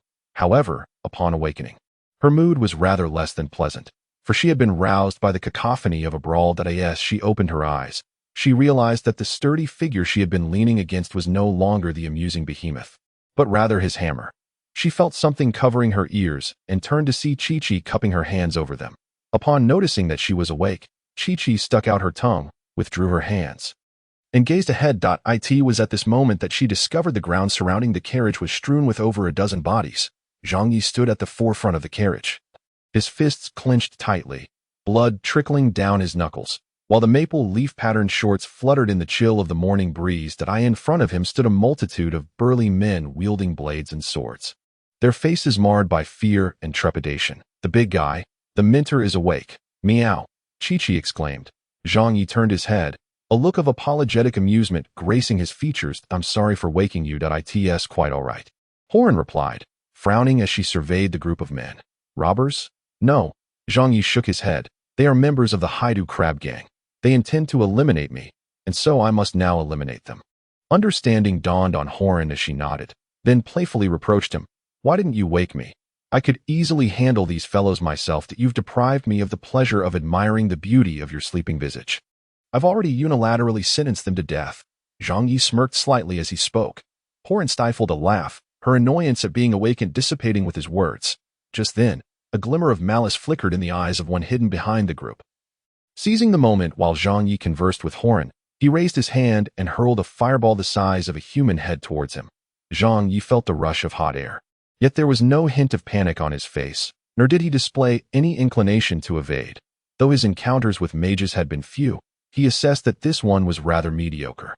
At the 4-star golden level, the fireball possessed considerable force, yet he was not to be underestimated. His magical intensity rivaled that of a high-ranking gold. As long as he unleashed his magic to envelop himself the instant the fireball approached, forming a protective barrier, the fireball would pose no threat whatsoever. For dealing with such adversaries, the meager amount of free magic power within his magical reservoir was more than sufficient. A mere resistance would allow him to close the distance. A mere 4-star golden mage could hardly withstand a single blow from him. However, before he could intercept the fireball and retaliate, a chilling gust swept through, accompanied by a flurry of snow. The fireball extinguished midair, and the multitude of men, along with the fire mage, were encased in ice. Zhang Yi regarded this scene with astonishment before turning to Horan. She stood with her arms crossed, frost swirling around her. With a gentle push of her gold-framed glasses, Horan offered a slight smile. Do not underestimate the mentors of Hydus Academy. Big guy. Chapter 49. The inertia of magic. Zhang Yi gazed with wide eyes at the figures frozen in ice, belonging to the crab gang. The efficiency of such area effect magic in clearing out small karami was nothing short of remarkable, even if he could take them out one punch at a time. It could never compare. He felt a profound envy. Holland was quite pleased with Zhang Ye's gaze. With a smile, she tilted her chin slightly and looked at Zhang Ye's bloodied fist, asking, "Are you injured?" "No, it's their blood," Zhang Yi replied, shaking his hand. After washing up, they gathered the money and equipment from those individuals and tossed them onto the cart. The three of them set off once more. At this moment, they were merely a few dozen kilometers from Haidu. Once they crossed the nearby grassy slope, the outline of Haidu would come into view. What was that move called? On the way. After 3 minutes of contemplation, Zhang Yi could no longer restrain his curiosity. It's called Cold Wave, a platinum-level ice magic, Holland said, looking at Zhang Yi with an amused expression. So, do you wish to learn? Indeed, I absolutely want to. Zhang Yi nodded vigorously. Holland laughed heartily, remarking, so this is the true reason you aspire to enter the Magic Academy. It seems I cannot hide anything from my astute mentor. Zhang Yi replied with a cheeky grin. If you wish to learn, it is possible, but you will need to pay a fee, Holland said with a mischievous glint in her eye. "Oh, come on," Zhang Yi exclaimed, his eyes widening. "Isn't that a mercenary's rule?" Holland playfully blinked. "Very well," Zhang Yi chuckled, shaking his head. "But even if you were willing to teach, I might not be able to grasp it." "Why do you lack confidence?" Holland asked, somewhat taken aback. In her perception, Zhang Yi was an exceedingly self-assured individual. She had assumed he would persistently pester her for instruction. "It's not a matter of confidence. It's just the reality is as such." Zhang Yi shrugged, a hint of resignation in his voice. My magic is rather peculiar. It is not ordinary magic. It is that extraordinary magic." Before Holland could process this, the nearby Chi-Chi burst into laughter. Holland, bemused, inquired, "So, what makes it extraordinary?" "It cannot transform into magic," Zhang Yi explained. "I once communicated with a magician from my village, who was also willing to teach me magic. The process of casting magic involves condensing magical power into starlight, arranging the starlight into a special array, and connecting the magical patterns formed by the magical power to create magic array sequence. Finally, by infusing magical power into the array, one can amplify the power to manifest more potent spells." "Yes, that's roughly it. The magician from your village possesses considerable skill," Holland affirmed. "Indeed, he is a gold-level magician and was formerly part of the Imperial Army. Our village has many veterans." Zhang Yi nodded. "He taught me several configurations of general magic arrays. Essentially, as long as one can release magical power, one can cast spells, correct?" Holland nodded. "However, my magical power cannot resonate, cannot form starlight, nor can it manifest externally. Observe, with that." Zhang Yi extended his finger, and a blue light shimmered at its tip. He concentrated his magical power there, for the free magical power he could summon within him was exceedingly limited, now reduced to less than 1%. After condensing the magical power at his fingertip, Zhang Yi slid his hand, and the magical energy traced a blue line in the air, forming a magical pattern. Then, he withdrew his hand, and Holland noticed that the magical pattern dissipated rapidly, vanishing in the blink of an eye. Holland gasped in astonishment, her small mouth agape. Subsequently, she extended her finger, its tip glowing with a cerulean light, and a similar linear magical pattern materialized before her. This ethereal emblem lingered for a good 10 seconds before gradually dissipating into the air. "This is the essence of normal magical energy. Release your magic once more for me to observe," Holland requested. Zhang Yi nodded and unleashed a modicum of magical energy. This was his final reserve. Prior to Holland awakening, he had instantaneously released his magic to withstand a fireball, and now his internal reservoir of free magical energy was nearly depleted. As Holland scrutinized Zhang Yi's magical prowess, she eventually gave a slight nod. "Have you discovered the cause?" Zhang Yi inquired eagerly. "Not quite," Holland shook her head. "However, I have discerned something intriguing. Though your magical intensity is commendable, the quality of the dissipated magic far exceeds that of the silver tier.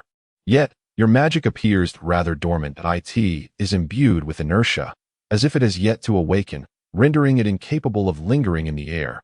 Once released, it swiftly disperses. Thus, even if I wished to emulate it, I would find it impossible. Zhang Yi nodded, letting out a sigh.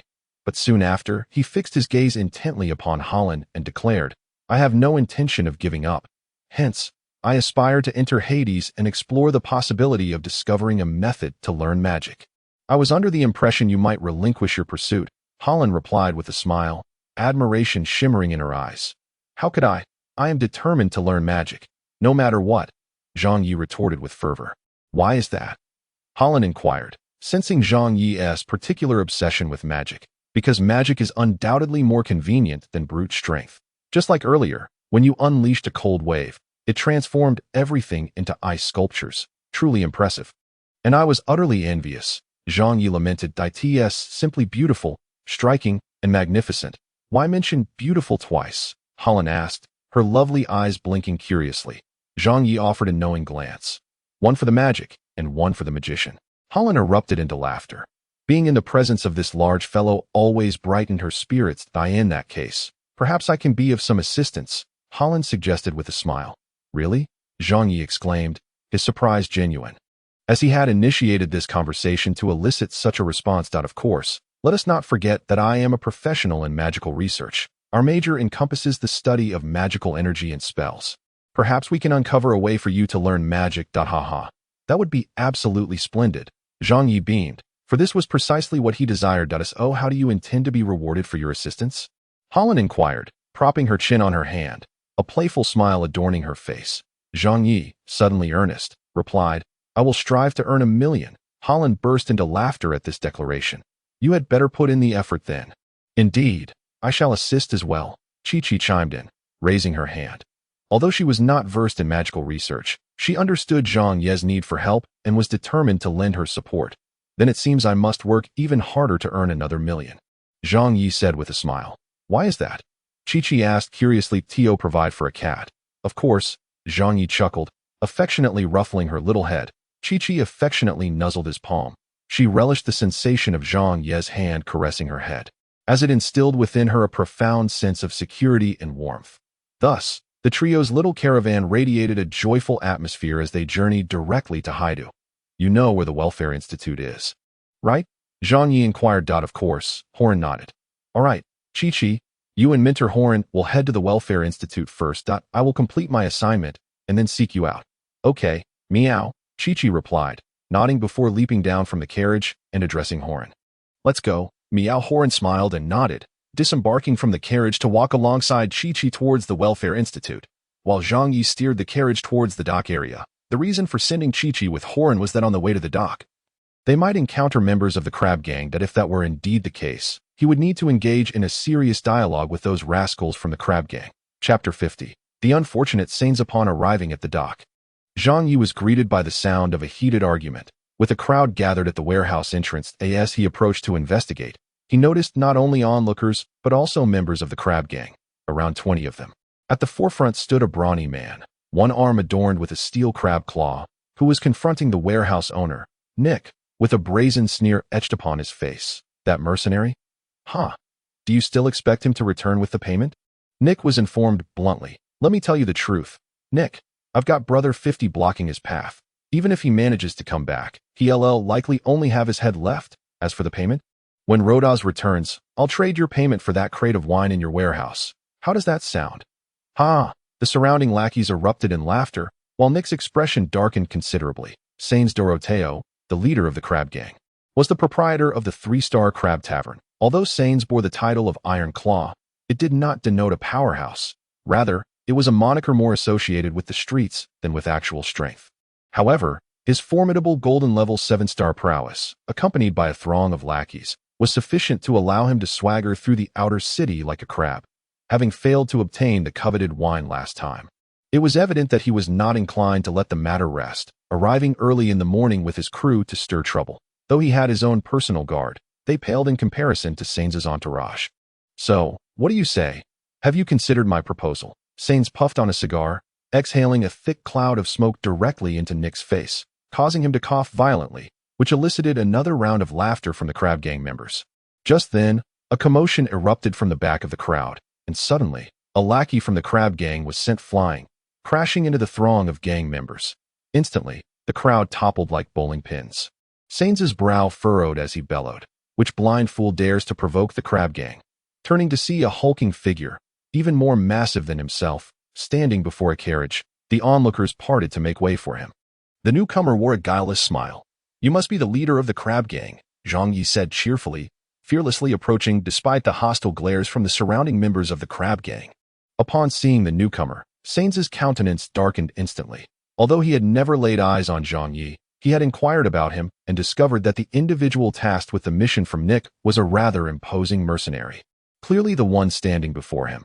His presence here signified, "Where's Rodas?" he inquired of Zhang Yi. "You mean that magician?" Zhang Yi feigned contemplation before breaking into a grin. "He*s dead, quite gruesomely so.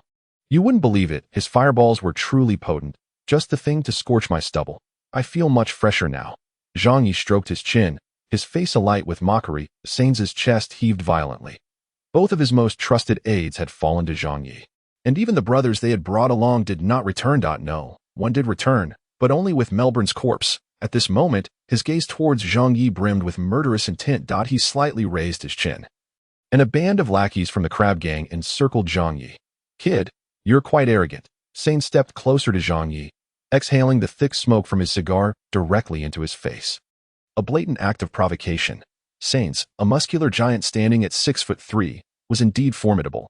Yet Zhang Yi towered over him by a few centimeters, his muscles more defined and lacking Sains's protruding belly. "Do you know whose territory this is?" Sains exhaled another puff of cigar smoke. Unfazed by the smoke, Zhang Yi's smile only grew more endearing. "Arrogant? Ha! You must be mistaken." With his hands tucked into his pockets and leaning back slightly, Zhang Yi appeared to tower over Sains despite the minor difference in height. "I am, in fact, quite amiable, especially towards friends. But when it comes to foes," Zhang Yi's smile morphed into a sinister grin. An overwhelming pressure emanating from him, akin to a lion baring its fangs. "I will twist their heads off and stuff them into their own rear ends. Be gone, you foolish wretch. I have deliveries to make. And we shall settle our accounts later." With that, he turned to walk towards the wagon. The three lackeys blocking his path immediately obstructed him, but Zhang Yi swiftly seized one by the head and flung him aside with a scream. Instantly, the other two retreated, aware they were no match for this behemoth, especially given the terrifying aura he exuded. Zhang Yi then led the wagon towards the warehouse, and none of the lackeys dared to impede him. Parting ways instead while casting glances at their leader. That moment, Sains's expression darkened to its utmost depths. As Zhang Yi passed by, he extended his iron grip, seizing the wagon and halting the horses in their tracks. "Did I permit you to leave?" Sains asked coldly. Zhang Yi chuckled and grasped the iron grip, gradually prying it open. Sains's expression shifted slightly. This fellow's strength. In front of his subordinates, Sains did not wish to lose face, and thus unleashed a wave of energy, 7 golden-edged blood-red rings swirling around him, slowly pressing down on Zhang Yi's hand. "Oh, you wish to arm wrestle, do you?" Zhang Yi's laughter rang with delight. The veins of vitality surged forth from his body, at which point everyone realized that this towering figure was merely a silver 5-star. Yet, this silver 5-star was engaged in a fierce contest of strength with the golden 7-star. Sains, their hands locked in a stalemate mid-air, veins bulged from Sains' forehead, his complexion a deep crimson, as he exerted every ounce of his strength, blood rushing to his face. In stark contrast, Zhang Yi maintained an air of cheerful nonchalance. What was even more alarming was that his iron claw, under normal circumstances, could sever a man's arm with ease. Yet, Zhang Yi's hand remained steadfast like iron, unmoved despite Sain's relentless efforts. The sneer of disdain flickered in Zhang Yi's eyes. Let us not forget, he had once forged metal alongside the old master, and his hands could grasp red-hot iron barehanded. Was he to fear a mere iron claw? Truth be told, were it not for the prohibition against fighting within Haidu, with enforcers nearby, I would guarantee that I would rip your claw from your grasp. Zhang Yi remarked coolly. I shall certainly use this very claw to sever your head. Sains replied, his voice frigid. Is that so? Zhang Yi raised an eyebrow, then grinned wickedly. In that case, I have changed my mind. As soon as his words fell, a terrifying wave of energy erupted from Zhang Ye's body. The blood-red, silver-tinged veins of vitality swirling wildly, transforming into golden-tinged veins of energy in midair. Remarkably, there were 5 such veins. Enveloped by these veins, Zhang Ye's muscles bulged, his physique seemingly expanding in size. His once loose clothing tightened around him, and the grin on his face became ever more menacing. Poor Sains, he had chosen to grapple with Zhang Yi. Now, what was initially a mere step away from promotion had culminated in the final refinement. The reservoir of magical energy completely filled and subsequently erupting into a torrent of power. Zhang Ye's rank surged dramatically. In that moment, he was no longer a silver 5-star, but had ascended to a golden 5-star. Sains gazed at Zhang Yi in sheer terror, unable to comprehend how Zhang Yi had so suddenly catapulted from silver to gold. Yet, Zhang Yi paid no heed to such trivialities. The strength in his grasp intensified, and Sain's iron claw twisted under the pressure, akin to pliable clay. The sinister grin on Zhang Ye's face epitomized arrogance, and his cold voice resonated in Sain's ears like a whisper from a demon. There is no need to wait. I shall tear your claw from you this very moment. Chapter 51. Threat. Having engaged in a contest of strength with the horned bull and the subsequent battle, Zhang Ye's accumulated magical energy was but a hair's breadth away from promotion. Thus, he understood that his ascension would occur either today or tomorrow, but certainly not the day after. Sain's decision to engage in arm wrestling accelerated this process. Even if by a mere fraction of 1%, it sufficed. However, what Zhang Yi did not anticipate was the sheer magnitude of this explosive enhancement. Initially, he speculated that his promotion would result in a silver 9-star or 10-star. At most a golden 1-star. To his astonishment, he soared directly to a golden 5-star. It was evident that the longer one accumulated their power, the greater the leap in advancement. With each promotion, the reservoir of his magical energy expanded significantly, allowing for an even greater capacity for accumulation. But he believed that the next promotion would be even more substantial, though it would require a longer period. The benefits of ascension were undeniably apparent. Zhang Ye's power surged dramatically, his freedom of magic reaching a full 100%. Moreover, the legacy of the giant within his mind, as he had anticipated, began to unravel certain mysteries. There were many intriguing elements to ponder, and he would need time to digest them upon his return. However, at this moment, his sole intention was to deliver a severe beating to Sains. He certainly harbored thoughts of ending Sain's life. When it came to his enemies, Zhang Yi showed no mercy. Yet, within the confines of Haidu, murder was strictly prohibited, a rule that most cities adhered to, and the chaotic Haidu was no exception. Consequently, Zhang Yi merely crushed Sain's iron claw and forcibly tore it from his arm.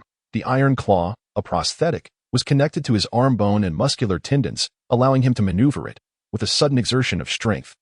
Zhang Yi wrenched the claw along with flesh and bone, tearing off Sain's forearm, leaving the elbow joint gruesomely exposed. Sains let out a tremendous scream, but before he could continue, his voice was abruptly silenced as Zhang Yi seized his throat. Lifting the 200-plus-pound man effortlessly with one hand. I warned you, Zhang Yi said coolly, glancing at the group of crab gang members. At the sight of him, all the gang members retreated, their faces betraying unmistakable fear. Their once formidable leader, Sains, now resembled a helpless chick in Zhang Ye's grip, his life precariously held in Zhang Ye's clutches, leaving them with no courage to retaliate. Some even dropped their weapons and raised their hands in surrender upon meeting Zhang Ye's gaze. Zhang Yi turned his attention back to the pained Sains, who stammered, "Don't kill me, I was wrong." Sains felt the lethal threat looming over him as his uninjured hand clutched Zhang Ye's arm in a futile struggle. Yet Zhang Ye's arm was as unyielding as true iron. "TSK, TSK, TSK, why must you do this?" Zhang Yi said, his grip tightening, causing Sain's eyes to bulge as if they might burst from their sockets. Just then, a furious shout rang out, "Step aside. What are you all doing here?" Zhang Yi frowned. The enforcers had arrived. A group clad in enforcement uniforms forcefully pushed through the crowd. The leader's eyes fell upon Zhang Yi committing violence in the street, and he was about to unleash a torrent of anger, but upon seeing the object in Zhang Ye's hand, he abruptly halted his words. What are you all doing?" Zhang Yi instantly donned a naive and harmless grin. Releasing Sains, "Ha ha ha, officer, it's all a misunderstanding. We were just having a friendly arm wrestling match. Arm wrestling." The enforcer glanced at the bloodied iron claw on the ground, cursing inwardly. Did they think him a fool? Arm wrestling could not result in tearing off a limb or choking someone. Yet, he dared only to voice his indignation in his mind. Despite the enforcer's seemingly imposing presence, even gang members yielded to them. They were merely a cog in Haidu's gray industrial chain. Recognizing the figure in Zhang Ye's grip as Sains, the enforcer realized that someone capable of handling Sains with such ease was certainly not an ordinary individual. In that moment, he remained silent, directing his gaze toward Sains. Zhang Yi, with an affectionate gesture, draped his arm over Sains's shoulder and jovially remarked, "Right, my brother? Aren't we just engaged in a friendly arm wrestling match?" As he spoke, his large hand, resting on Sains's shoulder, gently patted his cheek, the underlying threat unmistakable even to the enforcer's present. Sains, cradling his injured arm, cast a fearful glance at Zhang Yi, and, suppressing his pain, forced a smile, repeatedly nodding. Yes, officer, we are merely having a friendly contest. This arm of mine, alas, has succumbed to the perils of overindulging in seafood, leading to a brittle fracture, and has nothing to do with this brother here.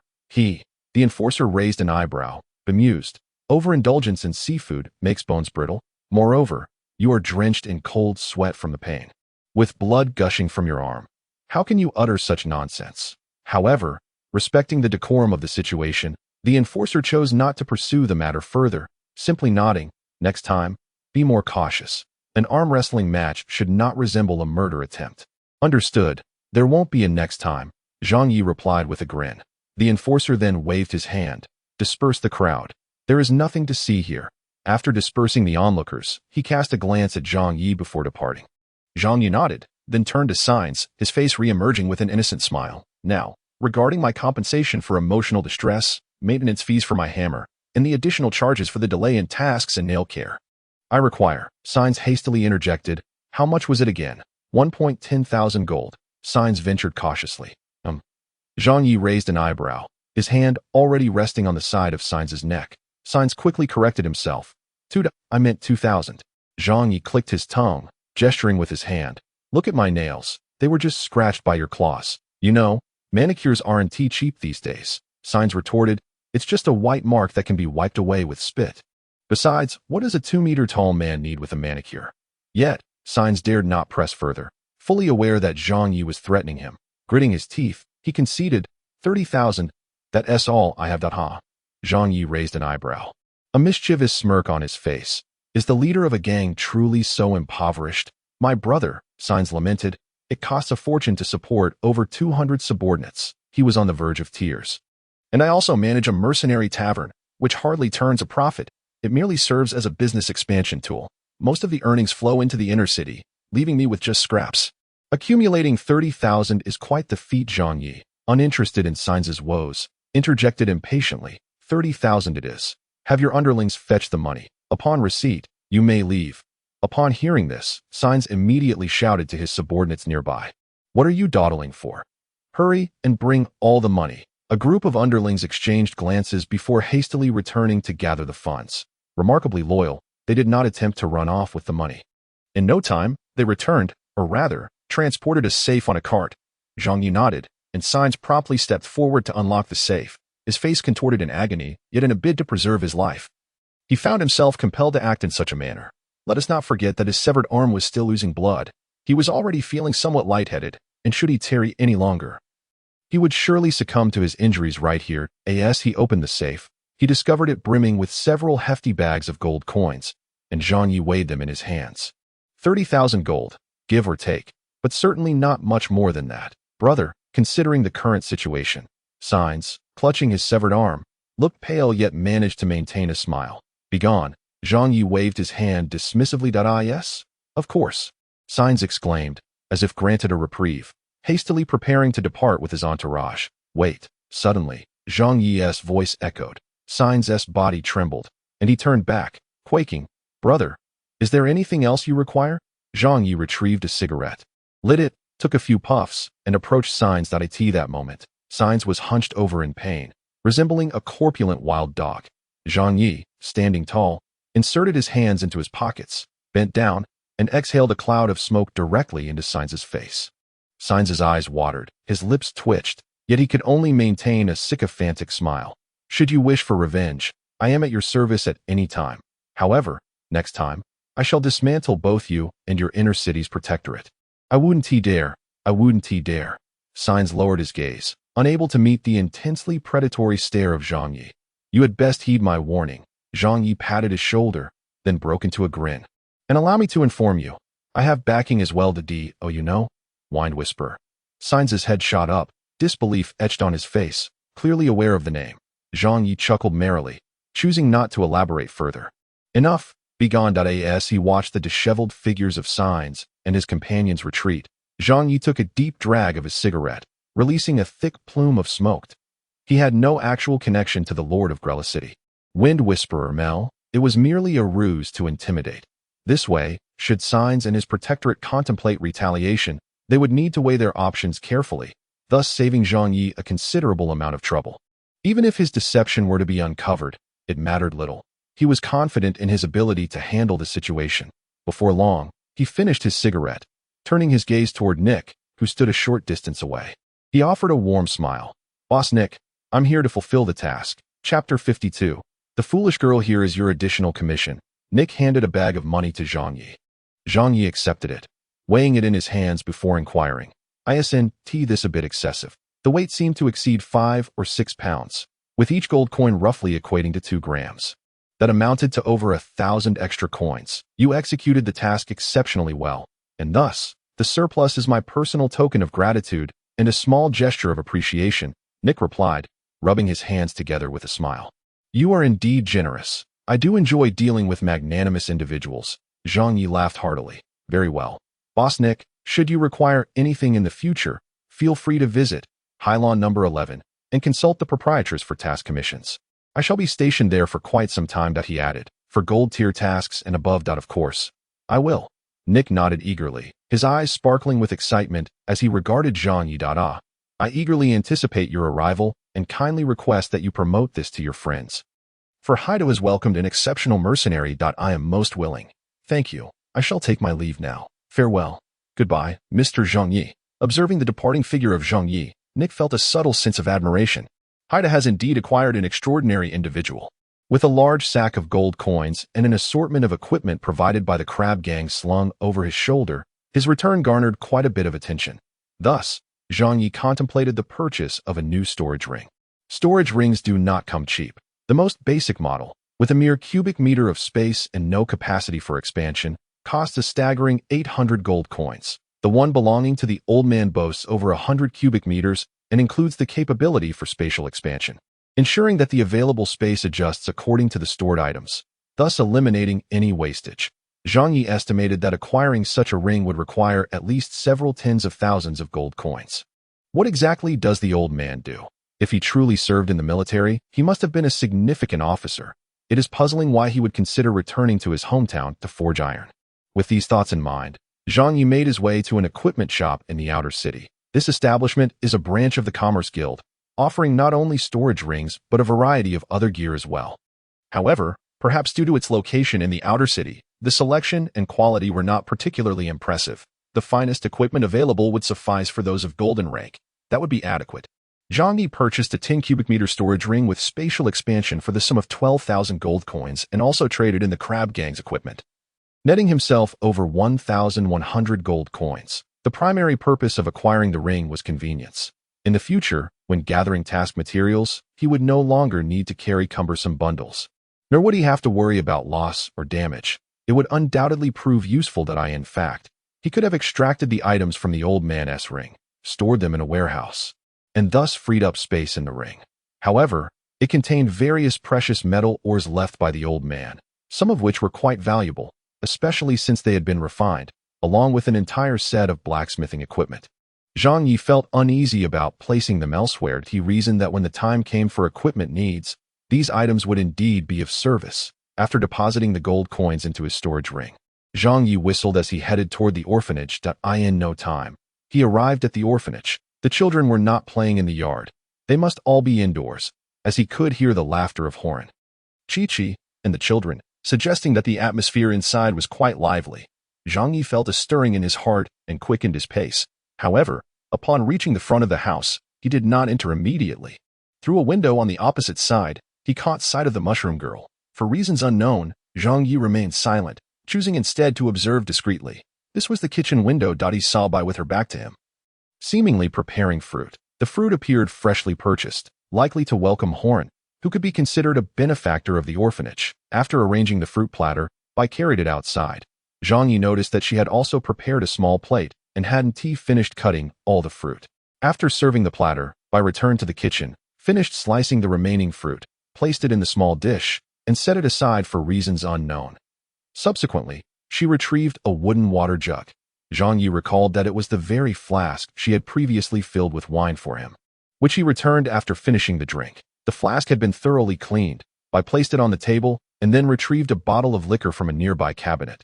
Zhang Yi recognized the packaging, an exquisite bottle of rum priced at 80 gold coins. Bai carefully uncorked the wooden stopper, aligning the bottle's mouth with that of the flask, leaning forward with precision as she poured the liquid into the flask with a steady hand. Zhang Yi couldn't help but chuckle. Why go through such trouble when one could simply drink straight from the bottle? Perhaps she believed that consuming too much at once was unwise. The flask's limited capacity allowed for better control over the amount consumed. As he pondered this, he suddenly noticed by shaking the bottle that it appeared to be nearly empty. She tilted the bottle towards herself, seemingly confirming that it truly contained fine liquor. Then, she tilted it further, allowing a few drops to fall into the flask. The last drop descended particularly slowly, but Bai exhibited remarkable patience, waiting until the final drop had trickled into the flask before she replaced the stopper and returned the bottle to its original position, clearly intending to keep the empty vessel for future use. What a thrifty and resourceful young lady she was. Zhang Yi nodded in affirmation. Yet, in the next moment, he observed Bai pick up the flask and gently shake it, as if listening for the sound of the remaining liquid. The sound was somewhat resonant, indicating that the flask was only half filled. Bai stood in place for a moment before making her way to the living room. Zhang Yi perked up his ears. "Grandma, could you spare me some money? I'm running low on liquor." "All right. Thank you, Grandma, I'm heading out now. Be safe," she replied down. Zhang Yi thought to himself, "Just moments ago, I praised you for being frugal, and now this foolish girl." Hearing footsteps approaching the door, Zhang Yi walked over directly. The door opened, and Bai stepped out, but after only a couple of steps, Zhang Yi's figure appeared before her, standing there sternly. "What are you doing?" he inquired. Bai froze in place, her little hands beginning to fidget. "Hands where I can see them," Zhang Yi instructed. Bai promptly hid her hands behind her back. "Where are you off to?" Zhang Yi pressed. Bai lowered her head, and after a brief pause, her small voice emerged. "To buy liquor, for me?" Zhang Yi asked, his tone playful yet bold down. She nodded softly. "How much?" he inquired further, though unsure of his motives. Bai answered earnestly, 100 gold coins. Zhang Yi was taken aback. "Why is it 20 coins more expensive? Is the price in Haidu higher than in Graliris City?" "Nonsense. Clearly, this girl has been swindled." He rubbed his face in exasperation and said, "Silly girl, a barrel of rye beer costs only a silver coin. Why pay so much for liquor?" In truth, whether the liquor cost 100 or even 1,000 gold coins, Zhang Yi wouldn't mind splurging on a few bottles if it simply brought him joy and pleasure. Yet, when it came to buy, he found the price exorbitant, itching to confront the proprietor of that liquor store.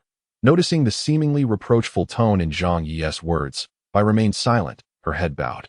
Seeing her like this, Zhang Yi couldn't help but shake his head with a wry smile. "Unable to stay angry that I do not favor rum. I prefer rye beer. Do you understand?" he stated, upon concluding his statement. He emphasized, "The kind that cost 1 silver coin per barrel." He was aware that this mushroom girl possessed a degree of naivety. If he did not articulate his thoughts clearly today, she would undoubtedly continue to purchase alcohol. And Zhang Yi was reluctant to witness her being taken advantage of.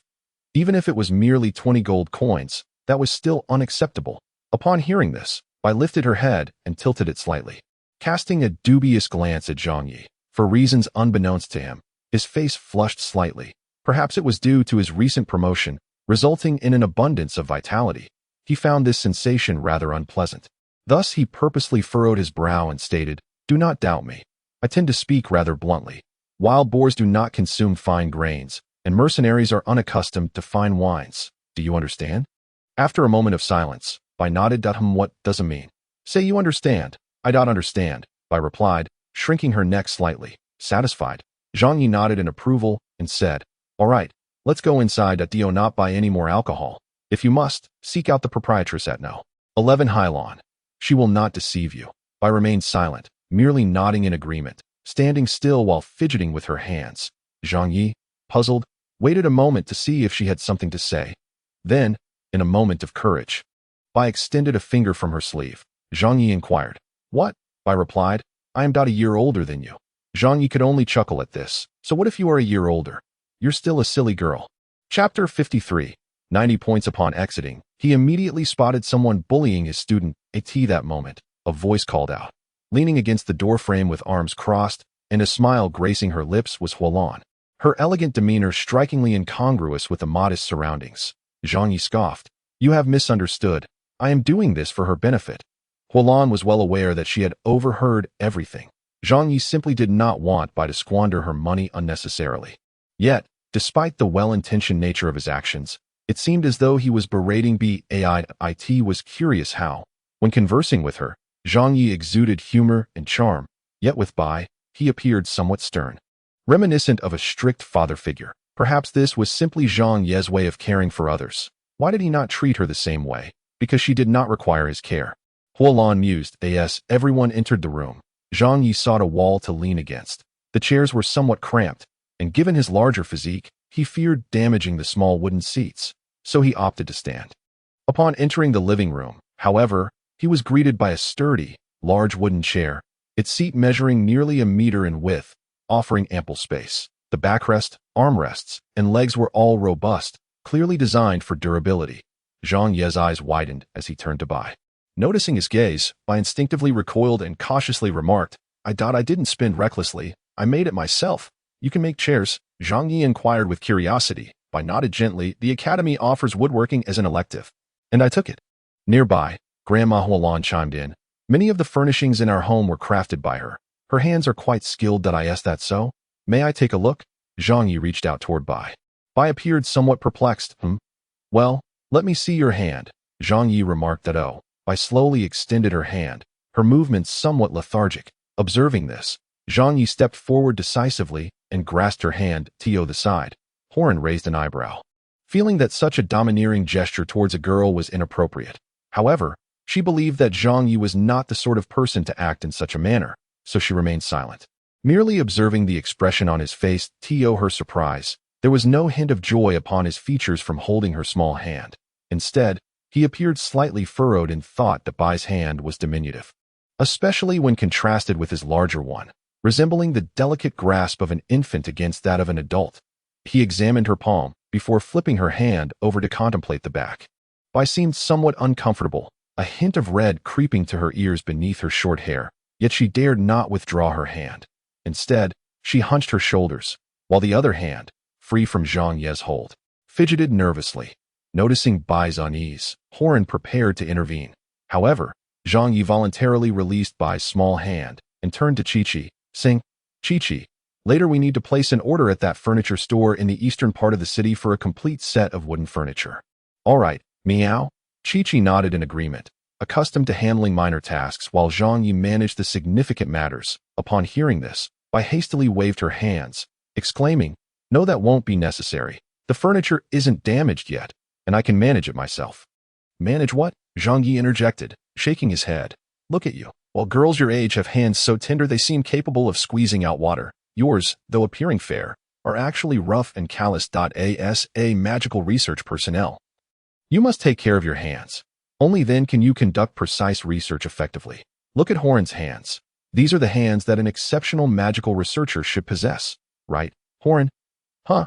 Horan was momentarily taken aback, but quickly grasped Zhang Ye's intention, nodding earnestly. Indeed, we will need to manipulate intricate magical devices, which imposes even stricter requirements on our hands than those faced by pianists. You should refrain from engaging in woodworking. After speaking, she cast Zhang Yi a somewhat exasperated glance.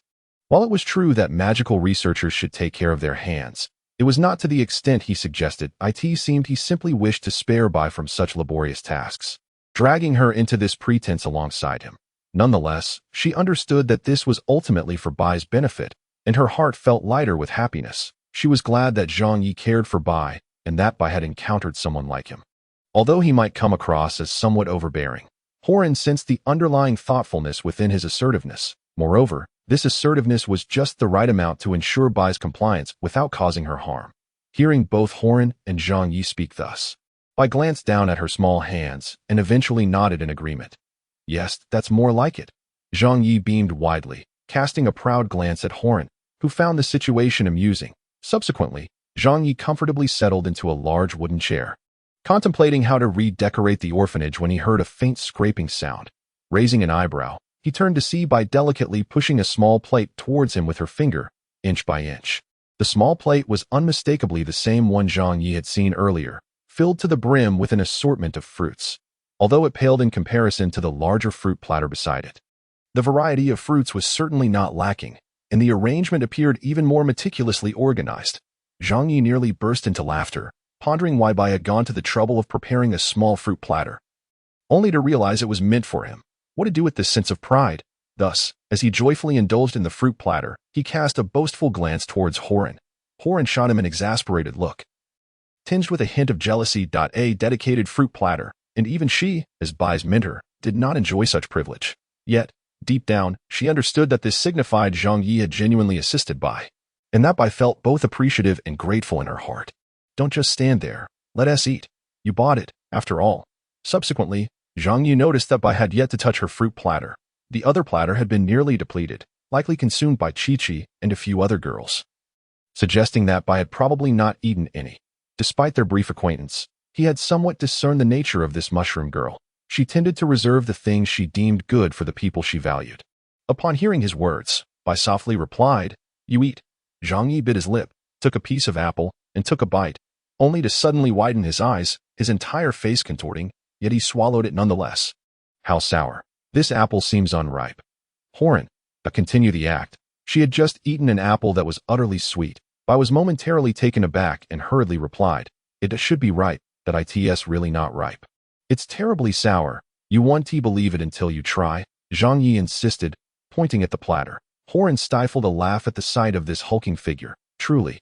Yet, to his surprise, Bai believed him. Picking up a piece of apple, pulling down her turtleneck to reveal her petite mouth, Zhang Yi's eye sparkled. Indeed, his guess was correct. Bai had a lovely face shape, with a cherry-like mouth that was undeniably charming.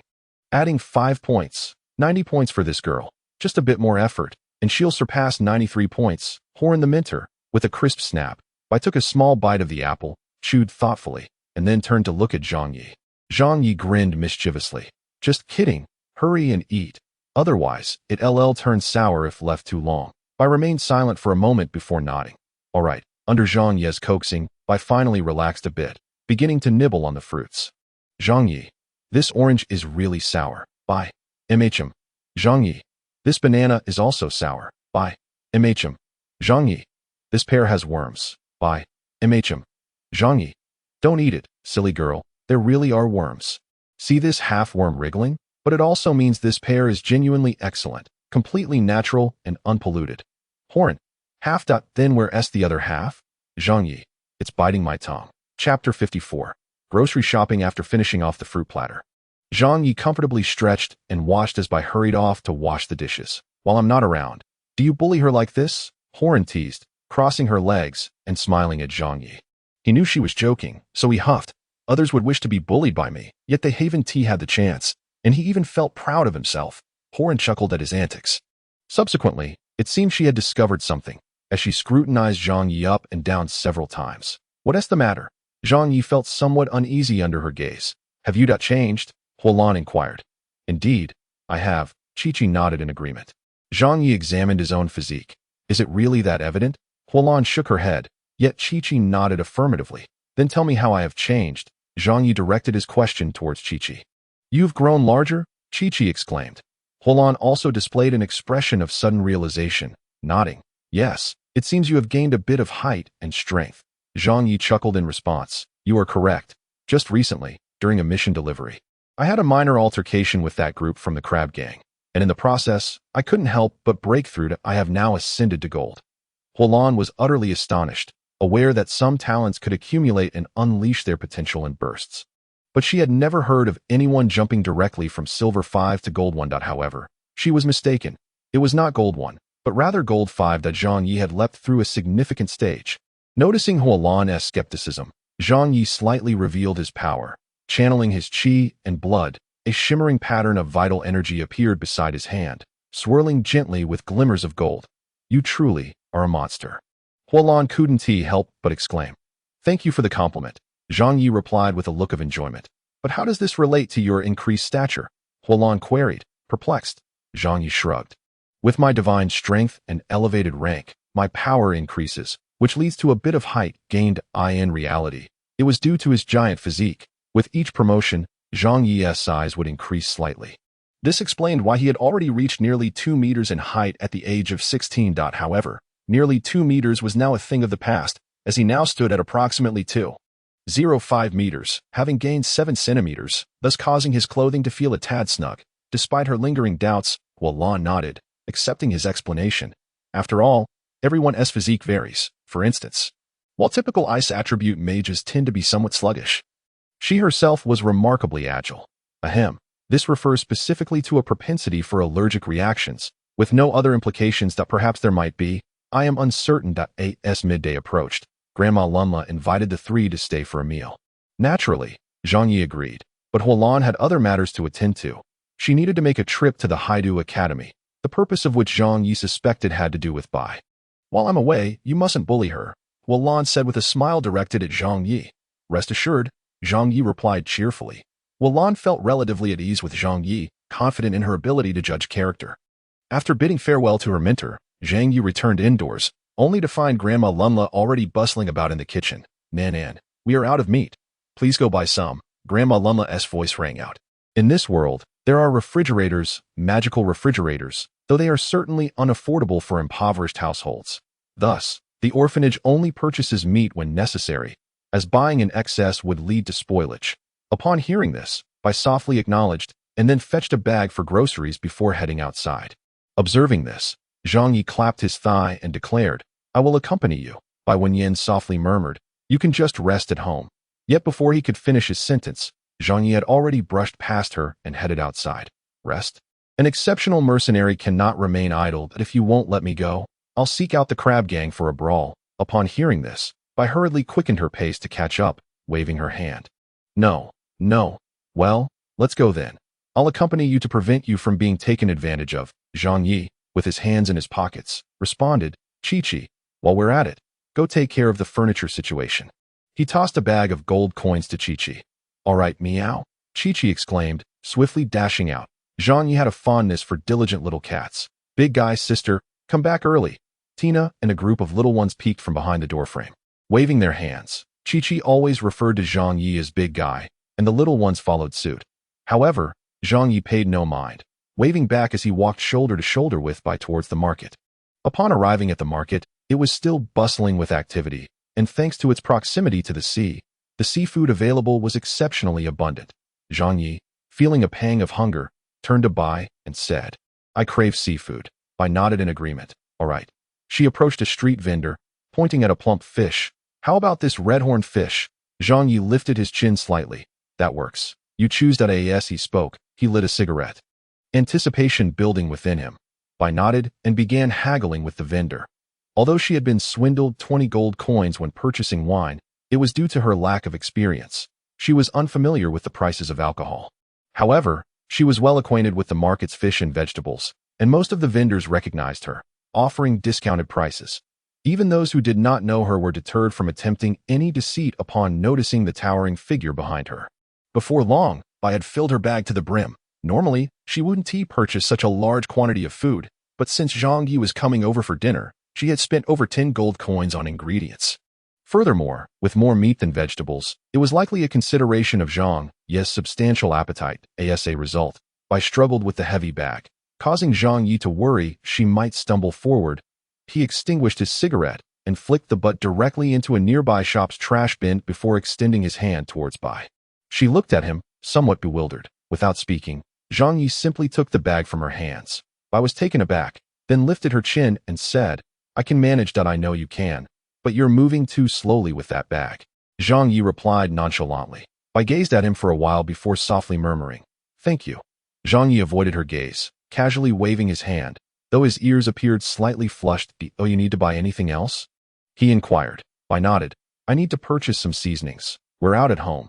Zhang Yi acknowledged her, spotting a spice shop ahead. and proceeded toward it. However, just as he reached the entrance and was about to step inside, he felt a tug on his clothing. Upon glancing back, he beheld Bai Qiaoxing standing behind him, her fingers extending from the long sleeves of her sweater, pointing towards the other side of the street. Not this one. Zhang Yi expressed his confusion. Aren't they all spice shops? Bai whispered. This one is rather expensive. The other one is a bit cheaper. Zhang Yi replied. Then let us go. He nodded and proceeded forward, with Bai hurriedly following suit.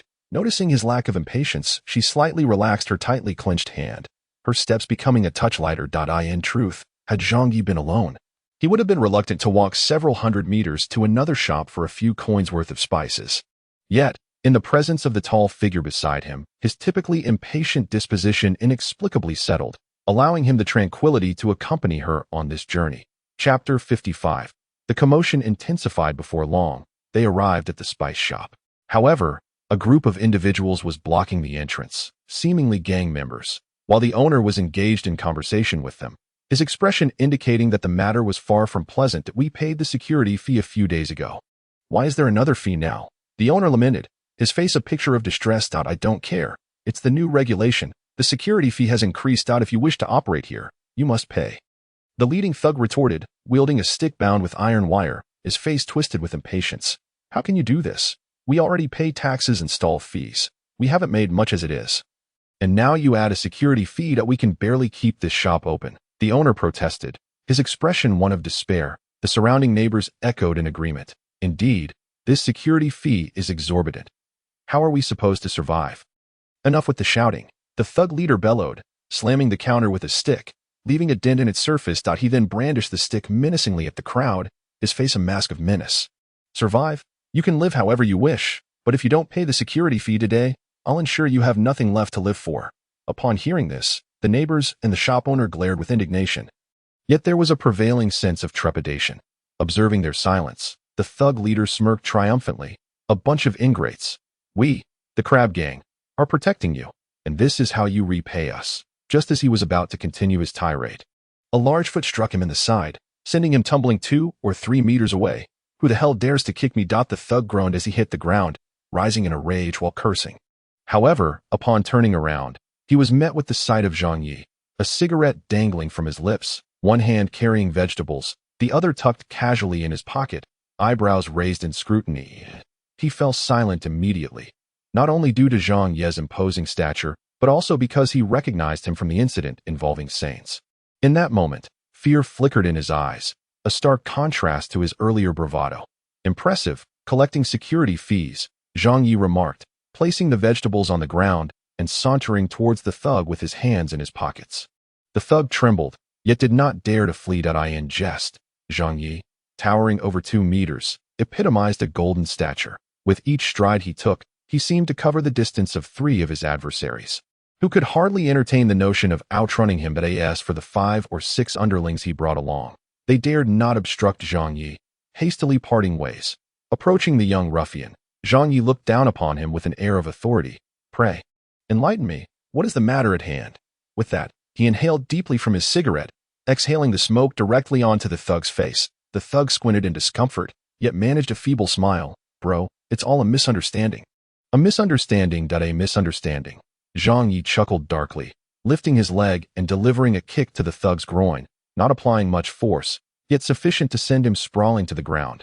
Brother, please, don't hit, don't hit. The thug pleaded, instinctively shielding himself, too intimidated to retaliate. You dare collect protection fees on my territory? Does Sains wish to court death? Zhang Yi remarked with a grin, delivering another light kick, provoking a series of pained cries from the young man.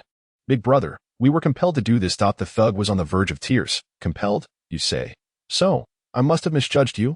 Zhang Yi inquired, his tone laced with sarcasm. No, not at all. The thug stammered, eyes cast downward. Observing his demeanor, Zhang Yi lost interest in further chastising him and instead beckoned him closer. The fallen thug hesitated momentarily, but Zhang Yi furrowed his brow, prompting the young man to shudder and quickly rise to his feet. Be big brother, he ventured cautiously. Return to Sains and inform him that this area is now under my jurisdiction. Should I catch the crab gang attempting to levy protection fees here again, I shall ensure that he loses an arm. Zhang Yi exhaled a plume of smoke, his tone indifferent. Yes, the thug nodded fervently.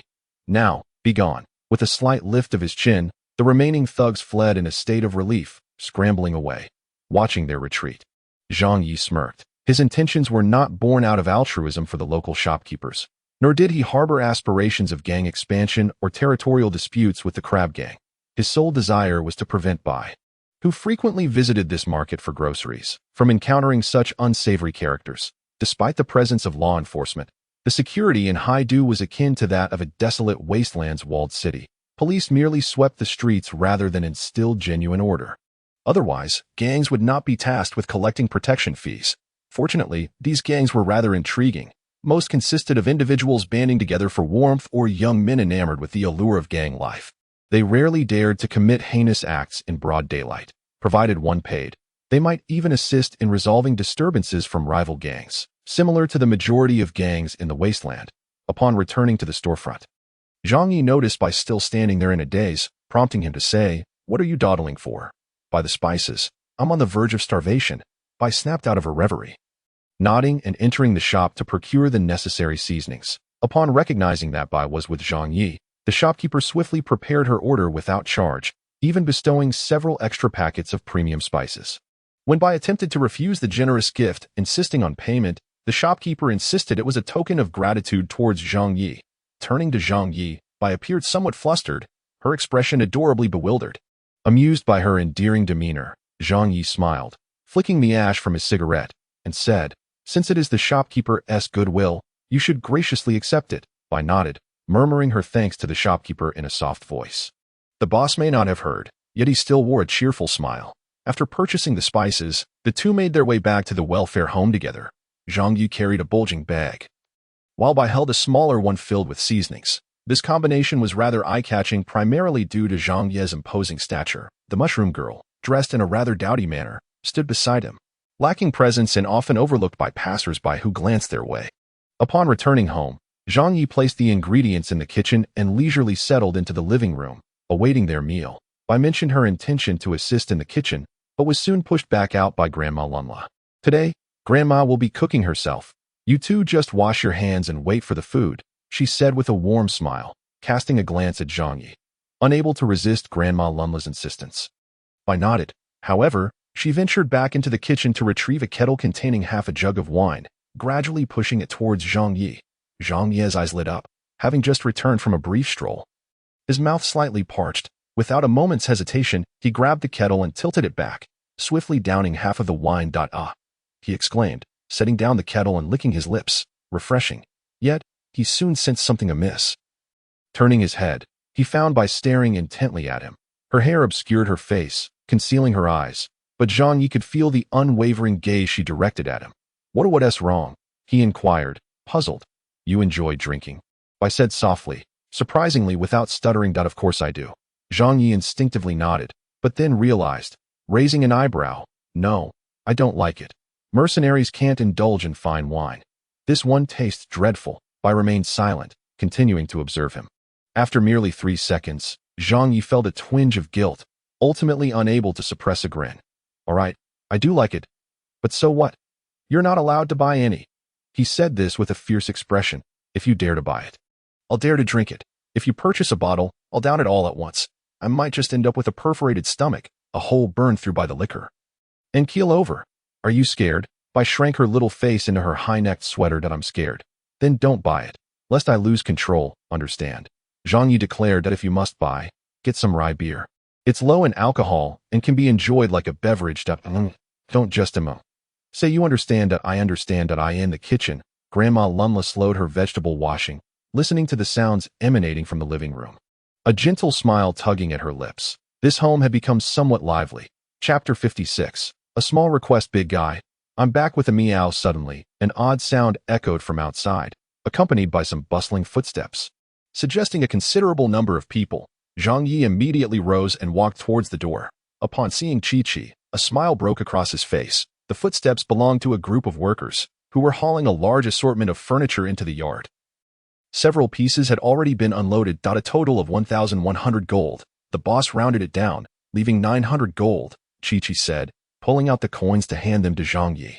Zhang Yi refrained from responding directly, instead chuckling. The remainder is yours as pocket money. Really, meow? Chi-Chi shook her ears with a face full of delight. Indeed, my brother is now quite the wealthy individual, Zhang Yi replied with a grin. Seize the moment, he mused, for such is the creed of mercenaries. With no necessity for purchasing homes and devoid of extravagant vehicles in this world, Zhang Yi maintained a rather carefree attitude towards money. Believing simply that earning is meant for spending, the big guy is the best, meow. Chi-Chi exclaimed joyfully, leaping on Zhang Yi's shoulder and affectionately rubbing her little face against the side of his. Zhang Yi was thoroughly amused, thinking to himself, this 900 gold is truly worth it. At that moment, a foreman approached with a beaming smile, inquiring, Boss, where should we place these furnishings? We provide moving and cleaning services.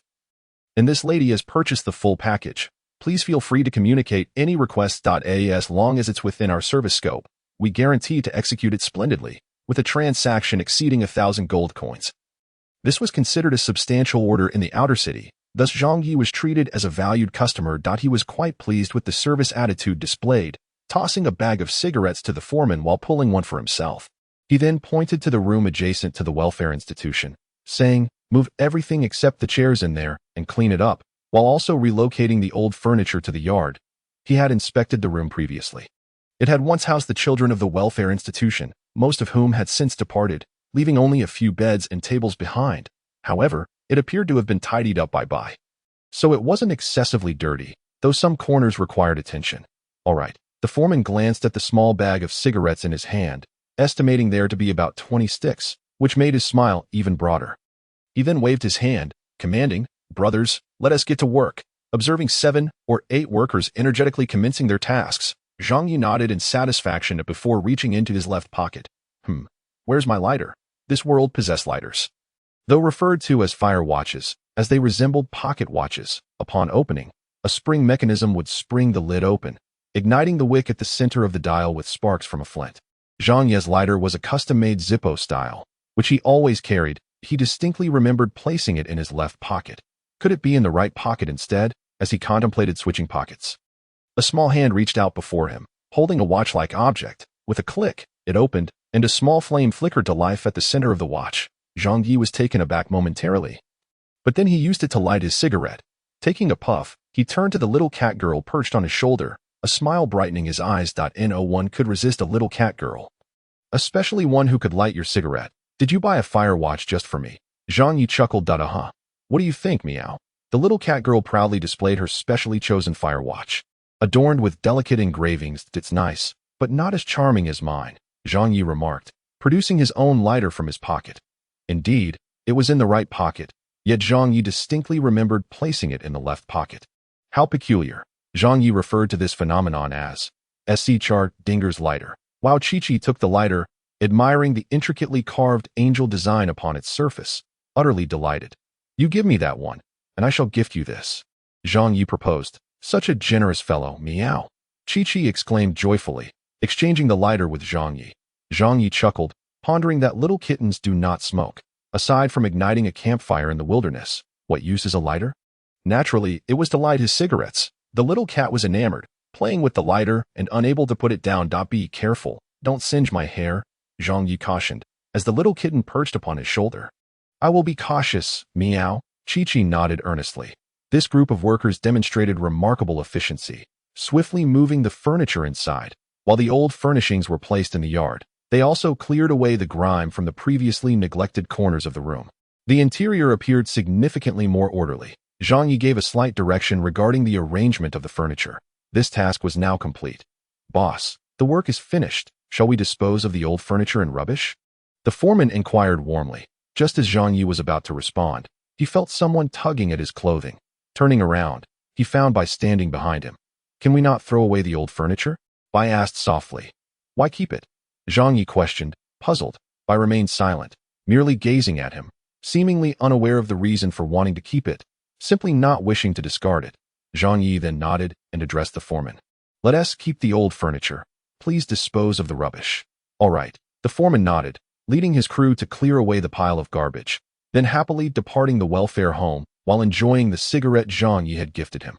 It seemed that a mere pack of cigarettes could bring prolonged joy to these humble workers. Meanwhile, Bai approached the old furniture, extending her small hand to gently stroke its surface.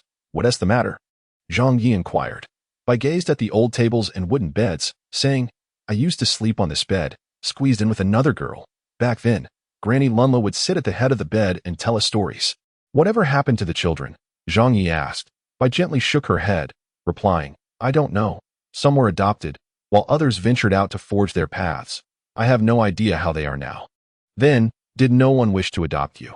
Zhang Yi further inquired. Bai shook her head once more. Most of those adopted were boys. There were fewer girls that I do not wish to be adopted, so when someone comes to adopt, I hide that I do not want to leave Granny Lunla, nor do I want to leave the welfare home that yes, she spoke. Her voice grew somewhat melancholic. Zhang Yi discerned the deeper meaning of her words and reassured her. Fear not. Gorilla City is just a day's journey from here. When you wish to visit again, simply inform Minter Horan upon your return to Hydest. I will reside here from now on. So you need not worry about Granny Lunla and Tina. With me around, no one shall harm them.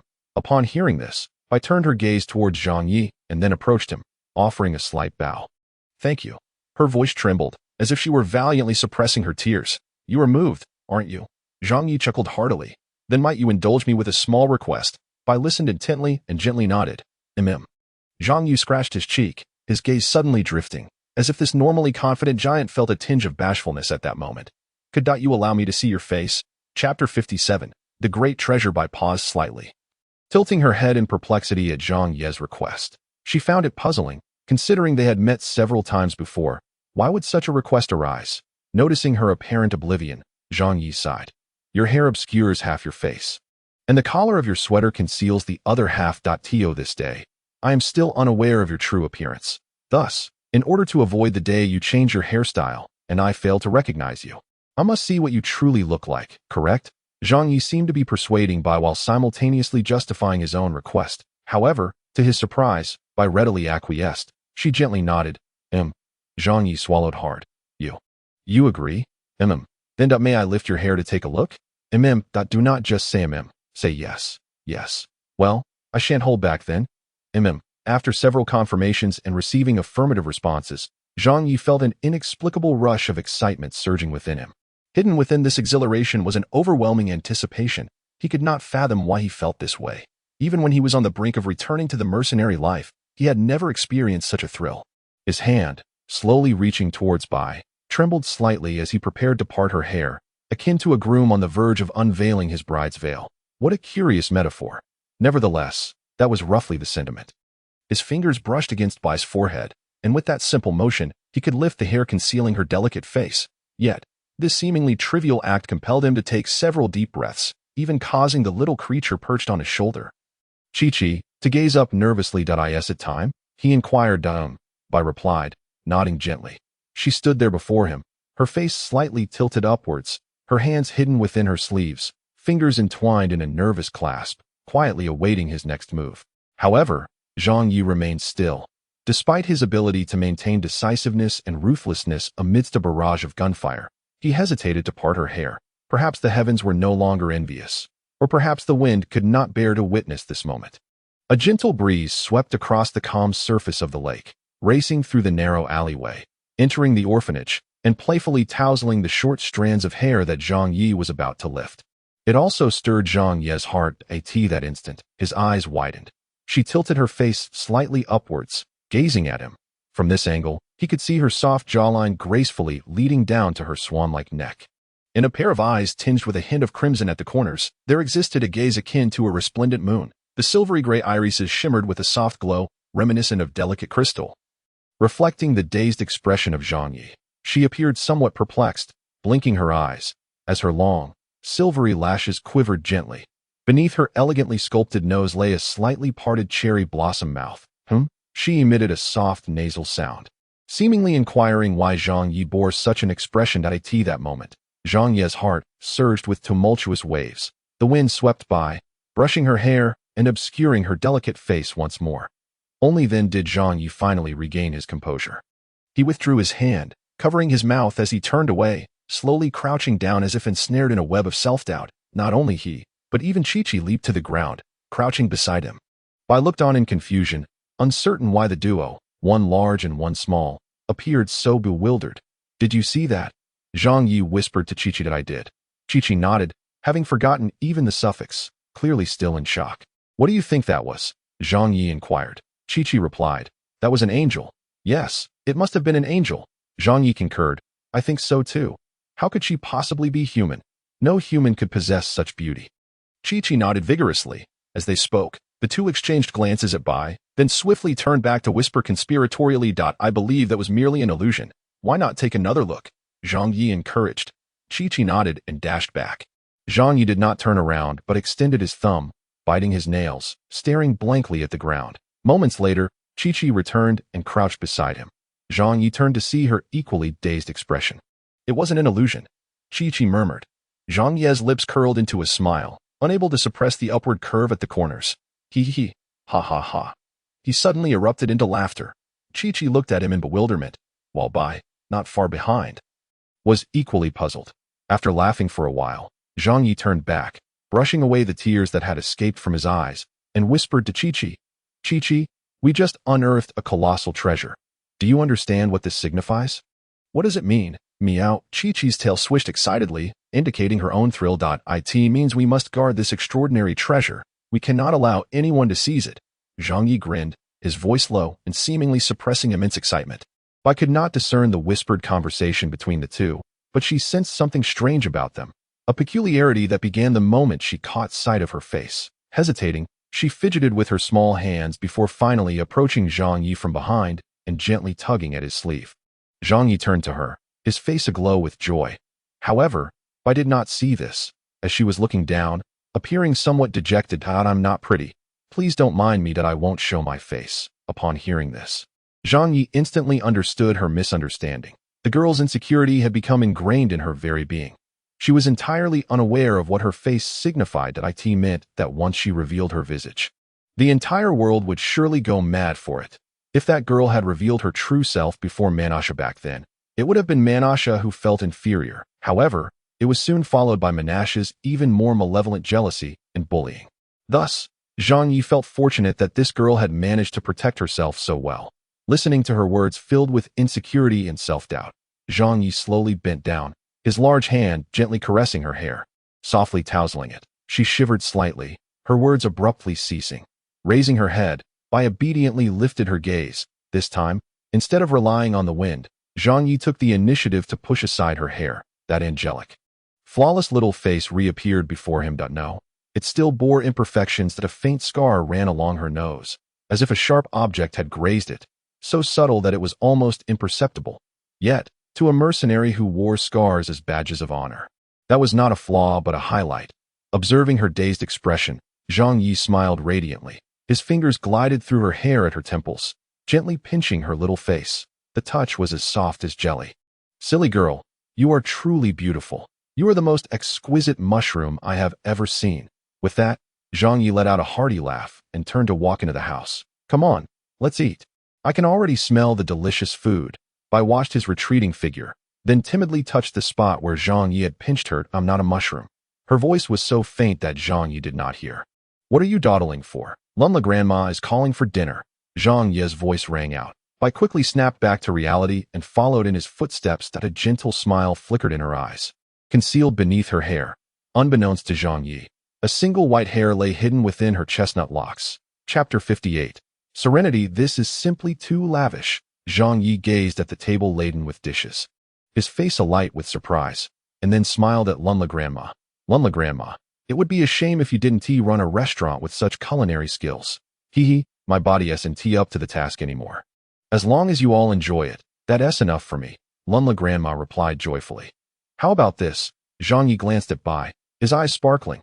I'll live here from now on, but I'm not particularly skilled in cooking, so I'd like to give you 1,000 gold each month to arrange our meals. What do you say? Titish, that's far too much. Lunla grandma hurriedly waved her hands, saying, it's enough that you want me to cook for you. No need for money. That one tea do. Zhang Yi shook his head, insisting, with my appetite, I eat a lot, and I must have meat with every meal. That I can't let you bear such expenses. But, Lunla grandma wanted to say something, for in her view, needing meat for every meal didn't justify 1,000 gold a month. Yet Zhang Yi waved his hand decisively. Let us settle on this. And the surplus can help nourish the little girls. Children of their age shouldn't be so thin.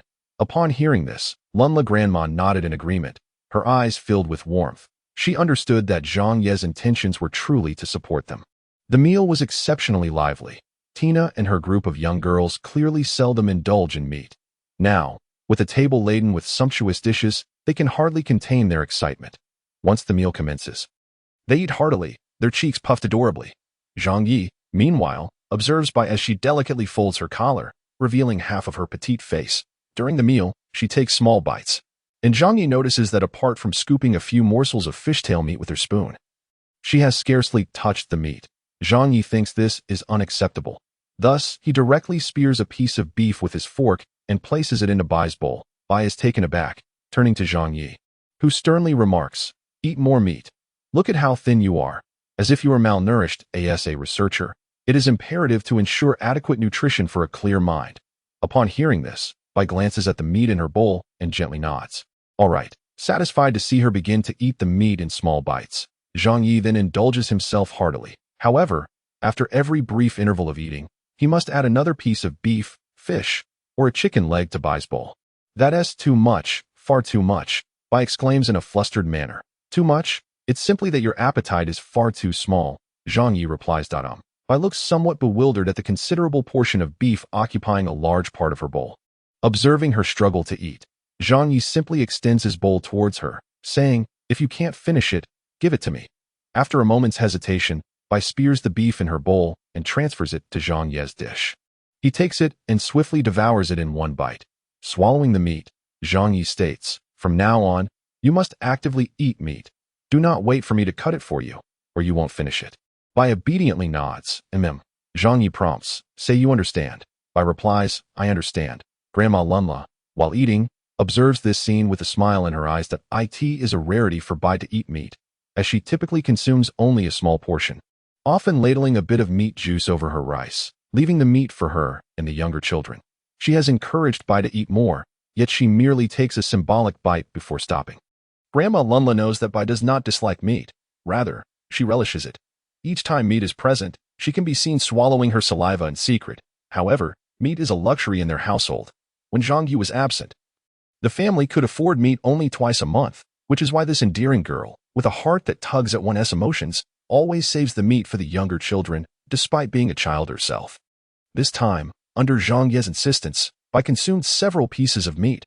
Although it appeared inconsequential, the slight movement of her feet beneath the table revealed her satisfaction and happiness. At last, feeling full, Zhang Yi reclines in his chair, contentedly letting out a resounding burp. The little kitten mimics him, sprawled comfortably on the chair, purring contentedly.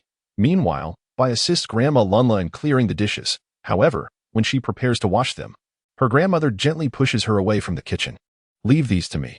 You go rest in the living room." Bai gazes at Grandma Lunla in confusion, as she usually handles all the household chores, given that Grandma Lunla is elderly and frail, and her younger sisters are still small.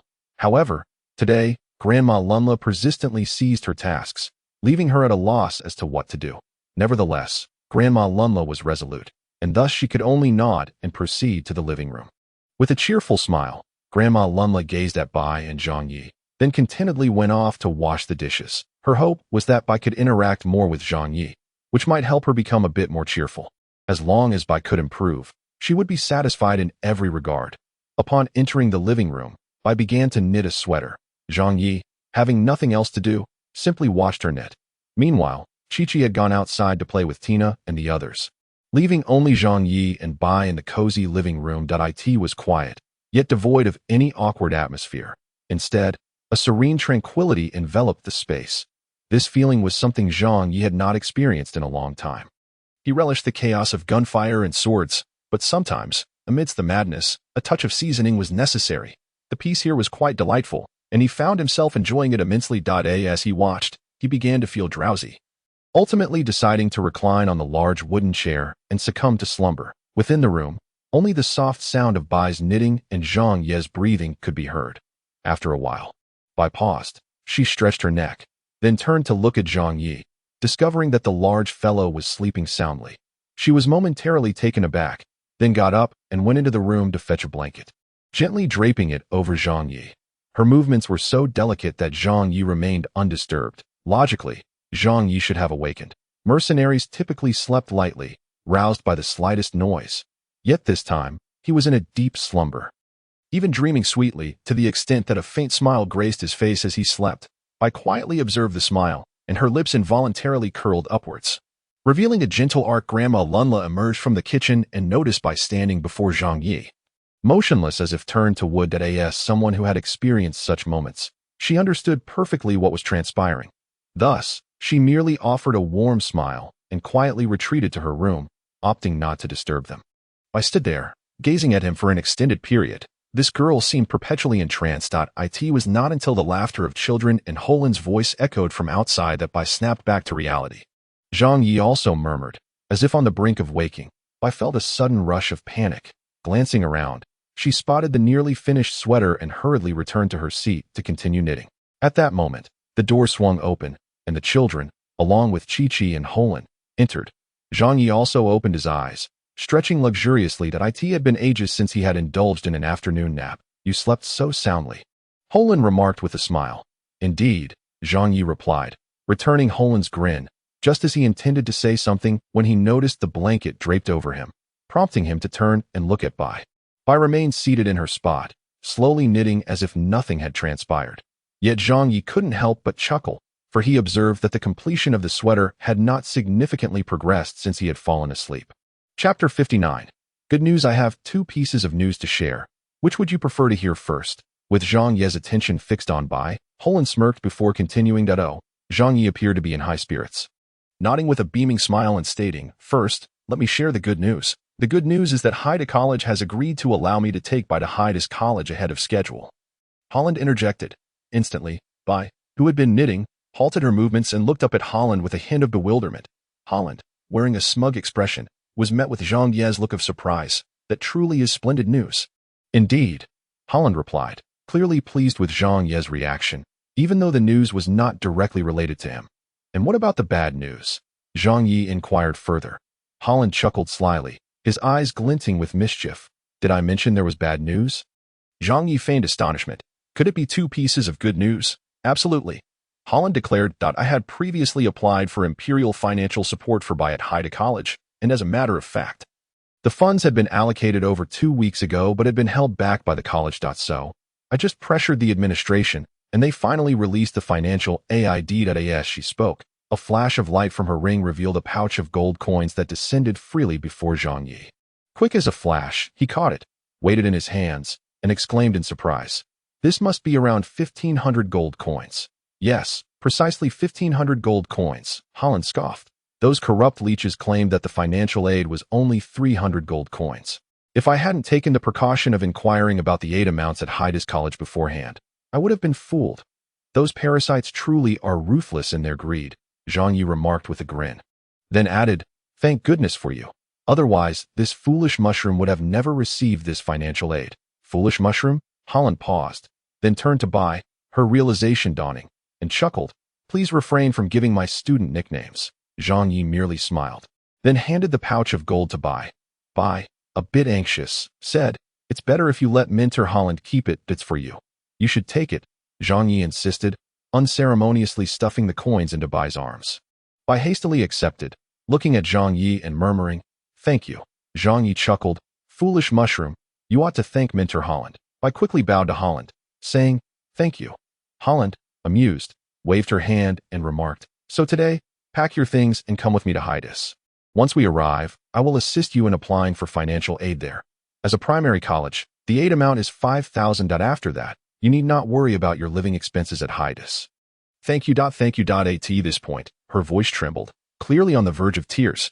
Zhang Yu and Holland exchanged a glance, their eyes filled with mirth. Subsequently, as they were to depart for Haida's immediately, Bai needed to prepare and bid farewell to Holland and Tina. Upon hearing that their sister was leaving, Tina and a group of little girls wept openly, clinging to Bai without letting go. Listening to the cries of the little ones, Bai too could no longer hold back her tears, comforting them while her own tears fell. Grandma Lunla gently stroked her small face, reminding her of the precautions for her journey to Haida's. Witnessing this poignant scene, Holland couldn't help but feel her eyes welling with tears. The little kitten pouted, sniffling incessantly. Zhang Yi looked on at them with a sense of helplessness. What is there to cry about, truly? He then stepped outside and lit a cigarette. It was quite some time before the sounds of weeping subsided. And after a brief pause, everyone emerged together, Zhang Yi turned to glance back and nearly burst into laughter. Bai was laden with bags, appearing as though a small mushroom had sprouted atop a larger one. A sight both comical and endearing.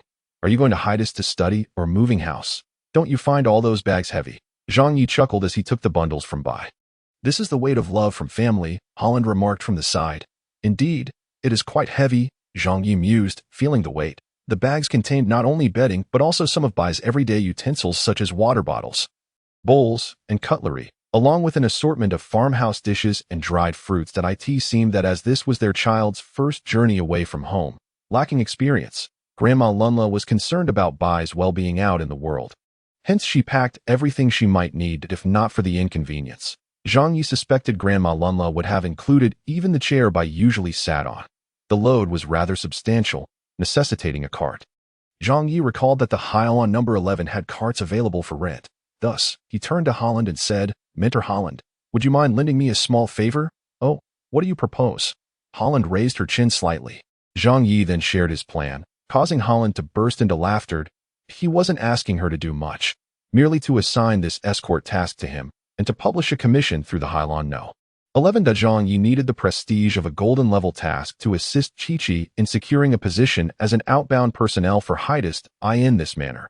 Not only could he travel with them to Gryla City, but he could also provide escort services, while simultaneously accumulating a golden level task title. As for the commission, he would return it to Holland. You didn't come to me just to discuss this, did you? Holland looked at Zhang Yi and inquired. Truly, you are a beautiful and astute mentor. Nothing escapes your notice. Zhang Yi replied with a grin. In that case, how about I assign you a few more golden level tasks? Holland suggested with a smile. Of course, the commission isn't much, though. Holland teased. Commissions are trivial matters. What I truly enjoy is undertaking golden level tasks, Zhang Yi replied earnestly, which elicited another laugh from Holland. This was, in essence, a mutual assistance arrangement. Zhang Yi would help Holland accomplish tasks, while Holland would assist Zhang Yi in amassing the necessary golden level task titles. Additionally, Zhang Yi would later need Holland's help in finding ways to learn magic. Thus, he naturally dismissed the notion of the commission as inconsequential. You said it, so let's proceed. Holland nodded affirmatively. Zhang Yi acknowledged her and turned to ask Bai to wait a moment before leading Holland towards Hyalon No. 11. Observing Zhang Yi and Holland's departing figures, Bai remained silent. That moment, Grandma Lunla approached and gently adjusted her clothing. 1. Once you arrive at Hydest Academy, you must listen to your mentor, understand? She softly advised. Nodding slightly, Bai responded, if you encounter any difficulties, do not hesitate to consult Mentor Horan or the burly fellow. They will be able to assist you. He continued, and remember to dye your hair. He emphasized the importance of eating regularly, assuring her that there was no need to worry about home. If you can find work, save the money for yourself to indulge in some good food. There is no need to send it back. Granny Lunla tirelessly reiterated her advice as Bai obediently nodded in acknowledgement. Finally, Granny Lunla extended her hand, gently brushing aside Bai's thick bangs to caress her cheek, and most importantly, do not use magic. Meanwhile, aboard the Hyalon number 11, a mercenary pointed at the dish on his plate, exclaiming, Madam, I ordered the seafood combo number 3, yet you have served me number 2. Oh, my apologies, that was my mistake. Please wait a moment while I instruct the kitchen to prepare the correct order. Evelyn said apologetically. The nearby staff exchanged exasperated glances at Evelyn, for this marked the 4th time she had mismanaged an order that day. Normally, she would not commit such trivial errors. What was amiss today? Evelyn felt an unsettling anxiety, for earlier that morning, she had witnessed a group from the crab gang marching out of the city armed to the teeth. She was acutely aware that Zhang Yi had clashed with the crab gang due to a task she had assigned him. Since then, she had been consumed with worry, particularly as Zhang Yi had yet to return. Logically, he should have been back by now after completing the delivery task that morning. Could something have truly gone awry? It seemed unlikely. The burly fellow was formidable, capable of slaying even a wolf demon. But the crab gang appeared to have sent forth a contingent of 40 to 50 individuals, alongside a gold-tier mage. Could it be that the burly fellow was genuinely in trouble? Each time this thought crossed her mind, she felt a compelling urge to grab her frying pan and confront the crab gang for clarity. Deep down, she recognized the irrationality of her feelings, yet she could not suppress them. After all her time in this profession, she should have become accustomed to such occurrences. Many mercenaries would come to drink in the morning only to vanish without a trace afterward. She should have grown desensitized by now. Yet this instance felt distinctly unusual. Her mind was in disarray, rendering her inattentive to her tasks. At that moment, the tavern door swung open. Evelyn quickly turned her gaze. And this time, she was not disappointed. The robust figure she had been waiting for appeared, his face adorned with a blend of sincerity and confidence. Instantly, Evelyn felt a wave of relief wash over her, and a smile broke across her face. However, in the next instant, her smile faltered. She noticed that Zhang Yi was accompanied by a woman, an exceptionally beautiful one, exuding an air of noble elegance, unmistakably of high status. Chapter 60. Women are truly enigmatic. Evelyn was an exceptional tavern owner. Had it not been for her assistance, I would not have progressed so swiftly, Zhang Yi remarked with a smile. My very first task was introduced to me by her, during which I encountered a wolf demon. So, without her, I would not have been able to obtain the wolf demon's carcass, nor would I have met such an outstanding mercenary. Horan chuckled in agreement. Indeed, Zhang Yi nodded that I must express my gratitude to her later. Horan conversed as she entered the tavern alongside Zhang Yi. Upon stepping inside, she slightly furrowed her brow, for the air was thick with the mingling aromas of alcohol and the sweat of mercenaries. This scent was not to her liking, which is why she seldom frequented mercenary taverns. However, she discerned no odor of sweat emanating from Zhang Yi, perhaps because he had never perspired in her presence. Fortunately, she was merely here to commission a task and would soon depart, allowing her to tolerate the unpleasantness of the atmosphere. Yet, her gaze was soon drawn to a woman, a strikingly beautiful and voluptuous figure. For reasons unbeknownst to her, her instinctual reaction was to glance at Zhang Yi. The burly fellow had remarked on the exceptional qualities of the tavern's proprietress, suggesting that his admiration might extend beyond mere business. Zhang Yi, undeterred, strode directly toward the enchanting woman, a smile adorning his face. "Madam Proprietress, I have returned," he exclaimed with a carefree demeanor, as though he were at home. The mercenaries nearby cast sidelong glances. They were already well acquainted with Zhang Yi, but it was the captivating lady at his side who truly captured their attention. Her grace and beauty seemed far removed from the typical clientele of a mercenary tavern, leading to but one conclusion. In that moment, the mercenaries regarded Zhang Yi with envy. Observing Zhang Yi, Evelyn smiled and nodded, her gaze lingering on Horan for a brief moment before she inquired, "Have you completed the tasks?" "Of course," Zhang Yi replied, retrieving the task materials from his spatial ring. Among the items were the horn of a unicorn bull, the hop flowers requested by Boss Ailey, a token for a task from Nick, and a stamped task order bearing a rating of 5 stars. The completion of 3 golden tasks in one go elicited gasps of astonishment from the surrounding mercenaries. Yet, Evelyn was unfazed. She was well aware of his efficiency. Nodding, she collected the materials and promptly handed Zhang Yi his commission, to which he returned one of the bags, saying, "Please pass this one on to Boss Ailey for me." "Very well," Evelyn nodded, unable to resist glancing at Horan. "And who might this be?" "She is Horan, a mentor from Hydas Academy," Zhang Yi introduced. "Mentor Horan, this is the remarkable proprietress I mentioned." Evelyn at this, Horan extended her hand with a smile. "It is a pleasure to meet you." Her every gesture exuded noble grace. Evelyn quickly reciprocated the handshake, a smile brightening her face, especially since Zhang Yi had praised her. "This visit from Mentor Horan is to commission tasks," Zhang Yi interjected, seemingly acting as a bridge between the two women. However, Horan seized the opportunity to continue, stating, "Indeed, I have 6 golden tasks and 1 platinum task that require commissioning." This revelation left not only Zhang Yi, but also the surrounding mercenaries and Evelyn wide-eyed in astonishment. Zhang Yi blinked, his expression clearly conveying a message. "You didn't mention this was the case when you arrived." Initially, Horan had only indicated she possessed 3 golden tasks, yet now she presented a doubled quantity along with an additional platinum task. Horan noticed Zhang Yi's gaze, but merely smiled, diverting her attention back to the exquisite proprietress before her. Eye in the air, there seemed to be a scent of gunpowder wafting about, yet it also felt elusive.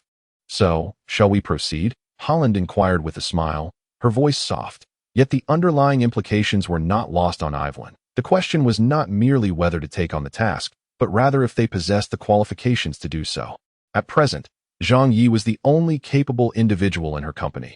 If they accepted the mission, it would undoubtedly fall upon him. 6 golden tier tasks would pose no challenge for Zhang Yi, yet the crux of the matter lay in that platinum tier task.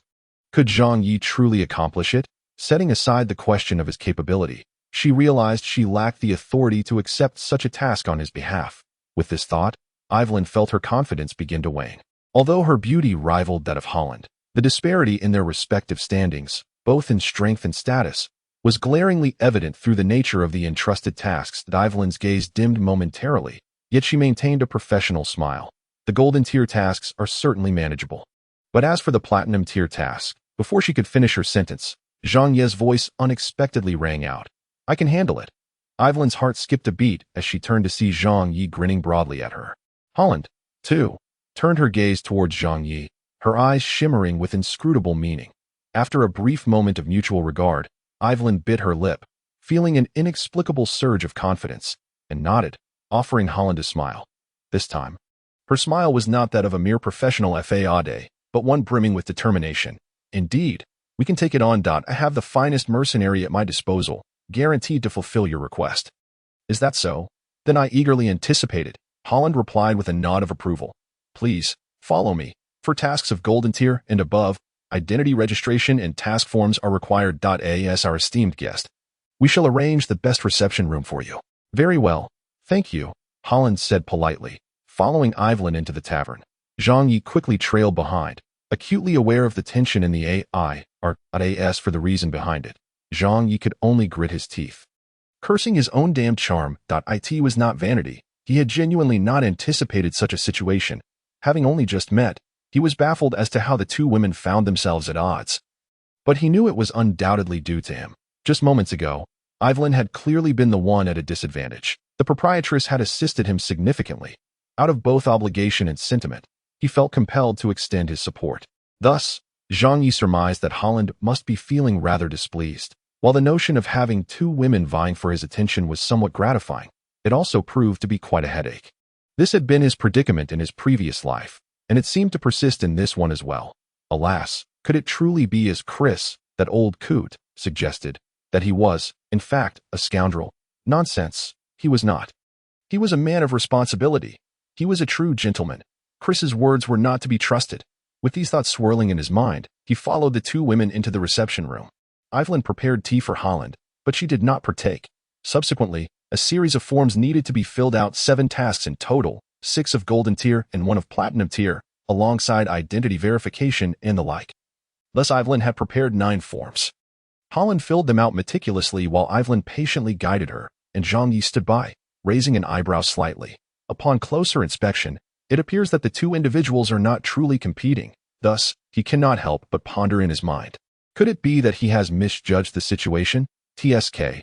Women truly are perplexing. Chapter 61. Is this how it is done? Before long, the form was completed. Horan turned to Zhang Yi and said, All right, it's time to go. We cannot keep my precious student waiting. There was an air of urgency in her tone, clearly indicating that Horan did not wish to linger any longer. Zhang Yi replied, Sure, you wait outside for me. I just need to accept the task before I leave. Horan nodded and walked out without hesitation. As Zhang Yi gazed at her retreating figure, he smirked, only to turn around and find the proprietress casting him a disapproving look. About that, accepting a task? Zhang Yi ventured cautiously.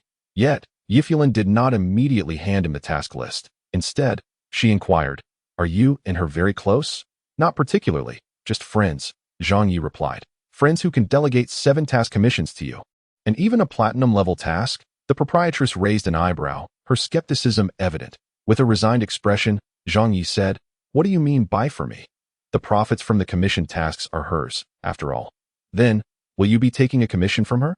Yifulin's demeanor softened slightly. Of course, Zhang Yi responded promptly. Though a twinge of insecurity lingered within him, he could not afford to show it.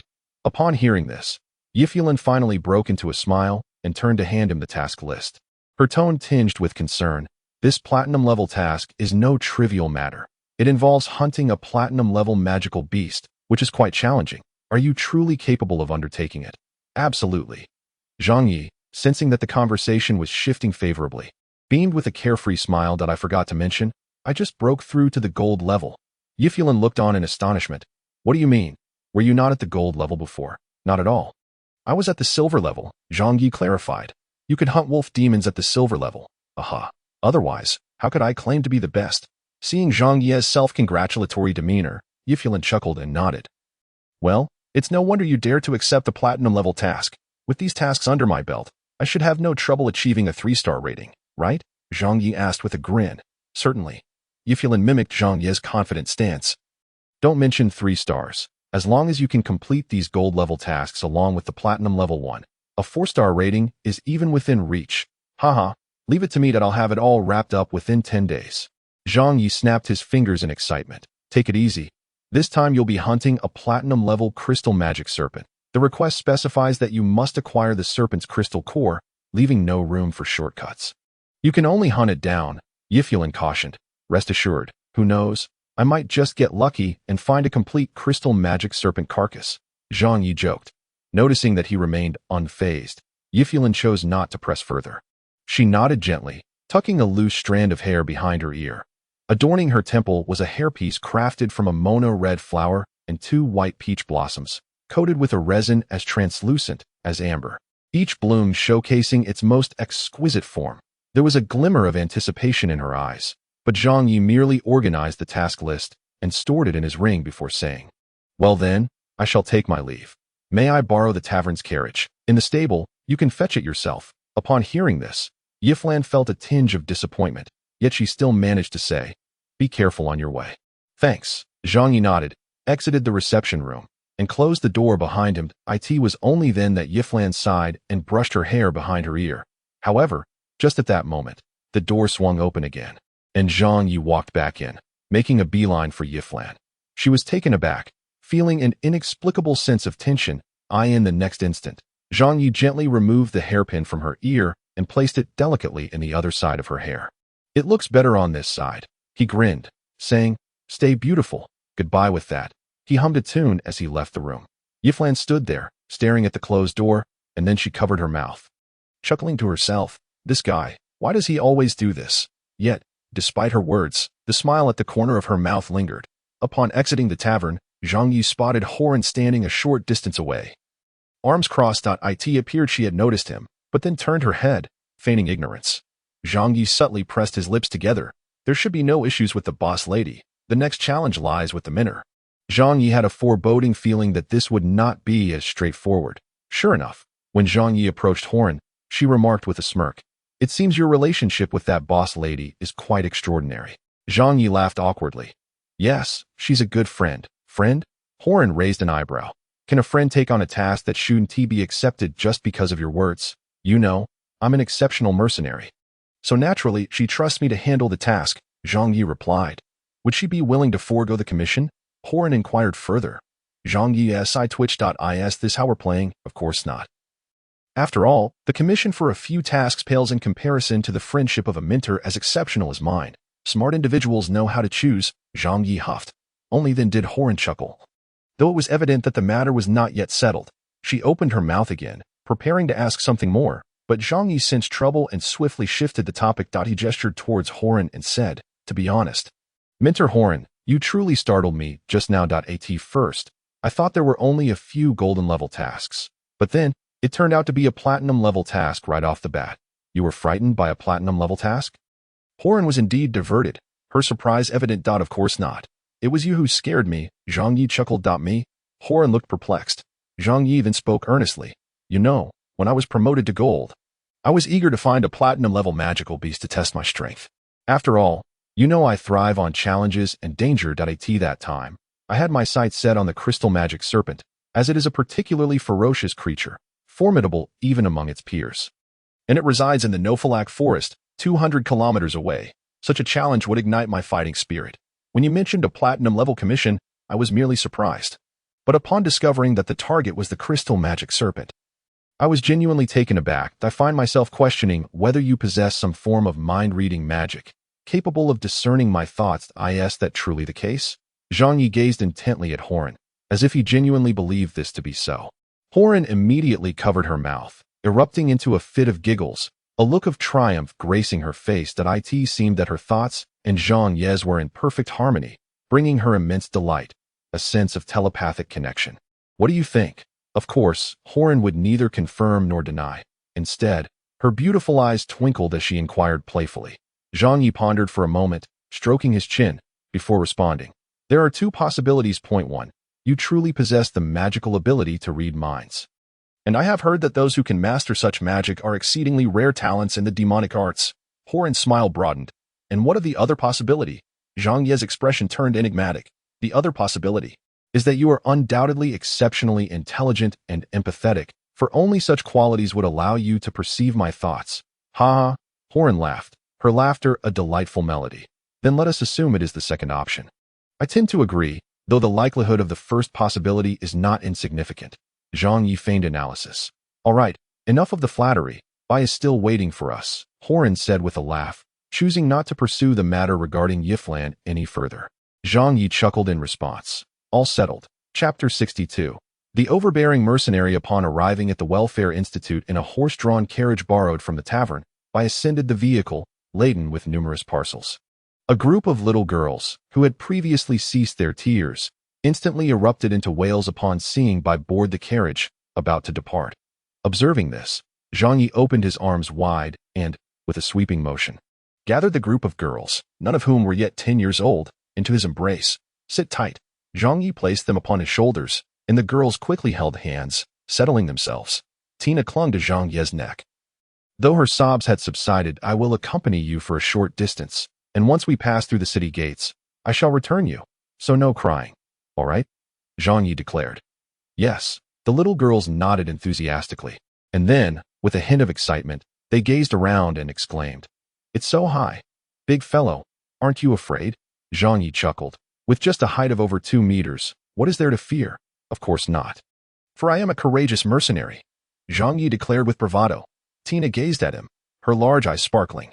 Can I be a mercenary too? Certainly, but being a magician would be even better. Zhang Yi smiled.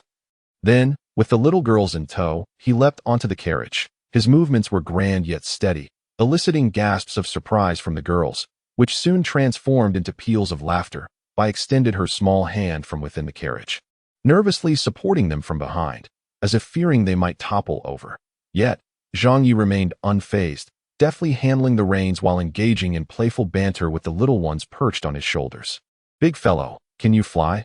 I cannot, but I can bring down things that do fly, using merely stones I find. While the little girls gasped in awe, Horan watched this scene unfold, a gentle smile gracing her lips. Truly, anyone who can play with children in such a manner is bound to be exceptional. The journey from the Welfare Institution to the city gate takes merely 10 minutes. However, Zhang Yi deliberately slowed the carriage, taking 20 minutes to reach the entrance that we agreed. No crying, Zhang Yi stated. All right, no crying. Tina and a group of little girls, their eyes glistening with tears, stubbornly replied. Very well, Zhang Yi nodded, then with a sudden shake of his shoulders, the 4 little girls soared into the air, and he caught them effortlessly in his outstretched arms. Keep your eyes open, dear ones. I shall take you on an exhilarating adventure, Zhang Yi chuckled, leaping from the carriage. With a swift motion of his thigh, he darted forward at an astonishing speed, while the little girls shrieked, with Tina's voice rising above the rest. Yet, their excitement far outweighed their fear that in less than a minute, Zhang Yi had returned with the girls to the Welfare Institution, a journey that typically took 20 minutes. When he set them down, their hair was tousled, resembling broomsticks. I want to play again. I want more fun, Tina exclaimed, raising her little hand. Zhang Yi laughed heartily, ruffling her hair. Next time. My dear, I still need to escort your sister to the academy. You promised? Next time take us to play. Tina insisted. Absolutely, Zhang Yi affirmed, handing the children over to Granny Lunla, before sprinting back to the city gate. You really don't mind the trouble, do you? Horan chuckled. What trouble is there? Zhang Yu laughed heartily, flicking the reins, onward, inside the carriage. Bai gazed at the smile on Zhang Ye's face, the light in his eyes shimmering beneath his hair. As the carriage exited the city and entered the wilderness, it was evident that Bai was venturing this far from the city for the first time. Clutching her bundle tightly, appearing somewhat anxious. Relax, silly mushroom. Zhang Yi turned and smiled. Upon hearing this, Bai muttered softly, I'm not silly. Then I shall call you little mushroom. Zhang Yi chuckled, as if teasing her brought him boundless joy. Bai hesitated for a moment, extending a finger from her sleeve, yet remained silent. Observing this, Zhang Yi raised an eyebrow. What's wrong with being a year younger? I shall still call you little mushroom. Instantly, Bai withdrew her finger, lowering her head as if feeling a bit wronged. Horan watched their interaction, both amused and exasperated, and playfully swatted Zhang Yi. You dare to bully her when I'm here. I'm not. Zhang Yi grinned sheepishly. I saw it all, and you still claim otherwise. Horan pouted. Sometimes, it's not about the truth, Just ask her if I bullied her. Zhang Yu laughed heartily. Horan turned to Bai, gently taking her arm. If he ever bullies you, tell the mentor, and I shall teach him a lesson. Upon hearing this, Bai shook her head repeatedly. No bullying. Zhang Yi, hee Horan. And yet you still smile. Horan gave Zhang Yi another playful tap. It's just because Bai is so soft-hearted. No one else would let you bully them like this. Zhang Yi chuckled softly, then gradually replied. Mentor Horan, can you guarantee that in Hades, no one will bully Bai? Of course, Horan declared. As long as I'm here, no student would dare bully Bai. Yet, Zhang Yi shook his head. It seems you truly do not understand Bai. Why do you say that? Horan asked, somewhat displeased. Zhang Yi did not turn back, but rather remarked casually. Have you ever seen Bai's true appearance? Horan was suddenly taken aback. Turning to look at Bai.it dawned on her that she seemed to have truly never witnessed the girl's genuine visage. Lift her bangs and take a look, then I shall ask you again, Zhang Yi stated in an unhurried manner. Horan hesitated for a moment, yet still gazed at Bai. Inquiring, is that all right? Bai appeared somewhat dazed for a while, then nodded slightly. Horan then slowly lifted her bangs. Subsequently, she found herself in a state of shock. Then, silence enveloped her. Zhang Yi's voice soon followed. Instructor Horan. Can you now assure me that no one at Hades will bully Bai? This time, Horan's response lacked the previous certainty. Upon seeing Bai's countenance, she understood that if Bai revealed her true face, it would undoubtedly stir a significant upheaval at that point. It was likely that the eyes fixated on Bai would extend beyond just the students of Hades. The world can be exceedingly cruel. Possessing a beautiful visage without commensurate strength or background can sometimes be a misfortune. Consider Hilda. Her beauty left the entire Hades and even the city of Grira in awe. Out of the more than 3,000 students at Hades, at least half were her devoted admirers, and this admiration was not limited to students alone. Even instructors and many affluent nobles from Grira were captivated by her charm. Sounds impressive, does it not? Yet, what if Hilda lacked the corresponding strength and background? Being the object of attention from so many is hardly a blessing. Not all nobles can uphold the grace befitting their status, nor can all powerful individuals restrain themselves. When a girl, strikingly beautiful as an angel, appears before one, utterly defenseless, how many can truly control their desires to protect Bai? Perhaps Horan's status is not low, and her strength is substantial, but what if those who set their sights on Bai possess greater power and an even more formidable background? How then should she respond? This is the crux of Zhang Yi's inquiry. Can you? Zhang Yi asked that Horan bit her lip and declared, I will do my utmost to protect her. A splendid response. Zhang Yi smiled and nodded. But I am different. How so? Horan retorted, somewhat indignant. I am a mercenary, unrestrained. I can do whatever I desire. Zhang Yi gazed ahead, his words resounding with conviction. Do you remember what I told you before? The freedom that transcends rules. If anyone bullies her, your course of action is to protect her with all your might, whereas my approach is to indiscriminately eliminate anyone who dares to harm her. Annihilation is protection. Do you understand? Instructor Horan? As he spoke, Zhang Yi turned back, flashing a grin that revealed radiant white teeth. That I can guarantee that aside from myself, no one will dare to bully her. Chapter 63. Shy. The carriage ambled along the road as Zhang Yi listened with exasperation to Horan's voice emanating from within the carriage. Bai, when the time comes at Hades, make sure you do not reveal your face, understand?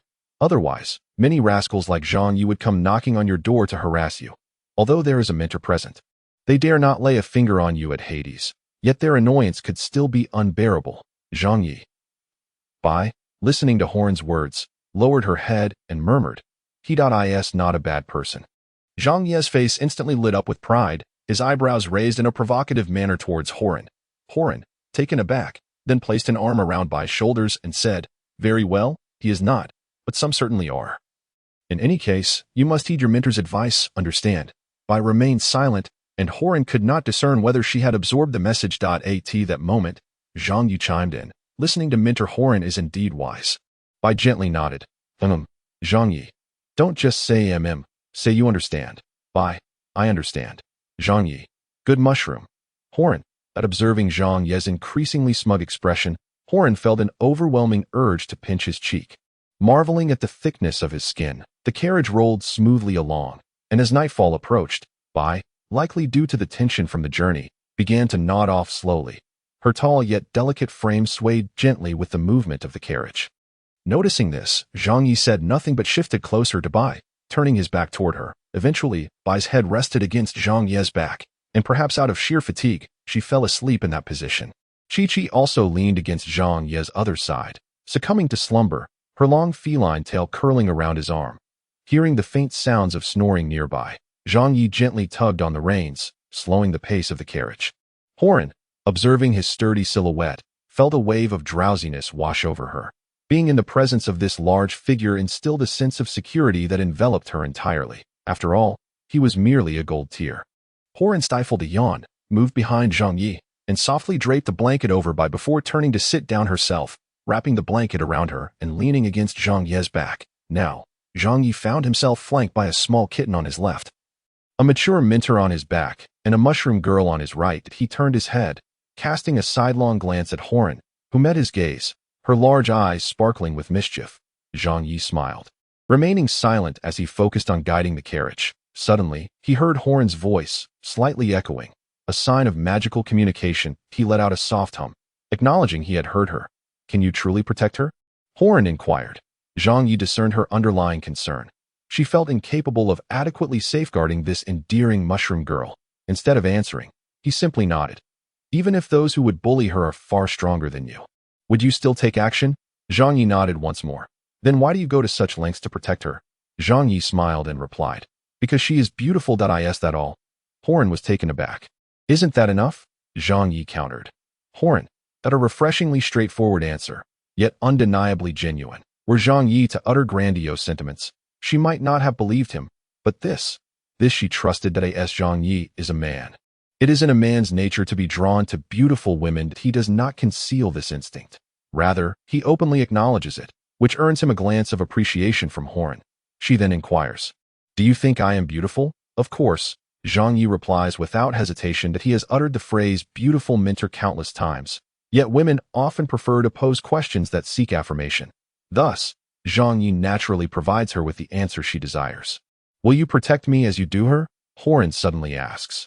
Zhang Yi opens his mouth and turns to face Horan, noticing her gazing up at him with an innocent expression reminiscent of a naive young girl. However, Zhang Yi is not easily deceived. To him, Horan embodies both beauty and intellect. A woman of such caliber understands the essence of restraint and should not utter words that verge on confession. Consequently, Zhang Ye's mind races as he quickly grasps the situation. This is a trap. If he were to affirm, it would imply that he treats all beautiful women the same, rather than making her feel special. Women crave that uniqueness. It could be said that Horan's question is akin to the perilous inquiry of who is more beautiful, me or XXX. Not only a dangerous question, but also a cunning trap. Truly, she is a mentor, adept at posing such complex dilemmas. Feigning contemplation, Zhang Yi falls silent for a moment before responding. "If you require protection akin to that of a foolish mushroom, then I would. Yet, it is evident that you do not need it, for you are stronger than I am. Therefore, he deliberately pauses, then adds with a smile, rather than bestow unnecessary protection, "I would prefer to offer you a taste of romance and joy that you have yet to experience. For instance, your promise of a candlelit dinner." Horan immediately covers her mouth and bursts into laughter. "I only agreed to dine with you, but I never committed to the candlelight part." Zhang Yi chuckles. "That's all right. I can bring my own candles." Horan's laughter crescendos, her eyes curving into crescent moons. Having long been acquainted with Zhang Ye's audacity, his perfectly timed audacity brings her immense delight. She nods and finds a comfortable position against Zhang Ye's back, asking, "How about tomorrow evening, Mr. Mercenary? I believe it shall be an unforgettable time." Mentor Horan. Then good night. Sweet dreams. The night passes in silence. When Horan awakens, the dawn light gently illuminates the surroundings. The sensation of waking naturally is exquisite. The only discomfort arises from having to sleep against the carriage, but a little movement alleviates that. Horan sits up, stretches luxuriously, and gazes at Zhang Yi. He remains seated, a steadfast pillar. Meanwhile, the little kitten has somehow nestled into Zhang Yi's embrace. Curled up against him, using his thigh as a pillow, Bai is still leaning there, a testament to the fact that Zhang Yi has not moved throughout the night. "Where are we now?" Horan inquires softly. "1/3 of the journey remains," Zhang Yi replies. He has intentionally filled the carriage, so there is still some distance to cover, but they will certainly arrive before noon. At that moment, a soft mew emerges from the mushroom girl's side. Bai has awakened. Upon rising, she appeared somewhat dazed, rising directly from the carriage. Fortunately, this wagon, typically employed for transporting goods, boasted a height of nearly 1.80 meters, sparing her from a bump. After standing, she wobbled forward, only to exclaim in surprise as she stumbled over the wooden edge of the cart. Thankfully, Zhang Yi was quick on his feet. With a swift motion of his right hand, he caught her and gently placed her back into the carriage. "Silly mushroom, do you think you're still at the orphanage?" she mused. Looking around, I finally realized she had indeed departed from the orphanage and was now en route to Hades. "I'm sorry," she murmured, feeling she might have inconvenienced Zhang Yi. "Stop apologizing so often. I would rather hear you say I love you," Zhang Yi chuckled. "Hey." Horan lightly tapped him and turned to Bai, saying, "Don't mind him. He's just teasing you." Such words should not be tossed about carelessly. However, Horan soon noticed Bai with her head bowed in silence. Raising an eyebrow, she turned to Zhang Yi and remarked, "See, you've gone too far with your jest." Zhang Yi paused, glancing at Bai, although she usually kept her head down due to her insecurities. This time she had genuinely lowered her head, her small face nearly parallel to the ground. Could he have truly overstepped? Thus, he leaned closer and called, "Mushroom." Bai did not respond, still keeping her gaze lowered. Zhang Yi looked to Horan, who crossed her arms, wearing an expression that suggested, "You made this mess. You fix it." Zhang Yi sighed and addressed Bai, "Lift your head." Upon hearing this, Bai obediently raised her head, yet remained silent. Zhang Yi reached out and gently brushed aside her bangs. Bai did not flinch, a promising sign. As long as she didn't shed tears, all would be well. However, the moment he revealed her forehead, he was met with a bright crimson face. In that instant, Zhang Yi's heart raced. He realized that it wasn't merely a jest that had caused her distress, but rather that the mushroom had taken his words to heart. Feeling bashful, Bai the mushroom had transformed into a pink mushroom, her ears flushed as well. Biting her lip, she gazed at Zhang Yi, her large eyes reflecting confusion and unease, as if a whirlpool were swirling within them. Yet, this very countenance made Zhang Yi's heart race uncontrollably. "Ahem, I was just teasing. Don't overthink it," he said, scratching his cheek at his words. Bai gradually regained her composure, nodding softly to him. Yet Horan raised an eyebrow, pondering, "Is the big guy shy?" Chapter 64. Farewell to the wolf demon. Around 10 in the morning, they arrived in the bustling city of Gryla. Zhang Yi guided the wagon into the unloading area of Hades Academy, assisting Bai in unloading a multitude of packages. By the way, Bai, is your dormitory a single room?" he inquired, carrying the parcels while following Horan and Bai. Chi-Chi perched on his shoulder, her tail swishing playfully. Horan nodded. "I have 3 dormitory slots for magic research personnel, each a single room, so you need not worry." She was certainly aware of Zhang Yi's concerns, which were merely about whether Bai's roommate would bully her. This was something Horan had indeed considered. "That's good." Zhang Yi nodded and followed Horan into the female dormitory of the academy. Of course, they did not enter, for Horan, with a half-smile, remarked, "What, do you wish to go in for a tour?" Zhang Yi promptly retorted with righteous indignation, "That's not the case at all. I merely worry that you 2 young ladies might struggle with these bundles." Hearing Zhang Yi refer to her as a young lady delighted Horan, and she then waved her finger, conjuring a spell that levitated the parcels from Zhang Yi's hands, storing them in her spatial ring. "You need not concern yourself with that. Go on with your business, Zhang Yi." "Very well." Zhang Yi nodded and turned to Bai, saying, "If you ever encounter someone bullying you again, just inform Mentor Horan. If she cannot handle it, I shall take care of it. Should I find out that you were bullied without telling me, I will resort to unconventional measures. Do you understand?" Bai nodded. "Say you understand and I understand." "All right. Off you go." As he watched the figures of the 2 women disappear into the depths of the mysterious female dormitory, Zhang Yi turned and walked towards the outskirts of the campus. He intended to seize this opportunity to complete that platinum-level task. Horan's commissions were all of a material collection nature. Relatively simple, among the 6 gold-level tasks, for involved gathering medicinal herbs, likely for the creation of magical potions. The other 2 required the collection of materials from gold-level magical beasts, necessitating their hunting, but they were all herbivorous creatures.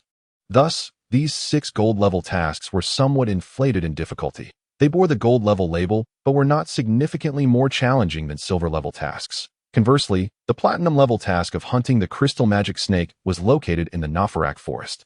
The Nafarak Forest was a vast wilderness, far larger than the Nyolin Woods. The distance from Gryla City to Nafarak Forest was slightly less than from Haidu, at over 190 kilometers. If he hurried there, dispatched the crystal magic snake, and returned, it would likely be afternoon by then. He could present the magic crystal from the snake as a gift to Horan. Although this was indeed a task, it was certainly preferable to gathering some meaningless flowers. The romance of a mercenary is not found in flowers. Furthermore, 5 of the materials for Horan's 6 gold-level tasks could be located in Nafarak Forest. With a stroke of luck, he might accomplish all 6 tasks in one day. Such efficiency was remarkable. To prepare for this, Zhang Yi also visited the potion shop in Grila City to replenish his health potions. Gearing up for a vigorous endeavor today. This referred specifically to his confrontation with the crystal magic snake, not Horan. Well, never mind. No need for explanations. Fully prepared, Zhang Yi set off at a brisk pace with Qiqi. After his promotion, Zhang Yi's speed had increased remarkably. He covered nearly 200 kilometers in less than an hour to reach his destination. Unfortunately, the little cat was quite distressed, her fur ruffled by the gale. "Big guy, I'm feeling quite dizzy, meow." Qiqi lamented pitifully from Zhang Yi's shoulder. "Then let's take a break." Zhang Yi felt a twinge of guilt, reflecting on how splendid it would be if he could fly, swift and devoid of such jolting. Indeed, he must learn magic. After resting for 10 minutes at the forest's edge, Qiqi sprang back to life with renewed vigor. The little feline was indeed brimming with energy. Consequently, Zhang Yi led her deeper into the woods. Fortune smiled upon them. Having ventured less than 10 miles into the forest, they swiftly accomplished their first material task by locating a herb required by Horan.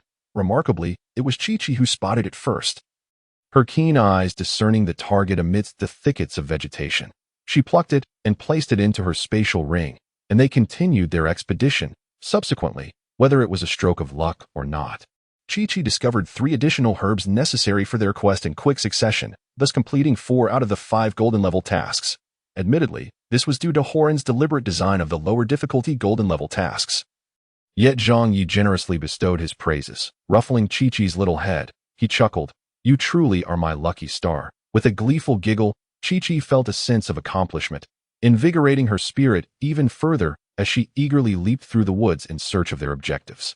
In addition to the required materials, Zhang Yi took the opportunity to gather various herbs he recognized, ensuring he could submit them should he encounter corresponding tasks in the future, even in the absence of specific quests. These herbs were of golden quality and could fetch a handsome sum. Naturally, their journey was not without peril. The area was rife with magical beasts, with numerous golden-level creatures prowling the outskirts. Within just an hour, Zhang Yi faced 7 encounters. For an ordinary golden-level mercenary, even avoiding injury would be a formidable challenge. However, Zhang Yi was far from ordinary. With a mere punch, he could send these golden beasts reeling, making them recognize that the imposing bipedal creature was not to be trifled with, compelling them to flee. That a couple of particularly stubborn beasts insisted on engaging him, only to succumb beneath his might. He didn't even need to draw his prized possession. The angel, war-hammered, at noon. Zhang Yi skewered the hind leg of a golden-level beast over the fire, savoring a delightful feast of roasted meat alongside the little cat. After their meal, Zhang Yi and Qiqi resumed their search for the crystal magic serpent. However, whether it was a depletion of luck or something else, by 4 in the afternoon, Zhang Yi had yet to catch a glimpse of the elusive creature, with a return deadline of around 5 o'clock to ensure they could dine. Zhang Yi and Qiqi scoured the area for another half hour. As the clock struck 4:30 with no success, Zhang Yi resolved to head back, although he could not present the crystal core of the serpent to Horan as a gift. The gathered herbs should suffice. Just as they prepared to retrace their steps, a sudden commotion erupted in the distance, accompanied by a distinct hiss. Zhang Yi raised an eyebrow. The sound bore a resemblance to that of serpentine magical beasts. Could it be the crystal magic serpent? With this thought, Zhang Yi promptly guided Qiqi toward the source of the ruckus. After traversing a small hill and sprinting several miles, they arrived at a basin. Standing atop the hill, Zhang Yi finally discerned the origin of the commotion. As he had surmised, it was indeed a colossal crystal magic serpent, measuring an impressive 30 to 40 meters in length. Yet, it was not alone. Observing the scene in the basin, Zhang Yi's brow gradually furrowed, because he had also spotted a human, along with .8 wolf demons. Chapter 65, The Swan Sword Mistress. The moment Zhang Yi beheld the wolf demons, he realized that trouble was imminent, for Horan had mentioned that wolf demons were solitary creatures, and the presence of so many in one location suggested that it was highly likely that a blood ground had indeed manifested nearby. The wolf demons, gazing at the scene in the basin, Qiqi gulped, clearly overwhelmed by the shadow cast upon her by the wolf demons. Moreover, she noticed that among the 8 wolf demons, one was particularly massive. The other demons stood around 3 meters tall, 2 of them nearing 4 meters, while the largest loomed at an astonishing 6 meters, its claws a vivid crimson, glowing ominously even from a distance. There's a person down there. Should we go help her? Chi-Chi turned to Zhang Yi. Crouching down, Zhang Yi observed quietly before breaking into a grin. Of course, that person is someone we know. Who is it? Chi-Chi inquired, puzzled, as her eyesight was not as keen as Zhang Yi's, allowing her only to discern that it was a woman. Hilda? Do you remember? Zhang Yi replied with a smile. Oh, she's the swan sword mistress that Warren mentioned. Chi-Chi exclaimed, coming to a realization. Exactly. Zhang Yi snapped his fingers. She needs our assistance now. This is a splendid opportunity. What kind of splendid opportunity? Chi-Chi asked, intrigued. Why? A chance for a hero to rescue a damsel in distress. Zhang Yi unabashedly declared with a hearty laugh. Does the big guy fancy her? Chi-Chi suddenly queried. If she is beautiful, I like her. Zhang Yi nodded affirmatively. When conversing with a little kitty, there was no need to be as circumspect as Horan. Straightforwardness sufficed. Upon hearing this, Chi-Chi fell into a contemplative silence, then touched her own face and turned to Zhang Yi. Big guy, do you always come to the aid of beautiful women in danger? Of course, if I can help, why wouldn't I? Zhang Yi replied with a chuckle. Instantly, Chi-Chi burst into laughter. After all, Zhang Yi had once rescued her. Thus she qualified as the beautiful woman in his eyes. Hence, it could be deduced that Zhang Yi liked Chi-Chi. Chi-Chi felt herself to be rather clever thus. She nodded and leapt onto Zhang Yi's back. Then let us hasten to her rescue. Right away, Zhang Yi exclaimed, springing into action towards the basin. Meanwhile, the battle within the basin reignited. Hilda, wielding her slender sword, found herself in a precarious standoff against the crystalline serpent and the pack of wolf demons. In truth, the threat posed by the wolf demons was far greater than that of the crystalline serpent, which was now also adopting a defensive stance against the wolf demons. Hilda's heart weighed heavily. Her purpose for venturing into the Nofakra forest was to undergo training while simultaneously assisting her mentor Horan in gathering the necessary materials. Indeed, it was quite the coincidence that her objective aligned with Zhang Yi's. However, her motivation stemmed from her gratitude towards Horan for previous assistance. Thus, upon learning that Horan's magical research team required these materials, she sought permission to embark on an expedition, unbeknownst to Horan. This time, she had come alone, or rather, she had always been a solitary wanderer. Do not be deceived by her popularity within the academy. In truth, she possesses but a handful of true friends. As a platinum 2-star warrior, she is undoubtedly qualified to embark alone into the Nofakra forest for solitary training. Although her primary objective on this journey is the crystal magic serpent, which boasts an average rank of platinum 3-star, 1 tier above her own, she harbors immense confidence in her abilities. As the youngest and most gifted swordswoman of her clan, she embodies all the qualities of a prodigy, including the audacity to engage in battles beyond her rank. On the 3rd day of her training in the Nofakra forest, she finally encountered a platinum 4-star crystal magic serpent, despite the 2-tier difference. Hilda felt no fear. Slaying this serpent would merely require some effort on her part. However, she was caught off guard when a pack of wolf demons suddenly emerged from the shadows to launch an assault against her. Had it not been for her swift reflexes, she would have surely sustained injuries. Nevertheless, to evade the ambush from the wolf demons, she was forced to interrupt her sword technique, resulting in a backlash of magical energy that left her feeling somewhat unwell. At that moment, she found herself in a standoff with both the crystal magic serpent and the pack of wolf demons. Although she was familiar with the wolf demons, this particular group was evidently distinct.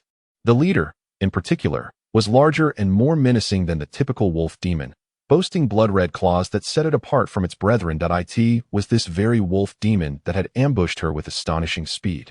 At least on par with platinum rank, the blood-red claws emanated a crimson glow, shrouded in a mist of blood. Such conditions often indicated that the claws were poisoned. Hilda had a premonition that should she be scratched by those claws, even slightly, it would spell considerable trouble for her. Thus, the current predicament was decidedly unfavorable for her. Having just engaged in a battle with the crystal magic serpent, her energy reserves were significantly depleted due to the taxing nature of the higher-tier confrontation. Her magical energy was exceptionally unique, characterized by great strength and unparalleled explosive power, far exceeding that of her peers, which was the foundation of her ability to fight beyond her rank. However, This advantage came with a drawback. Her magical reserves were less than those of her contemporaries, prompting her to learn the art of energy distribution and control from a young age. Now, with over half of her magical energy exhausted and facing a fully invigorated pack of wolf demons, she was clearly at a disadvantage. The recollection of having seized the crystal magic serpent's vulnerability only to be interrupted by these wolf demons, resulting in her current predicament, stirred a wave of frustration within Hilda. Moreover, she discerned a cunning glint in the eyes of the enormous wolf demon that IT had deliberately chosen that moment to strike, disrupting her offensive. Had the ambush succeeded, she would have been severely injured. If it had failed, it still managed to inflict backlash upon her. Thus, Hilda understood that this wolf demon was not to be compared with the less intelligent beast she had encountered before. It was a fierce and treacherous adversary. Her best course of action now would be to retreat. She comprehended the implications of the multitude of wolf demons surrounding her. Yet, the pride and anger swelling within her compelled her to remain steadfast. Raising her sword in defiance, the swordsmen of Scarlet dared to strike against the strong. The knights of Scarlet charged bravely towards death. She, Hilda Kale Scarlet, would never tarnish the glory of the Scarlet family, nor would she bring disgrace upon the esteemed name of the sword's saint lineage. Thus, when confronted with the bloodthirsty beasts, she would never flee without a fight, since she had encountered them today. She was determined to slay them here, to affirm her legendary path. With this thought in mind, she turned to face the pack of wolf demons. Her slender sword was held horizontally, nearly parallel to the ground. Its tip aimed directly at the massive wolf demon. Her other hand rested behind her, her gaze sharp and fierce, akin to the brilliance of her sword, as the tension of her aura reached its zenith. Her golden hair, tied in a high ponytail, billowed as if stirred by an unseen wind. A voice, cold as the winter's breeze, emanated with elegance and confidence. Prepare to meet your demise. Listening to Hilda's whispered words, a cruel glint flashed in the giant wolf demon's eyes that IT emitted a harsh growl, causing the pack to scatter. 3 wolf demons charged towards the severely injured crystalline serpent, while the remaining 3, alongside the giant wolf demon, encircled Hilda. The battle against the crystalline serpent erupted swiftly. The wounded beast was evidently no match for the 3 golden tier wolf demons, resembling a tiger fallen into a lowland being tormented by dogs. And it appeared it would not last much longer.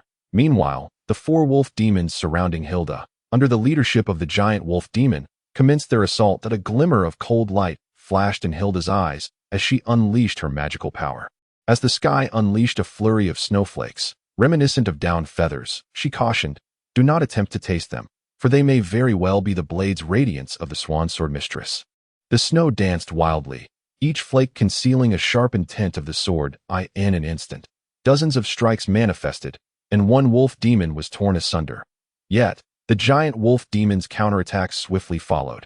Its blood-red claws sliced through the air with a piercing shriek, aimed directly at Hilda's back. Without looking back, Hilda propelled herself away with a powerful kick, the ground beneath her shattering into a gaping chasm, revealing the terrifying strength of the giant wolf demon.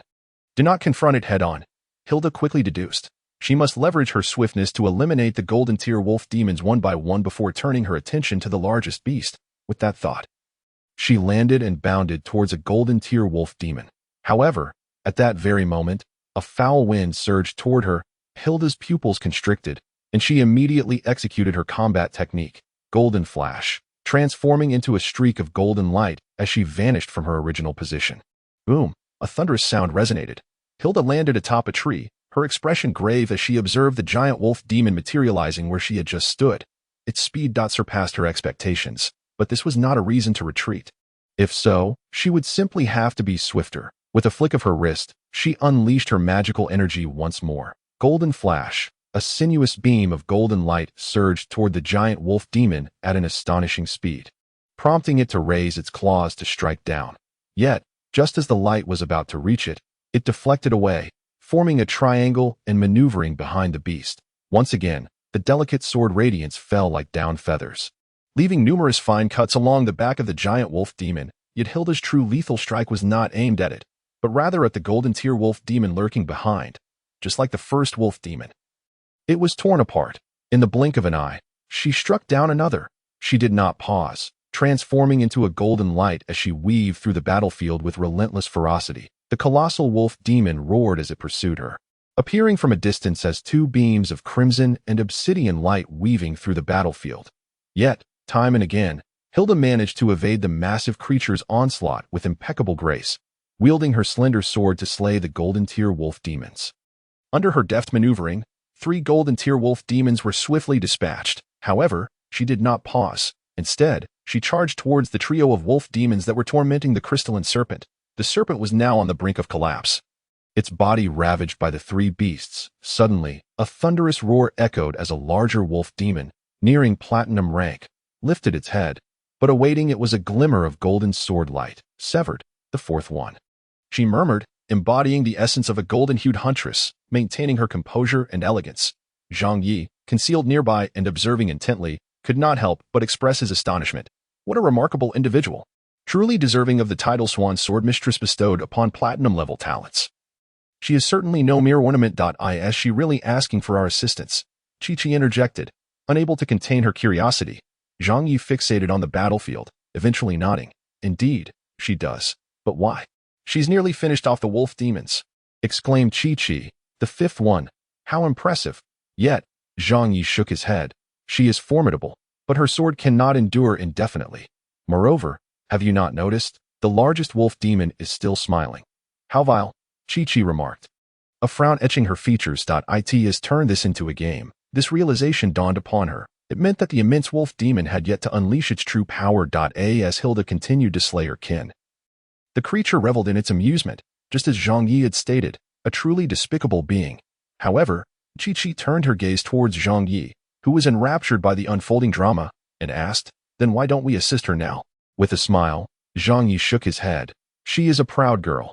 I can sense that confidence from 200 meters away.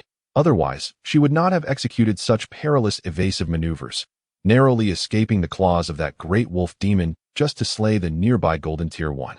A proud little swan like her might even strike me down if I intervened. With a grin, Zhang Yi shrugged. She is a genius, undeniably powerful, but still too young that we must allow her to learn her lesson before we extend our aid.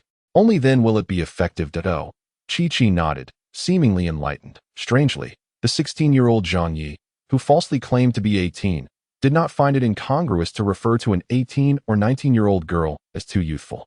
After all, Zhang Yi exuded the aura of a seasoned mercenary.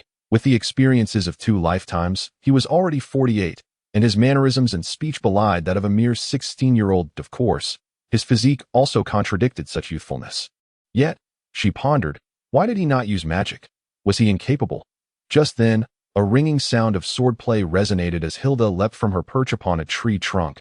In the next moment, the massive tree, thick enough for a person to encircle with their arms, was cleaved in half by the giant wolf demon's lethal claws. As it fell, Hilda's chest heaved slightly, clearly burdened by the rapid maneuvers and strikes she had just executed, leaving her magical energy diminished to less than a quarter. Yet, excitement glimmered in her eyes. All 7 wolf demons had been vanquished. Now, all that remained was to slay this largest one.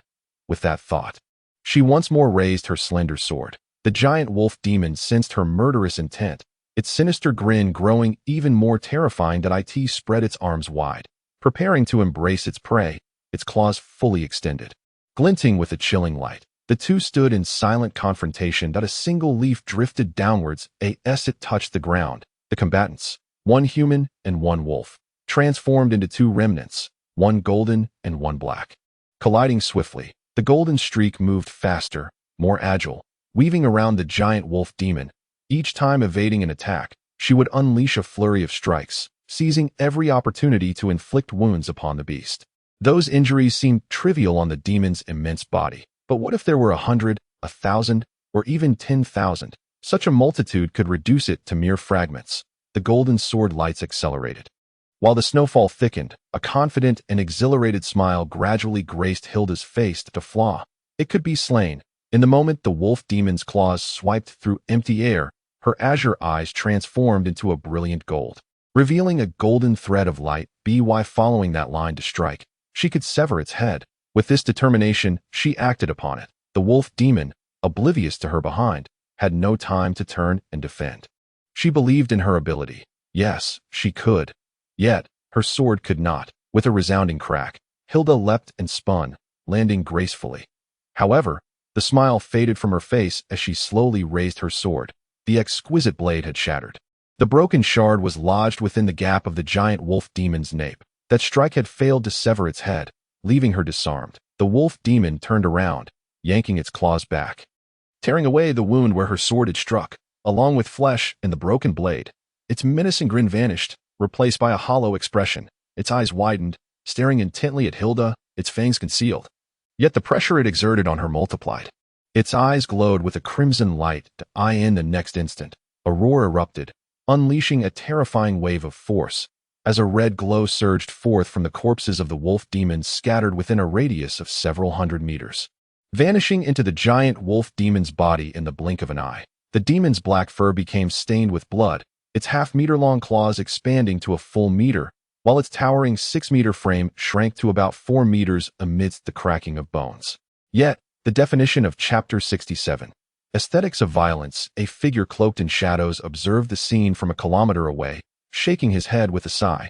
Had she been in her prime and armed with a complete arsenal, Hilda would have been able to contend with the savage wolf demon.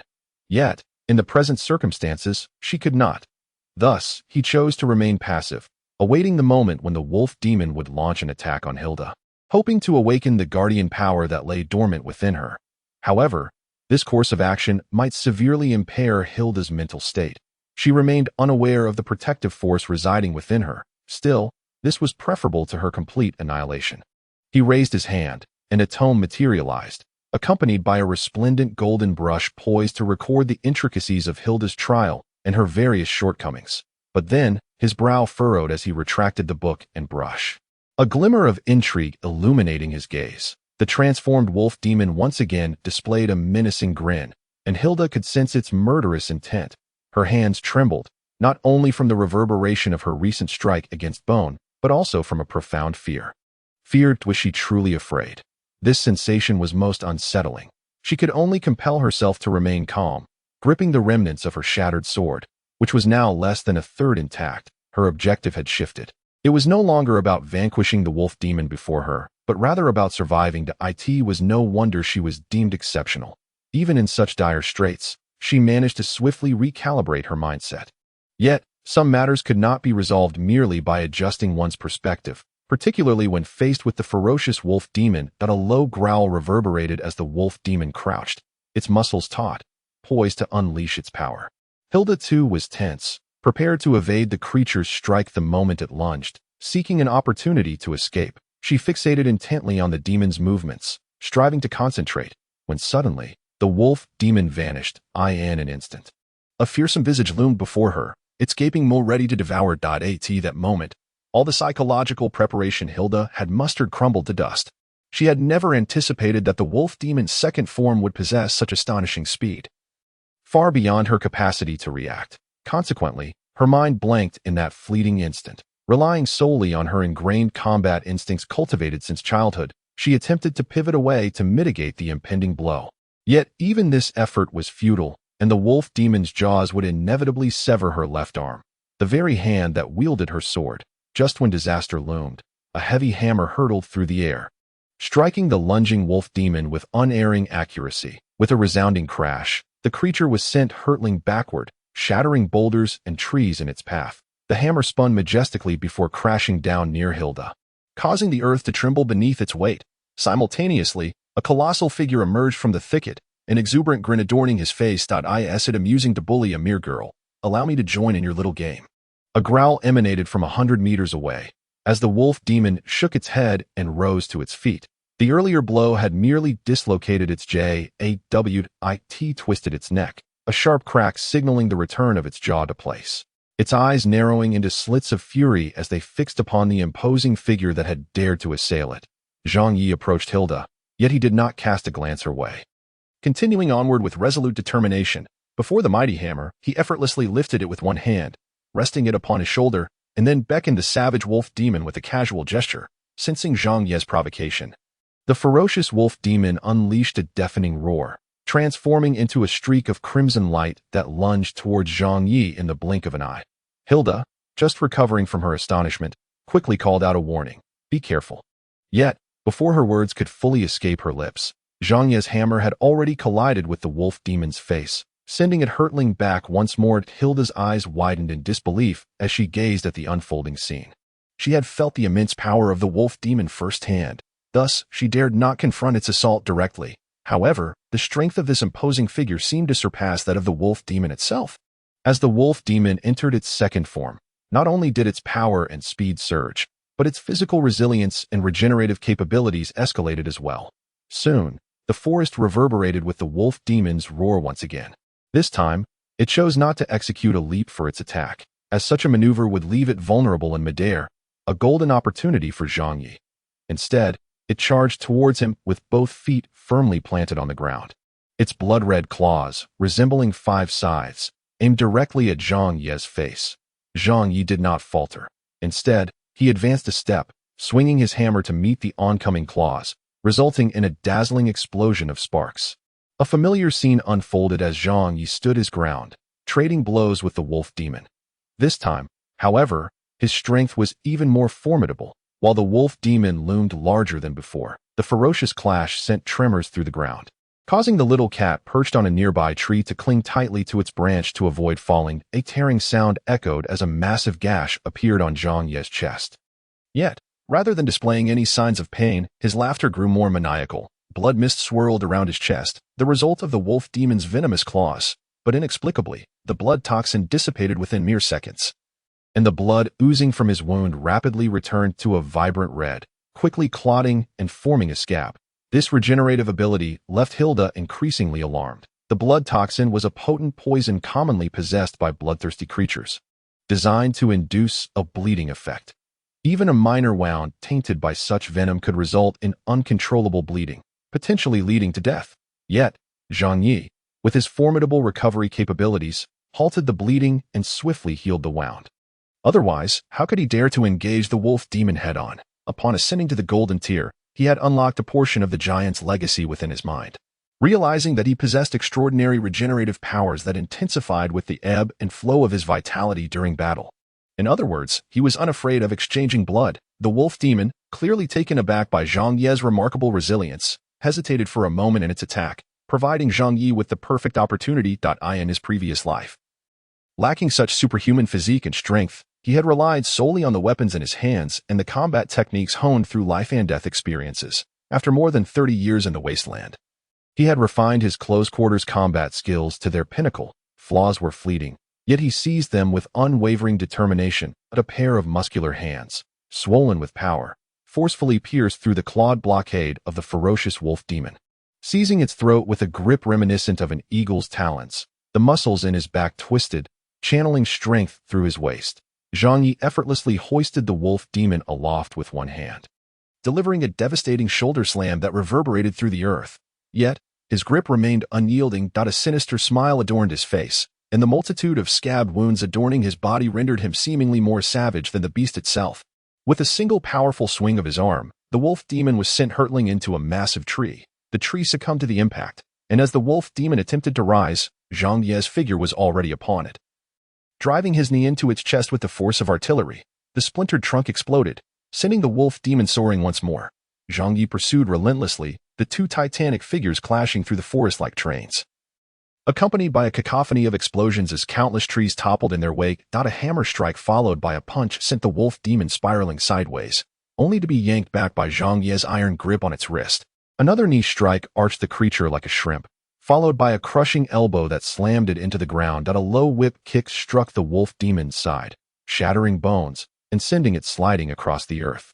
Zhang Yi leapt high, bringing down a heavy blow with unrelenting ferocity. The seamless barrage of attacks offered the wolf demon no respite. The hammer in his hand swung with such velocity that it appeared to be an extension of his very being, as though his entire physique was composed of heavy weaponry. In that moment, Zhang Yi epitomized the essence of close-quarters combat, the art of uninterrupted assaults, and the aesthetic of brutal violence before Hilda.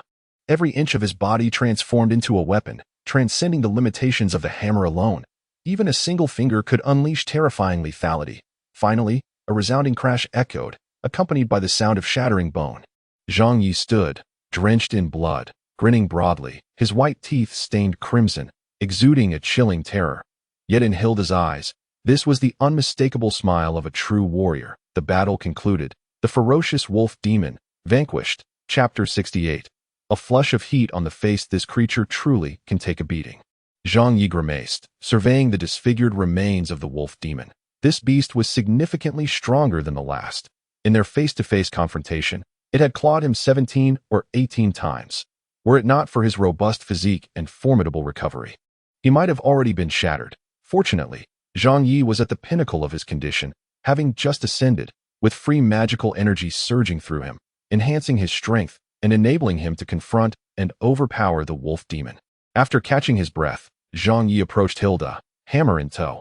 Upon reaching her, he lifted his chin slightly and asked, "Do you still have magical energy?" Hilda, somewhat dazed, nodded. "Can you use universal water magic?"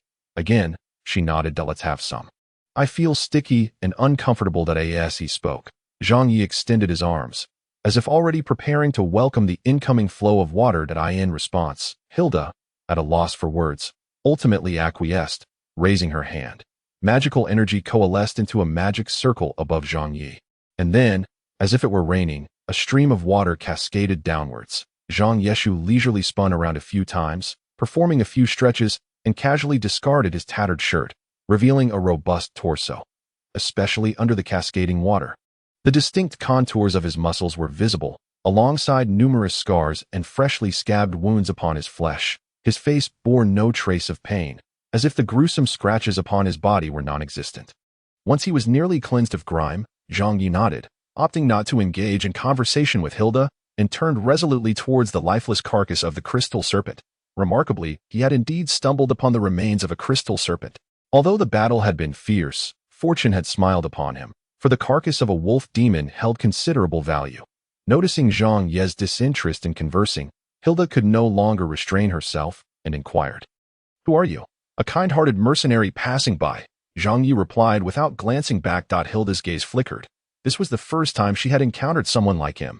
Typically, those who met her were excessively obsequious. She was well aware of her own beauty and had taken pride in it, but also felt frustration at times. Yet, this individual remained utterly indifferent. She pressed her lips together and took the initiative to ask, "What is your name?" Zhang Yi ignored her, deliberately so. Such an arrogant little swan should not be indulged. "What was it called?" Yes, using restraint to entice." A well-worn tactic, yet still effective, sure enough. Upon receiving no response from Zhang Yi, Hilda furrowed her brow and hastily caught up to him, asking again, "What is your name? Shouldn't you introduce yourself before asking for someone else's name?" Zhang Yi cast a sidelong glance at her, replying coolly. Hilda was taken aback, then nodded. "Hilda Kier." "Zhang Yi," he stated, before approaching a piece of wolf demon flesh, specifically the section of meat torn from the neck by the brutal wolf demon, still impaled by a broken sword blade. He bent down to pick up the slender blade, examining it for a moment before declaring, "It's a fine sword. But alas, it is unsuitable for you. Do you understand swords?" Hilda inquired. "Indeed. I'm not only a mercenary but also a blacksmith." Zhang Yi responded. He was not exaggerating.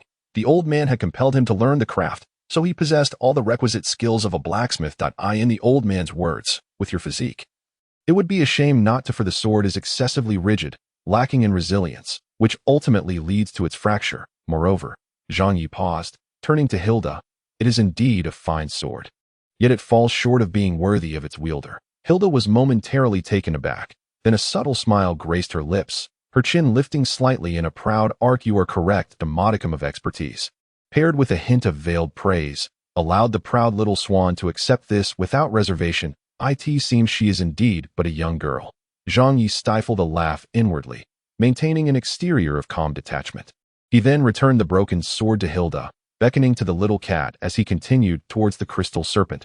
Hilda watched in surprise as Chi-Chi skillfully leapt onto Zhang Yi's shoulder, the duo of the large and the small piquing her curiosity. When she observed Zhang Yi approaching the crystal serpent and beginning to dissect it, her brow furrowed slightly.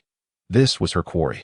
However, recalling how Zhang Yi had just saved her, she refrained from speaking, though a sense of reluctance lingered within her. If only she were a bit stronger. In no time, Zhang Yi extracted the crystal serpent's core, then gestured towards the corpse of the wolf demon, saying, "Do you require the wolf demon's carcass? If not, I shall sell it." Hilda nodded in response. "Please do as you wish." She lacked for money and had no need for the wolf demon's body. Yet, the massive carcass of the wolf demon was essential for her. She intended to bring it back to Minter Horan, as such formidable and sanguinary creatures always possess significant research value. The crucial point was that Zhang Yi had slain it. Thus it rightfully belonged to him. She felt no entitlement to claim it. Thank you. Zhang Yi nodded, retrieving a burlap sack from his spatial ring to collect the remains of all the wolf demons. Finally approaching the corpse of the brutal wolf demon, preparing to gather it. Observing this, Hilda hesitated for a moment before inquiring, "May I purchase this wolf demon from you?" Zhang Yi was taken aback, replying, "What do you intend to do with it?" "I need to present it to the Academy's mentor. It will aid us in better understanding sanguinary creatures and in crafting potions specifically for them," Hilda stated earnestly. She added, "I am a student of Hydus Academy. I know, the Swan Sword Mistress." Zhang Yi nodded. Hilda's eyes widened in surprise. "You know me? Indeed. Then why did you ask for my name?" Zhang Yi smiled teasingly regarding Hilda. "You were the one who inquired of me, and isn't it a fundamental courtesy to introduce oneself?" Hilda felt her cheeks warm slightly. It seems that is indeed the case. However, she had presumed Zhang Yi did not recognize her. And upon realizing he did, an inexplicable arrogance arose within her, causing her to subconsciously treat Zhang Yi as a fellow student of the Academy. In the Academy, everyone knew her, and each person who encountered her would introduce themselves. While she was not required to do so, it appears that perhaps she ought to reconsider her approach. As a noble, she should constantly reflect upon herself. With this thought, she finally nodded. "I apologize." Zhang Yi was somewhat astonished. This little swan had actually offered an apology, indicating that she was not the haughty noble she had initially seemed. 1 point added. Achieving a perfect score of 100. How exhilarating. Let us strive to surpass the foolish mushroom that has reached 120. Consequently, his demeanor has improved significantly, as he nodded and remarked, "If your need for this wolf demon's carcass is for that purpose, then I shall not sell it." "Why?" Hilda furrowed her brow slightly. The gruesome creature has evidently begun its incursion into this region, which is of paramount importance to the populace. "You allow me to finish." Zhang Yi interjected with a hint of exasperation, waving his hand. "I seek this wolf demon to present it to the mentors at the Hydus Academy, so you need not squander your money unnecessarily." "Understand. Of course, should you insist on offering it, I would not be opposed," he added with a playful grin. Observing the smile on Zhang Yi's face, Hilda felt a rush of heat to her cheeks. Involuntarily clenching her fists, he is clearly her savior. Yet why does she feel an urge to strike him? Chapter 69. The little swan. Zhang Yi gazed at Hilda with amusement, though her expression was inscrutable. The flush on her cheeks and ears betrayed her feelings. How might one touch the heart of such a proud little swan? It suffices to evoke sufficient emotional turbulence within her, for a girl of such lofty pride.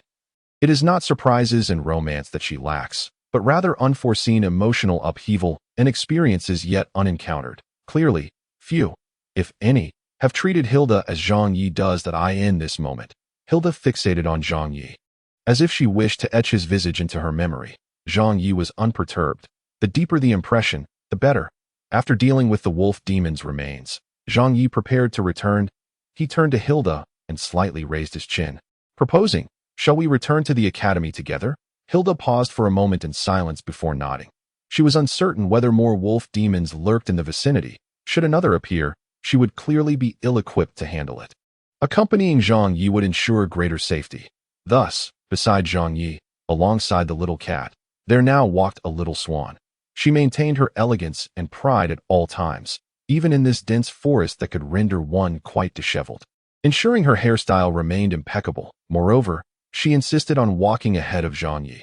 Yet crucially, she was heading in the wrong direction.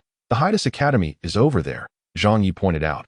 Hilda halted momentarily, then turned to continue forward, stating, "I know, you know nothing."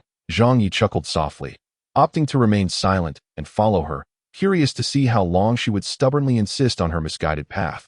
They walked in silence for 2 miles, and Zhang Yi nearly burst into laughter. The little swan clearly intended to continue forward, slowly curving back onto the correct path to salvage her lost dignity. However, upon reaching the intended route, she remained blissfully unaware and pressed on. Consequently, her detour widened. "Now, the Hydus Academy is over there." Zhang Yi indicated the opposite direction he had previously pointed, suppressing laughter. Hilda paused again, then continued walking, asserting, "I know, see? You're flustered," Zhang Yi remarked. Hilda, too, felt her composure slipping. Indeed, she was somewhat directionally challenged. Otherwise, she wouldn't have needed to spend 3 days repeatedly consulting the map to locate the habitat of the crystal demon serpent. Yet having strayed twice in succession, she was reluctant to pull out her detailed map for verification, as that would be too embarrassing. After all, she had maintained an air of composure throughout the journey, solely to avoid being looked down upon by Zhang Yi. Yet, deep within, a twinge of regret began to surface. Why did she have to walk ahead of him? She thought that if she continued for a while, Zhang Yi would surely offer her an opportunity to retreat gracefully. However, this fellow showed no sign of chivalry. Following closely behind with barely contained laughter, guiding her through winding paths, and only speaking up to correct her when she strayed off course, Hilda pressed on, determined to repeat her earlier missteps. Curving once more to regain her path, Zhang Yi, with his hands in his pockets, leisurely trailed her. Unsurprisingly, she missed the mark for the third time. Ha ha ha. At this point, Zhang Yi could no longer contain his amusement. Pointing in the other direction, Hydus Academy. Over there. I know. Hilda turned back, gritting her teeth as she replied. Noticing her eyes were slightly reddened, Zhang Yi gradually subdued his laughter. The 18 or 19-year-old girl may appear strong, but after enduring the harrowing wolf-demon war and facing the terror of life and death, her heart was not as untroubled as it seemed. She grappled with the frustration of defeat, the disappointment of failure, and the accumulation of grievances. Zhang Yi's antics had clearly pushed her to the brink of indignation, yet her pride forbade her from revealing her feelings in front of him.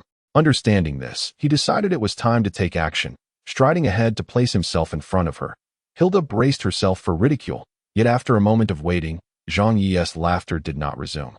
Turning to look, she saw that he had already walked several meters ahead, glancing back at her. What are you dawdling for? Catch up. Only then did Hilda silently follow suit, discreetly wiping her eyes as Zhang Yi turned away. His actions were deliberate. After all, he had to give the little swan a chance to shed her tears. Otherwise, if he were too harsh, she might refuse to lift her head, which was certainly not the outcome he desired. A swan ought to hold her head high, showcasing her elegance. After a brief pause, Zhang Yi inquired, "What rank are you?" "Platinum 2 stars, Hilda replied, her voice having regained its icy tone, though tinged with a hint of lingering emotion. "Platinum 2 stars, you say?" Zhang Yi pondered, stroking his chin. "What type of sword do you desire?" Hilda was taken aback, asking, "Why do you want to know this? Have you forgotten? I am not only a mercenary but also a blacksmith.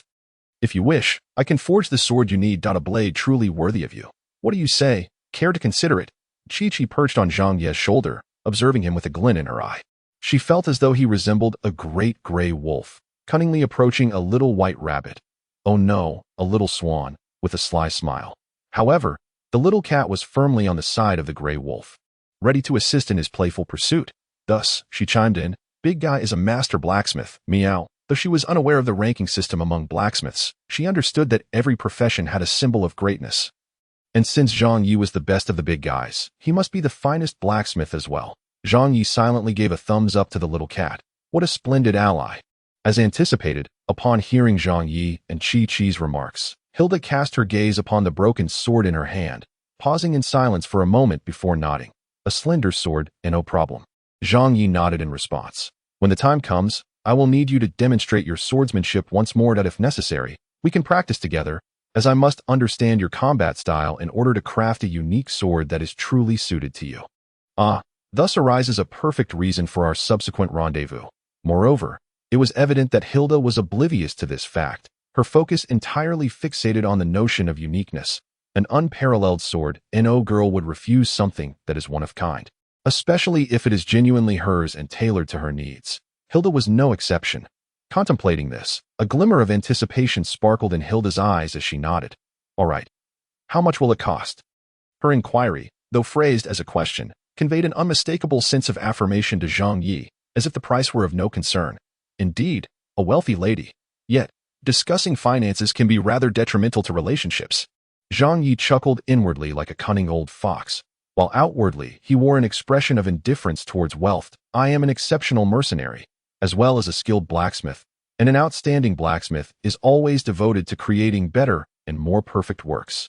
This is priceless. I see the reflection of such a creation in you. You have provided me with ample inspiration. Therefore, let us discuss the price once the finished product is ready. If it satisfies me, I shall present it to you free of charge, for a one-of-a-kind weapon can only belong to its singular master. and that cannot be measured in monetary terms. Such words resonated deeply with Hilda's pursuit of perfection, and thus her gaze towards Zhang Yi held an added hint of admiration. She nodded once more. All right, Zhang Yi thought to himself. Woohoo, no payment. The most precious things are indeed those given freely. Little Swan, you are still too young. Chapter 70. Dinner cancelled at long last. Having exited the Norfakla forest, Zhang Yi glanced at the time. It was nearly 6 o'clock. Were it not for Hilda, he could have emerged half an hour earlier. Therefore, in order to make it in time for the candlelit dinner with Minter Holen, Zhang Yi resolved to quicken his pace on the return journey. "Oh, you still have the stamina?" Zhang Yi inquired of Hilda. "I intend to run back directly." "Run back?" Hilda expressed her confusion, then added, "I possess a return city array." Zhang Yi. "Then why didn't you use it earlier?" and insisted on walking out. Zhang Yi's eyes widened in astonishment. Hilda felt her cheeks flush slightly, yet she replied, "I thought you had a better way to return. In truth, she had simply forgotten. It was only then that the thought crossed her mind." Leaving her somewhat lacking in confidence as she spoke, Zhang Yi chuckled. "Hee. Hilda, what are you laughing at?" Hilda queried, somewhat displeased. Zhang Yi, with a smile upon his face, replied, "I merely did not expect the highly praised Swan Sword Princess to be a novice. Forgetting to use a return array despite having one. What else could that be but novice behavior? A better way to return. Pray tell, what could possibly surpass the simplicity of teleportation back?" As Hilda listened to Zhang Yi's words, her delicate face flushed slightly. Although she was unfamiliar with the term newbie, she could discern the teasing tone in Zhang Yi's voice and inferred that it referred to a novice. "I am not." Hilda was reluctant to concede. In her view, she was already far superior to her peers. Most students of her age were still attending classes at the academy. Yet, Zhang Yi merely gazed at her with a smile, remaining silent, causing Hilda's chest to heave even more dramatically. Ultimately, Hilda could not contain herself any longer. With a huff of defiance, she retrieved the return portal disc, channeling her magical energy to initiate the guidance. The guidance for the return portal took approximately 10 seconds and could not be interrupted, lest one suffer a backlash of magical energy. Thus, it was virtually impossible to utilize this device to escape during combat. Noticing Hilda beginning the return guidance with an air of not wanting to include him, Zhang Yi curled his lip, then instructed Chi-Chi to hold on tight as he prepared to dash forward. As Hilda was engaged in the return guidance, she observed Zhang Yi assume a starting position. After a brief hesitation, she called out, "Hurry up and get in. We're leaving." "All right." Zhang Yi instantly altered his sprinting direction with a remarkably smooth motion, firmly leaping into the return portal array, as if he had planned this all along. Indeed, it was not merely an impression, it was precisely his intention. Regardless of Hilda's willingness, he was determined to hitch a ride back.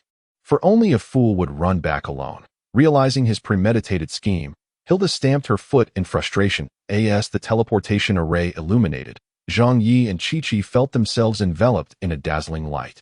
And then, in an instant, they found themselves in the teleportation square of Hydus Academy. This dedicated teleportation array connected to various major cities, and the portal discs bound to the Academy's teleportation array all landed here. "How convenient," Zhang Yi remarked. With such a device, he would no longer need to run back and forth. Perhaps he could persuade Minter Holen to arrange one for him. Hilda's appearance did not attract the attention of the other students. As it was currently class time, and the teleportation square was not a recreational area, prohibiting any further playful antics. Thus, few students were present. Upon returning to the academy, Hilda seemed to breathe a sigh of relief, then turned to Zhang Yi, preparing to say something. However, Zhang Yi simply took a step forward, heading towards the library, waving his hand as he spoke without turning his head. "I still need to find my mentor. See you later, little girl." "Little girl?"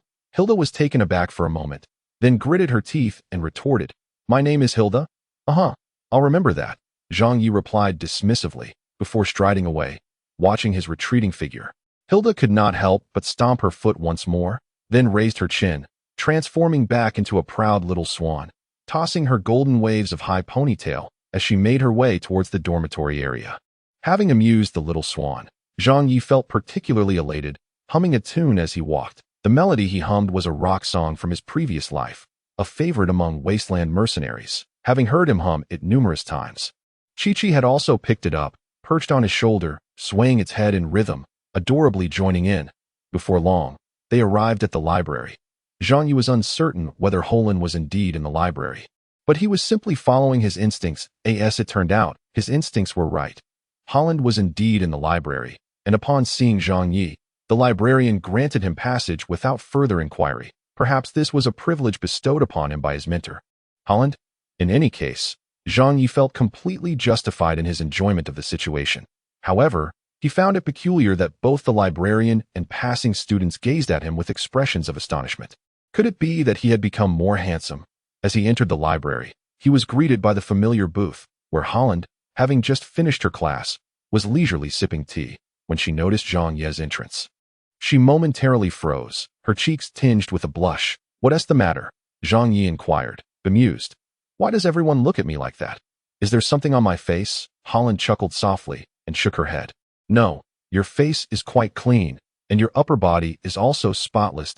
Her words. Zhang Yi glanced down and suddenly realized his upper garments had been shredded by that wolf demon, leaving his torso completely bare, showcasing his sculpted muscles in all their glory. It was no wonder the few female students who had seen him earlier had covered their faces and fled. Scratching his head, Zhang Yi offered a sheepish smile. "My clothes were ruined during a mission." Holland nodded, not questioning him, as the scars on Zhang Yi's bare torso were evident. However, after his promotion, Zhang Yi's healing abilities had become somewhat astonishing. In just a short while, the gruesome claw marks had mostly healed, leaving only a few scabs no wider than a finger, making it seem as though he had merely sustained light injuries. "You can't possibly dine in such a state for a candlelit dinner. The establishment I chose would never allow you to enter like this," Holland remarked with a playful smile. That moment, the allure of a mature woman shone through, despite the slight flush on her cheeks at the sight of Zhang Yi's bare torso. She did not display the bashful demeanor of a young girl. Instead, she admired him openly. However, Zhang Yi shook his head and said, "Indeed, but I believe tonight's candlelit dinner may need to be cancelled." Holland paused, her expression shifting to one of disappointment, though she merely feigned confusion. "Why?" Zhang Yi's smile faded as he replied earnestly, "Do you see these injuries? They were inflicted by the wolf demon." Instantly, Holland's brow furrowed in concern. "Are you saying you encountered the wolf demon again?" "Where?" "Just 200 kilometers from here, in the Nofakra Great Forest, and it was not one, but 8. Zhang Yi declared. "8. Holland's brows knitted tighter. "Do you have samples?" "Yes, I brought them all back. They're in my ring," Zhang Yi indicated, gesturing toward the ring on his finger. "Follow me," Holland urged, her urgency palpable. She understood precisely why Zhang Yi had mentioned canceling dinner.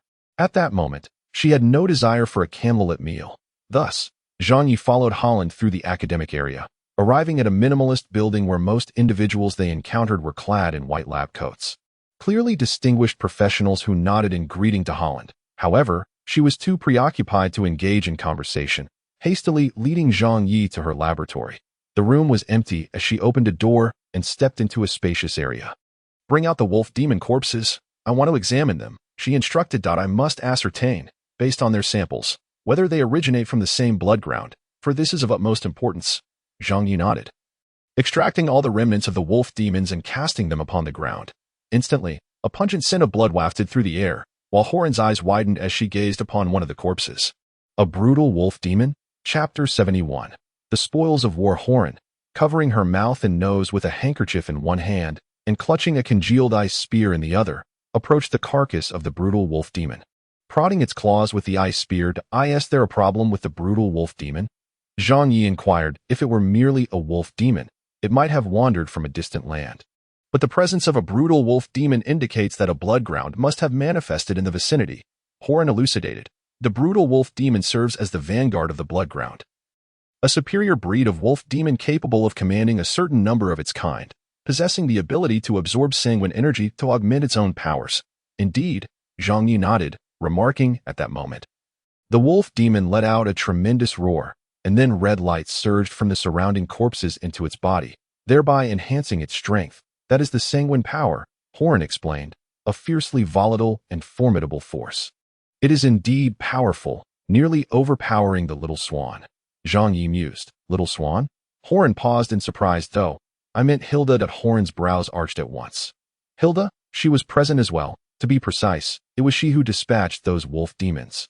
And when the brutal wolf demon entered its second form, I happened to pass by and effortlessly struck it down," Zhang Yi remarked nonchalantly, hands in his pockets. Horan chuckled softly, bemused by how he recounted such a perilous battle with such ease. No wonder. I noticed those wolf demons bore the marks of having been cleaved by a weapon. I had thought you wielded a sword, Horan stated, her brow furrowing slightly. She did not delve further into Hilda, as her primary concern now centered on the blood ground. Thus, it appears that a blood ground has indeed emerged nearby, with a high likelihood of its location being within the Nofakra forest. What shall we do next? Should we conduct a thorough investigation? Zhang Yi asked. Certainly. This is imperative. Fortunately, it seems the blood ground is only in its nascent stages and has yet to fully expand. Otherwise, we would be facing more than just brutal wolf demons, Horan replied. However, time is of the essence. I shall promptly report to the Lord's Manor, and all surrounding cities will need to enter a state of alert. Zhang Yi nodded. It seems you have much to attend to henceforth. Indeed. Horan sighed. I must expedite my research and concoct magical potions specifically for sanguine creatures. You may also have a role to play in this. How so? Zhang Yi inquired. The Lord's Manor will issue a special commission directed towards all adventurers and mercenaries, which will undoubtedly include a task to investigate the Nofakra forest. Such commissions typically offer substantial rewards. Furthermore, once the location of the blood ground is confirmed, there will be subsequent tasks to collaborate with the Imperial Army for encirclement, cleansing operations, and potentially even wartime missions. I see, Zhang Yi nodded, for mercenaries. The spoils of war are the easiest to acquire. However, unlike the profits sought by merchants, mercenaries must wager their lives and blood, venturing to the front lines. Hence the term mercenary, which embodies the word for soldier. Mercenaries are a band of idle soldiers unaligned with any faction, who can be mobilized by officials in times of necessity, perhaps to curb the spread of bloodshed, serving their country and its people. They may also find themselves as expendable scouts for regular troops. In any case, while the rewards are substantial, the endeavor is fraught with peril. Nonetheless, for Zhang Yi, this is a familiar path in his previous life. During corporate wars, he had certainly kept himself busy. As for which side he aligned with, it entirely depended on who offered the most gold. Then, Horan rose and addressed Zhang Yi, saying, "Thank you for bringing back these samples. But the commission may not be payable in cash." Zhang Yi, quite magnanimously, waved his hand and replied with a grin, "What need is there for a commission between friends? However, I do require a teleportation array disk. Specifically the one that connects to Hydus Academy. Can you procure that?" Horan chuckled, recognizing his cleverness, and nodded as she produced a disk, handing it to Zhang Yi. "I just happen to have one." Zhang Yi accepted the array disk, delighting in its possession. Such a device does not come cheaply. A one-time teleportation scroll for a distance of 200 kilometers costs 800 gold pieces, while this reusable array disk commands a price in the thousands of gold. The one Horan provided is evidently more exquisite, engraved with a series of numbers indicating a range of 1,000 kilometers and capable of binding 3 teleportation points. This means that within 1,000 kilometers of Hydus, one can activate the disk for transportation. With 3 binding points, its conservative value exceeds 30,000 gold. Moreover, mere wealth may not guarantee acquisition, as most available options are below the 1,000 kilometer threshold and can only bind a single point. This particular disk has one binding point located in the city of Pedro, 800 kilometers away, with another yet to be assigned. Thus, by exchanging those wolf demon corpses for this teleportation array disk, Zhang Yi has made quite the profitable deal. Although the 7 wolf demons are valued at over several tens of thousands of gold, plus an estimated 20,000 for the savage wolf demon, which certainly surpasses the worth of the disk, it is worth noting that Zhang Yi essentially acquired the other 7 wolf demons at no cost. A splendid bargain indeed. This is my array disk. A gift for you, but do take care not to misplace it, Horan remarked, observing Zhang Yi's gleeful demeanor. Of course, I shall safeguard it with utmost diligence, Zhang Yi promptly replied. Safeguard. Horan's cheeks flushed slightly as she playfully urged Zhang Yi towards the exit. All right. I have many matters to attend to. You should see to your own affairs. Wait, I have one more thing, Zhang Yi interjected hastily. What is it? Horan inquired, perplexed. With a flourish of his hand, a cluster of exquisite flowers appeared. Resembling a meticulously arranged bouquet, at the center of the bouquet lay a crystal the size of a fist. That Horan's eyes lit up with delight as she accepted it, recognizing it as the material for the task she had assigned, the crystal core of the crystal magic serpent. What do you think? Do you like it? Zhang Yi asked with a smile. Horan beamed as she accepted the gift, her eyes sparkling like crescent moons. clearly enamored. Yet, she playfully remarked, to win my favor with the materials from my own task. You truly are something else. Zhang Yi chuckled heartily. So, that means you like it? Horan nodded, then tossed a small pouch of quest currency, acquired from Yiflan, to Zhang Yi. Keep up the good work. I have plenty more tasks for you in the future. It would be my pleasure to serve. Zhang Yi caught the pouch and waved his hand dismissively. I'm off. As he watched Zhang Yi's retreating figure, he glanced at the assortment of herbs and crystals, artfully arranged like a bouquet in his arms. Horan smiled faintly, humming a tune as she placed the bouquet in the most prominent spot in the laboratory. She intended to keep these materials for now, using them only when absolutely necessary. After Zhang Yi left the academy with Chi-Chi, he directed the carriage straight to Haida. He intended to deliver the quest currency and, in the meantime, complete his final task, debt collection. This golden level task was hardly a challenge for Zhang Yi. Nevertheless, since he had accepted it, he felt obliged to see it through, a testament to his professional integrity. Moreover, he planned to explore the inner city.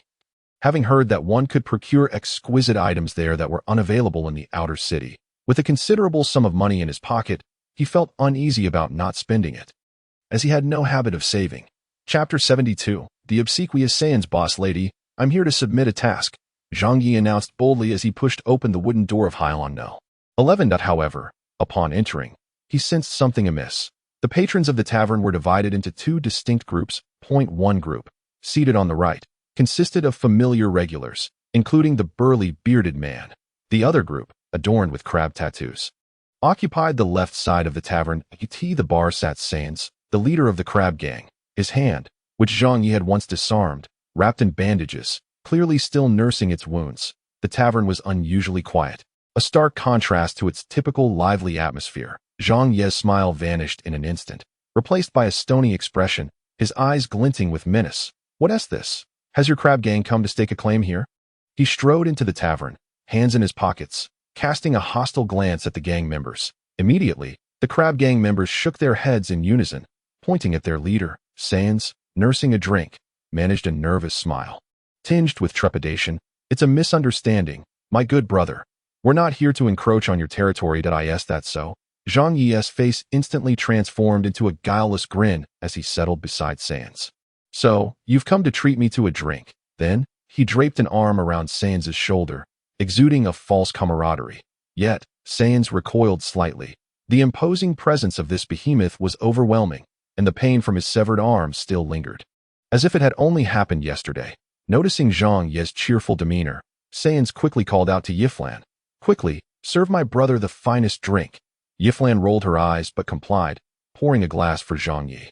He nodded in satisfaction, then tilted his head, indicating that there was a little kitten beside him, eagerly awaiting nourishment. The seasoned Sans, ever the opportunist, immediately added, and the finest milk and some fish flakes. Thus, in mere moments, over 100 gold coins had been spent. Sans was in deep distress. Ever since he was swindled out of 30,000 gold coins by Zhang Yi, he had little more than a handful of silver left in his pocket. With Zhang Yi dominating an entire street in the market, the entire gang was living on the edge of poverty. Many had fled, and it was uncertain whether the gang even retained 100 members. Speak your mind, Zhang Yi said slowly after taking a sip of his drink, offering Sans a cigarette while he lit one for himself. Such was the life of mercenaries. One day they could be foes, and the next, perhaps allies. Of course, while today they were comrades, tomorrow they might find themselves in fierce competition over a shared objective. Everything depended on circumstances, requiring them to be adaptable. Sans removed the cigar from his mouth and lit the cigarette Zhang Yi had given him. After taking a drag, he bitterly remarked, Brother, I truly admire you. To possess such formidable strength at such a young age. I must concede that I am no match for you. Zhang Yi merely smiled, his eyes twinkling as he regarded Sans. He understood that Sans was buttering him up, likely for self-preservation. The purpose of his visit was probably instigated by the powerful figure behind Sans that AS anticipated. When Zhang Yi remained unresponsive, Sans dropped the pretense and said, To speak candidly, our boss wishes to meet you. Your boss? Who might that be? And does he wield considerable influence? Zhang Yi inquired nonchalantly. Indeed, he does. Absolutely, Sans replied. He has heard about the scuffle you and I had. Zhang Yi raised an eyebrow. Sans quickly amended his words. He heard that you gave me a good beating. There are few in the outer city with your capabilities. Hence he greatly appreciates you and hopes to become friends. Zhang Yi chuckled, his suspicions confirmed. The boss behind Signs was undoubtedly a prominent figure within the inner city, and Signs was merely a pawn, managing the outer city's interests on his behalf. Although the outer city's industries constituted less than 1/10 of Haidu's economy, it housed a population that made up 80% of the city. This raised a crucial issue. Stability.it was essential to allow some scraps to flow from the inner city to satiate the outer city's populace. Otherwise, if the common folk revolted, the inner city would face dire consequences. When the Empire conducted an investigation, the first heads to roll would be those of the so-called big shots. Thus, in a sense, these gangs served as a means for the influential figures of Haida to maintain order. Akin to law enforcers. Now, with Zhang Ye's emergence in the outer city, it was evident that Signs could not contain him, leaving those powerful individuals with two choices, either to win him over or to eliminate him. Clearly, they opted for the former. They were all astute individuals, and Zhang Yi had previously spun a tale about his connections with the Lord of Jarila City, which likely added to their caution. Unless they had similar connections, they had no way to investigate further. However, when comparing Haidu to Jarila City, it was akin to a first-tier city juxtaposed with an 18th-tier one. There was simply no comparison. Thus, these so-called big shots would likely be unable to prove Zhang Yi was lying, and they dared not gamble on it.I in the end. They could only choose the former option. Therefore, at times, lies truly can yield numerous benefits, which is why many are inclined to weave them. However, lies invariably come at a cost, unless point one can transform those lies into reality. Zhang Yi possessed such confidence. With the enhancement of his abilities, it was merely a matter of time. Thus, he nodded and said, "Continue. I am listening." Seeing that Zhang Yi did not immediately refuse, Sains let out a slight sigh of relief and then smiled obsequiously. The location is at the finest tavern in the inner city, the Iron Tavern. It is not a place that just anyone can enter. Only a big brother like you has the qualification to step inside. Impressive, Zhang Yi remarked with a smile, taking a sip of his drink. What is the name of your boss?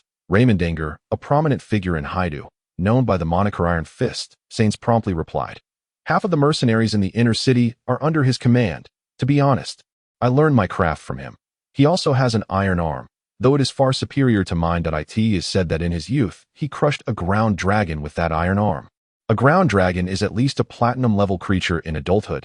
In its youth.it is conservatively estimated that this Iron Fist is likely a secret silver-level powerhouse now. Zhang Yi pondered for a moment. With his current strength, he could handle anything below platinum level with ease, a confidence bolstered by his giant heritage. However, if it were a secret silver-level opponent, he would need to tread carefully. Fortunately, after his promotion to gold, the giant legacy bestowed upon him a gift, an exceedingly useful trump card. This card was sufficient to give him the confidence to confront a secret silver-level powerhouse. If he couldn't win, at least he could escape. Thus, he nodded. All right, I understand that I will seek him out later. Excellent. I believe the boss will be very pleased to hear that. He is eager to meet an exceptional mercenary. I hope, at that time, you will look out for me. Brother, observing Sains's obsequious visage, Zhang Yi chuckled lightly. Of course, Sains's overly flattering demeanor likely stemmed from his fear that if Zhang Yi were to arrive, his superior might dismiss him and replace him with Zhang Yi. In such a scenario, he would be lucky to emerge unscathed. Thus, he felt compelled to ease the relationship with Zhang Yi now, so that if he were indeed dismissed later, Zhang Yi would not be inclined to take drastic measures against him. A clever strategy, indeed. No wonder he had risen to a position of leadership.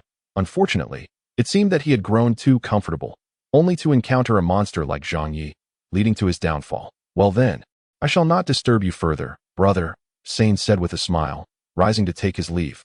Wait a moment. Suddenly, Zhang Ye's voice resonated. Sain swallowed hard and quickly turned back, saying, Is there anything else, brother? Please, do not hesitate to let me know. I assure you I will handle it splendidly. This display of survival instinct amused Zhang Yi that it's nothing significant. I merely wish to inquire if there are any reputable blacksmith shops in the inner city. I have never ventured there, so I am not very familiar. Upon hearing this, Sain sighed with relief, then thought for a moment and replied, Owen's blacksmith shop. That is the finest blacksmith establishment in all of Haidu. The owner is a dwarf named Owen. You know, dwarven blacksmithing skills are the most exceptional across the continent. Zhang Yi nodded. As a blacksmith himself, he was certainly aware of this fact. The very name evokes the image of a master blacksmith. However, the proprietor of that forge possesses a rather foul temperament, and his creations are exorbitantly priced. starting at a staggering 30,000 gold for a mere dagger. Brother, if you seek weaponry, I would recommend another smithy. No need for that. Let us proceed with this one. Kindly provide me with the address, Zhang Yi stated. His visit to the blacksmith was not for the purpose of purchasing arms, but rather for the creation of them. His promise to the little swan regarding a specialized weapon was not merely idle chatter. Chapter 73. A fiery temper Sains departed with his crab gang, while Zhang Yi remained seated, sipping his drink and scrutinizing the address pinned by Sains. The handwriting is atrocious. I can scarcely decipher what he has written, Zhang Yi remarked, unable to contain his thoughts. Let me take a look, Yifren responded, accepting the note from Zhang Yi and examining it.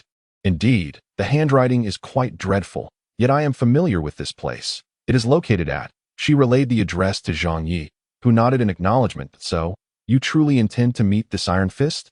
Yifren inquired, regarding him curiously. Why not? He appears to be a formidable intermediary, and I certainly wish to make his acquaintance, Zhang Yi replied. As if it were a matter of course, aren't you concerned he might lead you into a trap? Yifren pressed Ta. A person of his stature would not engage in such foolishness. If he dares to entertain that notion, I assure you, he will regret ever stepping foot in this world, Zhang Yi retorted dismissively. Yifren could only shake her head in exasperation. The audacity of this hulking figure was boundless. Yet, it was this very trait that Yifren admired most. Such confidence is not something that can be easily cultivated. Oh, right. I almost forgot about the task, Zhang Yi said, producing a small pouch of task tokens and handing it to Yifren. She inspected it, then picked up a platinum task token, exclaiming, You completed a platinum-level task? Indeed, Zhang Yi nodded. I fortuitously stumbled upon the corpse of a crystal magic serpent. Yifren looked at him incredulously. Noticing her skepticism, Zhang Yi merely smiled, opting not to elaborate. The task was completed. The materials submitted to the client. And he had received the tokens in return. That was the crux of the matter. Yifren did not dwell on it further but marveled at Zhang Yi's efficiency. He claimed it would take 10 days. Yet here we are, and it has barely been 3 days. Truly a marvel. Since you submitted the task materials to that mentor Horan, she merely posted the commission without retaining any advance payment. So did you request a commission from her? Yifren asked. Zhang Yi cast a glance at her, noting her keen interest, and nodded. Of course. Look here, he said, producing the array plate given to him by Horan. It's worth several tens of thousands. A teleportation array plate of 1,000 kilometers, Yifren exclaimed, taking it and inspecting it with curiosity. This item is not inexpensive. One cannot simply buy it with money. Indeed, now do you believe me? My relationship with her is purely platonic. The commission is strictly as it should be, Zhang Yi said with a hint of pride. Yifren chuckled, then, with a playful pout, returned the array plate to Zhang Yi, declaring, I still do not believe you. Though such words were spoken, a smile adorned her face, and her steps were noticeably lighter. She took the initiative to inquire of Zhang Yi, You haven't dined yet, have you? Today, we have fresh giant crab claws. Would you care for a portion? It's on me. Indeed, the luxurious giant crab set is not inexpensive. A single serving costs over 300 gold coins. You have helped me elevate the tavern's rating. Treating you to a giant crab is a trivial matter, Yifren asserted, lifting her chin. So, what do you say? If not, I might just place an order for someone else. Many are eager to partake and would have to queue. Yes, of course, Zhang Yi chuckled. Before long, the delectable giant crab was served at their table. Goodness, the crab shell alone boasted a diameter of nearly a meter, and its claws were thicker than Chi-Chi's waist. The platter accommodating the giant crab could easily house 2 kikis, accompanied by an abundance of seafood side dishes. This was indeed a luxurious set, meant for 12 diners. Zhang Yi and Chi-Chi feasted with unabashed delight, their mouths glistening with satisfaction. The mercenaries within the tavern looked on enviously, and the bearded man could not restrain himself from approaching Zhang Yi, shamelessly begging for a leg of crab to satiate his cravings. Zhang Yi, not one to be stingy, figured he could not finish such a colossal crab himself, so he invited the tavern owner and the bearded man along with his teammates to join in the feast. As they ate, they conversed. The bearded man was named Bob, a rather commonplace name. Zhang Yi held a fondness for Bob, an experienced mercenary whose work ethic resonated well with him. Bob was part of a silver-level mercenary team, boasting a rank of silver 10 stars, and it was rumored that he was striving to ascend to gold. After a joyful meal, Zhang Yi and Chi-Chi became good friends with Bob's team of mercenaries, discussing potential collaborations on future missions. Of course, the likelihood of that happening was slim. Zhang Yi's rate of growth was beyond their reach, and they were ultimately on different paths. Nevertheless, Zhang Yi was content to forge friendships along this arduous and protracted journey.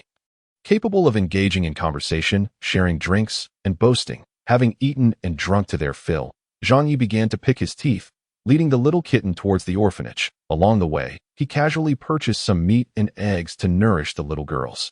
However, upon arriving at the orphanage, he discovered that a section of the fence had collapsed, and the iron sign of Runla Orphanage lay on the ground, marked with several distinct footprints. Instantly, Zhang Ye's expression turned cold. He strode into the orphanage, opening the door to find Granny Runla knitting a sweater, with the children gathered around her, seemingly oblivious to any disturbance. Relieved to see them unharmed, Zhang Yi exhaled deeply and then inquired, "Did someone come to cause trouble?" Granny Runla hesitated, seemingly deliberating whether to disclose the truth to Zhang Yi. At that moment, Tina rushed over, grasping Zhang Ye's hand, her face flushed with indignation, her eyes red as if she had been crying.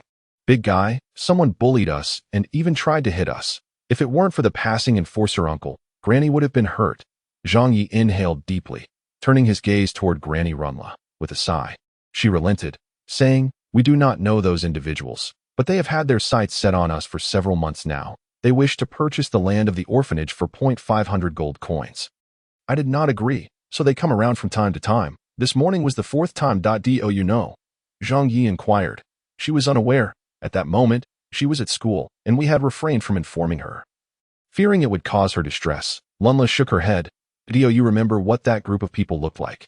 Zhang Yi asked again. This time, Tina took the initiative to respond. "I remember there was one with a large nose who kicked down the orphanage's fence and even cursed at Grandma. I also recall a very tall and thin one who looked grotesque, with a chin that seemed fused with his neck. And there were others with snake-like patterns on their bodies, some on their heads, others on their arms." The children chimed in excitedly. Zhang Yi nodded, having more or less identified the target. They were likely gang members. They wanted to acquire this land at an extremely low price. Though their intentions remained unclear, he knew well how to address such matters, having encountered similar situations in his past life on the wasteland. "All right, I understand," Zhang Yi said as he crouched down, ruffling Tina and the other little girl's hair. Handing them the meat, eggs, and vegetables he carried. "You all eat well. I'll go deal with those rascals. Bring back their teeth," Tina declared, shaking her little fist. "Haha, certainly," Zhang Yi chuckled, then instructed Lunla to take good care of the little girls before turning to leave with Chi-Chi. The agitation within him urged Zhang Yi to release his pent-up frustration. Upon reaching the entrance of the orphanage, he picked up a sign marked with footprints from the ground and placed a cigarette in his mouth. Snapped at as he lit the cigarette. Chi-Chi, perched on his shoulder, handed him the lighter. Zhang Yi took a puff and strode forward with determination. At that moment, Sains was at his crab tavern, enveloped in smoke, contemplating his next move. Suddenly, a loud crash echoed, causing him to shudder and nearly topple from his chair. "Who the hell?" He glared towards the door, but the sound abruptly ceased. "Apologies, I lost control," Zhang Yi remarked, glancing at the tilted door. Retracting his foot with a hint of regret, the nearby members of the crab gang swallowed nervously, not daring to utter a word. They could sense the towering figure's simmering fury. Had their boss angered him again? Damn, could they even remain with the crab gang after this? Chapter 74, The Annihilation of the Sea Serpent Gang. "Brother, what is this?" Sain swallowed hard, uneasily watching Zhang Yi approach him. "Don't be nervous. We are friends now," Zhang Yi said with a grin, yet Sains could perceive the concealed wrath behind that smile. Indeed, we are friends," he nodded in agreement. "Then, since we are friends, could you assist me with a small favor?" Zhang Yi leaned closer to Sains, the smoke curling from his lips casting a shadow over his face. "You say it, and I shall certainly help," Sains responded hastily. "Excellent." Zhang Yi nodded. "Do you know which gang in Haida has a tattoo of a snake?" "A tattoo of a snake. The Sea Serpent Gang. Their tattoo is that of a sea serpent," Sains immediately replied, his eyes gleaming with excitement as he looked at Zhang Yi. Could it be that Zhang Yi intended to cause trouble for the Sea Serpent Gang? If so, that would be absolutely splendid. "Where is it?" Zhang Yi inquired. "I in the western district of the outer city. Shall I take you there?" "All right," Zhang Yi nodded before turning to head outside. Sains quickly followed suit, shouting as he walked, "Brothers, grab your weapons. Let us accompany our big brother to the Sea Snake Gang." Oh, although only around 100 members remained in the Crab Gang, their loyalty was unwavering upon hearing their leader's words. Some of the more radical members even dismantled their chairs, wielding the legs as they rushed outside. The situation was dire. The crab gang was somewhat impoverished, and many members lacked the means to replace their worn-out weapons. As for the reason, Zhang Yi professed ignorance. His sole desire at this moment was to sever the heads of the Sea Snake Gang members. The entire crab gang emerged in full force, creating quite a commotion. Over 100 individuals marched fiercely down the street, causing passers-by to hastily retreat, fearful of becoming collateral damage. Yet, some observed that none of the crab gang members dared to surpass the imposing figure at the front. This left many puzzled. Was the leader of the crab gang truly so formidable in stature? Zhang Yi paid little heed to Sane's antics. It was merely a ploy to leverage his strength against the Sea Snake Gang. He was well acquainted with the petty rivalries between gangs and chose not to intervene. It was rather advantageous, as it would allow for the crab gang to clean up their act later. Simplifying matters, before long, they arrived at the stronghold of the Sea Snake Gang, a lush garden located in the Western District. Upon noticing the sea snake tattoos adorning the gang members at the entrance, Zhang Yi knew he had found the right target. When those from the Sea Snake Gang saw such a multitude of armed individuals approaching, they immediately fled in terror to report the situation. Zhang Yi, however, could not afford to wait. He kicked the door open and strode inside. A group of crab gang members, emboldened by their numbers, began to wreak havoc, smashing everything in sight, ignoring their antics. Zhang Yi made his way directly towards the largest warehouse within. With a resounding crash, the iron door of the warehouse was sent flying. Zhang Yi, cigarette in mouth, peered inside to find hundreds of Sea Snake Gang members gathered, already armed upon receiving news of the impending confrontation. Without wasting a moment, Zhang Yi brandished the plaque in his hand and demanded, "Who stepped on this? Step forward." Upon seeing this, the Sea Snake members exchanged glances, raising their weapons with hostile expressions as they encircled him. The crab gang members quickly followed suit, positioning themselves behind Zhang Yi. The two factions stood in a tense standoff. "Brother, is there some sort of misunderstanding?" At that moment, a burly man with a goatee stepped forward and inquired. Zhang Yi emanated an aura of danger, prompting the man to instinctively refrain from escalating the conflict. Furthermore, he was aware that a formidable mercenary had recently joined the Sea Snake Gang, likely the very person standing before him. However, he was perplexed. He had heard that this mercenary had ripped the iron claw from Sane's, so why was he now allied with them? Of course, this was the territory of the Sea Snake Gang. Despite his apprehension, he felt no fear. Why? Because the Sea Snake Gang boasted over 200 brothers, comparable to the Crab Gang at its peak, with the Crab Gang reduced to a mere 100 members. Could a single golden tier mercenary truly annihilate the Sea Snake Gang? There is no misunderstanding. Zhang Yi placed the plaque on the ground and stated, "I will give you the time it takes to smoke a cigarette to hand over those who attempted to forcibly acquire land this morning." Upon hearing these words, the man with the goatee's expression darkened significantly. In front of so many brothers, he could not afford to surrender anyone. To do so would risk losing the loyalty of his followers. A grave mistake indeed. Once faith was lost, leading the group would become an arduous task. Thus, he took a couple of steps back and spoke ominously, "What if I refuse to hand anyone over?" At that moment, members of the Sea Serpent Gang, who had emerged from the nearby factory, surrounded the over 100 members of the Crab Gang. With over 200 against 100, the outcome seemed dire for the Crab Gang. Sanes was drenched in cold sweat, fervently hoping that Zhang Yi would rise to the occasion. Zhang Yi did not disappoint.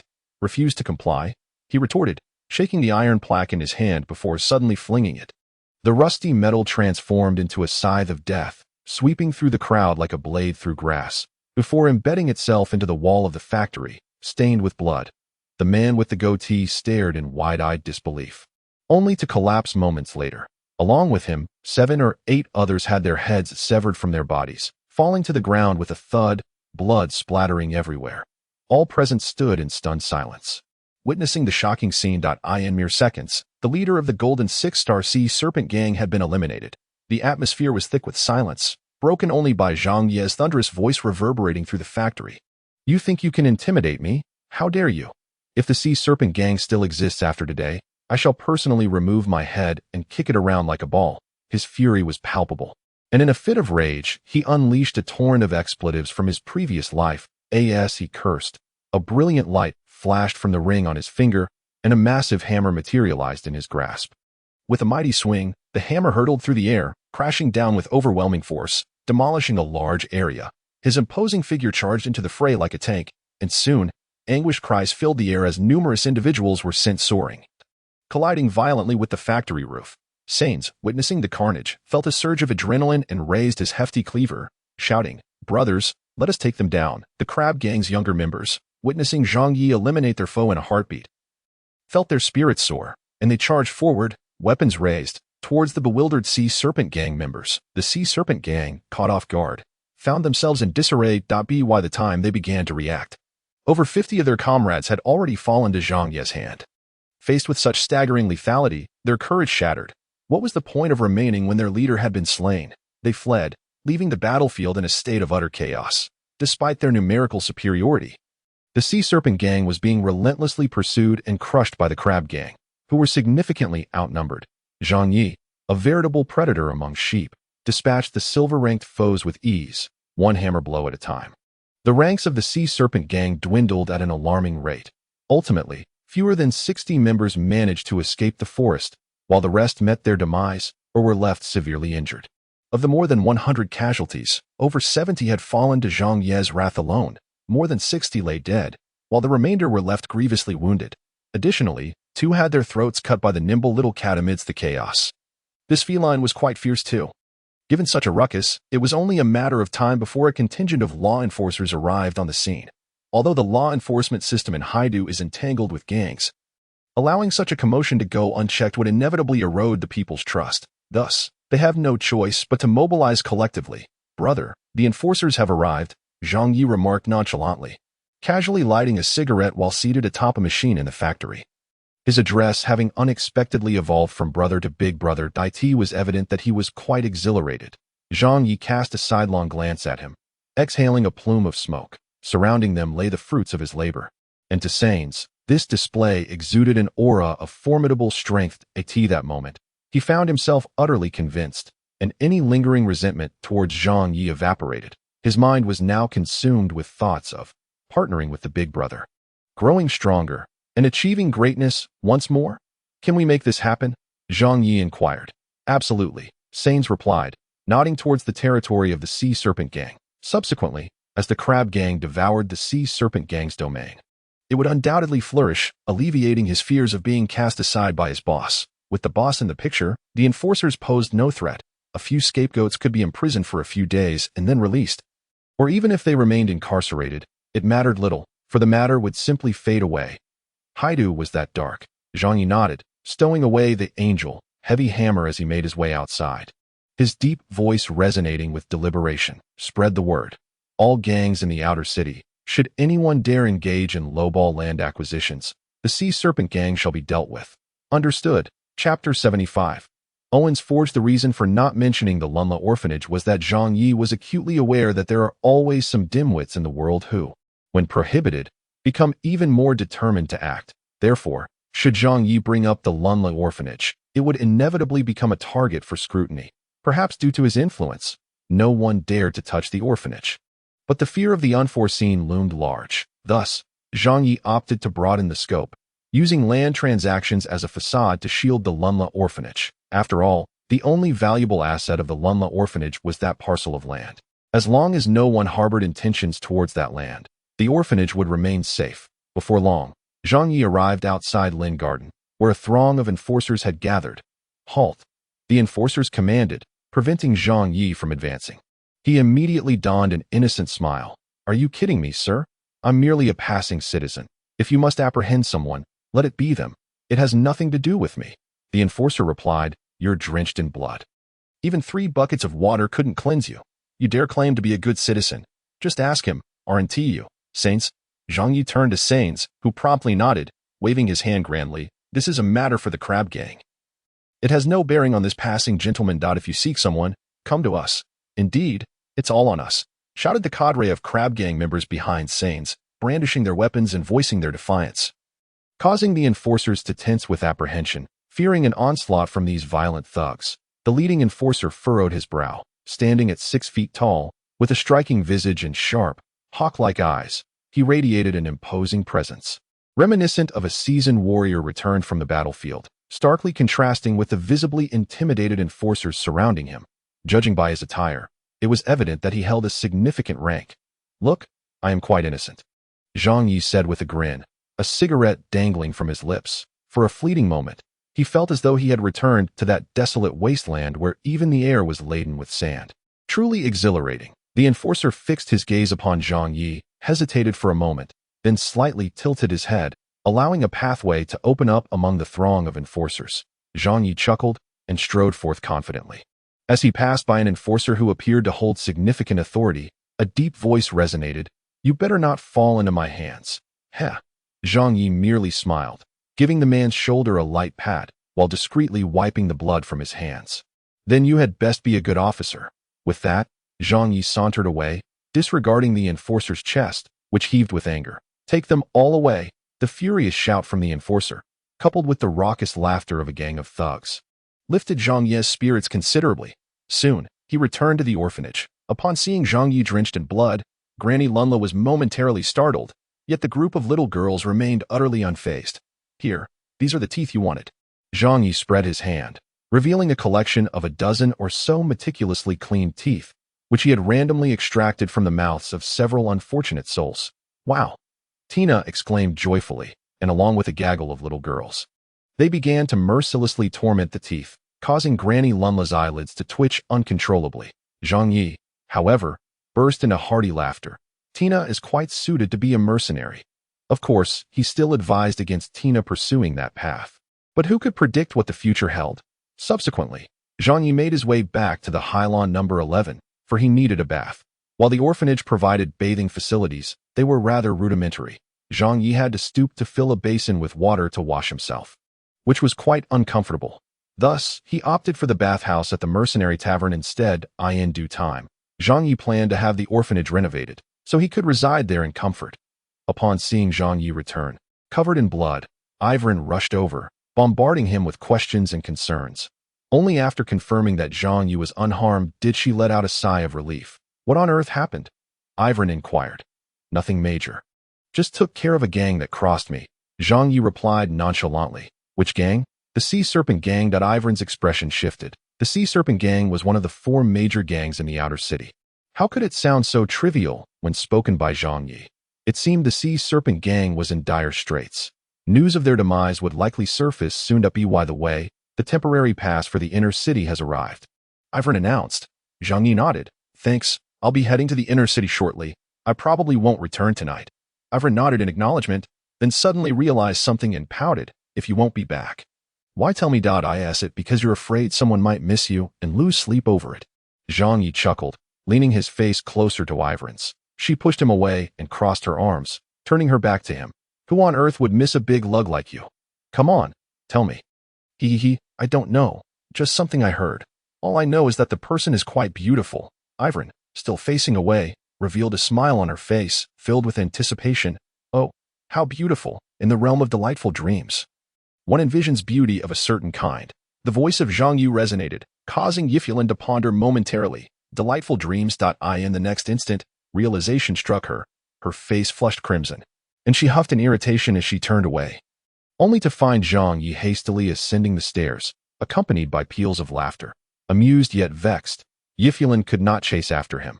Instead, she tucked a few stray strands of hair behind her ear, exuding an aura of tenderness. After completing her bath and changing into fresh attire, Zhang Yi greeted the proprietress before venturing out with Chi-Chi, his loyal feline companion, who accompanied him wherever he went. Yifulin, evidently aware of this bond, thoughtfully procured 2 temporary passes. The registration checks in the inner city were notably stringent, at least more so than in the outer city, where names were meticulously recorded. Upon passing through the gates of the inner city, Zhang Yi felt as though he had entered the opulent realm of Grella City. True to its reputation as a wealthy district, the area was markedly cleaner and boasted better security than the chaotic outer city. However, Zhang Yi was well aware that appearances could be deceiving.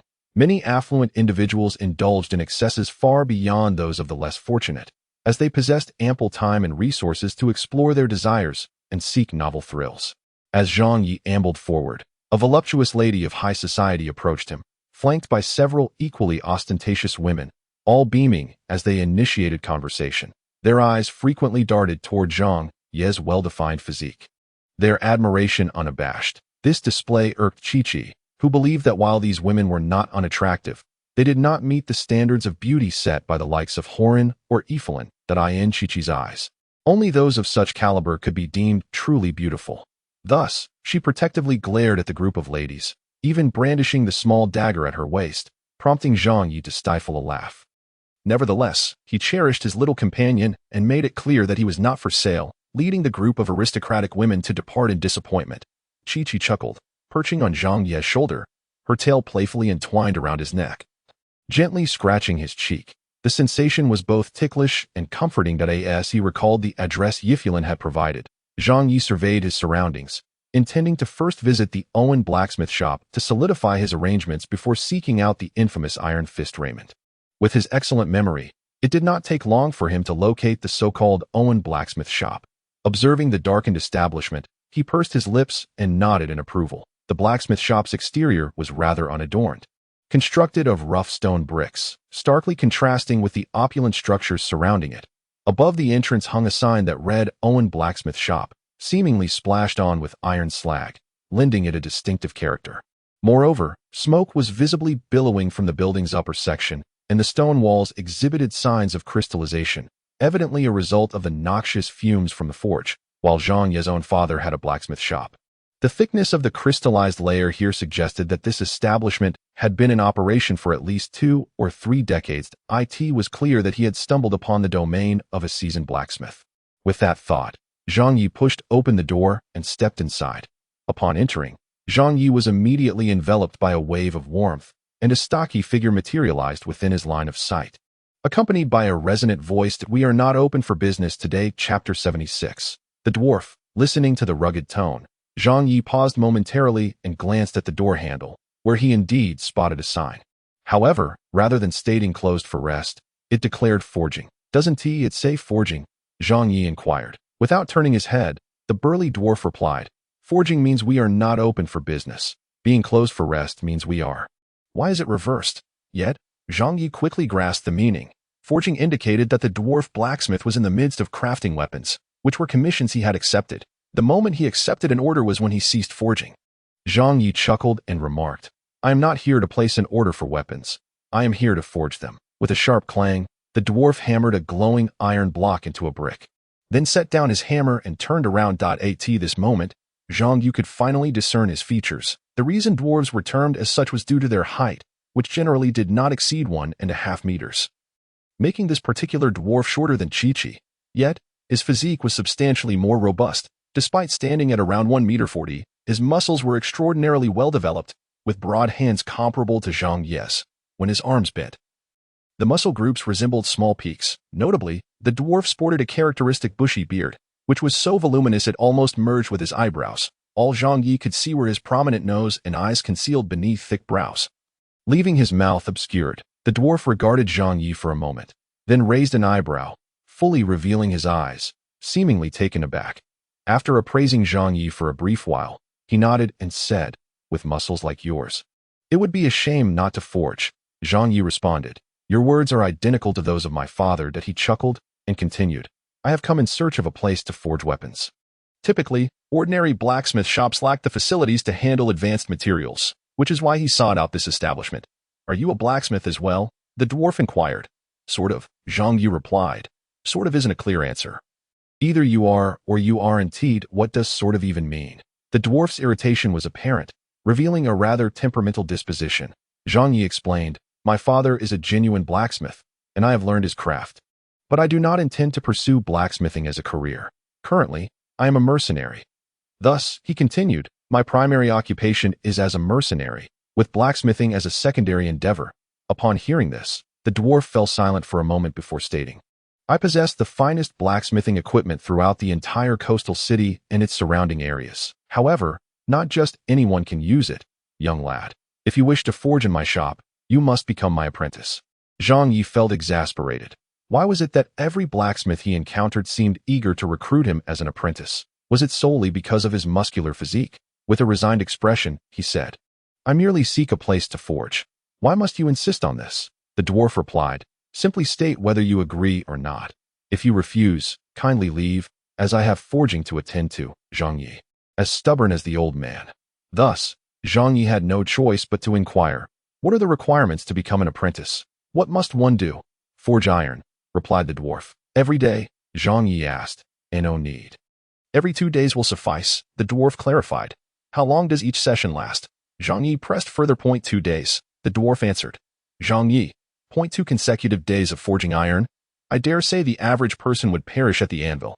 Of course, Zhang Yi had no issue with that, but he was pressed for time, being a mercenary with numerous tasks at hand. How about this? I shall pay you. Zhang Yi proposed. 1 million, the dwarf stated flatly. Zhang Yi, why not just go rob a bank? Can't you make it a bit cheaper? Zhang Yi tentatively suggested. The dwarf scoffed. If you lack the funds, then you shall not be an apprentice. If you refuse to apprentice, then be gone. This hammer is worth 1 million. If you don't pay for the apprenticeship, how can I trust you with my hammer? Zhang Yi was aware that blacksmiths held their hammers in high regard. The old man even claimed that the angel was worth 10 million. Therefore, Zhang Yi declared, I possess my own hammer. Can your hammer compare to mine? The dwarf appeared somewhat dismissive.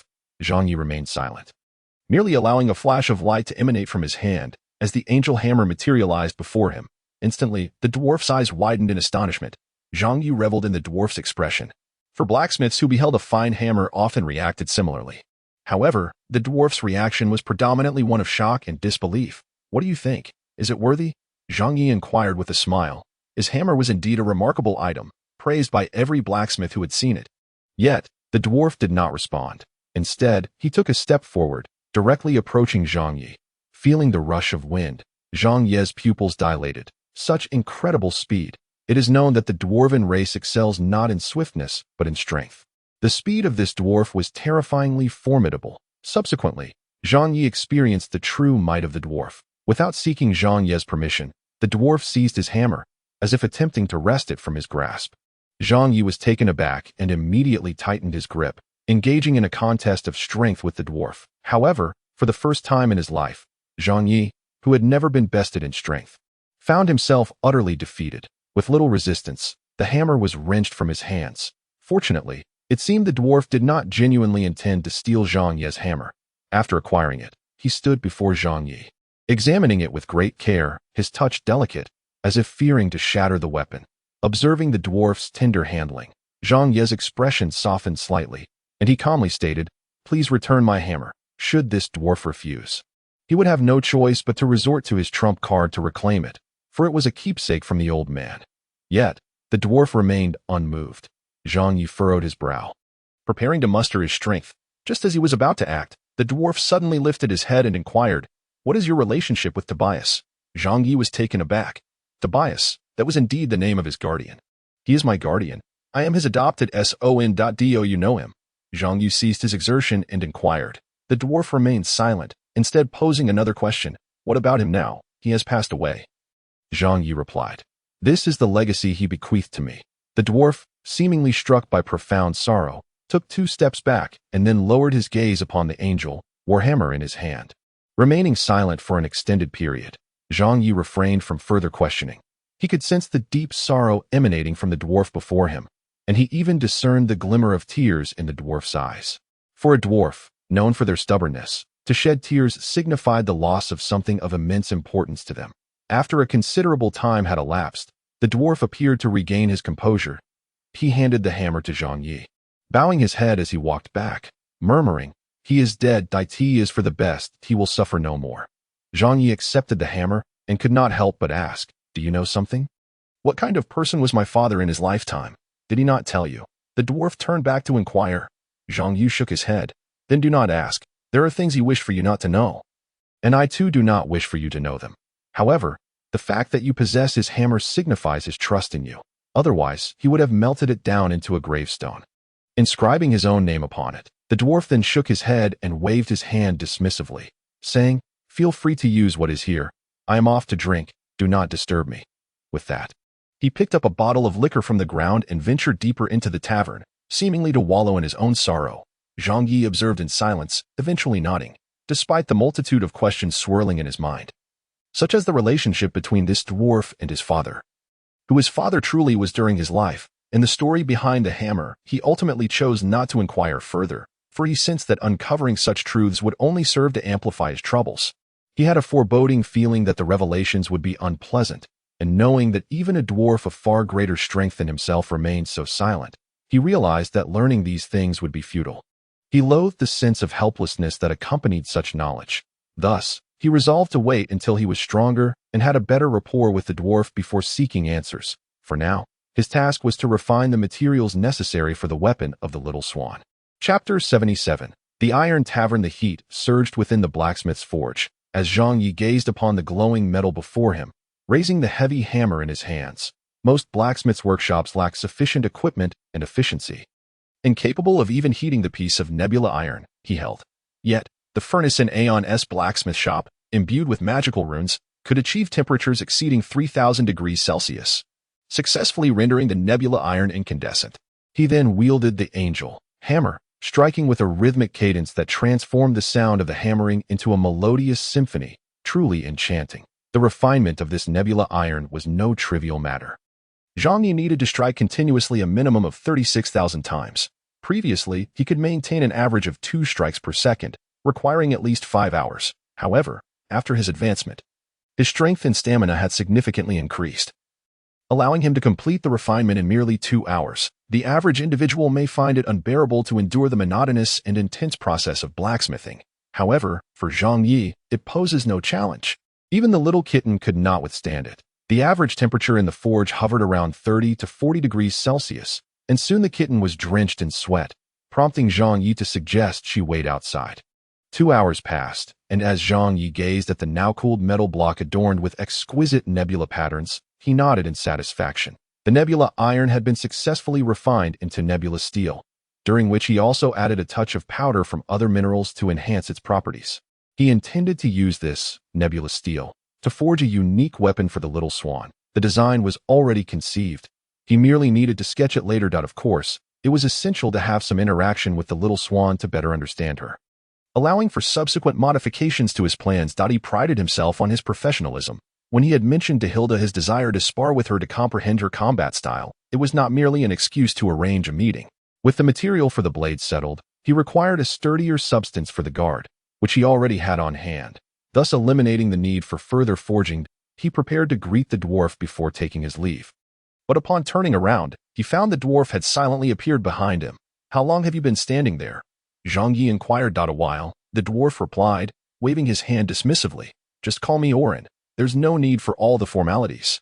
You don't seem like the type to adhere to etiquette, considering that Tobias does not point one must put on a show." Zhang Yi chuckled. Oren did not smile but pointed at the nebula steel on the anvil. "Is this what he left for you?" "Indeed.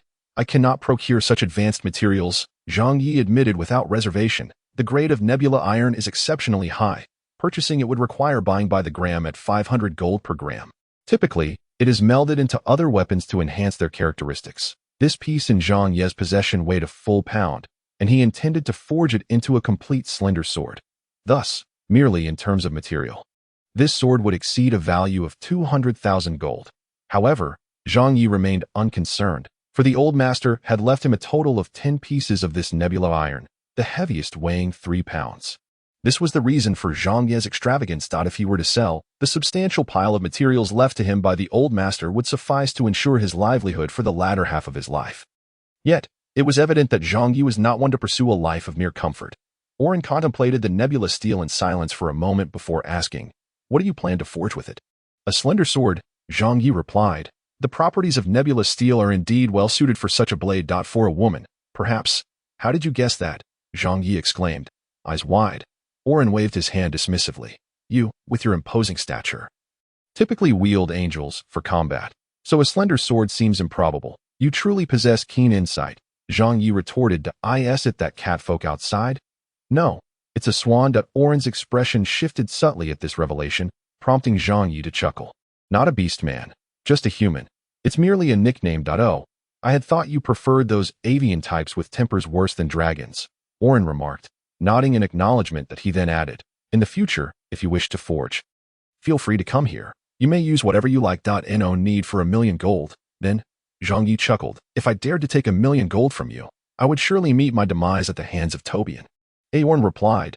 Zhang Yi laughed, and surprisingly, Aorn chuckled a couple of times as well, though he quickly reverted to his usual stoic demeanor. "You and my old master have a rather close relationship, don't you?" Zhang Yi inquired with a smile. "Not at all. We are bitter enemies." Aorn shook his head. Zhang Yi was taken aback. The next moment, he he heard Aorn's deep voice. Yet we are also the best of comrades. Zhang Yi had more questions to ask, but Aorn abruptly interrupted him. No more questions.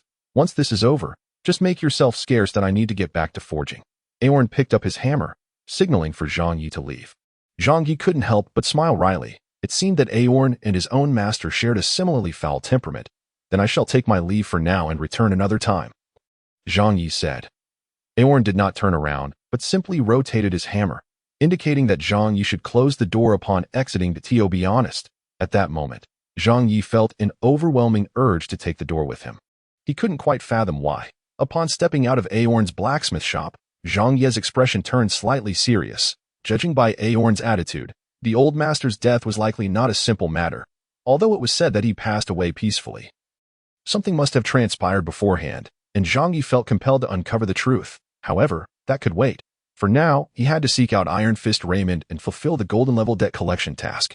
Big guy, you finally made it. As soon as Zhang Yi exited the blacksmith shop, Kiki, who had been waiting nearby, leaped onto his shoulder and puffed out her cheeks, exclaiming, I'm so bored. After waiting for 2 whole hours. This little kitty is almost bored to death. Zhang Yi chuckled as he ruffled her little head. Then let us go find some amusement. Amusement? Kiki's eyes brightened, and she nodded eagerly. Sounds great. Soon, Zhang Yi followed the address provided by Science and found the Iron Tavern. It was indeed a solid establishment. The sign was crafted from a single slab of steel, hoisted above the tavern by a crane's steel cable, with numerous fist impressions forming the characters for iron. Zhang Yi couldn't help but laugh. He was quite fond of this style. He then strode confidently into the tavern. Upon his arrival, the lively atmosphere of the tavern quieted considerably. If an ordinary person had entered, most patrons would merely cast a glance. However, Zhang Yi's imposing stature was simply too noticeable. In truth, the tavern was not lacking in large individuals. There was even one towering at an impressive 2 meters 3, with muscles larger than Zhang Yi's. Yet, none could compare to Zhang Yi's physique, which was not only substantial but also remarkably well-proportioned. With broad shoulders and a slim waist. In that moment, he became the most striking figure in the entire establishment. Kiki, sensing the sharp gazes around them, timidly shrank back behind Zhang Yi. The mercenaries here were quite different from those in the outer city. Those present were predominantly golden-level mercenaries, with several even of platinum rank. Their presence far surpassing that of the small Karami in the outer city. Nevertheless, Zhang Yi remained unfazed, wearing a casual expression as if he were a regular patron. Ignoring the stares, he made his way directly to the bar and inquired with the bartender sporting a handlebar mustache. What do you need, sir? The bartender inquired politely. I am looking for someone, Zhang Yi replied. Who? The bartender asked, casting a glance around the mercenaries. Raymond, Zhang Yi stated. Instantly, half of the tavern's patrons rose to their feet. The sound of chairs toppling echoed throughout, and the atmosphere grew tense. Chapter 78. Boss Raymond Kid. A deep voice resonated as Zhang Yi turned to see a towering figure, a muscle-bound man standing at an imposing height of 2 meters and 3, making his way through the parted crowd to confront Zhang Yi.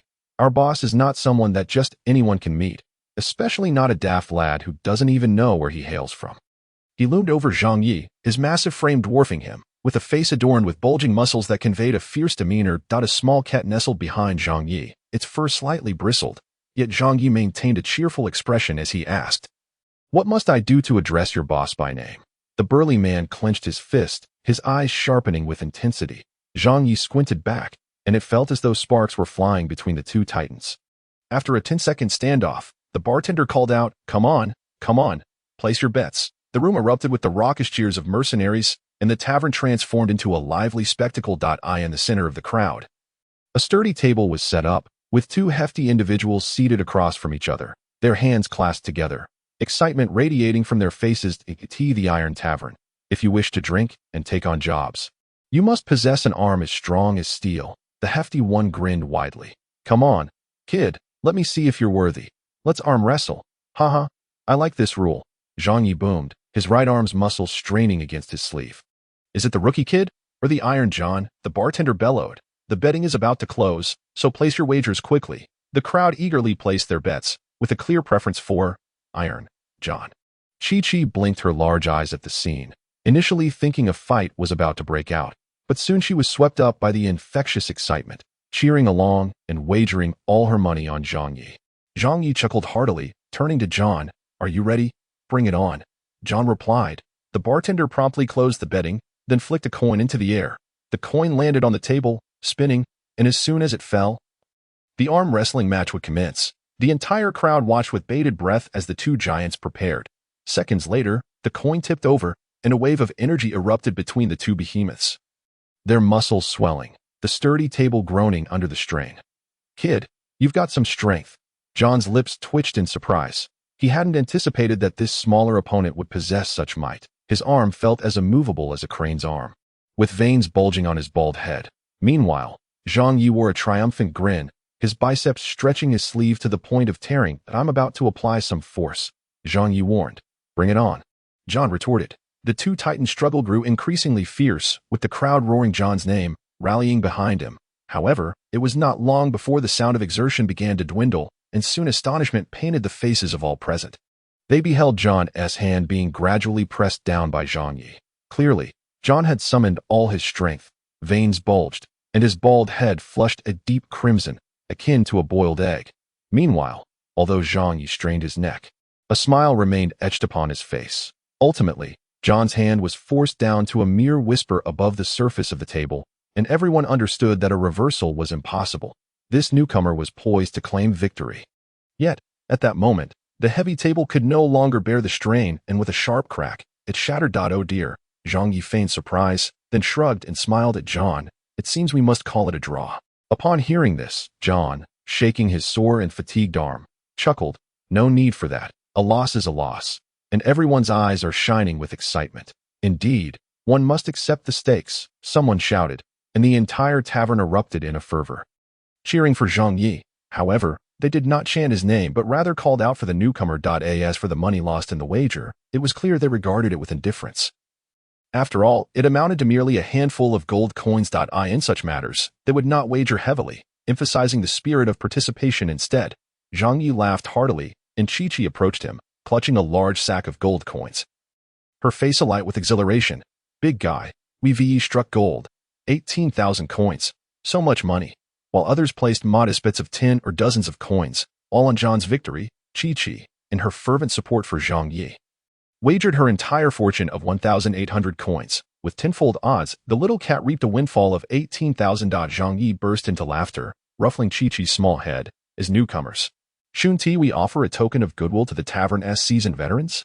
Chi-Chi immediately understood, nodding vigorously in agreement. With her consent, Zhang Yi turned to the bartender and called out, "Bring forth drinks for all the brothers. Fill their cups with the finest rum." The crowd fell silent for a moment. Then the mercenaries raised their glasses in unison, cheering for Zhang Yi. Even the tavern's band instantly picked up the pace, playing lively tunes. This time, the joy was genuine, although they had lost a few gold coins. Exchanging them for high-quality rum at 10 gold pieces a drink meant they had spent only half their funds for a taste of fine liquor. Not a bad deal at all. With over 400 people present, more than 4,000 gold coins flowed out. Yet Zhang Yi did not bat an eye. After all, this was Chi-Chi's money. However, it was evident that Chi-Chi had also taken a page from Zhang Ye's book, no longer treating money with the gravity it deserved. She was now immersed in the tavern's vibrant atmosphere, perched on Zhang Ye's shoulder, swaying her head to the rhythm of the exuberant songs. "Ha ha ha, kid, I like you," boomed John, who was even larger than Zhang Yi, taking a swig of his drink before heartily slapping Zhang Yi on the shoulder. "Thank you, but I prefer women," Zhang Yi replied with a grin. John paused for a moment, then laughed and retorted, "Get lost. I like women too." "Ha ha." Laughter erupted all around them. "What is your name?" John inquired at that moment. "Zhang Yi." "You are Zhang Yi," John exclaimed in surprise. The surrounding crowd widened their eyes in astonishment. At the Zhang Yi who vanquished the Sea Serpent Gang. So it is this lad. No wonder he could triumph over John in strength. I had long heard whispers of a monstrous mercenary arriving from the outer city, but I never anticipated that his might would truly rival that of a beast. Listening to the chatter around him, Zhang Yi chuckled. "I never imagined my reputation would reach the inner city." "Ha, you are indeed in the spotlight lately, my boy. Among all the mercenaries of the entire sea, who does not know your name?" John remarked, a glimmer of admiration in his eyes. Zhang Yi had only recently arrived, yet they had already gathered that this young man had ascended from bronze to gold in less than half a month, and they were willing to wager that his prowess exceeded that of mere gold. Otherwise, it would have been impossible for him to single-handedly obliterate the Sea Serpent gang, let alone best a platinum level 2-star. Renowned for his strength, the mighty John, come with me. Boss Raymond is already awaiting your arrival. John finished his drink and beckoned Zhang Yi as he made his way to the second floor of the tavern. Zhang Yi followed closely behind with Chi-Chi. Soon, they arrived at a private room on the second floor. Upon pushing open the door, Zhang Yi beheld a gentleman of approximately 1.80 meters, with a well-proportioned physique and a rugged, bearded charm, seated comfortably on the sofa. One of his arms glinted with a metallic sheen, presumably the iron arm that Sains had spoken of. The room featured one-way glass windows, allowing a view of the bustling scene below while concealing their presence from the outside. At the moment Zhang Yi entered, the middle-aged gentleman broke into a smile. "Boss, he has arrived," John announced. "You may step outside for a moment. I wish to converse with this young brother," Raymond replied with a grin. John nodded and closed the door behind him. Zhang Yi, accompanied by Chi-Chi, casually plopped down onto the sofa, relishing the comfort that surpassed that of a wooden chair if you find it to your liking. "The Iron Tavern can reserve a private room for you, furnished similarly," Raymond said cheerfully, pouring 2 glasses of wine, one for Zhang Yi and the other for Chi-Chi. Noticing that Raymond had not overlooked Chi-Chi, Zhang Yi's respect for him elevated a notch. "That sounds rather appealing. However, I must first hear your terms, as nothing comes without a cost," he responded with a smile. "This." Raymond's gaze towards Zhang Yi grew increasingly approving.